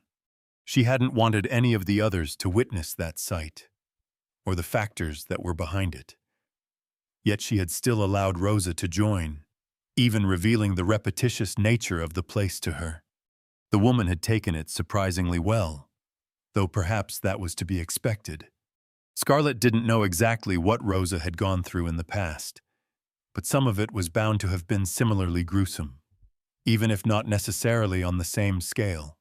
After they had entered the village again, Rosa had realized pretty quickly that none of the villagers remembered the events from the previous loop. This included Arlene, the older woman acting much the same as the first time Scarlet had introduced herself to her. The second attempt at convincing her to train Scarlet had also ended similarly terribly. Not that it had stopped Scarlet from going back to her practice at the time. She wouldn't quit just because things didn't go her way at first. If there was one thing that Frey Meadow afforded, it was time. If the system was what let her increase the power she had at her disposal, then Frey Meadow was going to be what she used to hone that power so that she could achieve her goals. For now, though, things would have to continue as they were. Outside of Frey Meadow, there were still a lot of things that had to be done. The previous day since returning had mostly been spent doing some preparations for the coming days, with just a bit of training in the morning and late evening. One thing that had needed doing was to ensure Evelyn had a room ready in the mansion when she visited. The younger Hartford sister was supposed to return from the capital in a few days. While Scarlet wasn't exactly looking forward to interacting more with the woman, it was a necessity for her to continue operating as a baroness.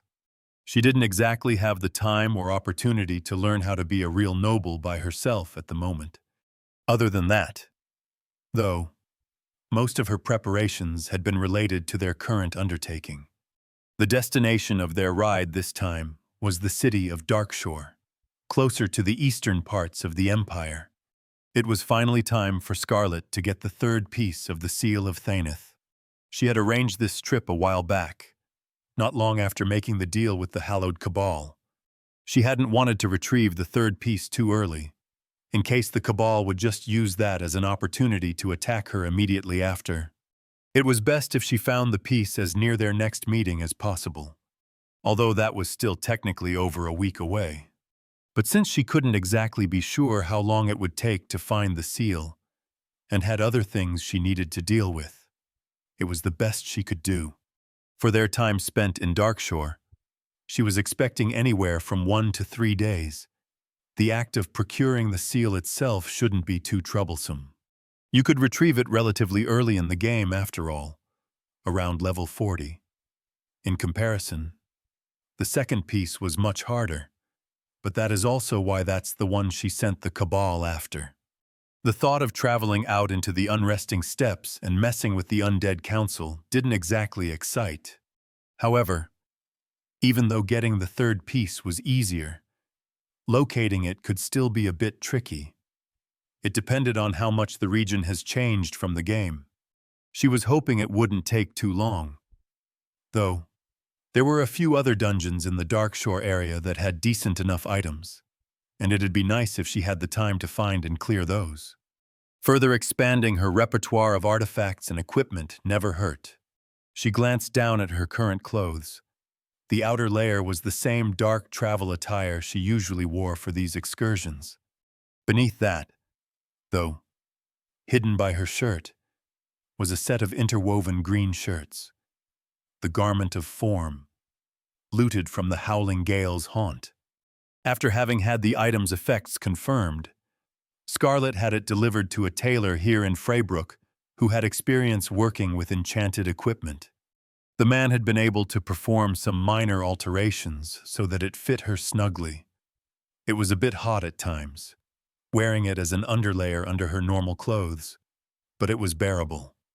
And while she wouldn't exactly call the piece of clothing ugly, it was actually rather elegant. In its own way, it was far too garish for her to bring herself to openly wear it when there was another option. She wasn't even sure that was just the original's fashion sensibilities speaking, either. In the end, though, what mattered was that she got the item's effects. The effects in question included a boost to one's agility, as well as what essentially amounted to a short-range teleport. Being an enchanted item of epic tier, its defenses were also a notch higher than anything else Scarlet could bring to bear at the moment. She wasn't quite sure where its limit lay. She somewhat doubted the cloth would stop a sword, going straight for her heart, but it was at least to the level where she couldn't tear the material apart with her hands. Although, to be honest, its defensive qualities weren't the most important part. That was only the last line of defense, an emergency measure. If everything else had failed, if it ever reached that point, she was probably already screwed. The magical defense afforded to her by Shi's flowing garbs was much more important in that regard. The effects of the garment of form had been the main focus to begin with. The increase in agility, for example, would probably be quite helpful in several situations. She hadn't quite tested it out yet, but the change was definitely noticeable when wearing it. In addition, the short-range teleportation would probably be worth far more for saving her life than the ability to tank another strike or two. The best thing was that there was no upper limit on how many times she could use it per day. Instead, the garment of form had 3 charges, each taking roughly 5 minutes to recharge. It definitely blew items like her wand of fireball out of the park. Granted, the wand of fireball was an early game item, but still, she was quite satisfied with the garment of form. It was nice to have nice things, and she wanted more. Her eyes glanced over to the side where Finn sat. The young man's gaze was fixed out the other window, absently tracking the people outside. She did want more, but maybe she wouldn't steal it from one of her companion's ancestral sites next time. She turned her attention back to her window and the houses passing by. Eventually, their carriage reached the large square where Freybrook's kilnstone was located. As usual, there were 2 lines on both sides of the marble structure at the center. A long one filled more with people and wagons of different kinds, and a shorter one with mostly carriages in it. Their carriage moved over to the shorter of the lines, where they only had to wait for about 15 minutes before it was their turn. The coachman steered the carriage onto the marked area in front of the floating kilnstone, exchanged a few words with uniformed people in charge, and soon the ancient artifact's reflective gray turned completely black as their time to teleport came. All the surrounding light flowed into the floating obelisk, leaving them in a black void for a brief moment, before color was once more spat out into the world and a new view appeared before them. The city of Darkshore was one of the larger ones in the Empire, built on the bank of a vast lake with a large volcano at its center. The volcano was known as the Resting Eye, and was, despite what one might expect with a large settlement right next to it, not dormant. As far as Scarlet was aware, much of the lake surrounding it was also uninhabitable for wildlife. The city itself relied on trade and produce from other nearby cities. Silverborough, for example, which was apparently referred to as the sterling breadbasket of the Empire, was only a day's travel away. Their carriage slowly made its way out of the busy square where Darkshore's kilnstone was. As they got further away from the throng of people and wagons that inundated the area, cresting the height of a street leading out of the place, it became increasingly clear where the city had gotten its name from, as more of the volcano itself got into view in the distance.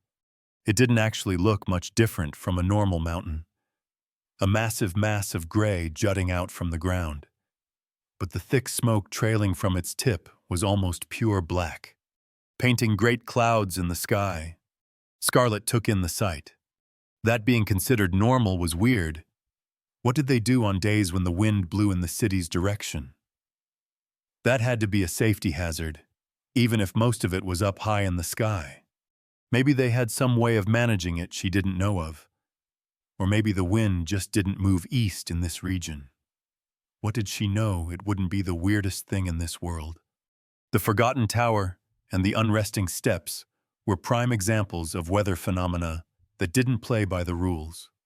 Whatever the situation was, she couldn't imagine herself feeling comfortable living so close to a volcano like this. The people here had long since gotten used to its existence, though, and probably weren't ever expecting for it to erupt. Supposedly, it had been mostly quiet for centuries, since before the empire was founded, at least. There were also plenty of valuable resources that could be gathered from it and its surroundings. The way Scarlet understood it, much of the city's economy was based around the gathering of those resources. Still, that didn't change the fact that it was a ticking time bomb. Alyssa, Shin, and the others seemed enraptured by the view of the volcano in the distance. But Scarlet soon turned her attention to the city around them. Eventually, they reached what looked to be its commercial district, with wider streets and several storefronts visible. They also passed by some larger markets and other scenery that caught the eye, like small parks and wooden stages with small troops on them. In general, there was a lot to see, and the architecture of the city had mostly shorter and wider buildings that didn't block much of the view. Scarlet kept a close eye, especially on the storefronts as they went past. In truth, she wasn't that familiar with Darkshore. Even in the game, she hadn't visited here as much as some of the other cities. Now that it was all in real life, she was essentially a stranger to the place, only having vague memories of what store went where. She had a much better recollection of the surrounding region and its dungeons. None of the coachmen that were employed in her service there were two of them, the older man who'd driven around Ambercrest and Ellisted, and the young man who often drove them around the Freybrook area had been here before either. So, she had to be on the lookout. As they traveled down a long street, where there seemed to be a lot of smaller stores and the like, Scarlet called out for the carriage to stop. The older coachman pulled up near a smaller alley, whispering some words to the horse as Scarlet exited.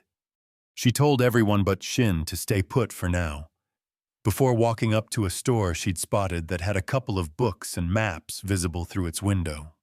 A bell above the door rang as they entered. Scarlet sent a few glances around the establishment. It was a relatively simple shop, with most of the wares arranged on wooden shelves hanging from the walls, showing a somewhat meager assortment of common-day items. A table stood in one of the corners, with a few books and rolled-up parchments on top of it. Walking over with Shin, she picked up one of the parchments and unfurled the paper. It looked to be an old nautical chart of the nearby lake, though the detail of the work surprised her. It even included the depth and features of sections of the lakebed, marking points of interest. Did they perhaps mine things underwater here? Or something along those lines? She doubted they saw much mercantile traffic on the lake, considering ships would have to travel through hundreds of kilometers of wetlands and rivers to reach the ocean. "Is there something I can help you with?" a voice sounded out from the side. Scarlet turned to look at the counter to her left, where a man had exited from a back room. He had a bald head and wore a simple brown vest over a white shirt. His chin was ill-shaven, with slightly chubby skin and stubble covering a small mole. But the man's demeanor had a friendly air. Scarlet narrowed her eyes. He looked familiar. He smiled as his gaze met hers. "Yes," she said, shifting her attention back to the parchment she was holding. "I am searching for a map of the nearby region, preferably one as detailed as this chart." "A map, you say?" The man glanced at the nautical chart in her hands, then at the table next to her.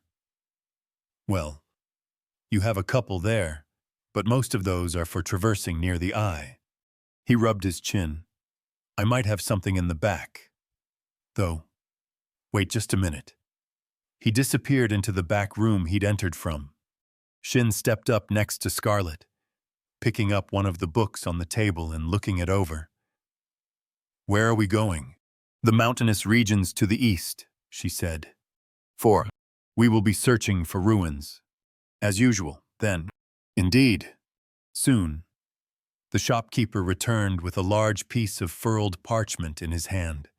He chuckled as he held it out towards Scarlet. "Used this one myself when I was younger, exploring the wide world. I was quite the daredevil, you know. I am certain you were."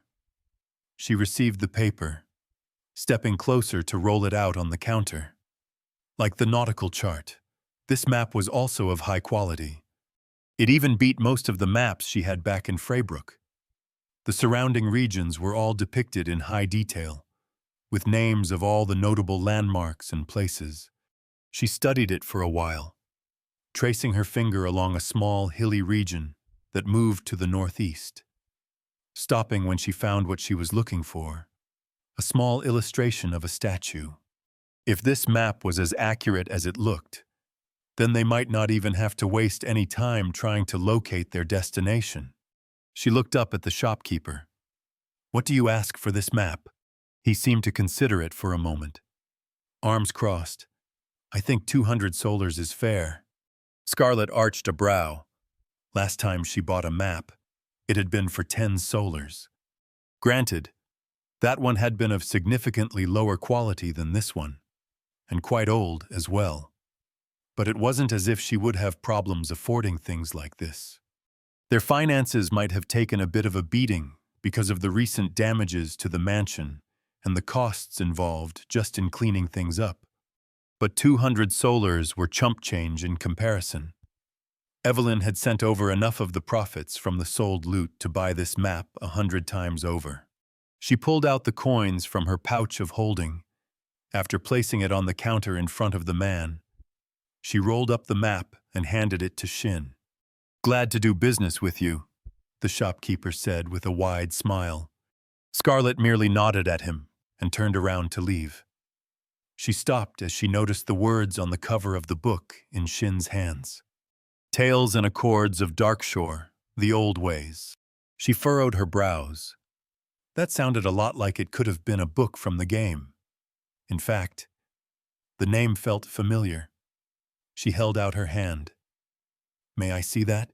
The young shielder gave her a surprised look, but handed it over without a word. She quickly flipped through its pages, skimming through the contents until she stopped at a particular page. Studying its contents for a moment, she then closed the book and turned back to the shopkeeper. "I will be purchasing this book as well." "Ah, fond of old fairy tales and folk tales, are you?" The man sagely nodded his head. "My daughter was the same, before she decided she got too old for those sorts of things." He held up 2 fingers. "It's yours for 20 solars." She pulled out the coins and placed them on the counter. The man swiftly snatched them up, placing the book into her pouch. Scarlett paused for another moment before leaving. She glanced at the shopkeeper, that familiar feeling still lingering at the back of her mind. Had he perhaps been an NPC in the game if she'd visited this place in one of her playthroughs? "You would not happen to have a certain problem that you require help to deal with?" she asked, from one who is acquainted with exploration and danger. The man blinked. His smile turned even wider as he rubbed his hands together. "Huh, what a coincidence. Actually, I do have a slight issue right now. You see, I recently ran out of Sprig Floret, and my back isn't what it used to be, so I can't go and fetch more myself. But if you could." "I see. That is all I wanted to know." Scarlett turned around for the exit. Fetch quests were annoying enough in games. "How'd it go?" Alyssa asked after they had returned outside and climbed into the carriage again. "Good," Scarlett said, sitting down in her seat. "It appears as if our timetable has been moved forward." Chapter 93. Cryptic Crypts. "That's one large statue," Rosa sang as their group crested the last ridge, treading along the craggy path that trailed the hillside. Before them stood a tall rock statue of some kind of knight, at least 30 meters in height, that held up a giant shield in front of it. The head had broken off, and there were several large nicks and gashes in the bare stone that made the statue's age apparent. But it was an impressive sight nonetheless. This place probably didn't see much traffic, considering how out of the way it was, but it was at least notable enough to be marked as a minor point of interest on the map that Scarlett had bought. She gazed across the nearby landscape. It was nothing but rolling hills, covered with clusters of rock and yellowing grass. Even with the statue being as tall as it was, trying to find it would have taken a while if they'd had to search through the entire region. She was lucky they found as good a map as they did. Following its directions, they had been able to cover at least 3/4 of the way on the carriage. The rest had only taken about 2 hours on foot. With the stamina boost afforded by the Mark of the Staunch, a trek like that wasn't an issue for Scarlet anymore. As they made their way to the foot of the statue, which sported several haphazardly spread stones that might have once been part of the statue itself, the others in the group stopped. All of them looked around. "What now?" Alyssa asked. Scarlet turned to the girl. "Right. Discounting the Zuvarian outpost near Finn's old home.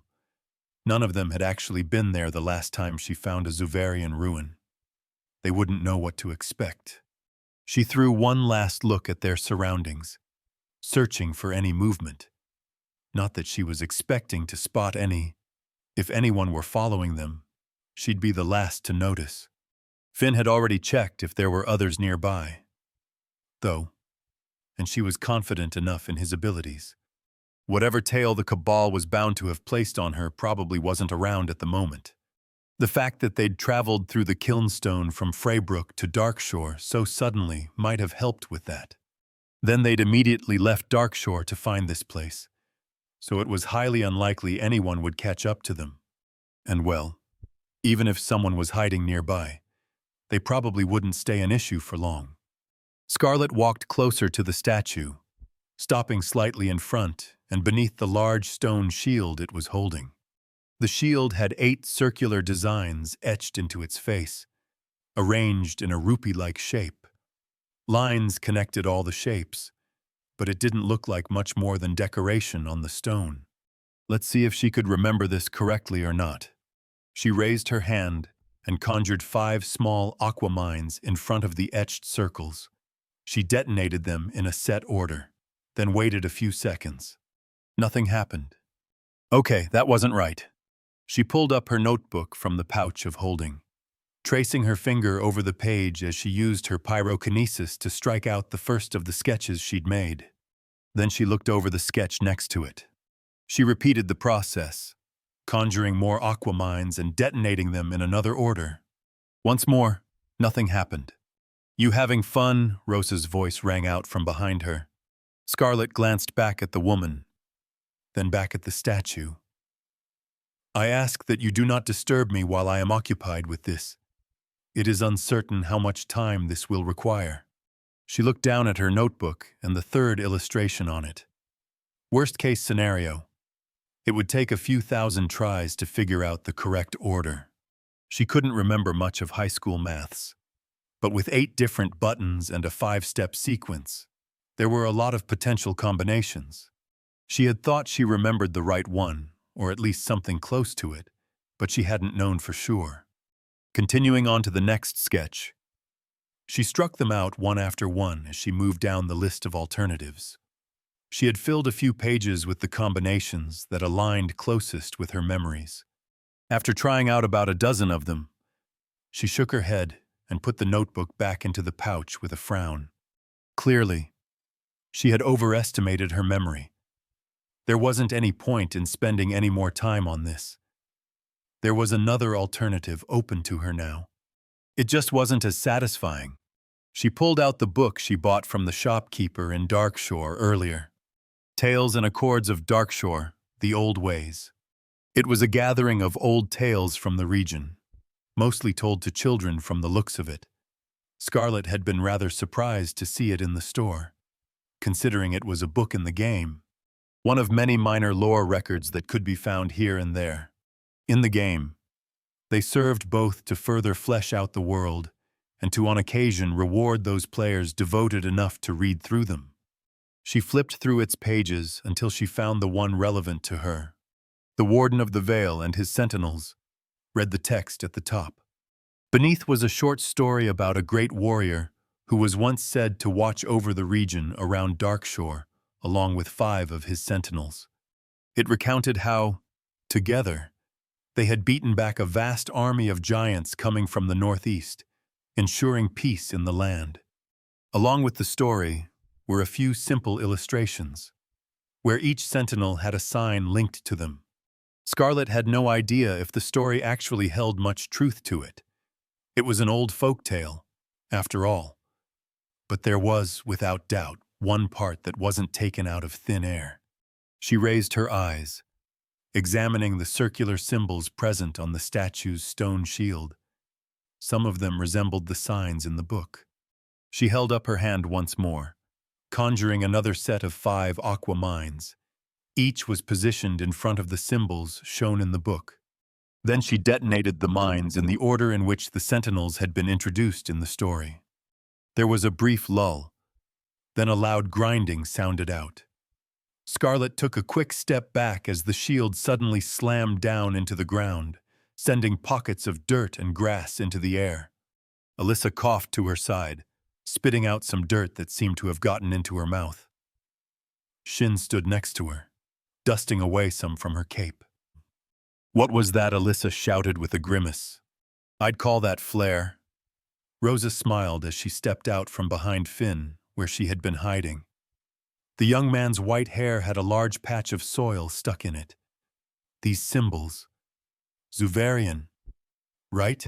"That is correct," Scarlet said, patting away some of the dirt that had gotten on her with a frown.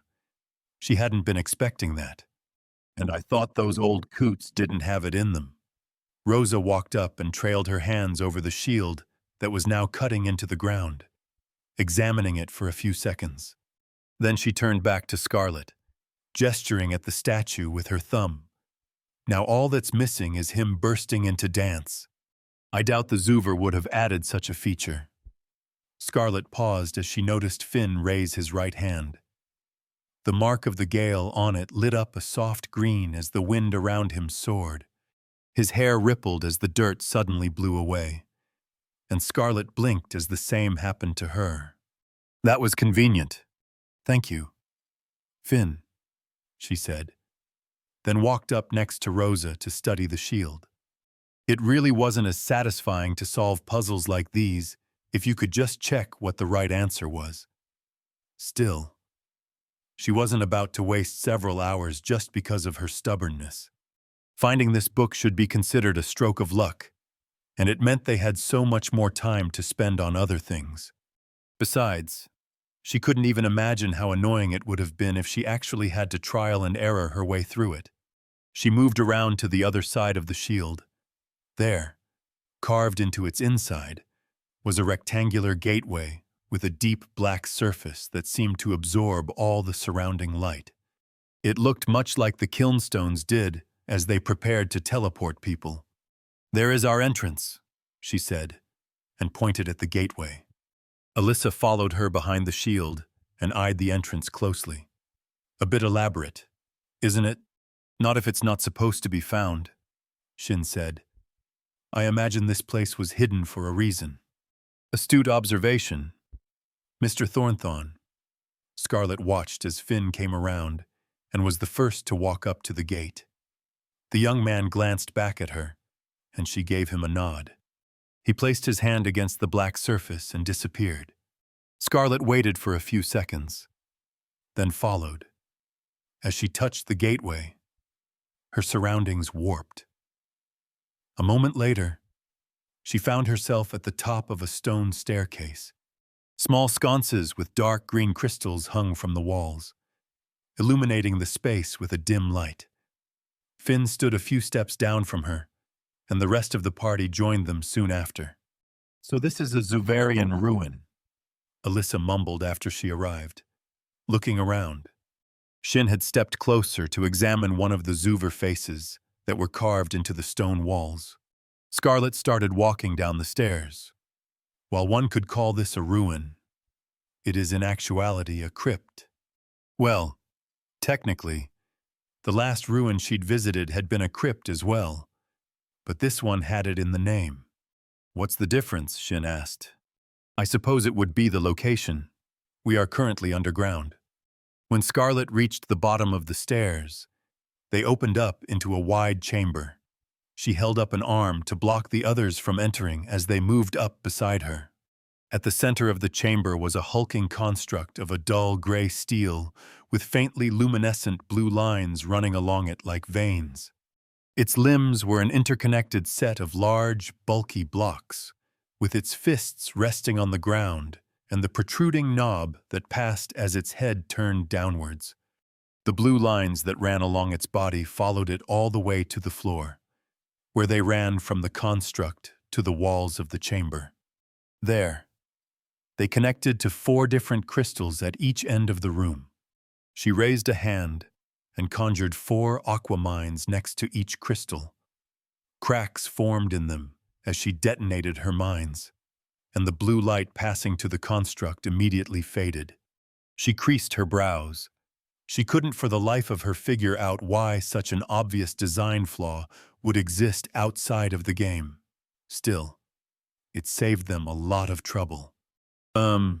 Did you just turn that thing off?" Alyssa asked. "It would appear so." "Yes." Scarlet looked at Finn. "Would you care to confirm?" The young man stepped forward without hesitation. The unmoving mountain of steel didn't move an inch as he walked up to it, reaching out a hand to touch its surface. Satisfied with that much, Scarlet walked out into the chamber as well. She quickly went past the construct, towards the other end of the room. There, on top of an elevated platform, was a small stone altar. Scarlet climbed a set of stairs to the altar, where a small hand-sized object shaped like a rounded triangle rested. It had several intricate lines and symbols across its face and looked like it might have fit together with 2 other pieces. The object is the seal of Thyneth, 1/3, unique. The description reads, "A third of a whole, a seal upon that which cowered." She paused. That was an odd description. She wasn't sure what it meant with coward in this context. That didn't really fit in with what she knew from the game. Or maybe it did, in some way she wasn't aware of. She shook her head. Being confused by the system wasn't exactly something new. Turning her gaze upward, she took in the wall behind the altar. It was absolutely lined with the same kind of symbols as the seal, the language of the old Zuver. Beyond that, however, was also a large map that seemed to have been etched into the center of the wall. It looked like a topographical map of the Empire and its surrounding regions, with several locations marked on it. Eyeing it for another moment, she soon shifted her attention back to the altar. She didn't really care about what the map was saying. That was for megalomaniacs and crazies. She picked up the seal, placing it inside her pouch of holding. Quest completed. Assemble the seal of Thyneth, 1/3. Skill points awarded 4. Oh, she got points for getting just 1 piece of the seal. That was nice. "We are done here," she said, turning back to the others. They gave her surprised looks. "That's all Rosa asked." "It is." "Yes." Scarlet walked down from the altar. "I was expecting a bit more after that grand entrance. The purpose of this place did not extend beyond safeguarding its prize. It does not need to have more than this." Rosa looked a bit disappointed at that, but it wasn't as if there was much to do about it. Scarlet was about to cross the room to leave, but stopped as she passed the magical construct at the center. She eyed it for a short while. Certain mages and wizards would, without a doubt, go crazy over the possibility of getting their hands on something like this. Unfortunately, she couldn't exactly bring it with her. And revealing this place to outsiders might not be the best of ideas. While it wasn't a certainty, such an action could provoke the hallowed cabal. She glanced around the room and at the sconces that were spread around the walls. The same couldn't be said for all of those. Though, on second thought, she said, "Before we leave, I want you all to collect those crystals and place them inside the storage bag. Those sold for a pretty penny, if she was remembering it right. Only after having ensured all the lights were gathered, which included the magical crystals that had powered the construct, did Scarlet leave with the others. Exiting through the same gateway they had entered through, All of them stepped out beneath the large stone statue. Quest completed. Cleared the crypt of Osen Alinar. Skill points awarded 5. Scarlet read through the quest completion message. It was more than she had been expecting. Maybe it was because it was a dungeon related to the game's main quest line. Oh, a refined, mature voice suddenly spoke from nearby. Not quite who I was expecting. That's disappointing. All of them turned around. A short distance away, next to the stone foot of the statue, stood a woman. She was tall and had a lithe figure that was mostly covered by a golden yellow robe with a stark red showing on its inside, its hood wrapped around her head, with the upper half of her face hidden by a white marble mask that had thick golden inlays tracing along the edges and the front, with scarlet rubies obscuring the eyes. Her skin under the mask was pale, almost white, and a small smile played across her deep red lips. Finn let out a low growl as he lowered into a fighting stance. Now, the woman said. In her right hand, she held a long gray staff, its head a winding arrangement of curled bronze with a small azure gem in its crown. Down, boy. As she spoke the words, the gem lit up a light blue. Finn froze, his teeth bared as he was locked into place. Alyssa stared at Finn's unmoving figure. What? Those Grihaldrails really are all the same, aren't they? The woman shook her head. All that thin air. It must be doing something to their heads. Shin pulled out his sword and stepped up next to Finn. He held his shield up to cover the rest of them. The robed woman gave him an amused look. Oh, what do we have here? Next is the Karek. I'm sure that'll go much better than for your little friend. The crystal on her staff lit up once more. A moment later, a pale white sheen enveloped Shin's shield as the young man was pulled to the ground like a sack of stones. Shin, Alyssa exclaimed. Scarlet held the girl back with a hand on her shoulder, kneeling on the ground. Shin tried and failed to pry his hands loose from the shield. Anyone else feel like testing their brilliant ideas? The woman asked. I'm more than happy to oblige. Really. Perhaps I'll even throw in a surprise or two this time. Both Rosa and Alyssa had their attention fixed on the woman, but neither spoke. No shame. I was starting to hope I didn't get out of bed this morning for nothing. The woman turned her attention towards Scarlet. Now, who might you be?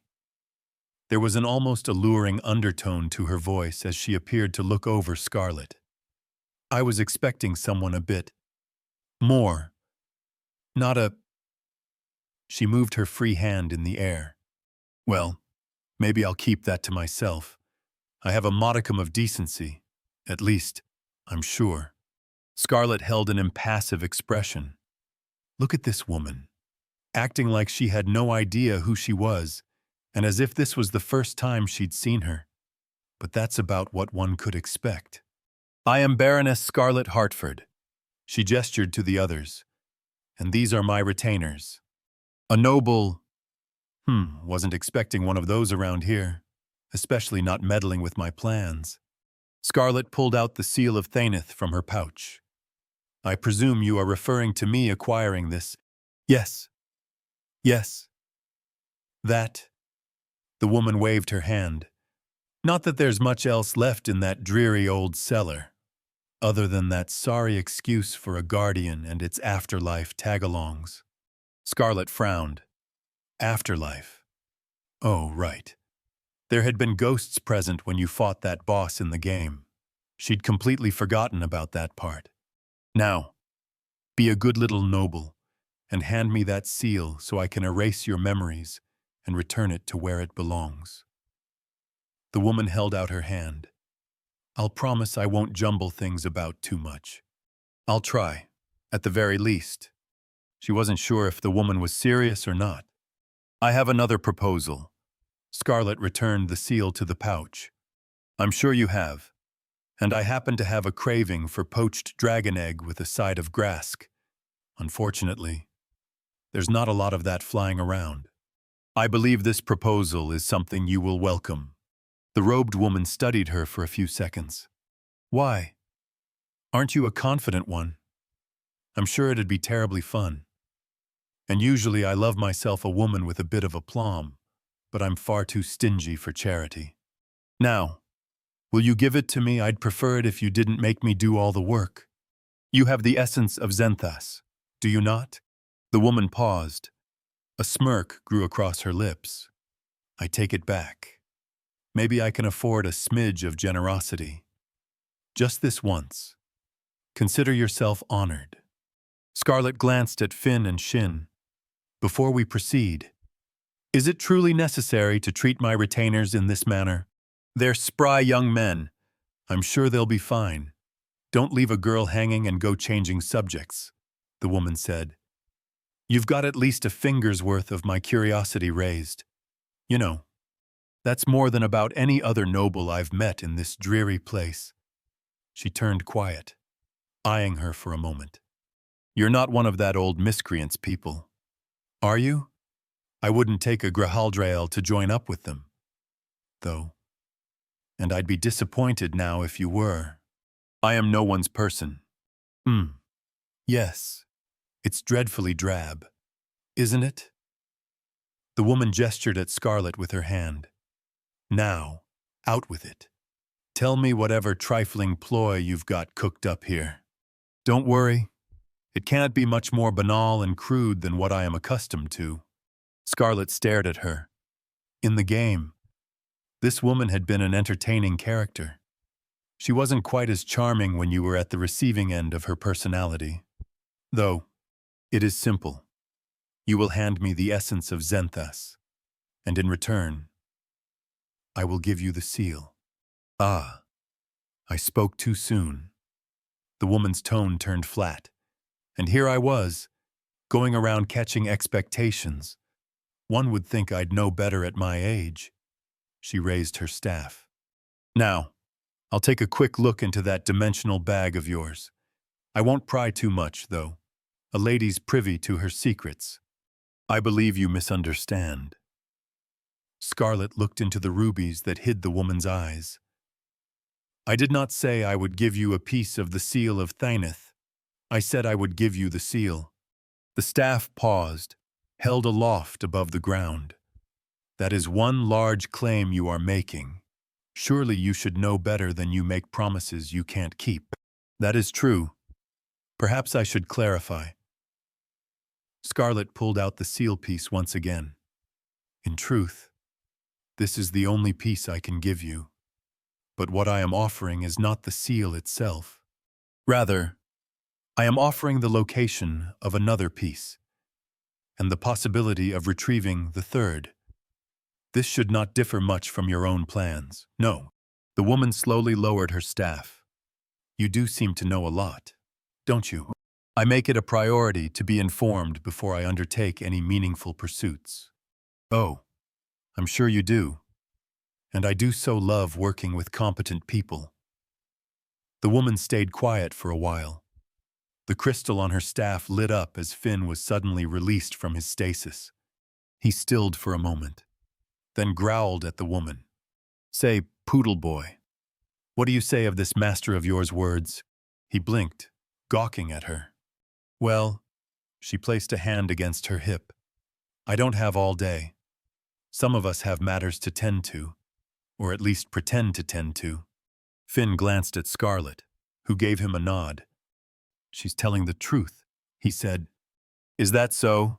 The masked woman returned her attention to Scarlet.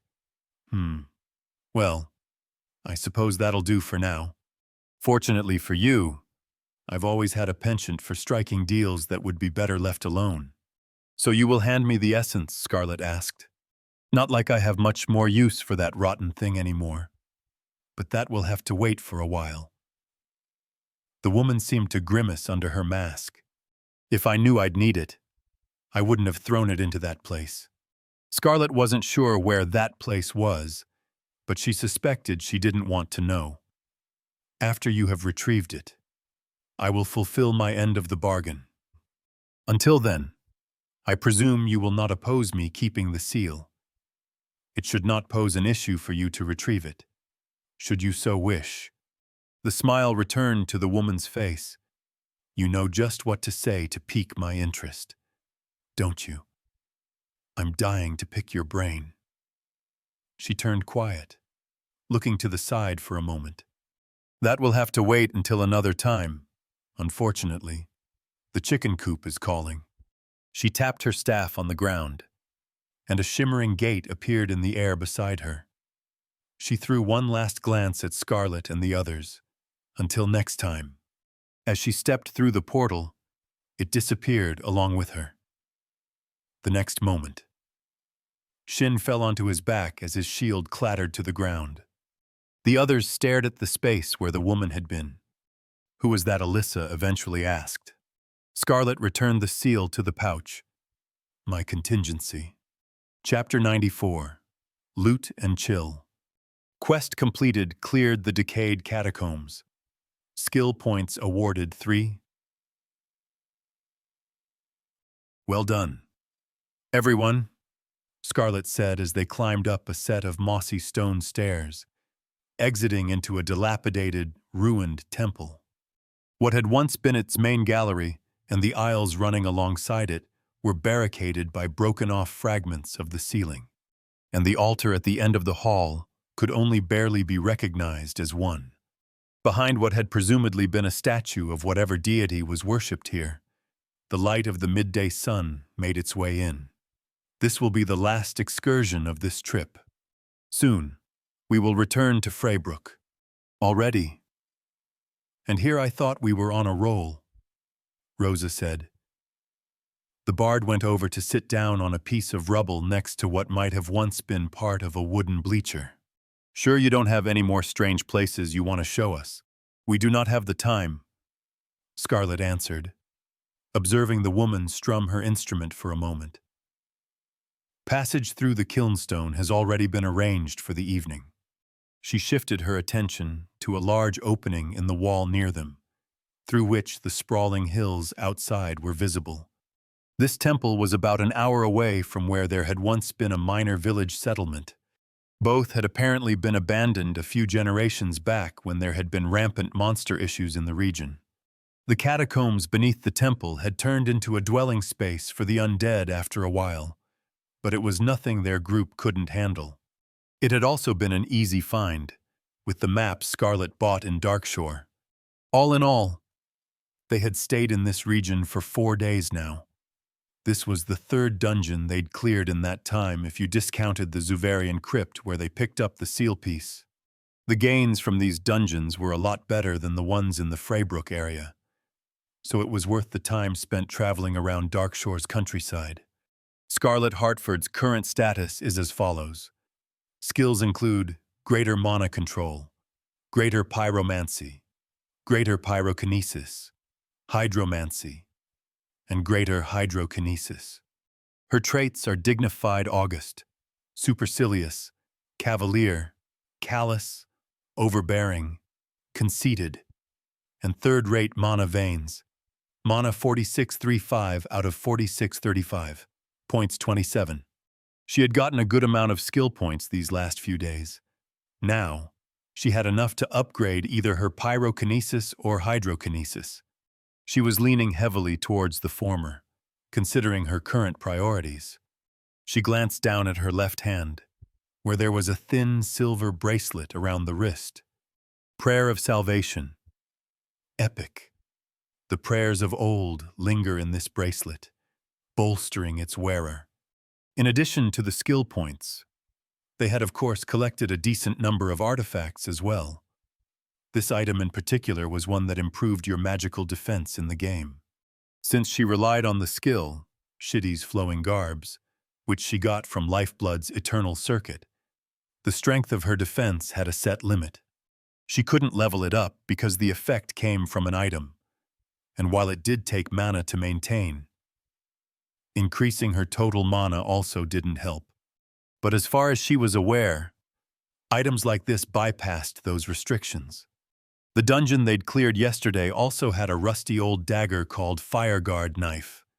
Rare, that she was thinking of keeping. It slightly empowered pyromancy spells, which could be useful for her if it worked with her pyrokinesis. She was planning on trying it out after returning to Freybrook. If it did work, she would have it brought to a blacksmith to be restored to a better state. Those were the only 2 items found that had any worth to her. But that didn't mean there wasn't anything for the others. Finn was wearing a new necklace made of deep black bone, known as the Dark Wolf Pendant, rare, which boosted strength. It had been found in the first dungeon they cleared, a den belonging to a pack of wolves who lived in the nearby hills. Rosa had gotten a bracelet that matched Scarlet's. Prayer of Devotion. Epic was its name, and it strengthened healing spells. It had been found, along with the Prayer of Salvation, the 2 bracelets coming as a set, a fact that Scarlet was quickly starting to lament. They had found them just half an hour ago, but it had already prompted several jokes from the bard that Scarlet could have done without. As for Alyssa and Shin, Scarlet hadn't outright given them anything, like she had previously with Shin. However, she had let Alyssa borrow an old metal crossbow called the Willow Bolter, rare, that was found the day before. The young shielder had noted that it was slightly larger than the normal hand crossbow she was used to, but she was giving it a try. Anyway, it had an interesting effect where each bolt would build up a sense of vertigo in the victim, which was especially useful for someone relying on a lot of alchemy like Alyssa. There was more than this.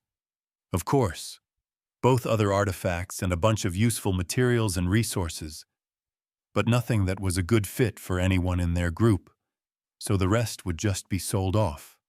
Scarlet spent a short while longer resting with the others in the temple before finally getting ready to leave. For now, all their business in the Darkshore area was finished. The carriage traveled along the gravel path leading up to the Freybrook mansion's front, stopping before the archway that led into the courtyard. Marlin and another servant greeted Scarlet and the others as they exited. "Welcome back, my lady. I hope your trip has gone well." "It has," Scarlet said.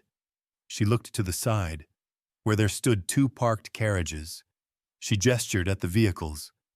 "Are there guests?" "Madame Eveline and Madame Livy are currently staying in the guest parlor, my lady." "I see." She eyed the carriages. She knew Evelyn was supposed to have returned by now, but she wasn't expecting the woman to visit the mansion this soon, especially not with Livy in tow. Had they just coincidentally visited at the same time, I suppose I should greet them. She walked past the 2 servants. "Have someone catalog the items that we have brought back from the excursions. Then bring the bag to my office." Behind her, Shin handed the bag of Juham over to the servant next to Marlin. Scarlet passed under the archway that connected the mansion's 2 wings and into the courtyard, taking in its current state.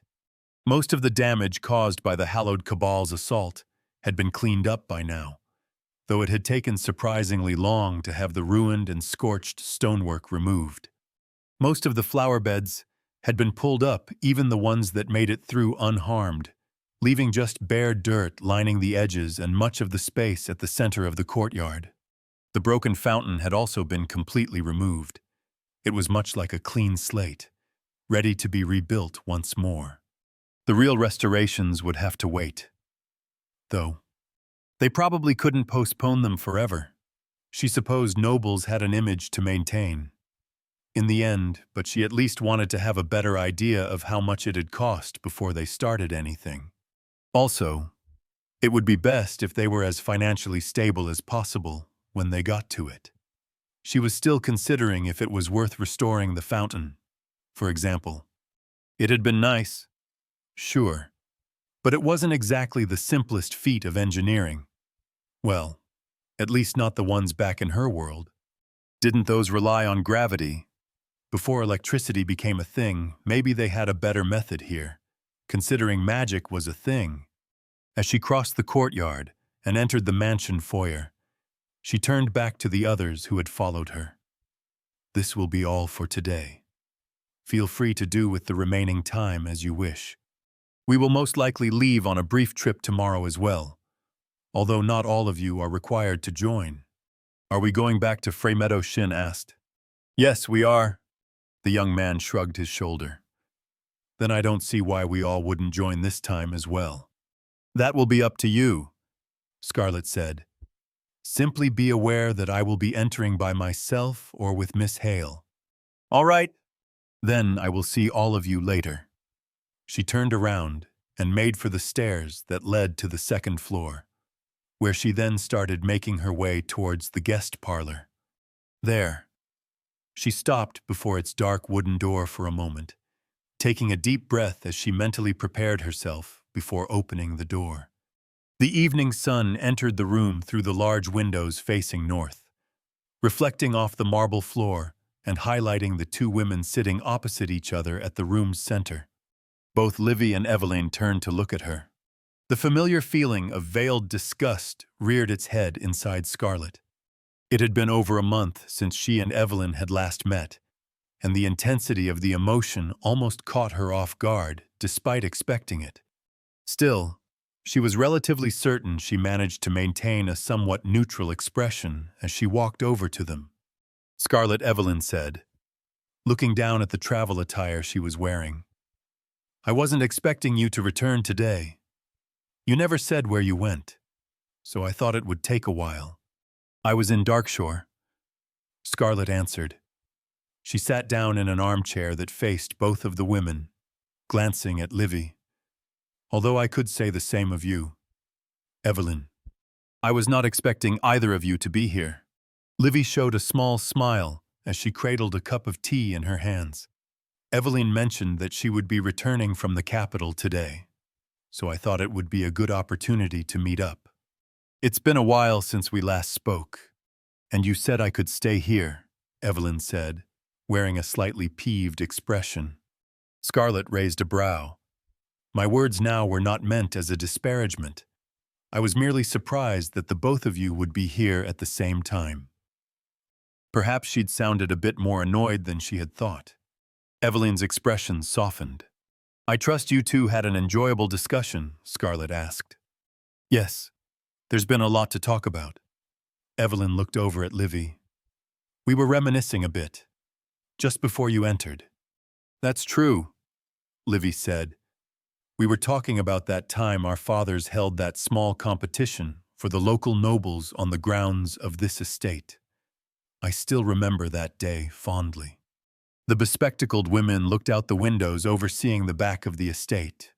Do you recall when my brother challenged your father for a chance to sit next to you at the celebrations? Scarlet, I think that was the first time I ever saw him so forlorn. I do not recall that, no. Evelyn glanced at Scarlet. I remember that day, but mostly just the duel our fathers had at the end. It was the first time I really felt like I wanted to be a mage over a knight. Livy let out a soft laugh. Don't let my father hear you say that. He'd be heartbroken if he learned his showing that day discouraged a budding new knight in their ambitions. I don't think it was his fault. Evelyn shook her head. It was just the first time I'd seen father in actual combat. Yes, he was a very impressive man. Livy threw a small look Scarlet's way, though Scarlet wasn't sure of the meaning behind it. The woman shifted her attention down to the teacup in her hands, staying quiet for a few seconds as she brought it up to take a sip. I have a surprising number of wonderful memories from this place. It broke my heart to see what had happened, both to the courtyard and the grounds at the back. Evelyn's face turned ugly at that. The younger woman looked at Scarlet. I was informed of the courtyard through letter, but the training grounds came as a surprise to me as well. Scarlet stilled. Oh, she had completely forgotten to mention that to the woman. Hadn't she? She'd been so focused on the Finn issue at the time. Evelyn regarded her.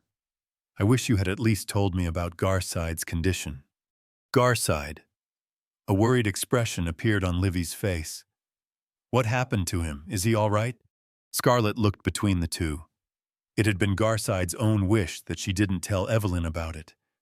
But she couldn't very well say that now. It would just sound like an excuse. He is all right. Yes, there is no need to fret, she said. He was injured during the assault on the mansion, but we had a capable healer present that treated him soon after. Since then, he has been convalescing inside his quarters. There do not appear to be any major complications with his recovery. Really? Livy released a breath. I'm glad. He always used to keep an eye on us when we were younger, but I feel like it's been so long since I last saw him. You may visit him, if you wish. I do not believe he will take offense. Scarlett turned to Evelyn. That goes for you as well, if you have not yet seen him. I did when I first heard the details earlier today, but he was sleeping at the time. I was planning on checking in later. Very well. Scarlett gave a curt nod, then rose from her seat. I will leave you to continue your discussion for now. As you can see, I am not currently in the most presentable of states. She gestured to her attire. They'd stayed at a relatively large inn in Darkshore these past nights, so it wasn't as if she had spent days out in the wilderness. But she hadn't cleaned herself since before they cleared the last dungeon, so it would be nice to take a proper bath.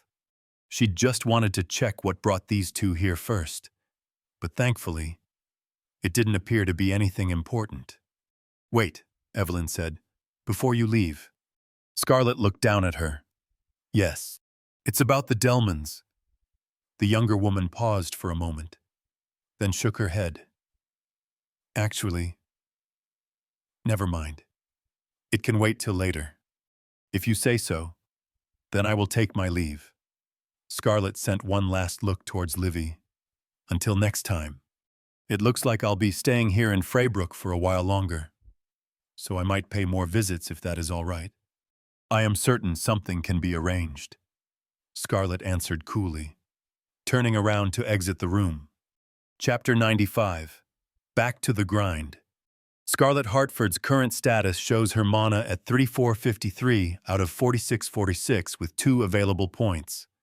Her skills include Greater Mana Control, Greater Pyromancy, Superior Pyrokinesis, Hydromancy, and Greater Hydrokinesis. Her traits are listed as Dignified August, Supercilious, Cavalier, Callous, Overbearing, Conceited, and third-rate mana veins. Her skills menu shows several available upgrades: Superior Pyromancy for 25 points, Major Pyrokinesis for 50 points, Greater Hydromancy for 10 points, Superior Hydrokinesis for 25 points, and Superior Mana Control for 25 points. New skills are currently locked. After getting back to the mansion yesterday, Scarlett had upgraded her pyrokinesis. She had to admit, the boost it gave was somewhat intoxicating. The upgraded skill felt several times more powerful than before, and while she didn't know exactly what the growth rate between these skills was, she was at the very least certain it wasn't linear. Previously, she'd been going around with what was essentially a level 30 skill in the game from her admittedly rough estimation, but now it'd probably be somewhere closer to level 50. Not that things translated that neatly into this world. For one thing, all her other attributes were significantly lower in comparison. Actual skill was also an important factor, that is, her proficiency with the magic. Her aquamines were a good example of how one could get a lot more out of these skills than one would think at first glance. As for where the limits of superior pyrokinesis lay, she wasn't sure yet. All she knew was that judging from what the skill was currently capable of in her hands, she certainly wouldn't want to stand at the receiving end of its power. I've seen many go through breakthroughs in my life, Arlene said, but none this extreme. The woman studied her for several seconds. It must have been one profound realization you had. Scarlett met her eyes. All of this must look incredibly odd to her. The last time they'd been here in Freymeadow was before they left for Darkshore. For Scarlett, days had passed since. But for Arlene, it must have seemed like she had left the evening before and come back several times stronger in the morning. "This is what you should come to expect of me," Scarlet said. "I am far from your common practitioner." Arlene raised both eyebrows, a disbelieving look on her face. After a moment, she returned her attention to the book in her lap without a response. Scarlet kept her gaze on her for a while longer before returning to her own training. Mana 187-4646. Scarlet heaved the warm summer air, glancing at the mana that remained. She'd been at it for several hours now, cycling from ever-shortening training sessions to increasingly long periods of rest. For the time being, her focus was on familiarizing herself with superior pyrokinesis. She had barely touched hydrokinesis, except for the occasional wetting of the towel she had on her lap. She peered up at the bright blue sky. The scorching afternoon sun blared down on her and the wide dirt square around her.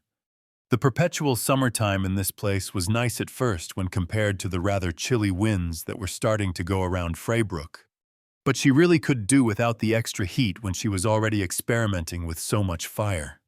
She had taken this into consideration, bringing along a lighter set of clothes comprised of a loose white shirt and black cotton pants, but it was sweltering even with just that. If possible, she would have preferred wearing just enough to protect her modesty, but there was no way she could bring herself to wear something like that in a public setting. The original sensibilities inside her cried out at the mere idea. Bringing up the towel to clean her face, she released a sigh as the relative coolness of the fabric touched her skin. She would need to take a good long rest before she could get back to training again. What she did during these resting sessions varied. If she had the energy, she would often read some book or other to further familiarize herself with this world. At other times, she would try to find a place with shade and relax there. When she was well and truly exhausted, she'd sometimes just stay in the chair and do nothing. It wasn't the most comfortable of positions, but sometimes you just didn't want to bother. She had never realized it before. But subjecting herself to this endless cycle of training to collapse had taught her how nice it could be to sometimes just do nothing. It was amusing to think that the spoiled modern person in her would have balked at the idea a few months back. She wasn't quite at that level of tiredness yet, though, for now, she would be satisfied if she could find a suitably refreshing spot in the shade before she started resting. Her gaze moved to the porch where Arlene sat. Actually, why couldn't she just move there? There was plenty of space, and a low wooden ceiling jutted out from the building behind the porch to afford nice protection from the sun. She had avoided the space before because she didn't know where Arlene's boundaries were, and she didn't want to annoy the woman more than necessary. But was there any real point to that this early? She would have several more tries to convince the woman in the future, and it wasn't as if Arlene would remember it after things reset in a few days. Standing from her seat on weak legs, Scarlet picked up her chair with an inward groan. It felt heavier than she thought it would. Still, she maintained as steady a poise as she could, walking up to the porch. This is where it would have been helpful if she had allowed Shin to join. The shielder didn't seem to mind dealing with minor inconveniences like this, but things would turn into a pain if that were the case, considering she would have to figure out how to explain things in a suitable manner. And calling Rosa over for something this small felt unnecessary. Arlene glanced up at her for a second as she stepped up on the porch and placed the chair on the floorboards. But the woman said nothing against it. Okay. Scarlet had definitely been overthinking things. She sat down, relishing in the coolness that came with the shade here on the porch. In fact, this was a lot cooler than she had expected. It was almost unnatural how perfect the temperature was here. She'd only been up here for brief moments, so she had failed to notice it before. She looked at Arlene. Was the woman doing something? Whatever the cause, she had no complaints. Leaning back in her seat, Scarlet closed her eyes, enjoying the relative peace. She might have dozed off for a while because the next time she opened her eyes, it was to several cheerful cries ringing out from the village square in front of her. Near the platform at the center of the square was a gathering of the village kids. Rosa was among them, and the bard seemed to be in the middle of sharing some tale or other as she taught them how to tie wreaths out of a pile of grass and sticks lying on the ground. Scarlet hadn't seen the kids earlier when she had been practicing, so they must have been out gathering all the materials for some time. She kept her eyes on Rosa as the woman looked over a green wreath a short blonde girl had made. It still surprised her how willing the woman was to interact with the people of Frey Meadow, even after what they witnessed. Rosa hadn't even questioned Scarlet when she said there wasn't anything they could do to help these people. She just accepted the situation as it was, still keeping up a smile around the kids in spite of the reality before her. Did the woman have that much trust in Scarlet? Or maybe she was thinking there was some way to save the village. One that Scarlet either hadn't told her about or found yet. Scarlet was hoping it wasn't anything like the latter. She had no intention of truly saving Frey Meadow, nor any inkling of how it could be done. What happened to this place was terrible. Yes, but as far as she was concerned, it was already history. Suddenly, Rosa placed a hand on the little girl's shoulder and turned her around, pointing over towards her. Scarlet frowned as the girl started padding in her direction, wreath in hand. Soon, the girl reached the porch and climbed up on it, stopping a step away from her. She held out the wreath with a timid expression. Over by the platform, Scarlet could tell Rosa was enjoying the situation. That blasted woman. She eyed the girl for a moment, trying to relax her harsh expression. "You have made this for me." The girl slowly nodded her head. "I see." Scarlet reached out to receive the wreath, examining it in her hands. It wasn't well made, much of the grass hanging loosely around the branch frame underneath. But the girl looked proud as she inspected it. What was she supposed to say here? "Thank you." Was that enough? Or should she lie and say it was beautiful? The answer seemed to satisfy the maker at least. As a smile grew on the girl's face, she remained standing where she was. Though, Scarlet was uncertain what else to say as the girl looked at her intently. Was she expecting more? "Your gift has made her embarrassed. That means she likes it." Arlene's soft voice reached them from the side. "But she's probably tired from all her work. You shouldn't bother her for too long. Go back and continue playing with your friends and the nice lady." The girl turned to look at the woman. She stared at her for a few seconds. Then she spun around and started trotting back towards Rosa and the others. Scarlet glanced over at Arlene. "It appears as if you get along well with the residents." "I make do." The woman had turned back to her book, turning a page. "I could say the same of you. The kids seem to enjoy your little performances. I do not believe my relationship with them is anything of note. This was most likely a result of a ploy concocted by my retainer. Her proficiency at socializing and ingratiating herself with the young is commendable, although she also bears certain predispositions that I do not always approve of." Arlene looked up, gazing out at the children gathered around the bard. "I can see what you mean." The woman's eyes stayed on them for a while. There was a tenderness in that look, one that felt out of odds with the woman's harsher exterior. "You seem fond of them," Scarlet said. "The children. That is, this is not the first occasion I have seen you watching over them." Arlene responded with a light chuckle. "Who doesn't like children? Could you say you don't?" After receiving that gift just now, Scarlet looked down at the wreath in her lap. "I can... Yes." She didn't really know what to do with it. It wasn't as if she had any use for it. And most items you brought with you outside this place would just disappear.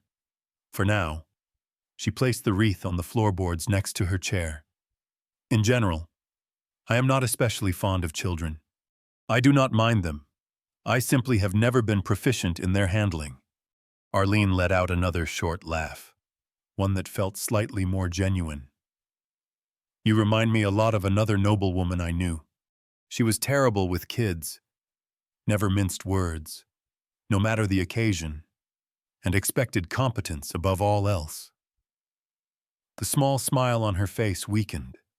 There also wasn't anything she would let stand in her way. Scarlett raised a brow. She couldn't recall ever telling the woman that she was a noblewoman, although she wasn't exactly hiding it, either. Both with how she spoke and with the fact that she was walking around with a literal retainer. But these are good kids, Arlene continued. The more time you spend around them, the more you'll be able to tell that they have bright futures ahead of them. Scarlett stilled at those last words. Her gaze wandered over Arlene as the woman looked at the children with a wistful face. You say that. Yet you are the one who does not intend to allow them the possibilities within that future. The woman's expression froze. Scarlett wasn't sure what had prompted her to say that, but now it was too late to take it back. You're right. Arlene wore a dark smile, head turned downward as she traced her hand over the book in her lap. If you know that much, then I must seem like a monster to you, don't I? Yes, I cannot deny that. Then why don't you stop me? I would if it were within my ability. However, I believe we are both acutely aware of what would happen were I to try. Then there's not much to say. Is there? Arlene's smile turned solemn. Scarlett stared at her for several seconds. She then shifted her gaze towards the square. Perhaps you are right. Neither of them exchanged any further words after that. Scarlett continued observing Rose's merrymaking with the children until she felt she had recovered enough to get some more training in. At that point, she picked up her chair again and moved to step down from the porch. What's the reasoning behind you wanting to learn magic? Arlene suddenly asked. Scarlett stopped. Looking back at the woman, I suppose necessity is the prime culprit. I can see that. What is it you're trying to run away from? She frowned. I am not running away from anything. I am preparing myself in order to face it. Often the two are the same. What is the reason you are asking me this? I want to know the reason you sought me out, Arlene said. I was under the notion that you did not intend to help me. I'm free to do whatever I wish. The woman eyed her for a moment. At the moment, I felt curious. Who knows how long that'll last? But it's clear you're having a hard time grasping your new abilities. Hard time. Scarlett hadn't noticed any real problems with her upgraded pyrokinesis. She was getting used to it pretty quickly. In fact, but what if there was an issue she was overlooking? Are you referring to anything in particular? What do you think? Arlene asked. The woman didn't elaborate, even after Scarlett's eyes stayed on her for several seconds. Eventually, Scarlett turned back to the square. I will take your words into consideration.